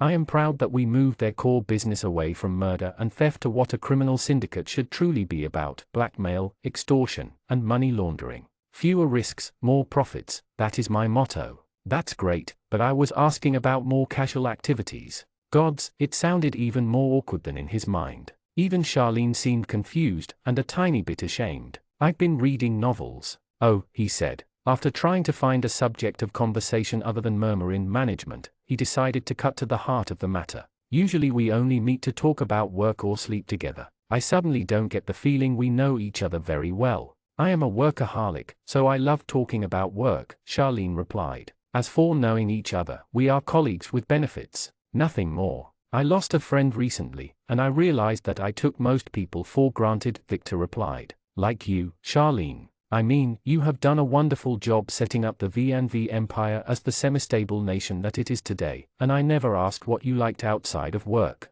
Semi-stable? She smiled, revealing her vampire fangs. You are so cute, Vic, and I would be lying if I said I didn't take you for granted too. Oh, Victor quickly caught himself. Don't take me wrong, I'm glad, but I'm surprised. We didn't start off on the best terms. I thought you could be replaced, but Murmurin almost collapsed in days when you took a break, she replied, sounding still distressed over it. And no offense, you were an immature screw-up the first time we met, and not that handsome either. You've changed for the better, physically and mentally. Victor crossed his arms at the not-so-handsome part, but tried to take it in strides. At least it was proof of his improved charisma. I appreciate the attention though, Charlene said, relaxing, sipping her blood drink. The last person who tried to know me better did it to fatten me up for food. Maybe we start with exchanging book recommendations, Victor said. She made a terrible face. You promise you won't judge? Why would I? Victor asked, surprised, as Charlene put a red book on the table. The vizier took it, reading the title on the cover. The Breeding Frenzy, by anonymous super bard, Victor said while flipping the page. Chapter 1, Summary, the dragon gets his minion at last. As he started reading the first lines though, he felt an invisible, overwhelming pressure take over the room. A malevolent shadow crawling on his back, death itself moving its icy hands on his shoulders. It's bad, I admit it, Charlene said, while a supernatural power compelled Victor to keep reading the hellish, poorly written script. But it gets so bad, it becomes entertaining. Minion, you have failed to breed on your own too many times, said the dragon as he put his mighty claw onto his manling's legs. Victor kept reading, finding the anonymous dragon and his trusty vizier disturbingly similar to Vainqueur and himself. Now, it is time for me to take the matter in my own hands, to put my eggs in you. Then came the details, and the icy hands moved to his neck. Victor managed to close the book, the wail of 1,000 screaming souls silenced in the background. He panted heavily, having barely survived. Who wrote that? He asked Charlene. So I can strangle them? Vic, is something the matter? Chocolatine asked as she served the main course of the meal. Nothing, he replied, scratching his shoulders. I still feel the icy hands. You have read one of Pink's novels, Allison said, sitting on his left while Chocolatine moved on his right. She placed a bonsai tree near the dinner table, apparently having bonded with it to move around better. I heard they get worse. I don't know how, but they get worse. Pink? Victor almost choked. She wrote this crap? Why? Why would anyone? If the perfect argument against freedom of speech existed, it was that book. You are always with Vainqueur, and you became half-dragon. Shush, Allison, he needs the right recipe to take his mind off those silly books, Chocolatine said with pride, presenting her masterpiece, a stuffed pig missing its head, with vegetables for Allison. And the right people. Indeed, he said, putting his hand on her own. Thanks for setting this up, Choc. We're definitely going on a culinary tour if I survive the Kamasai Beal. Of course you will, she laughed. You have Monster Rider. You are overprepared. I'm not so sure, Allison replied, less enthusiastic. Even experienced Cybele priests never dare to undertake it. I still don't know what to make of this fiendish rake class. You are a priestess of the goddess of pleasure, Victor pointed out. Your job is to oversee orgies. She is the goddess of forests, pleasure and knowledge. Allison turned defensive. It is different. We have primal wisdom wild orgies, not frivolous ones. Yeah, right. You're just jealous you can't bear witness. A bit. Although it was for her own protection, and unlike Victor, she wasn't eager to die again. Shouldn't a simple orgy be enough to access fiendish rake? According to Ludwig van, my level is so high that nothing short of the Kamasai Beal will get me into the class, Victor replied, as he cut the pig and vegetables, before serving everyone. I still want to get it, mostly for the charisma and diplomatic applications. Please tell me that you don't intend to make a truce with the foamers by sleeping with them, the dryad giggled. Not that I wouldn't mind a peaceful solution. Vainqueur managed to talk a Tarrasque into submission. I figure I can do the same. He tasted the stuffed pig, and found it perfect. Choc, I love it. You better appreciate it. He took a long time to fatten, she replied happily. But don't eat too much. I want to finish what we started in the Thousand Empire, and I have the sacrificial altar ready downstairs. Victor sighed, but accepted the sacrifice. As you wish, he replied, briefly kissing her on the lips, while Allison watched with a strange expression. You won't mind, ow? I am worried about you, the dryad said. You should be training instead. Gobliner proposed something like that, alongside buttering me up with all protective spells known to her mags, Victor replied. But with the hopefully final battle with the foamers approaching, I figured I should focus on making time for my loved ones. You included. The dryad smiled sheepishly. Thanks Vic, she said, and that reminds me I have yet to pay you back for convincing Vainqueur to raise me up. Just drink for both of us, since I am now immune to alcohol. Allison shook her head, as if he had said something stupid, before exchanging glances with Chocolatine. What? Victor asked. It's a secret, Allison replied. As long as it doesn't involve that insufferable cat, the Reaper replied. It's fine, Felix lives on in both of us now, Chocolatine replied cheerfully. Victor looked at the meat in his plate. On a closer look, it didn't look like a pig all that much. Choc. Yes, Vic, can I take another bite? Finally, the time had come. Victor had prepared extensively, wearing his full plate armor, having drank his fill of potions, and cast 25 buff spells he knew, and he still felt naked before the storm to come. Are you ready yet? Victor asked as Ludwig van started drawing a summoning circle around his bed, the moon now high in the night sky. My buffs will expire at this rate. I found myself distracted by a most entertaining book I found in your trash can, Ludwig replied. And you survived it? I wish I could meet the author, Ludwig van replied. I have so many tales worth committing to paper. That's a great idea. That Victor would make sure never became reality. Anyway, I finished preparing the beacon, the dandy said as he completed the circle, taking a few steps back. Now she must accept the invitation, but since I sent it myself as her chosen, she has no reason to refuse. And I am ready. Your armor won't protect you from this, Ludwig said bluntly. Either you survive, or you don't. It's too late to go back. Victor shook his head. Will there be pain? If you fail, you will be vaporized in the blink of an eye, with no check allowed. No checks allowed? No checks allowed. Do not touch her, or your soul will explode from the ecstasy with no check allowed either. You just pray, and watch. And so Victor fell to his knees, praying to Camilla. Out of all the deities that claimed him, she was the one who helped him the most.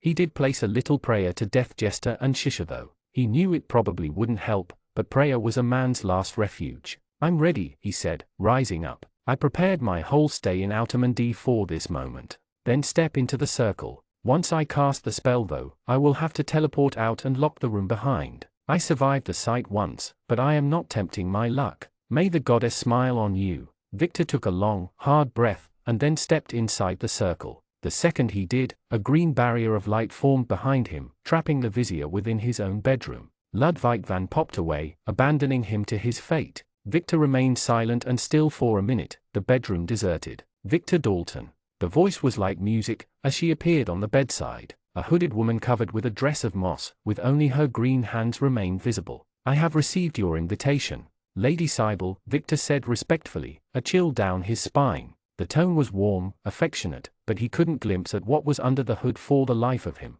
You know me, of course. You served me well in destroying Sabla's wicked city, and making the desert of Ishfania green again. She put a hand on the sheet, lay on the bed, and relax. You are among friends. He obeyed, tense as Happyland, and careful not to touch her. I have been observing you for a while, ever since Death Jester messed with my relationship table, Sybil explained with kindness, although the vizier didn't understand half of it. And you are indeed as easy as they said. It pleases me. Victor probably should have taken it badly, but she made it sound like praise.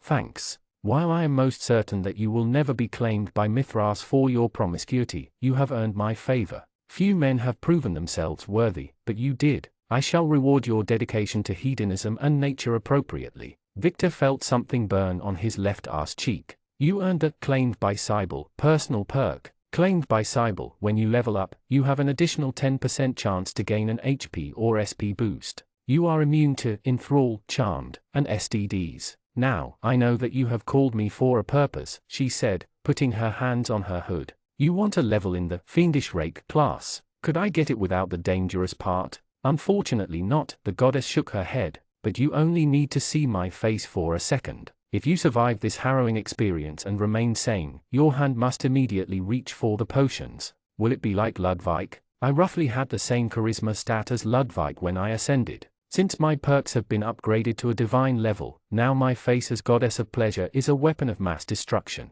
The last mortal to see it turned into a pillar of salt, and even my fellow gods cannot help but pleasure themselves in my presence. That sounds inconvenient. It is, she said with a heavy sigh. Since this feature destroyed my dating life, I entertain myself by setting up other couples instead. Like yours. I lost track of how many times Isengrim petitioned me to set you up with his priestess. Well, it worked out, Victor replied. I still don't understand why, but it worked out. It did, she said, sounding as if she knew something that he didn't. Now, are you ready? Yes. She removed her hood, and the room exploded in a flash of fire. Vaincured Best Dragon Knight's Bane. Level 75, Augustus 30 / Witchfinder General 14 / Kaiser 17 / Dungeon Breeder 10 / Geomancer 4. Type Dragon. Party V&V. Health points 6,965. Special points 1810. Strength 162.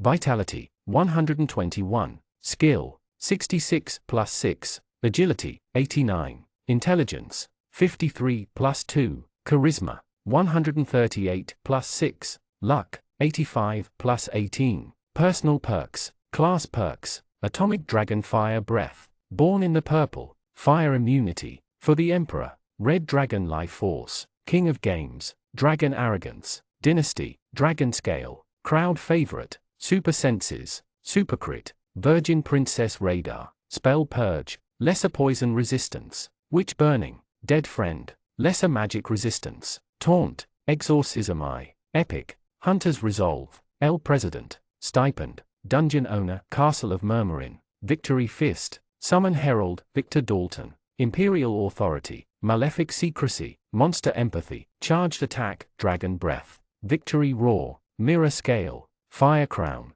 Immovable. Show Off. Gold Shower. Shining Majesty. Golden Road. Geomancy. Monster Husbandry. Terraform. Landmass. Pontifex Maximus. Malus Maleficrum. Incinerator. Master of Silence. Glitzy Theater. Improved Hybridization. Rabbit Plague. Alpha Magnetism. Scales. Inventory. Victor Slimy 1 Dalton. Level 72 Monster Knight. Red Dragon 20 / Reaper 30 / Moriarty 11 / Chaos Rider 4 / Weathermaker 7. Type Slime / Dragon. Party V&V. Health points 1,575. Special points 510. Strength 45 + 6. Vitality 52 + 6. Skill 75 + 8. Agility 60. Intelligence 82. Charisma 77 + 6 when lying. Luck 70. Personal perks.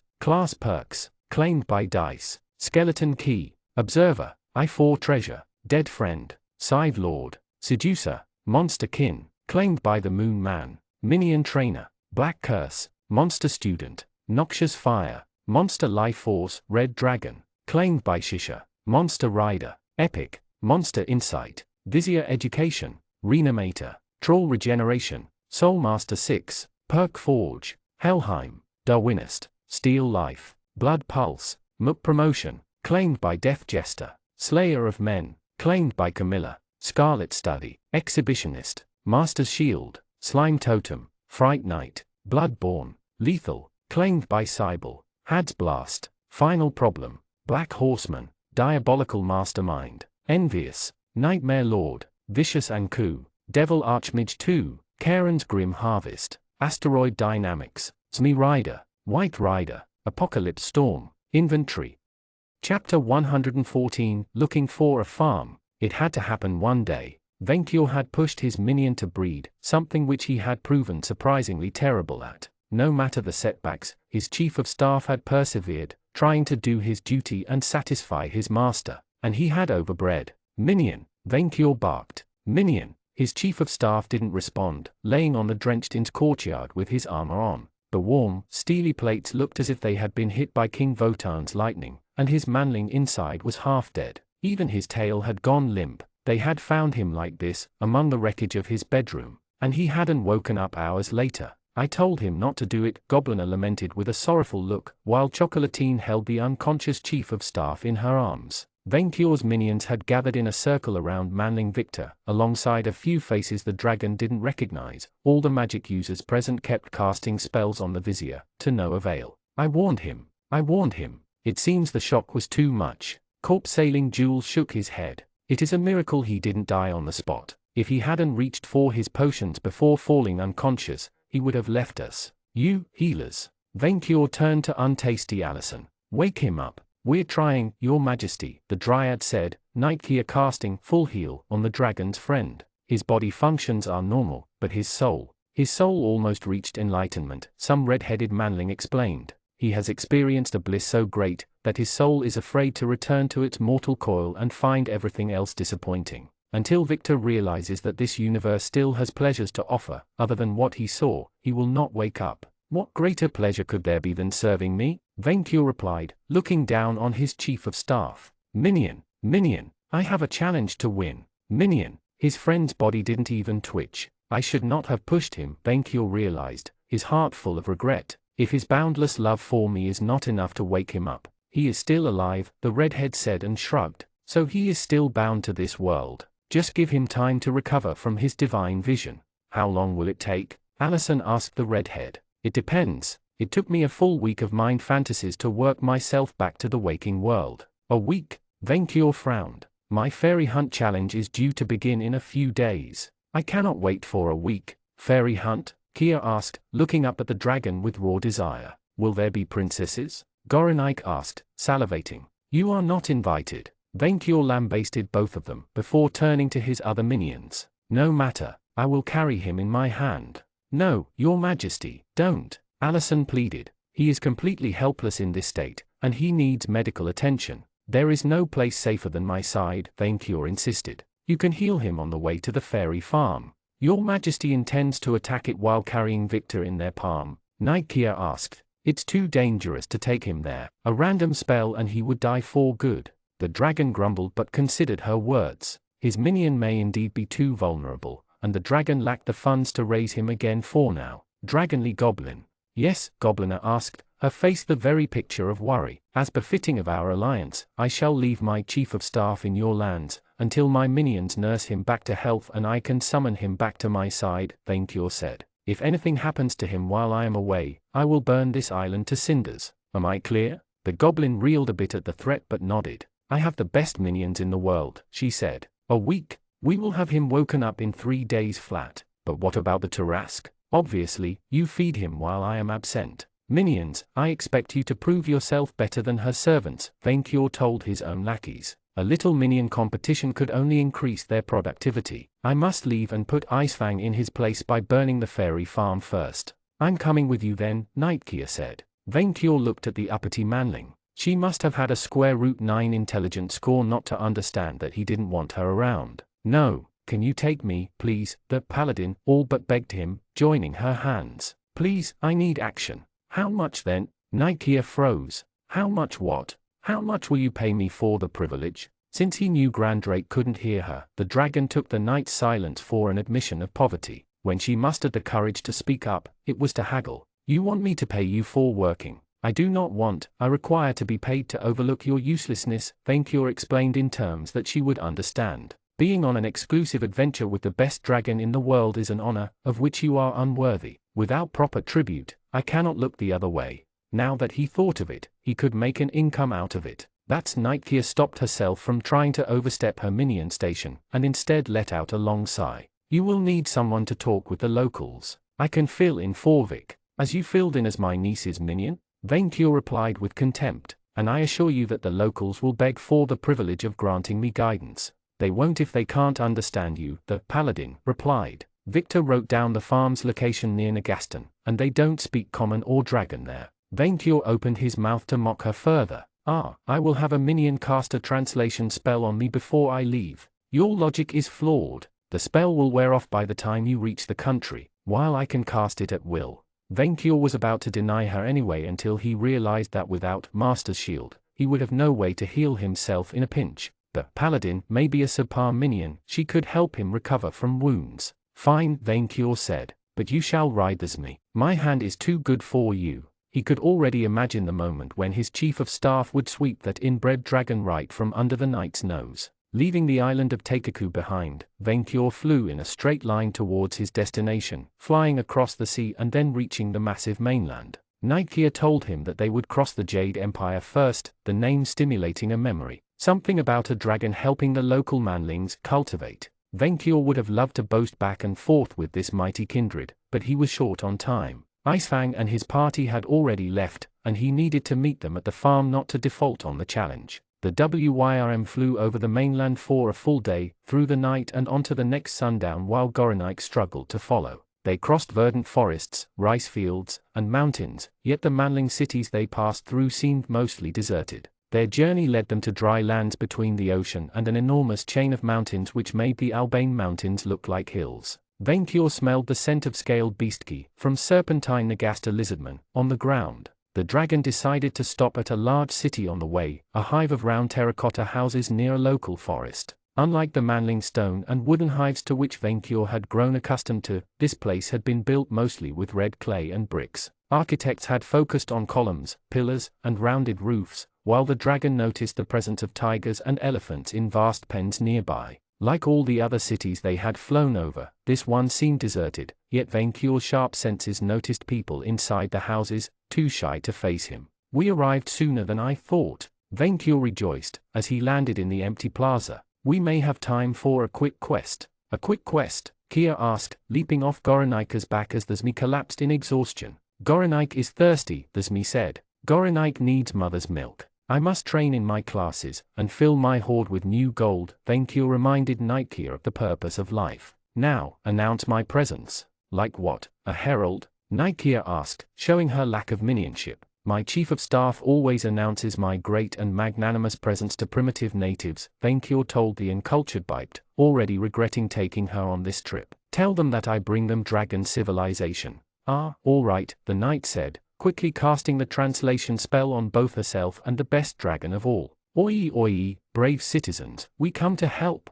"For money," Vainqueur reminded her, the manling making a face. "And tell them to bring me their cattle." The door of the rounded houses opened, a manling-sized black cobra slithering out. Vainqueur recognized it as a serpent beastki, or nigger, one wearing a red scarf around his mouth. "What is all this racket?" the nigger hissed, before noticing Vainqueur and the paralyzed Goronika. "Oh, another dragon adventurer party. Great. Look, if you come 4 cows, I will have to politely ask you to leave and never return." "Is this the village of Dainacuria?" Nightkia asked, having been in charge of mapping out the trip. The nigger nodded, quickly as eager to be done with her as Vainqueur himself. "We are looking for a Foma stronghold in the area. Did you see any sign of fairy activity recently?" "No, because everyone stays at home," the nigger replied. "We haven't heard anything from nearby villages for a while, but I can't tell if this is a fairy's or the plague's doing. Can you give us the direction of these villages?" "Minionkia, you are losing sight of what truly matters." Vainqueur walked towards the nigger, getting exhausted at the knight's incompetence.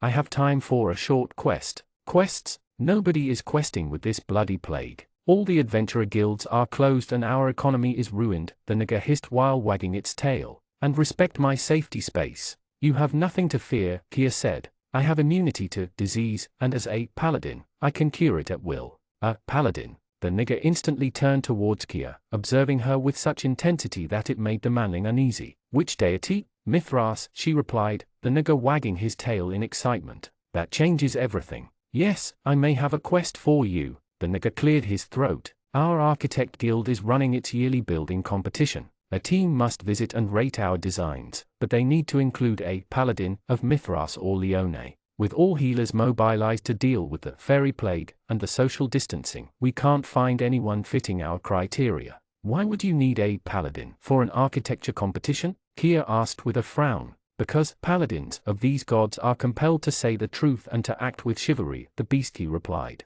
"So we can trust them to give their honest opinion. Since we can't restrict the competition to only one class, their partners can be anyone or anything." "How much and how long?" the dragon asked the hard questions. "I am the best adventurer in the world with the highest rates, and we are short on time." 1,000,000 gold if you win the competition," Vainqueur salivated, only for the next words to crush his hopes, "but it may take a few days." "Arg, too long. You will have to wait until after I burn the fairy farm for your winner." "And I won't take that quest," Nightkia said, whose lack of greed marked her as unworthy of minionship. "I have no need for gold." "Winners also receive a powerful magical item from our guild's divine patron," the nigger said. "Some even received a heroic crest."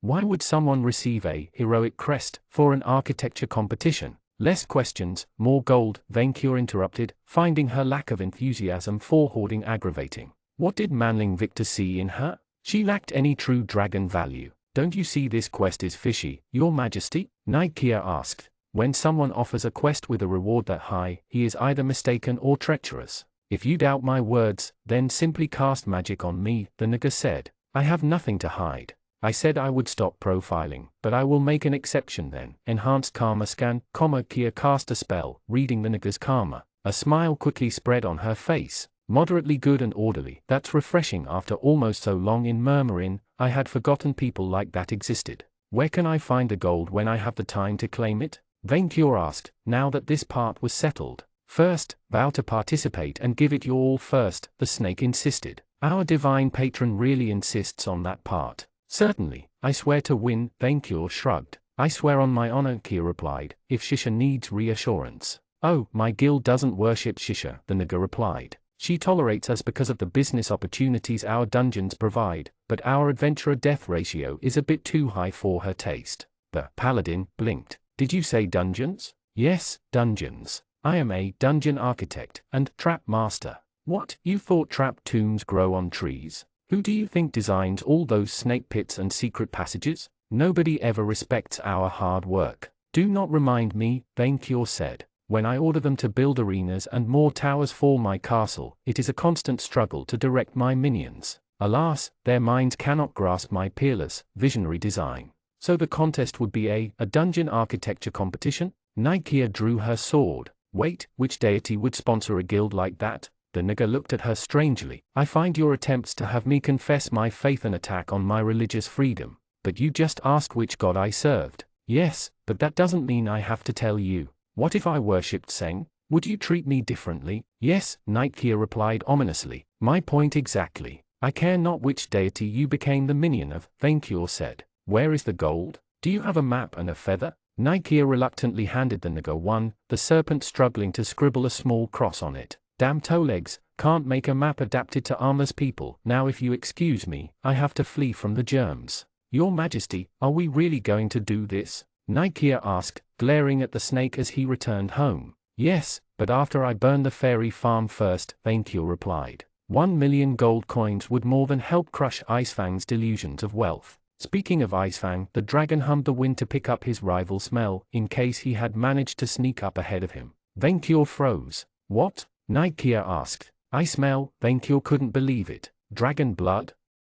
Chapter 115, Item Farming. The fairy's nest stank 4 miles. The longer he observed it from above, hidden amidst the clouds and positioned against the wind, the angrier Vainkur grew. This insult to the dragon way of life would not survive the day. It had taken him hours to locate it, due to powerful illusions shrouding the area from sight, phantasms that his hunter's resolve, perk and magical items had easily negated. And when they had finally found the farm in the midst of a forest, Vainkur had to struggle not to attack it on sight. For the fairies had copied his Dodecare design, to make a mockery of it. Instead of breeding birds for their own protection, the fairies had captured large groups of malnourished manlings, beastki, kobolds, and other intelligent species in large cages, with 20 of them sharing a 6 square meters space. The prisons were arranged in rows, overseen by a blackwood fort and a pack of fairy hounds. In short, this was a slave breeding ground. Vainkur would have been appalled at how the fairies treated their minions on principle, but something else infuriated him. The stench of dragon blood that pervaded this insult to dungeon breeding. Goronite doesn't like this place, Zasmi said, Nikia on his back. Can Goronite go back to master? Not yet, Kia said, glaring at the pens. Not yet. I want this place burnt to the ground, Vainkur said. This insult to the dragon way of life shall not stand. Your Majesty, we may prevail if we attack head-on, but we also risk harming the prisoners, Nikia said, speaking like Manling Victor. They may have more in the fort. We need a plan. I suggest you distract them while I free the captives. As she spoke, 3 figures walked out of the wooden fort and moved towards the pens. The dragon and his substitute minion observed them more closely. Vainkur recognized one of them as Mellin the Piper, Mag Mel's cowardly spawn, who assisted nuisances like adventurers and battling Laveria. This time though, he had abandoned his manling disguise to reveal his true shape, that of an emaciated, ghoulish figure with bark skin. Some kind of armored orc taller than average with that Wum Sabler symbol painted on his chest followed him, alongside a humanoid black tiger. Frank the Anarch, Nikia recognized the orc. A Sabler follower that I fought with Jolie. The other must be a Rakshasa. They use illusions. Quiet, Vainkur replied, as serious as he had ever been. I am trying to listen. Focusing on his sharp dragon hearing, capable of distinguishing the M from the M, the WYRM attempted to hear their conversation even with the great distance separating them. Interesting, the tiger spoke. What about elves? Elves, being a rarer species, tend to drop better items when killed by an old money user, the orc replied. The target's level does affect the quality, but the species matters more. The more powerful and rare the base creature, the greater the reward for killing it. And of course, humans have the lowest yield, while dragons provide the highest. Mel Lin stated the obvious. What about crests? Any new discoveries on that front? Adult dragons almost always drop one, and someone of Nightsburn's caliber is probably worth a heroic crest. I meant, for creatures other than dragons, Mel Lin replied icily, examining caged kobolds. The tiger shook his head. No matter our efforts, we haven't found a way to make the lesser races drop crests when they die. The orc made a strange hand gesture at the Rakshasa, raising his third finger. Maybe they were exchanging hand signs as part of a code. The system encourages the weak to fight the strong, so we lesser races can reach ever greater heights. You need heroic feats to prove yourself worthy of a crest. Trying to cultivate them like fruit is pointless. And I say that if Lord Mag Mel could create black crests, imitations, then we can breed manlings capable of dropping crests in a few generations. They won't have generations, Mel Lin replied. My sister wants them all exterminated within 2 years, if bombing them back to the Stone Age won't finish the job. We need more crests now, and heroic crests even more. The longer my sister stays level 60, the more impatient she becomes. The orc and the Rakshasa exchanged a worried glance. Maybe other planes, the former proposed. The enemies there are stronger on average than Outermandese. You could start with the angels. They will yield more experience, the tiger asked. No, but nobody will miss them. Destroying the world is one thing, but afterlife insurance scams? That's just low. Mel Lin shrugged in response. In any case, prepare to pack your things when my sister returns from her harvest. Our dear father bit off more than he could chew, and while she can't SCRY on Nightsbane due to his perks, my sister believes that he will be on his way to this location soon. What do we do with the captives then? The tiger asked. Use black crests on the toughest of them to bolster our ranks with more fairy beasts. The rest, round them up for target practice. Mel Lin chuckled to himself. Now, orc, as my class planner, should I kill them with spells or music? You would be better served with more bard levels to expand the reach of your melodies. Music then. The group reached a suspiciously empty cage, whose soil was red with blood. Venkior suddenly realized that this spot, in particular, reeked of fresh dragon blood. Where is my WYRM pet? Mel Lin asked the tiger, causing the emperor above to ready his claws. Lord Ravana accidentally got carried away while he practiced his Rune Knight class, and killed him with a spell-boosted hit. Venkior saw red, trembling with rage. We harvested the blood and bones for your sister's use though. And I had grown attached to him. The piper shook his head, before scolding his acolytes. You should have been more careful. While dragons yield less EXP when beaten within an inch of their life than killed, this blunder cost us a renewable source of easy levels. Adult WYRMs are difficult to capture alive. Well, the good news is, he got a Dragon Slayer level out of it, Frank the orc said, the fairy chuckling in response. Venkior had heard enough. Do we attack? Nikeah asked, having heard nothing, but saw Venkior's furious expression. Yes, the dragon snarled, gathering his breath for an attack. Let no fairy escape. Goronike, at my signal, you dive down while I create a barrier between these monsters and the captives' pens, Nikeah said, raising her blade. Our priority is to protect the slaves first. Your Majesty, can I leave the Foma to you? Indeed. Time to emancipate these minions. Charged attack. Venkior prepared to blast the damn piper all the way to Planet Moon, although he was very careful to aim his attack so there would be no minion casualties. With the benefit of surprise on the dragon's side, the piper would never escape. Icefang forever. Screaming his name, Icefang dived from a cloud, trying to steal Venkior's kills right before his nose. The sudden noise caused Mel Lin to raise his head and notice the dragons above him. Realizing the surprise was lost, Venkior hurriedly launched a beam of light at the piper, although wary not to hit the caged minions. Reacting far quicker, the Foma opened a fairy ring and leapt through it, the orc managing to jump in right afterward. The Rakshasa, not so lucky, was instantly vaporized by Venkior's focused nuclear light, the soil turning to molten glass. Icefang, meanwhile, stomped a fairy beast upon landing, roared to announce his presence, and then unleashed his breath. A cold, icy blizzard came out of his mouth, freezing the fairy hounds that dared to challenge him and the slaves unfortunate enough to get caught in the way. Dozens of manlings were transformed into ice statues, while Manlinkia screamed at the dragon to stop. Nikia and Goronike hurried to rescue the captive minions, raising a wall of flames between Icefang and the pens to shield them from his breath. The farm erupted into such chaos that Venkior no longer knew where to begin. When fairy hounds almost trampled the pen while fleeing Icefang's rampage, the emperor moved to protect the slaves, punching a hole through a monster's chest, and then sending a second flying towards the forest. Icefang taunted his rival, who had only killed a few fairy thralls. Icefang's compatriots, Magnifique and Suffisant, descended from the clouds to tally the dead. You have already given up, you silver-loving idiot, Venkior hissed, as the last of the fairy servants escaped to the forest. The emperor took the time to launch a fireball in their direction, blasting trees apart, and then focused back on his rival. You let the piper escape, as if I would let you claim the lead. Well, at this rate, we can already declare Icefang the winner, Magnifique said, landing with his colleague among the crater left by Venkior's blast. His eyes settled on the caged manlings. Free minions. I want the elves, Suffisant insisted, noticing a tiny, leaf-eared child among the captives. Look at this one. She is so adorable. What were you thinking? Nikia snarled at the trio, as she cast healing spells on the slaves Icefang had turned to ice. You harmed them. Venkior, your minion is talking back, Icefang complained. Teach her the food chain or I will do it myself. Is that Azmi?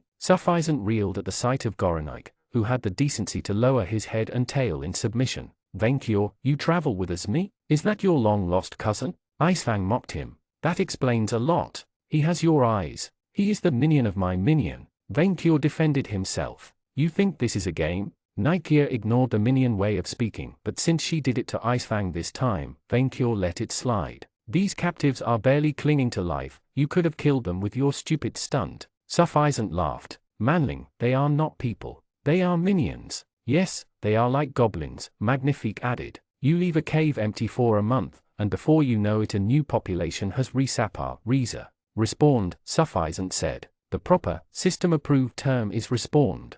Respawned, yes. Minions are renewable, the dragon-made universe provides them to us on command. Lose some, win some. Nikia remained speechless for a second. This isn't sarcasm, she said. You truly believe everything you said. What is sarcasm? Some kind of food? Magnifique asked. Minions are not renewable. Venkior hit the ground with his fist, making the other, smaller dragon shake in surprise. They cost a fortune to raise, and can be made near extinct. And these creatures are slaves, a fairy mockery of the proud minion institution. They are minions, Icefang replied, too dim to understand the profound nuances of the dragon way of life. They are food. That's why they are minions. They are emergency food, Venkior reminded him. They have feelings, and their loyalty must be earned. No true dragon disposes of them for no good reason. Venkior, you have been talking to your breakfast for too long, Icefang rasped in disgust. You sound like your niece. I turned a city into a buffet. Venkior defended his regime.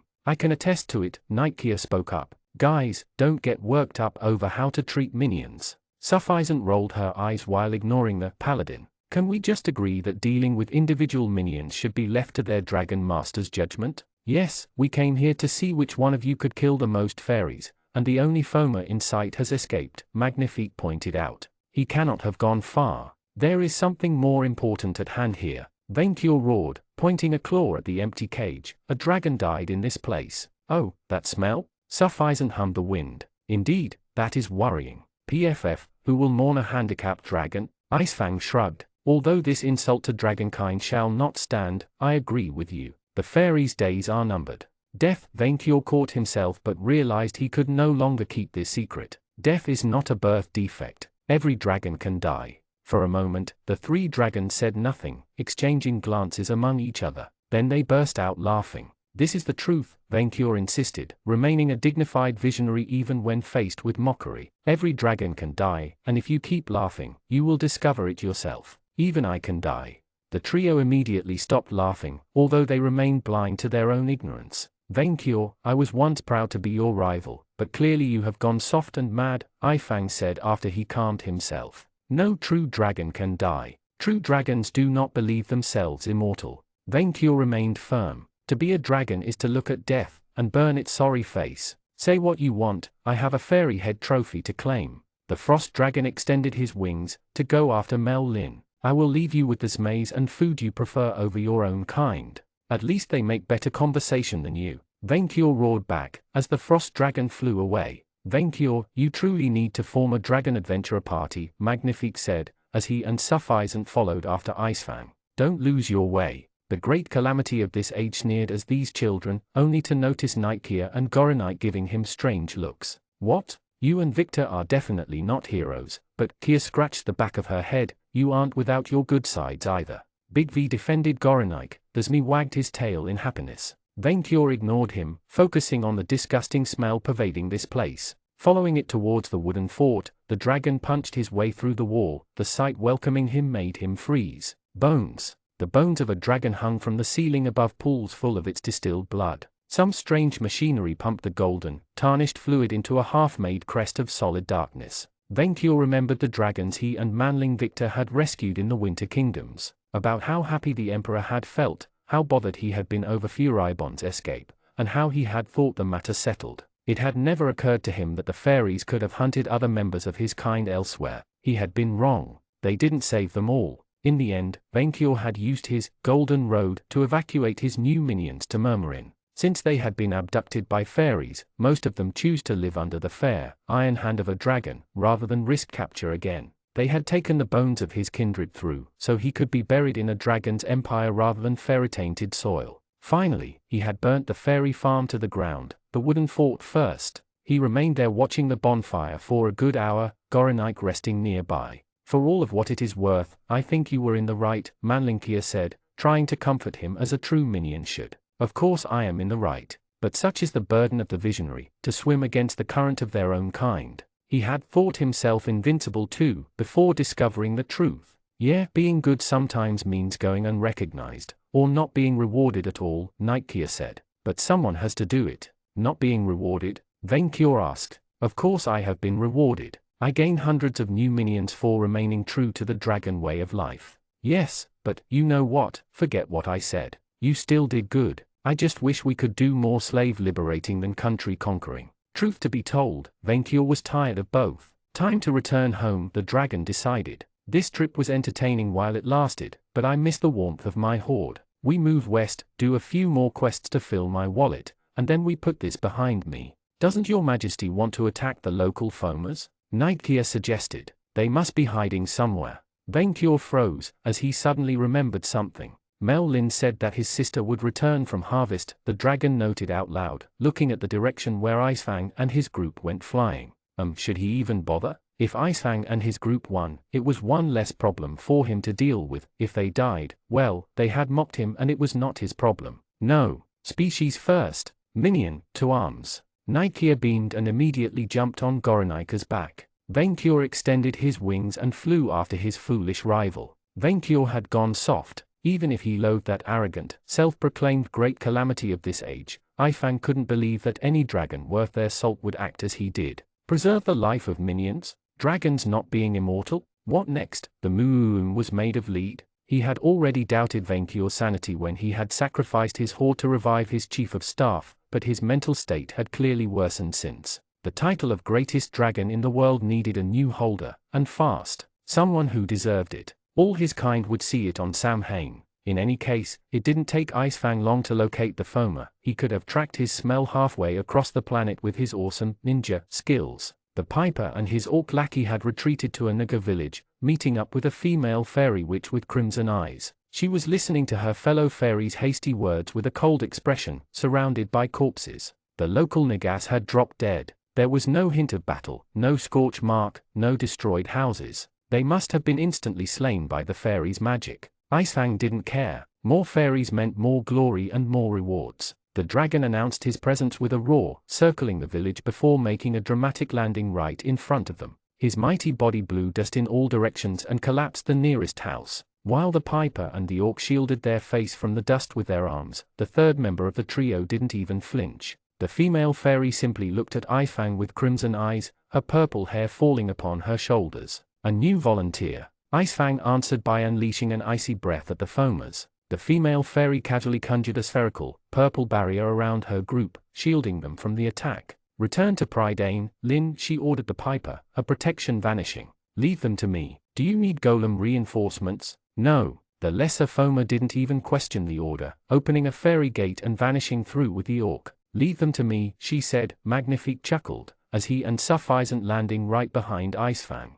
Since she asked so nicely, maybe we could share. If you dare steal my kill, I am cutting your share of the next quest, Icefang told the others. This fairy was clearly stronger than the Piper, and as such worth much more. Maybe she would drop an heroic crest. But we only get levels if we intervene. Sufficient protested. You already all but won the contest with Vaincure. You can at least share this one. Nightbane is nearby? The fairy raised her head, a glimpse of satisfaction in her eyes. Good. The fact that she cared more about that sorry excuse for a red dragon rather than him infuriated Icefang. You should fear me instead of Nightbane. You face the leader of the Silver Dragon Adventurer Company, the Great Ice. I do not care for your name, the fairy brazenly cut him off. I will not remember it. Bold words for a nameless fairy, the Frost Dragon hissed back. The three of you are already dead. Tell me where Nightbane is and I will make it painless. You face the most powerful dragon party in the world, Sufficient taunted her back. A paladin, priest, a vestal, druid, and a ninja, pyromancer.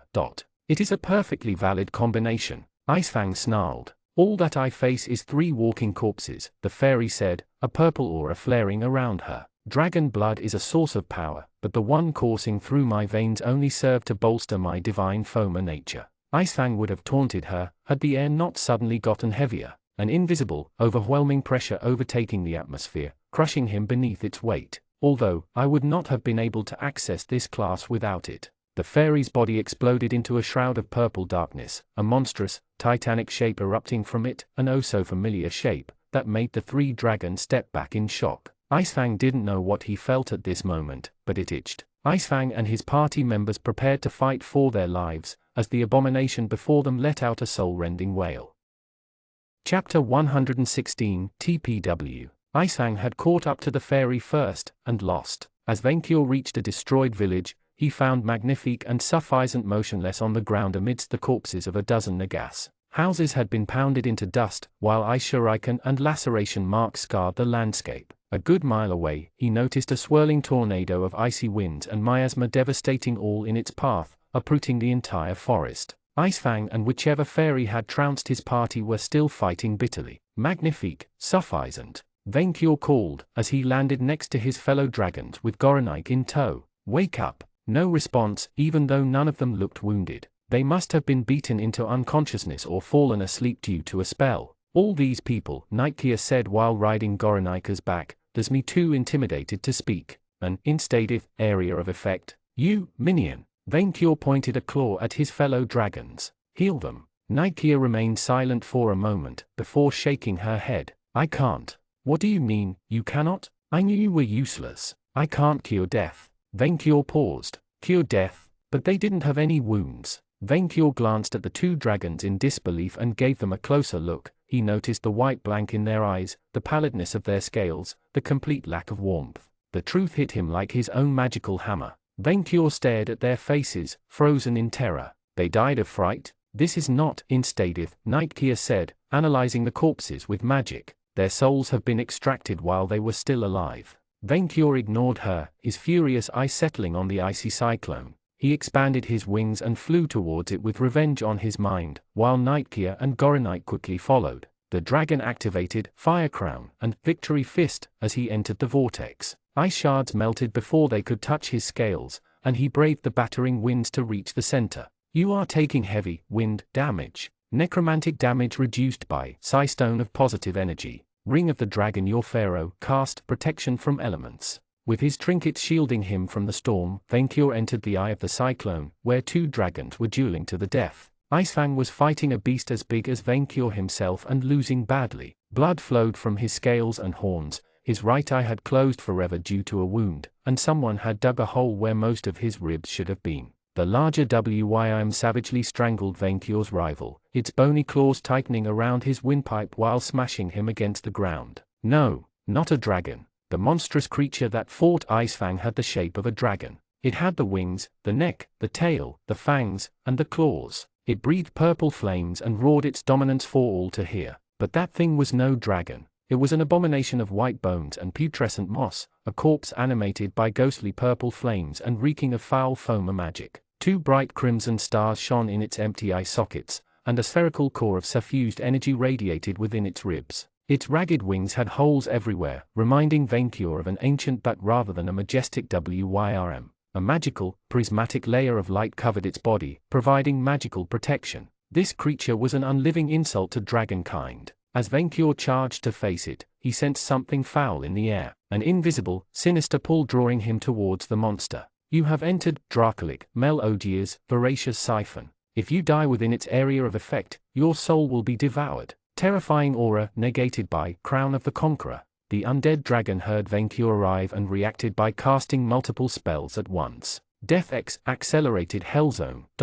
Level high enough. Instative negated. Hellzone negated by immovable. Vainkyur tackled the fairy monster with his hands, forcing it to relinquish Icefang. The half-dead frost dragon collapsed to the ground, profusely bleeding golden blood. Nightsbane, the undead creature muttered, recognizing her superior. Albeit twisted by a whispering echo, Vainkyur immediately identified the voice and the smell. The fairy that murdered his chief of staff, stole his items, and cost him a fortune. Is your manling with you? He has better to do than clean up fairy trash. Vainkyur snarled, shining with the bright, golden light of his horde, like breeding new minions. A pity, I relished the thought of killing him again. The false wyrm let out a screeching wail and opened her mouth, unleashing purple, ghostly flames at Vainkyur. The attack didn't damage his scales but sapped his very will, his soul. Massive, spirit, damage. Ring of the Dragon Your Pharaoh reflexively cast, hasten. Moving at an incredible speed, Vainkyur powered through the attack and pummeled the fairy with a dozen punches, faster than she could defend herself against.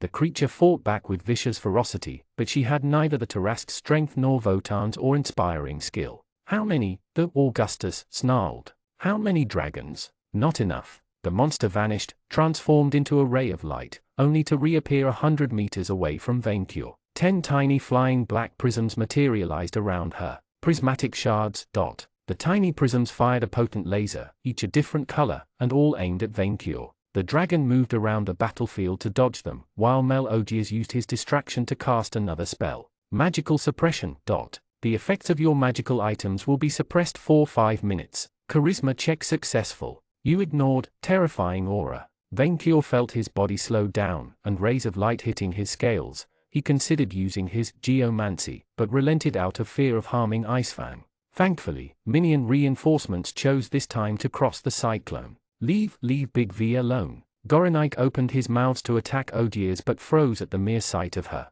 Unlike Vainkyur or his own rider, Dasmi became paralyzed by terror. What is this thing? Nikeia shouted in disgust. Before casting a spell on the monster, information appeared over Odier's head, revealing her true nature. Melodius the Overlord. Type: Soul-Crested Dragon-Blooded Foamer, Fairy/Dragon, also count as undead whenever beneficial. Level: 60 Dracolic 10/Prismatic 1 10/Tyrant 10/Deathlord 30. HP: /5280. Weak to star metal and cold iron. I am an existence that transcends foamers and dragons, Melodius lied proudly, as she began assisting her prisms into attacking Vainkyur, firing ghostly fireball after ghostly fireball. The dragon retaliated with his own flames, but the fairy teleported out of the way like the annoying Furibon. The strengths of both, the weaknesses of neither. Yeah, I heard that one before, Nikeia shrugged off, before raising her sword and calling upon her solar judgment. No light fell from the heavens to smite the fairy. Your gods will not save you from my jaws, Bekel. No, but my sword will. Nikeia countered, wreathing her blade with wind and light. Unfortunately for her, Dasmi refused to budge, paralyzed by his overwhelming fear of the false wyrm. Gorgon gaze, common Melodius whispered while glaring at Dasmi and his rider. The three-headed reptile immediately turned to cold hard stone, falling on the ground. Meanwhile, Nikeia ignored the spell and jumped off her mount's back and towards the fairy. The paladin's blade cut through bones and carrion like butter. Why? Nikeia snarled as she landed on the ground, leaping to avoid being trampled by the larger creature. Why kill these people? You shouldn't gain any EXP from them, so why you sick? I believe you mortals call it happiness. The fairy's body radiated an otherworldly, unnatural light as she expanded her wings, becoming a mockery of Vainkyur's own shining majesty. This feeling I experience whenever I extinguish a life, this rapturous sensation that fills me with such bliss, this pleasurable heat that warms my innards whenever I devour a soul. I am drunk on this feeling. This is the purpose of my existence." The expression on her rotting, shining face made even Vainqueur pause, for it was one of pure, adulterated bliss. To be happy, the abomination let out a wail while her starry eyes brightened, unleashing a potent curse on everyone present. An invisible pressure crushed both Vainqueur and Nikear, weakening them. Melogier's evil eye decreased all your stats by 2 stages. Charisma check failed. You have been affected by terrifying aura. Terror, ailment. The world turned darker, and for the first time in the entire fight, the crushing reality of the power difference dawned upon Vainqueur. The creature before him had been created to kill his own kind, and that for all of his might, he couldn't defeat it. His limbs shook in dread, as the prisms kept hitting him with beams of light. "There is no future for your kind, Knight's Bane," the abomination whispered, approaching the Emperor of Murmurin while the prisms kept firing. "I shall rain arrows of searing light, so bright that all will burn. Poisonous smoke will reach so high in the skies, that it will choke the very gods of Valhalla. But for you, there will be no light, only the darkness of my gullet. All will go pitch black, as your soul is digested and your blood dries on my kingdom's soil. You shall become dust as I ascend, the 13th and last goddess of Audionovel." Her claws tightened around his neck, ignoring Fire Crown. He felt the chill from her fingers, his soul forcefully pulled away from his mortal coil. The monster's rib cage opened, revealing her core in its full, sinister glory. Hundreds of thousands of souls swirled within this prison sphere, wailing and begging for release. Among them, Vainqueur glimpsed Magnifique and Suffisant. "Once I have purified Audionovel of the vermin that infest it, I shall cleanse the earth, and then the world afterward. For all life I extinguish, from the smallest vermin to the greatest dragon, grants me equal satisfaction, and I shall never stop pursuing happiness." Vainqueur just had to close his eyes, and it would be over. His soul would be drawn into the vortex, and darkness would claim him forever. She was death, and there was only one way a true dragon could answer it. Vainqueur opened his mouth, and blasted the foamer right in her ugly face. Melogier screamed in pain and surprise, as the Augustus kept incinerating her rotting carcass, the agony too great for her to focus on teleporting away. The prisms once again attempted to hit him with lasers, but the WYRM increased his fiery output and melted them in atomic flames. Then Melogiers poked him in the right eye with her sharp claw, and Vainqueur screamed. Half his vision turned bloody red. Vainqueur punched Melogiers in the chest, her ribs closing to protect her magical core. The undead dragon teleported again out of sight, the calamity of the age guessing that she would strike from his blinded side. He turned his head around, noticing the undead false WYRM unleashing a volley of icy shards at him. His protection caused the spells to bounce back at the sender, hitting Melogiers by surprise. Vainqueur countered with one of his new abilities and pumped as many SP in it as he could afford. Malus Maleficrum. A spiritual hammer hit Melogiers right in the head, fracturing her skull and dispelling the otherworldly light empowering her. All of Melogiers' spell protections have been dispelled. "You have lost half your SP. I can't believe it," Miniankia muttered to herself, as she managed to shake off the terror effect. Icefang himself rose back to his feet, albeit struggling against his wounds. "Your Majesty's build is the perfect counter to this abomination. I am the counter to everything," Vainqueur boasted, unleashing a volley of fireballs at his fairy rival. The creature dodged by teleporting around, but couldn't find any opening to retaliate. "Get back, Vainqueur," Icefang shouted, channeling ice in one hand and fire in the other. "She is mine. You cannot handle her alone," Vainqueur replied, but this only infuriated the frost dragon. "I do not need your help," Icefang snarled while charging, Nikear after him. I have enough of you being better, bigger, more loved than me. Why you do nothing to earn it. I will live in your shadow no longer, that idiot. Time to perish like your fellow Mel, fairy," Vainqueur snarled, trying to draw the enemy's attention on him. "My father's only worthwhile action was to create me," Melogiers whispered with cruel disdain, before opening her rib cage again. "Soul slaver." 2 clouds of smoke escaped from the magical core, then quickly morphed into ghostly dragons. Vainqueur froze, as savage, shadowy copies of Magnifique and Suffisant appeared to protect the false WYRM. The first immediately lunged at him, forcing the red WYRM to defend himself in close combat, while the latter engaged Manlinkia in battle. Icefang, meanwhile, slipped past both shadows and attacked Melogiers, hitting her with his elemental claws. He handled himself well for a second stringer, fighting with savagery even with his heavy wounds. For a moment, Venkyur was almost proud to have him as a rival. "Be still, weakling," the fairy hissed angrily. Her core pulsated with energy, repairing her skull and healing the damage inflicted faster than her rival could damage her. "Never!" Icefang snarled back with draconic pride. "A true dragon does not surrender, then die." Icefang opened his mouth to unleash his breath, only for Melodius to grab his maw with both hands and keep it shut. The frost dragon fruitlessly attempted to free himself, but the fairy kept him down before widening her own jaws. Venkyur attempted to rush to his fellow dragon's rescue, but Magnifique's enslaved shadow tackled him aside. And the inevitable happened. Melodius unleashed her purple breath at Icefang. Purple flames came out of the magical core, traveled through the throat, and came out as a torrent of destruction from the fairy's maw. Icefang let out a final roar as the ghostly power washed over his scales, his own soul becoming visible to the naked eye. The unnatural breath's power separated the frost dragon's spirit from his body, the ghost instantly drawn into the fairy's gullet. Icefang's body went limp, and a ray of light shone from the skies, a rainbowy crest descending from the heavens. "Icefang!" Venkyur snarled as the fairy tossed his rival's corpse aside, punching Magnifique's shadow through the chest. The apparition collapsed, its smoky substance returning to the false Wyrm's core. At last, Melodius whispered, swiftly grabbing the crest and opening a fairy ring portal her size. "I have what I stayed for. A heroic crest." Nikeia shouted while beheading Sufficent's shadow, whose smoke-like substance returned to Melodius. "Venkyur, don't let her." Charged attack. Venkyur gathered all his energy for a final attack, to finish the fairy off once and for all. Without turning around, Melodius casually pointed her free hand at the petrified Goronike and fired a shadowy sphere at him. His body moving on its own, Venkyur leapt into the attack's path, tanking it. Why?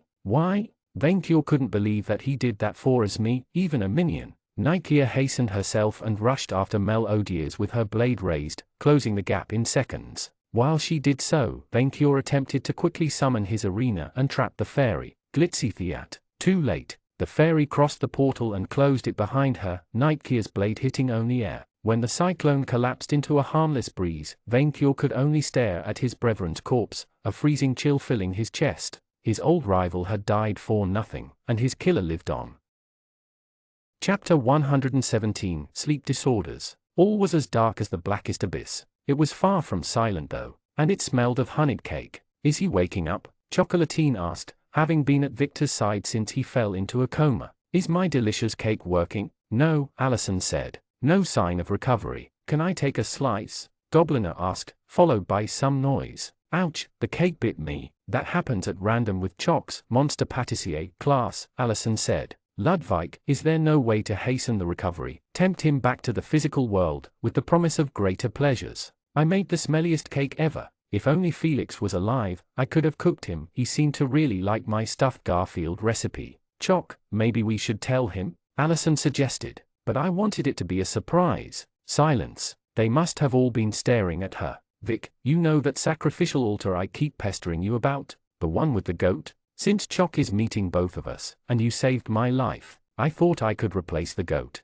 "Choc, is it working?" "Just a twitch." "Damn, I was certain it would wake him up," Allison sighed. "I am sorry, but I have run out of ideas." "Not me," Gobliner said, followed by a loud sound. "Oh, look at that." A 1,000,000 gold coin purse slipped from my pocket and fell on the ground. Enough to buy lots of stat boosters. My, what would happen if someone were to pick it up before me? His fingers moved, but only a tiny bit, Chocolatine said. Enough with the carrot, he heard a new voice. Charlene's. "Time to try the stick." "That's, Charlene, you're not considering reading him that book. It almost killed him the first time." "Exactly. Reading the breeding frenzy out loud will force him to wake up or die." "No. He's twitching." Charlene rejoiced. "I am opening the book. I am about to read it." "No.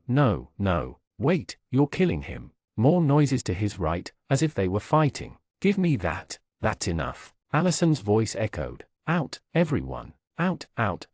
We let him rest." "But, no pink literature." Charlene grumbled. He felt soft hands briefly hold his own, and then the sound of a door closing. Phew. He wouldn't have survived past the first chapter. How long would he have to stay this way though? It must have been days at least. "Slimy one." His totem animal's voice echoed in the darkness, a call to action. "Slimy one, you must wake up." I'm trying, he complained, unable to articulate his words. He lacked the strength to even open his eyelids, let alone return to his black grail. Your dragon is in danger and needs your stickiness. The hateful one is growing stronger. You must focus on your glue. Use the glue, slimy one. Use the glue. Like what? His bonds? All right, focus on vain cure. Focus on your friends. Focus on the mess that murmuring will become once you're gone. Nope, nothing. He should have known it only worked in movies. Oh, was that Felix's voice? Wait, what was that warm burden on his lap? Oh. Felix's voice hissed.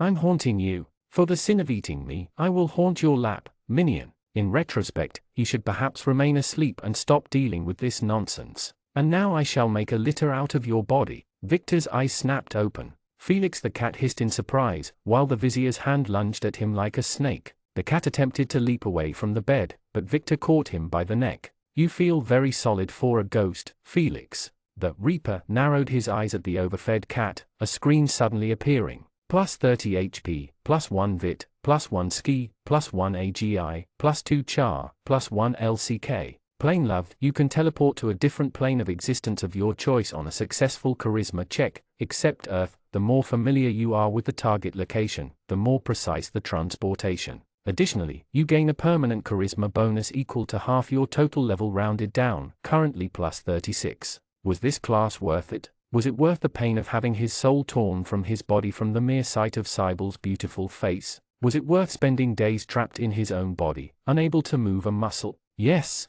it was. The bedroom's door opened, Allison, Chocolatine, and Ludwig rushing in. Vic, the Dryad called, beaming in happiness like the werewolf. You're awake. I told you he simply needed time, Ludwig said with a shrug. The multiverse has so much to offer. Felix, Chocolatine focused on the feline with primal hunger. You are alive? Begone, K-Teta. The feline struggled, but couldn't escape Victor's hand. You cost me a life out of 9. Felix, this is wonderful. Chocolatine grabbed the cat from Victor's hands and held him against her chest. I can cook you more than once. The cat screamed in fear, but much like Victor before him, he couldn't escape the iron pull of Chocolatine's bosom. I am so glad you made it, Vic, Allison said, helping him stand out of bed. The vizier stretched, noticing his side next to the nearest wall. I thought you wouldn't make it. Yeah, I guess I built up a toll ranch to gods after being claimed by half the pantheon. At this rate, he might try to collect them all. She was really nice though. If Camilla hadn't come up first, I might have prayed to her more often. How did she look? Allison asked, stars in her eyes. Cybel? How did she really look? She was. Have you ever watched a good Death Note movie? I can only imagine it. Exactly, Victor replied, snatching his scythe and feeling complete once more. Also, about that goat bit. You heard everything? Allison seemed a bit embarrassed, putting a hand in her hair. After you recover, handsome. Or, Chocolatine pouted in disappointment. Can I get the chain and the knife out of storage early? The things he did for lust. Ludwig put his hands on both Allison's and Chocolatine's shoulders. Since he is awake, I need to have a talk with him. Could you give us 5 minutes alone? You aren't going to lead him to his near-death again? Allison frowned. I can't handle another extended vacation. It's fine, Victor said, before joking. It's a matter of state diplomacy. The Dryad struggled to believe him, but did so anyway. She took Chocolatine and the doomed Felix with her, before closing the door behind. Have you taken a level in Fiendish Rake, my apprentice? Ludwig asked after Victor cast a lock spell on the door, his protege nodding. How much charisma with the bonus? 115. 135 with Monster Kin active, and 5 to 10 more with Seducer. Good, you should be able to talk your way out of anything short of a dragon's jaw. Be very wary when you reach the 150 thresholds, because you will be on every stalker's radar. A 3-digit charisma stat is a double-edged sword that must be handled with care. With great persuasion, comes great responsibilities. Yeah, Ludwig could probably talk his way to world domination with a charisma stat as high as his own. You think I could talk down a Foma? That was one of the main reasons he had taken this class, alongside improving his dating life. It is worth a shot, but speaking from experience, I strongly suggest you keep a hidden fortune to get an emergency revival, Ludwig said, before handing him a bag. Here are a few items that I wished I had when I was your age: a ring of friends to buff your charisma in a pinch, an amulet of repulsiveness, like mine, and a belt of genderbending, which inverts the sex of anyone wearing it. Thanks, I appreciate it. The vizier bowed in thanks. but I'm not sure I will have any use for the belt. You told me that you could cast tier 8 spells. One of them, Fetch, allows you to create temporary duplicates of yourself. Victor blinked, upon realizing what was implied. Isn't that a bit narcissistic? When you want something done right, sometimes you must do to yourself. I feel like you operate on a higher level of existence that I can scarcely understand, the vizier admitted. I will take the belt just in case it can be useful, but I doubt I will ever go that far. It will come with age, the dandy replied, before clearing his throat. Victor, your dwarf friend has arranged for my trip to the moon. By now you should have everything to shine on the road to pleasure. But before I leave this planet in search of new sensations, I have a few words of advice I must impart onto you. Please teach me, senpai. Use your plain loved perk and an 8th-tier spell to create your own private corner of the multiverse, then furnish it as the most expensive resort possible. Opportunities never come twice, so always be ready to teleport your date there, but never reveal its location to anyone else, and always stash it with weapons, potions, and emergency rations. I was already planning to do that, Victor admitted.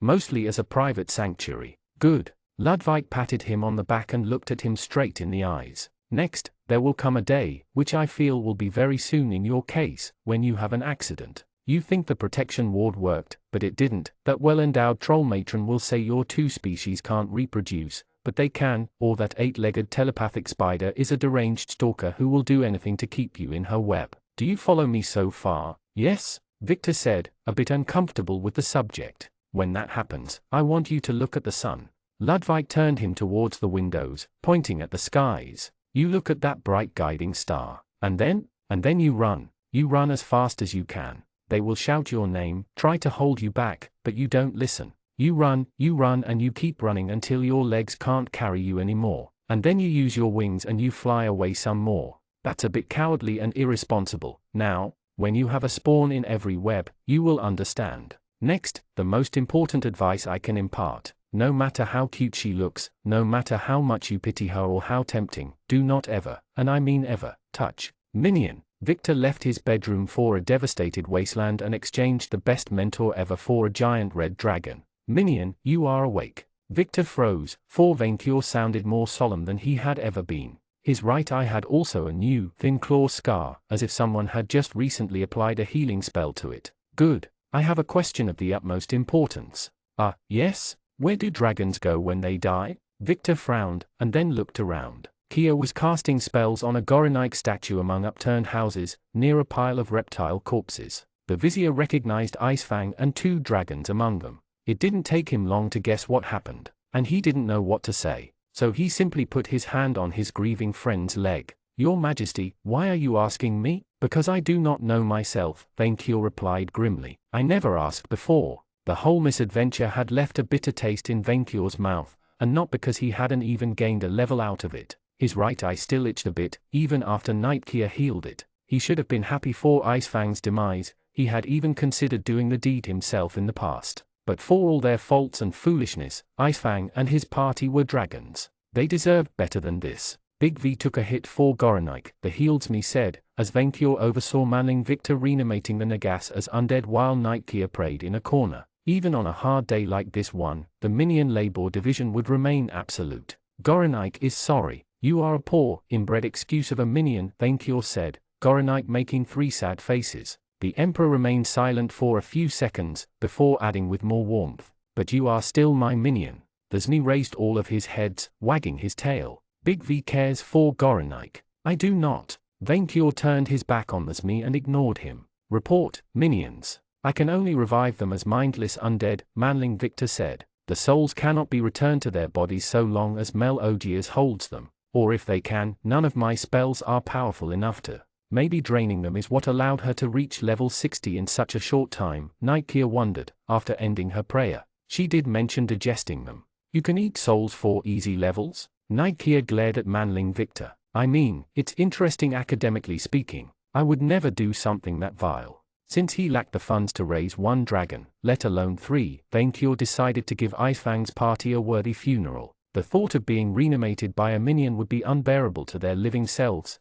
and the Emperor owed them that much respect. He gathered his breath, and then unleashed a holy nuclear fireball at the 3 dragon corpses, setting them on fire. Vainkyur thought he should add a few words, as the corpses burned bright before the group's eyes. I met Icefang while capturing one of my first northern princesses, the Wyrm declared. I was young, and he was smaller. I introduced myself as the great calamity of the age, with a hoard full of gold. He answered that his hoard of silver was equally valuable. Manling Victor remained silent as if expecting more. Wait, that's it. To deny the supremacy of gold was a crime I could never forget, Vainkyur confirmed. He had been my self-proclaimed rival ever since. He was never successful, but he managed to become the leader of a dragon group and push me a little. A good dragon needs a rival to keep them sharp. What is gold without silver to compare its shininess to? But now he and his fellows were gone, and they would not be forgotten like Furibon. The fairy will pay for her crimes against dragonkind and minions both, Vainkyur declared. She may be half dragon, half Furibon, but I will destroy her all the same. She cancelled my prayer, spells and my solar judgment, Nikeya said as if anybody cared about her. It never happened before. I asked Mithras, and he answered that one of her Dracolic perks negates most of my paladin abilities. It would make sense that she took levels in a class that can counter the person who killed her predecessor, Manling Victor pointed out. And with a heroic crest, she will keep growing stronger. The paladin shook her head. I just wasn't good enough. You were not, Vainkyur agreed. But I do shoulder some of the blame. I thought my breath would have been enough to finish that abomination when I should have trapped her in my beautiful theater first. That's why Kevin always insisted we have a well-oiled strategy before confronting high-level opponents, Nikeya said, fired up. We need better plans, and I need new classes. We need a Tarask, Manling Victor added. Yes, Nikeya said. She can't be allowed to win, no matter what. Ogiers won't become a goddess, Kia, Manling Victor nodded. I swear. No, she won't, because we will beat her to it, Minion, Vainkyur declared. When we return to Murmurin, instead of celebrating my victory over Icefang, I will call upon a dragon conclave to deal with the fairies. A conclave? His door of the thing asked. A great gathering of dragons never seen since we won the first fairy war, the Wyrm explained. Bragging days are for bragging, conclaves are for war. His two manlings exchanged glances. How many dragons will attend? If I have my way, and I always do, Vainkyur looked at the burning pyre, all of them. Chapter 118, Home Again. Finally, Vainkyur rejoiced upon reaching the coast and seeing the ocean. At long last. After days of flying non-stop through the desert, the sight of clear water filled him with boundless joy. Watching the sun setting on the water had never felt so pleasurable. This is the inner sea east of the VNV Empire, Manling Victor said, riding Goronike with Nikeya behind his back. We're almost home. Is your majesty sure they do not want to tackle that dungeon quest yet? Nikeya asked, a bit disappointed. While definitively fishy, we need more levels and magic items. My horde calls me, Vainkyur said. This journey had exhausted him, especially the last stretch. I may be a tireless, beautiful dragon, but I need to feel the warmth of my gold under my claws. Also, the hordes of Icefang and his crew were left unattended. If they had no next of kin to claim them, then he would recover them himself. A rival's memory should never get in the way of profit. I say we should do as many difficult quests as possible, Nikeya argued. Maybe look for artifacts like the legendary plot armor. Wouldn't that help against Ogiers? You are surprisingly enthusiastic today, Manling Victor said. You're usually more, I dunno, nonchalant. Remember what I told you in Daltonia? Nikeya asked, the chief of staff nodding. I finally have a purpose again, and I've never felt more pumped. I could clear dungeons all by myself. Well, since I can cast 8th tier spells now, I can finally learn decent teleportation spells, Manling Victor said. We can easily do this quest after putting our more important affairs in order. Indeed, since a dragon conclave's buffet is the organizer's responsibility, Vainkyur explained, Manling Victor's skin turning white. Minion, you fed everyone in time for my bragging day while I ruled a desert, instead of the verdant minion utopia it is today. You can manage. I think your majesty is a bit optimistic, but, well, we have a teleportation network and a Tarask food supply now. I've also received a Scarlet Study report telling me that the Agarthan successfully transported the beast to the Dodecare. Nikeya made a strange face. Can a Tarask reproduce with dodos? Yes, Vainkyur nodded. No, Manling Victor replied, ever pessimistic. Or at least, if they can, I pray that I never see the deed in action. Speaking of a buffet made Vainkyur even hungrier. I demand a feast of cattle. Goronike hungry too, Thesmi complained. Goronike hungry enough to eat himself. there's a Nagastan trading post nearby, Manling Victor said, pointing west. We can resupply there. They have colonies that far west? Nikia asked, crossing her arms. I would have thought that Baron would have assimilated the area already. Nagastan managed to establish a trading route through the dusted remnants of the Sablaris Empire, Manling Victor said. From what I understood, it causes tensions with the local powers like the Eversun Empire, who interpret these trading posts as prelude to military expansion. I suppose the plague probably delayed a full-out conflict in the region.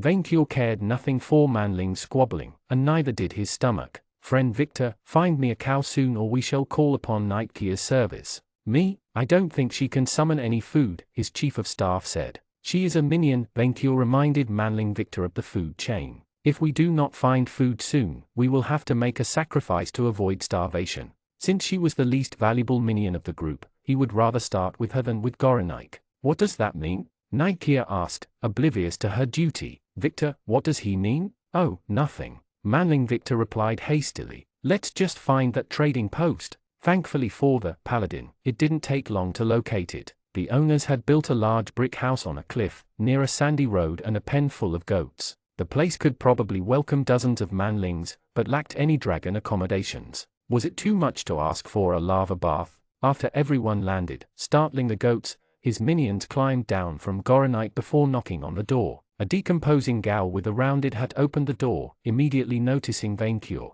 Oh, 2 dragons at once, he said with a gruff voice. That's a first. Where is the other? Vainkyur glanced around, ignoring Gorenik. Have you come for healing? The innkeeper asked. If so, please fill out your afflictions in our document. Wait, I recognize this voice, Nikia muttered. Nesta? The gal squinted, before quickly recognizing the paladin. Lady Kia? Is that you? Nesta, you crusty old gal, it's been years. Nikia smiled at the undead. How have you been? You know him? Manling Victor asked. He was a cruise adder back when I fought during the Century War, Kia said. Best archer I ever knew. That feels like a lifetime ago, the gal said, before whistling at Vainkyur. Then, you must be the famous V&V Adventurer Company. Certainly, the words of my deeds pale before my magnificence, the Emperor boasted proudly. Well, either they say you're heroic champions of freedom, or a greedy warlord bent on conquering countries for a nickel. It's odd, it's always one extreme or another. Sorry I didn't welcome you properly, the place is a mess. What are you doing here in the middle of the desert? Nikia asked him, perhaps hoping to get a discount. I haven't seen you since the last battle with King Barlaw. I retired from adventuring, and Nagastan's Naga lords pay me a small fortune to maintain this trading post, the undead replied. I mostly service the few adventurers or merchants brave enough to cross the desert. Wait, you're a gal, a carrion eater, Manling Victor stated the obvious. How do you feed in the middle of nowhere? Let's just say I don't accept tabs, the gal replied with a crooked smile. In your case though, since you got Lady Kia on your side, your stay is free. There are sick people in most of my beds though, infected merchants I'm trying to keep alive. You are a healer? Manling Victor asked. I am a capped innkeeper. Thanks to my class and personal perks, mine can heal almost anything. HP, SP, status effects, petrification, mutilations. Wait, how does that work? Manling Victor pushed. We pay for a bed and we grow back arms. You need to pay for a bed and have 8 hours of sleep in it, and you're healed at the end of the stay, the gal explained. With the plague going on, I have become the de facto hospital. Can you cure dwarf addiction? Vainkyur's head perked up, asking for a minion. The gal made a strange noise, before disappointing the dragon. I can't cure either addictions nor the rare Stockholm Syndrome disease. I can heal enthrall, though. You can cure total mind control, but not alcoholism. Nikia squinted. I don't make the rules, Lady Kia. Anyway, that nasty plague resists magical healing, even my own perks. But since I can refresh everybody's HP every 8 hours, at least I can keep the sick alive until we find a cure. I will cast full heal on them, the paladin offered, but much to Vainkyur's confusion didn't ask for a fee first. That would help a lot, but please be wary with them, milady, the innkeeper replied. The infected look normal 4 days, and then they start spraying infected blood everywhere. Oh, is that how diseases work? Vainkyur pondered curiously. He had always wondered how that mammal birth defect happened. Sometimes, I wonder how you minion species manage to survive on your own. Come to think of it, dragons are immune to diseases, and I developed a resistance to them when I leveled up in Monster Knight, Manling Victor said. Maybe there's something to explore there. So far, even experienced alchemists and healers have yet to find a remedy, the innkeeper shrugged. I have trained under Camilla herself, Manling Victor replied, the gal sneering. Yeah, I know, I shouldn't boast about it in the current circumstances, but if anyone can find a cure, it would be me. Vainqueur immediately understood his chief of staff's plan. And then we sell it for a high price, the dragon rejoiced. Brilliant. You want to profit from the misery of the sick? Nikeia argued angrily, failing to see the big picture. Look at me, Manling, Vainqueur said, staring into the paladin's eyes. What would minions say if I, the richest dragon in the world, provided them with a cheap remedy? That you are kind and magnanimous? No, that the remedy is worth nothing. Vainqueur replied. Have you even considered the cost? Time Manling Victor spends on it, is time he does not spend attending to my every whim. This discussion can wait until after we find a vaccine, Manling Victor said, while the innkeeper somehow rolled his rotting eyes. I will settle on sleeping in the sand, but I demand a tribute of cows in return, Vainqueur insisted. Goats will not do. I'll check if I have beef left in the pantry. Also, Nestor, we're close to the Tower of Sabla, right? Nikeia asked. I've been considering hitting that place up on our way back. The pyramid, Vainqueur corrected, still remembering the genie disaster that started there. I am not sullying my claws there again.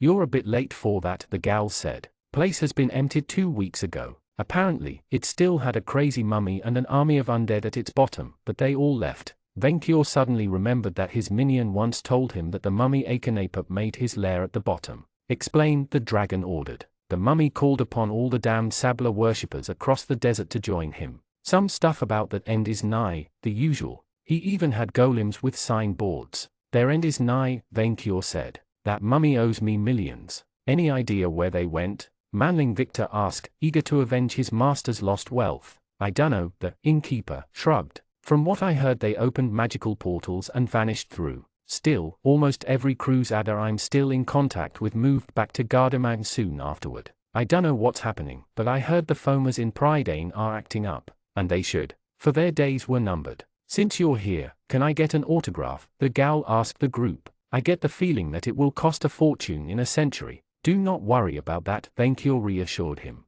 It costs a fortune now. 2 more days of flying with a full belly, and Vainqueur's group returned home. Murmurin had grown even larger since they had left it, mostly thanks to the dwarf portals opened all around the city. Countless new faces had poured into the capital, whether they be goblins from the Teikaku Empire or Manling traders from Port Vainqueur. The desert had been pushed further back, golems and sorcerers tending to verdant fields. Vainqueur let out a roar to announce his triumphant return, the citizens raising their eyes to the skies in response. Cheers and clapping soon echoed across the streets, his minions welcoming their beloved ruler back the proper way. The dragon moved towards his castle, which had remained unchanged since his departure and first conflict with King Votan, before making his way into his vault and to his one true love. Good to be home, Vainqueur said, upon resting on his hoard. His gold reserve had recovered from untasty Alison's revival, but it hadn't grown either. The dragon took solace in the fact that his new colonies would eventually increase its size tenfold. He simply had to wait for the gold to flow. Congratulations! For completing the first world tour of Outermundy, you and your trusty chief of staff earned a Magellan personal perk. Magellan, you can teleport to any city or dungeon that you already visited at will. Manling Victor, Nikeia, Corp Sailing Jules, Tasty Malfi, Marb the Dwarf,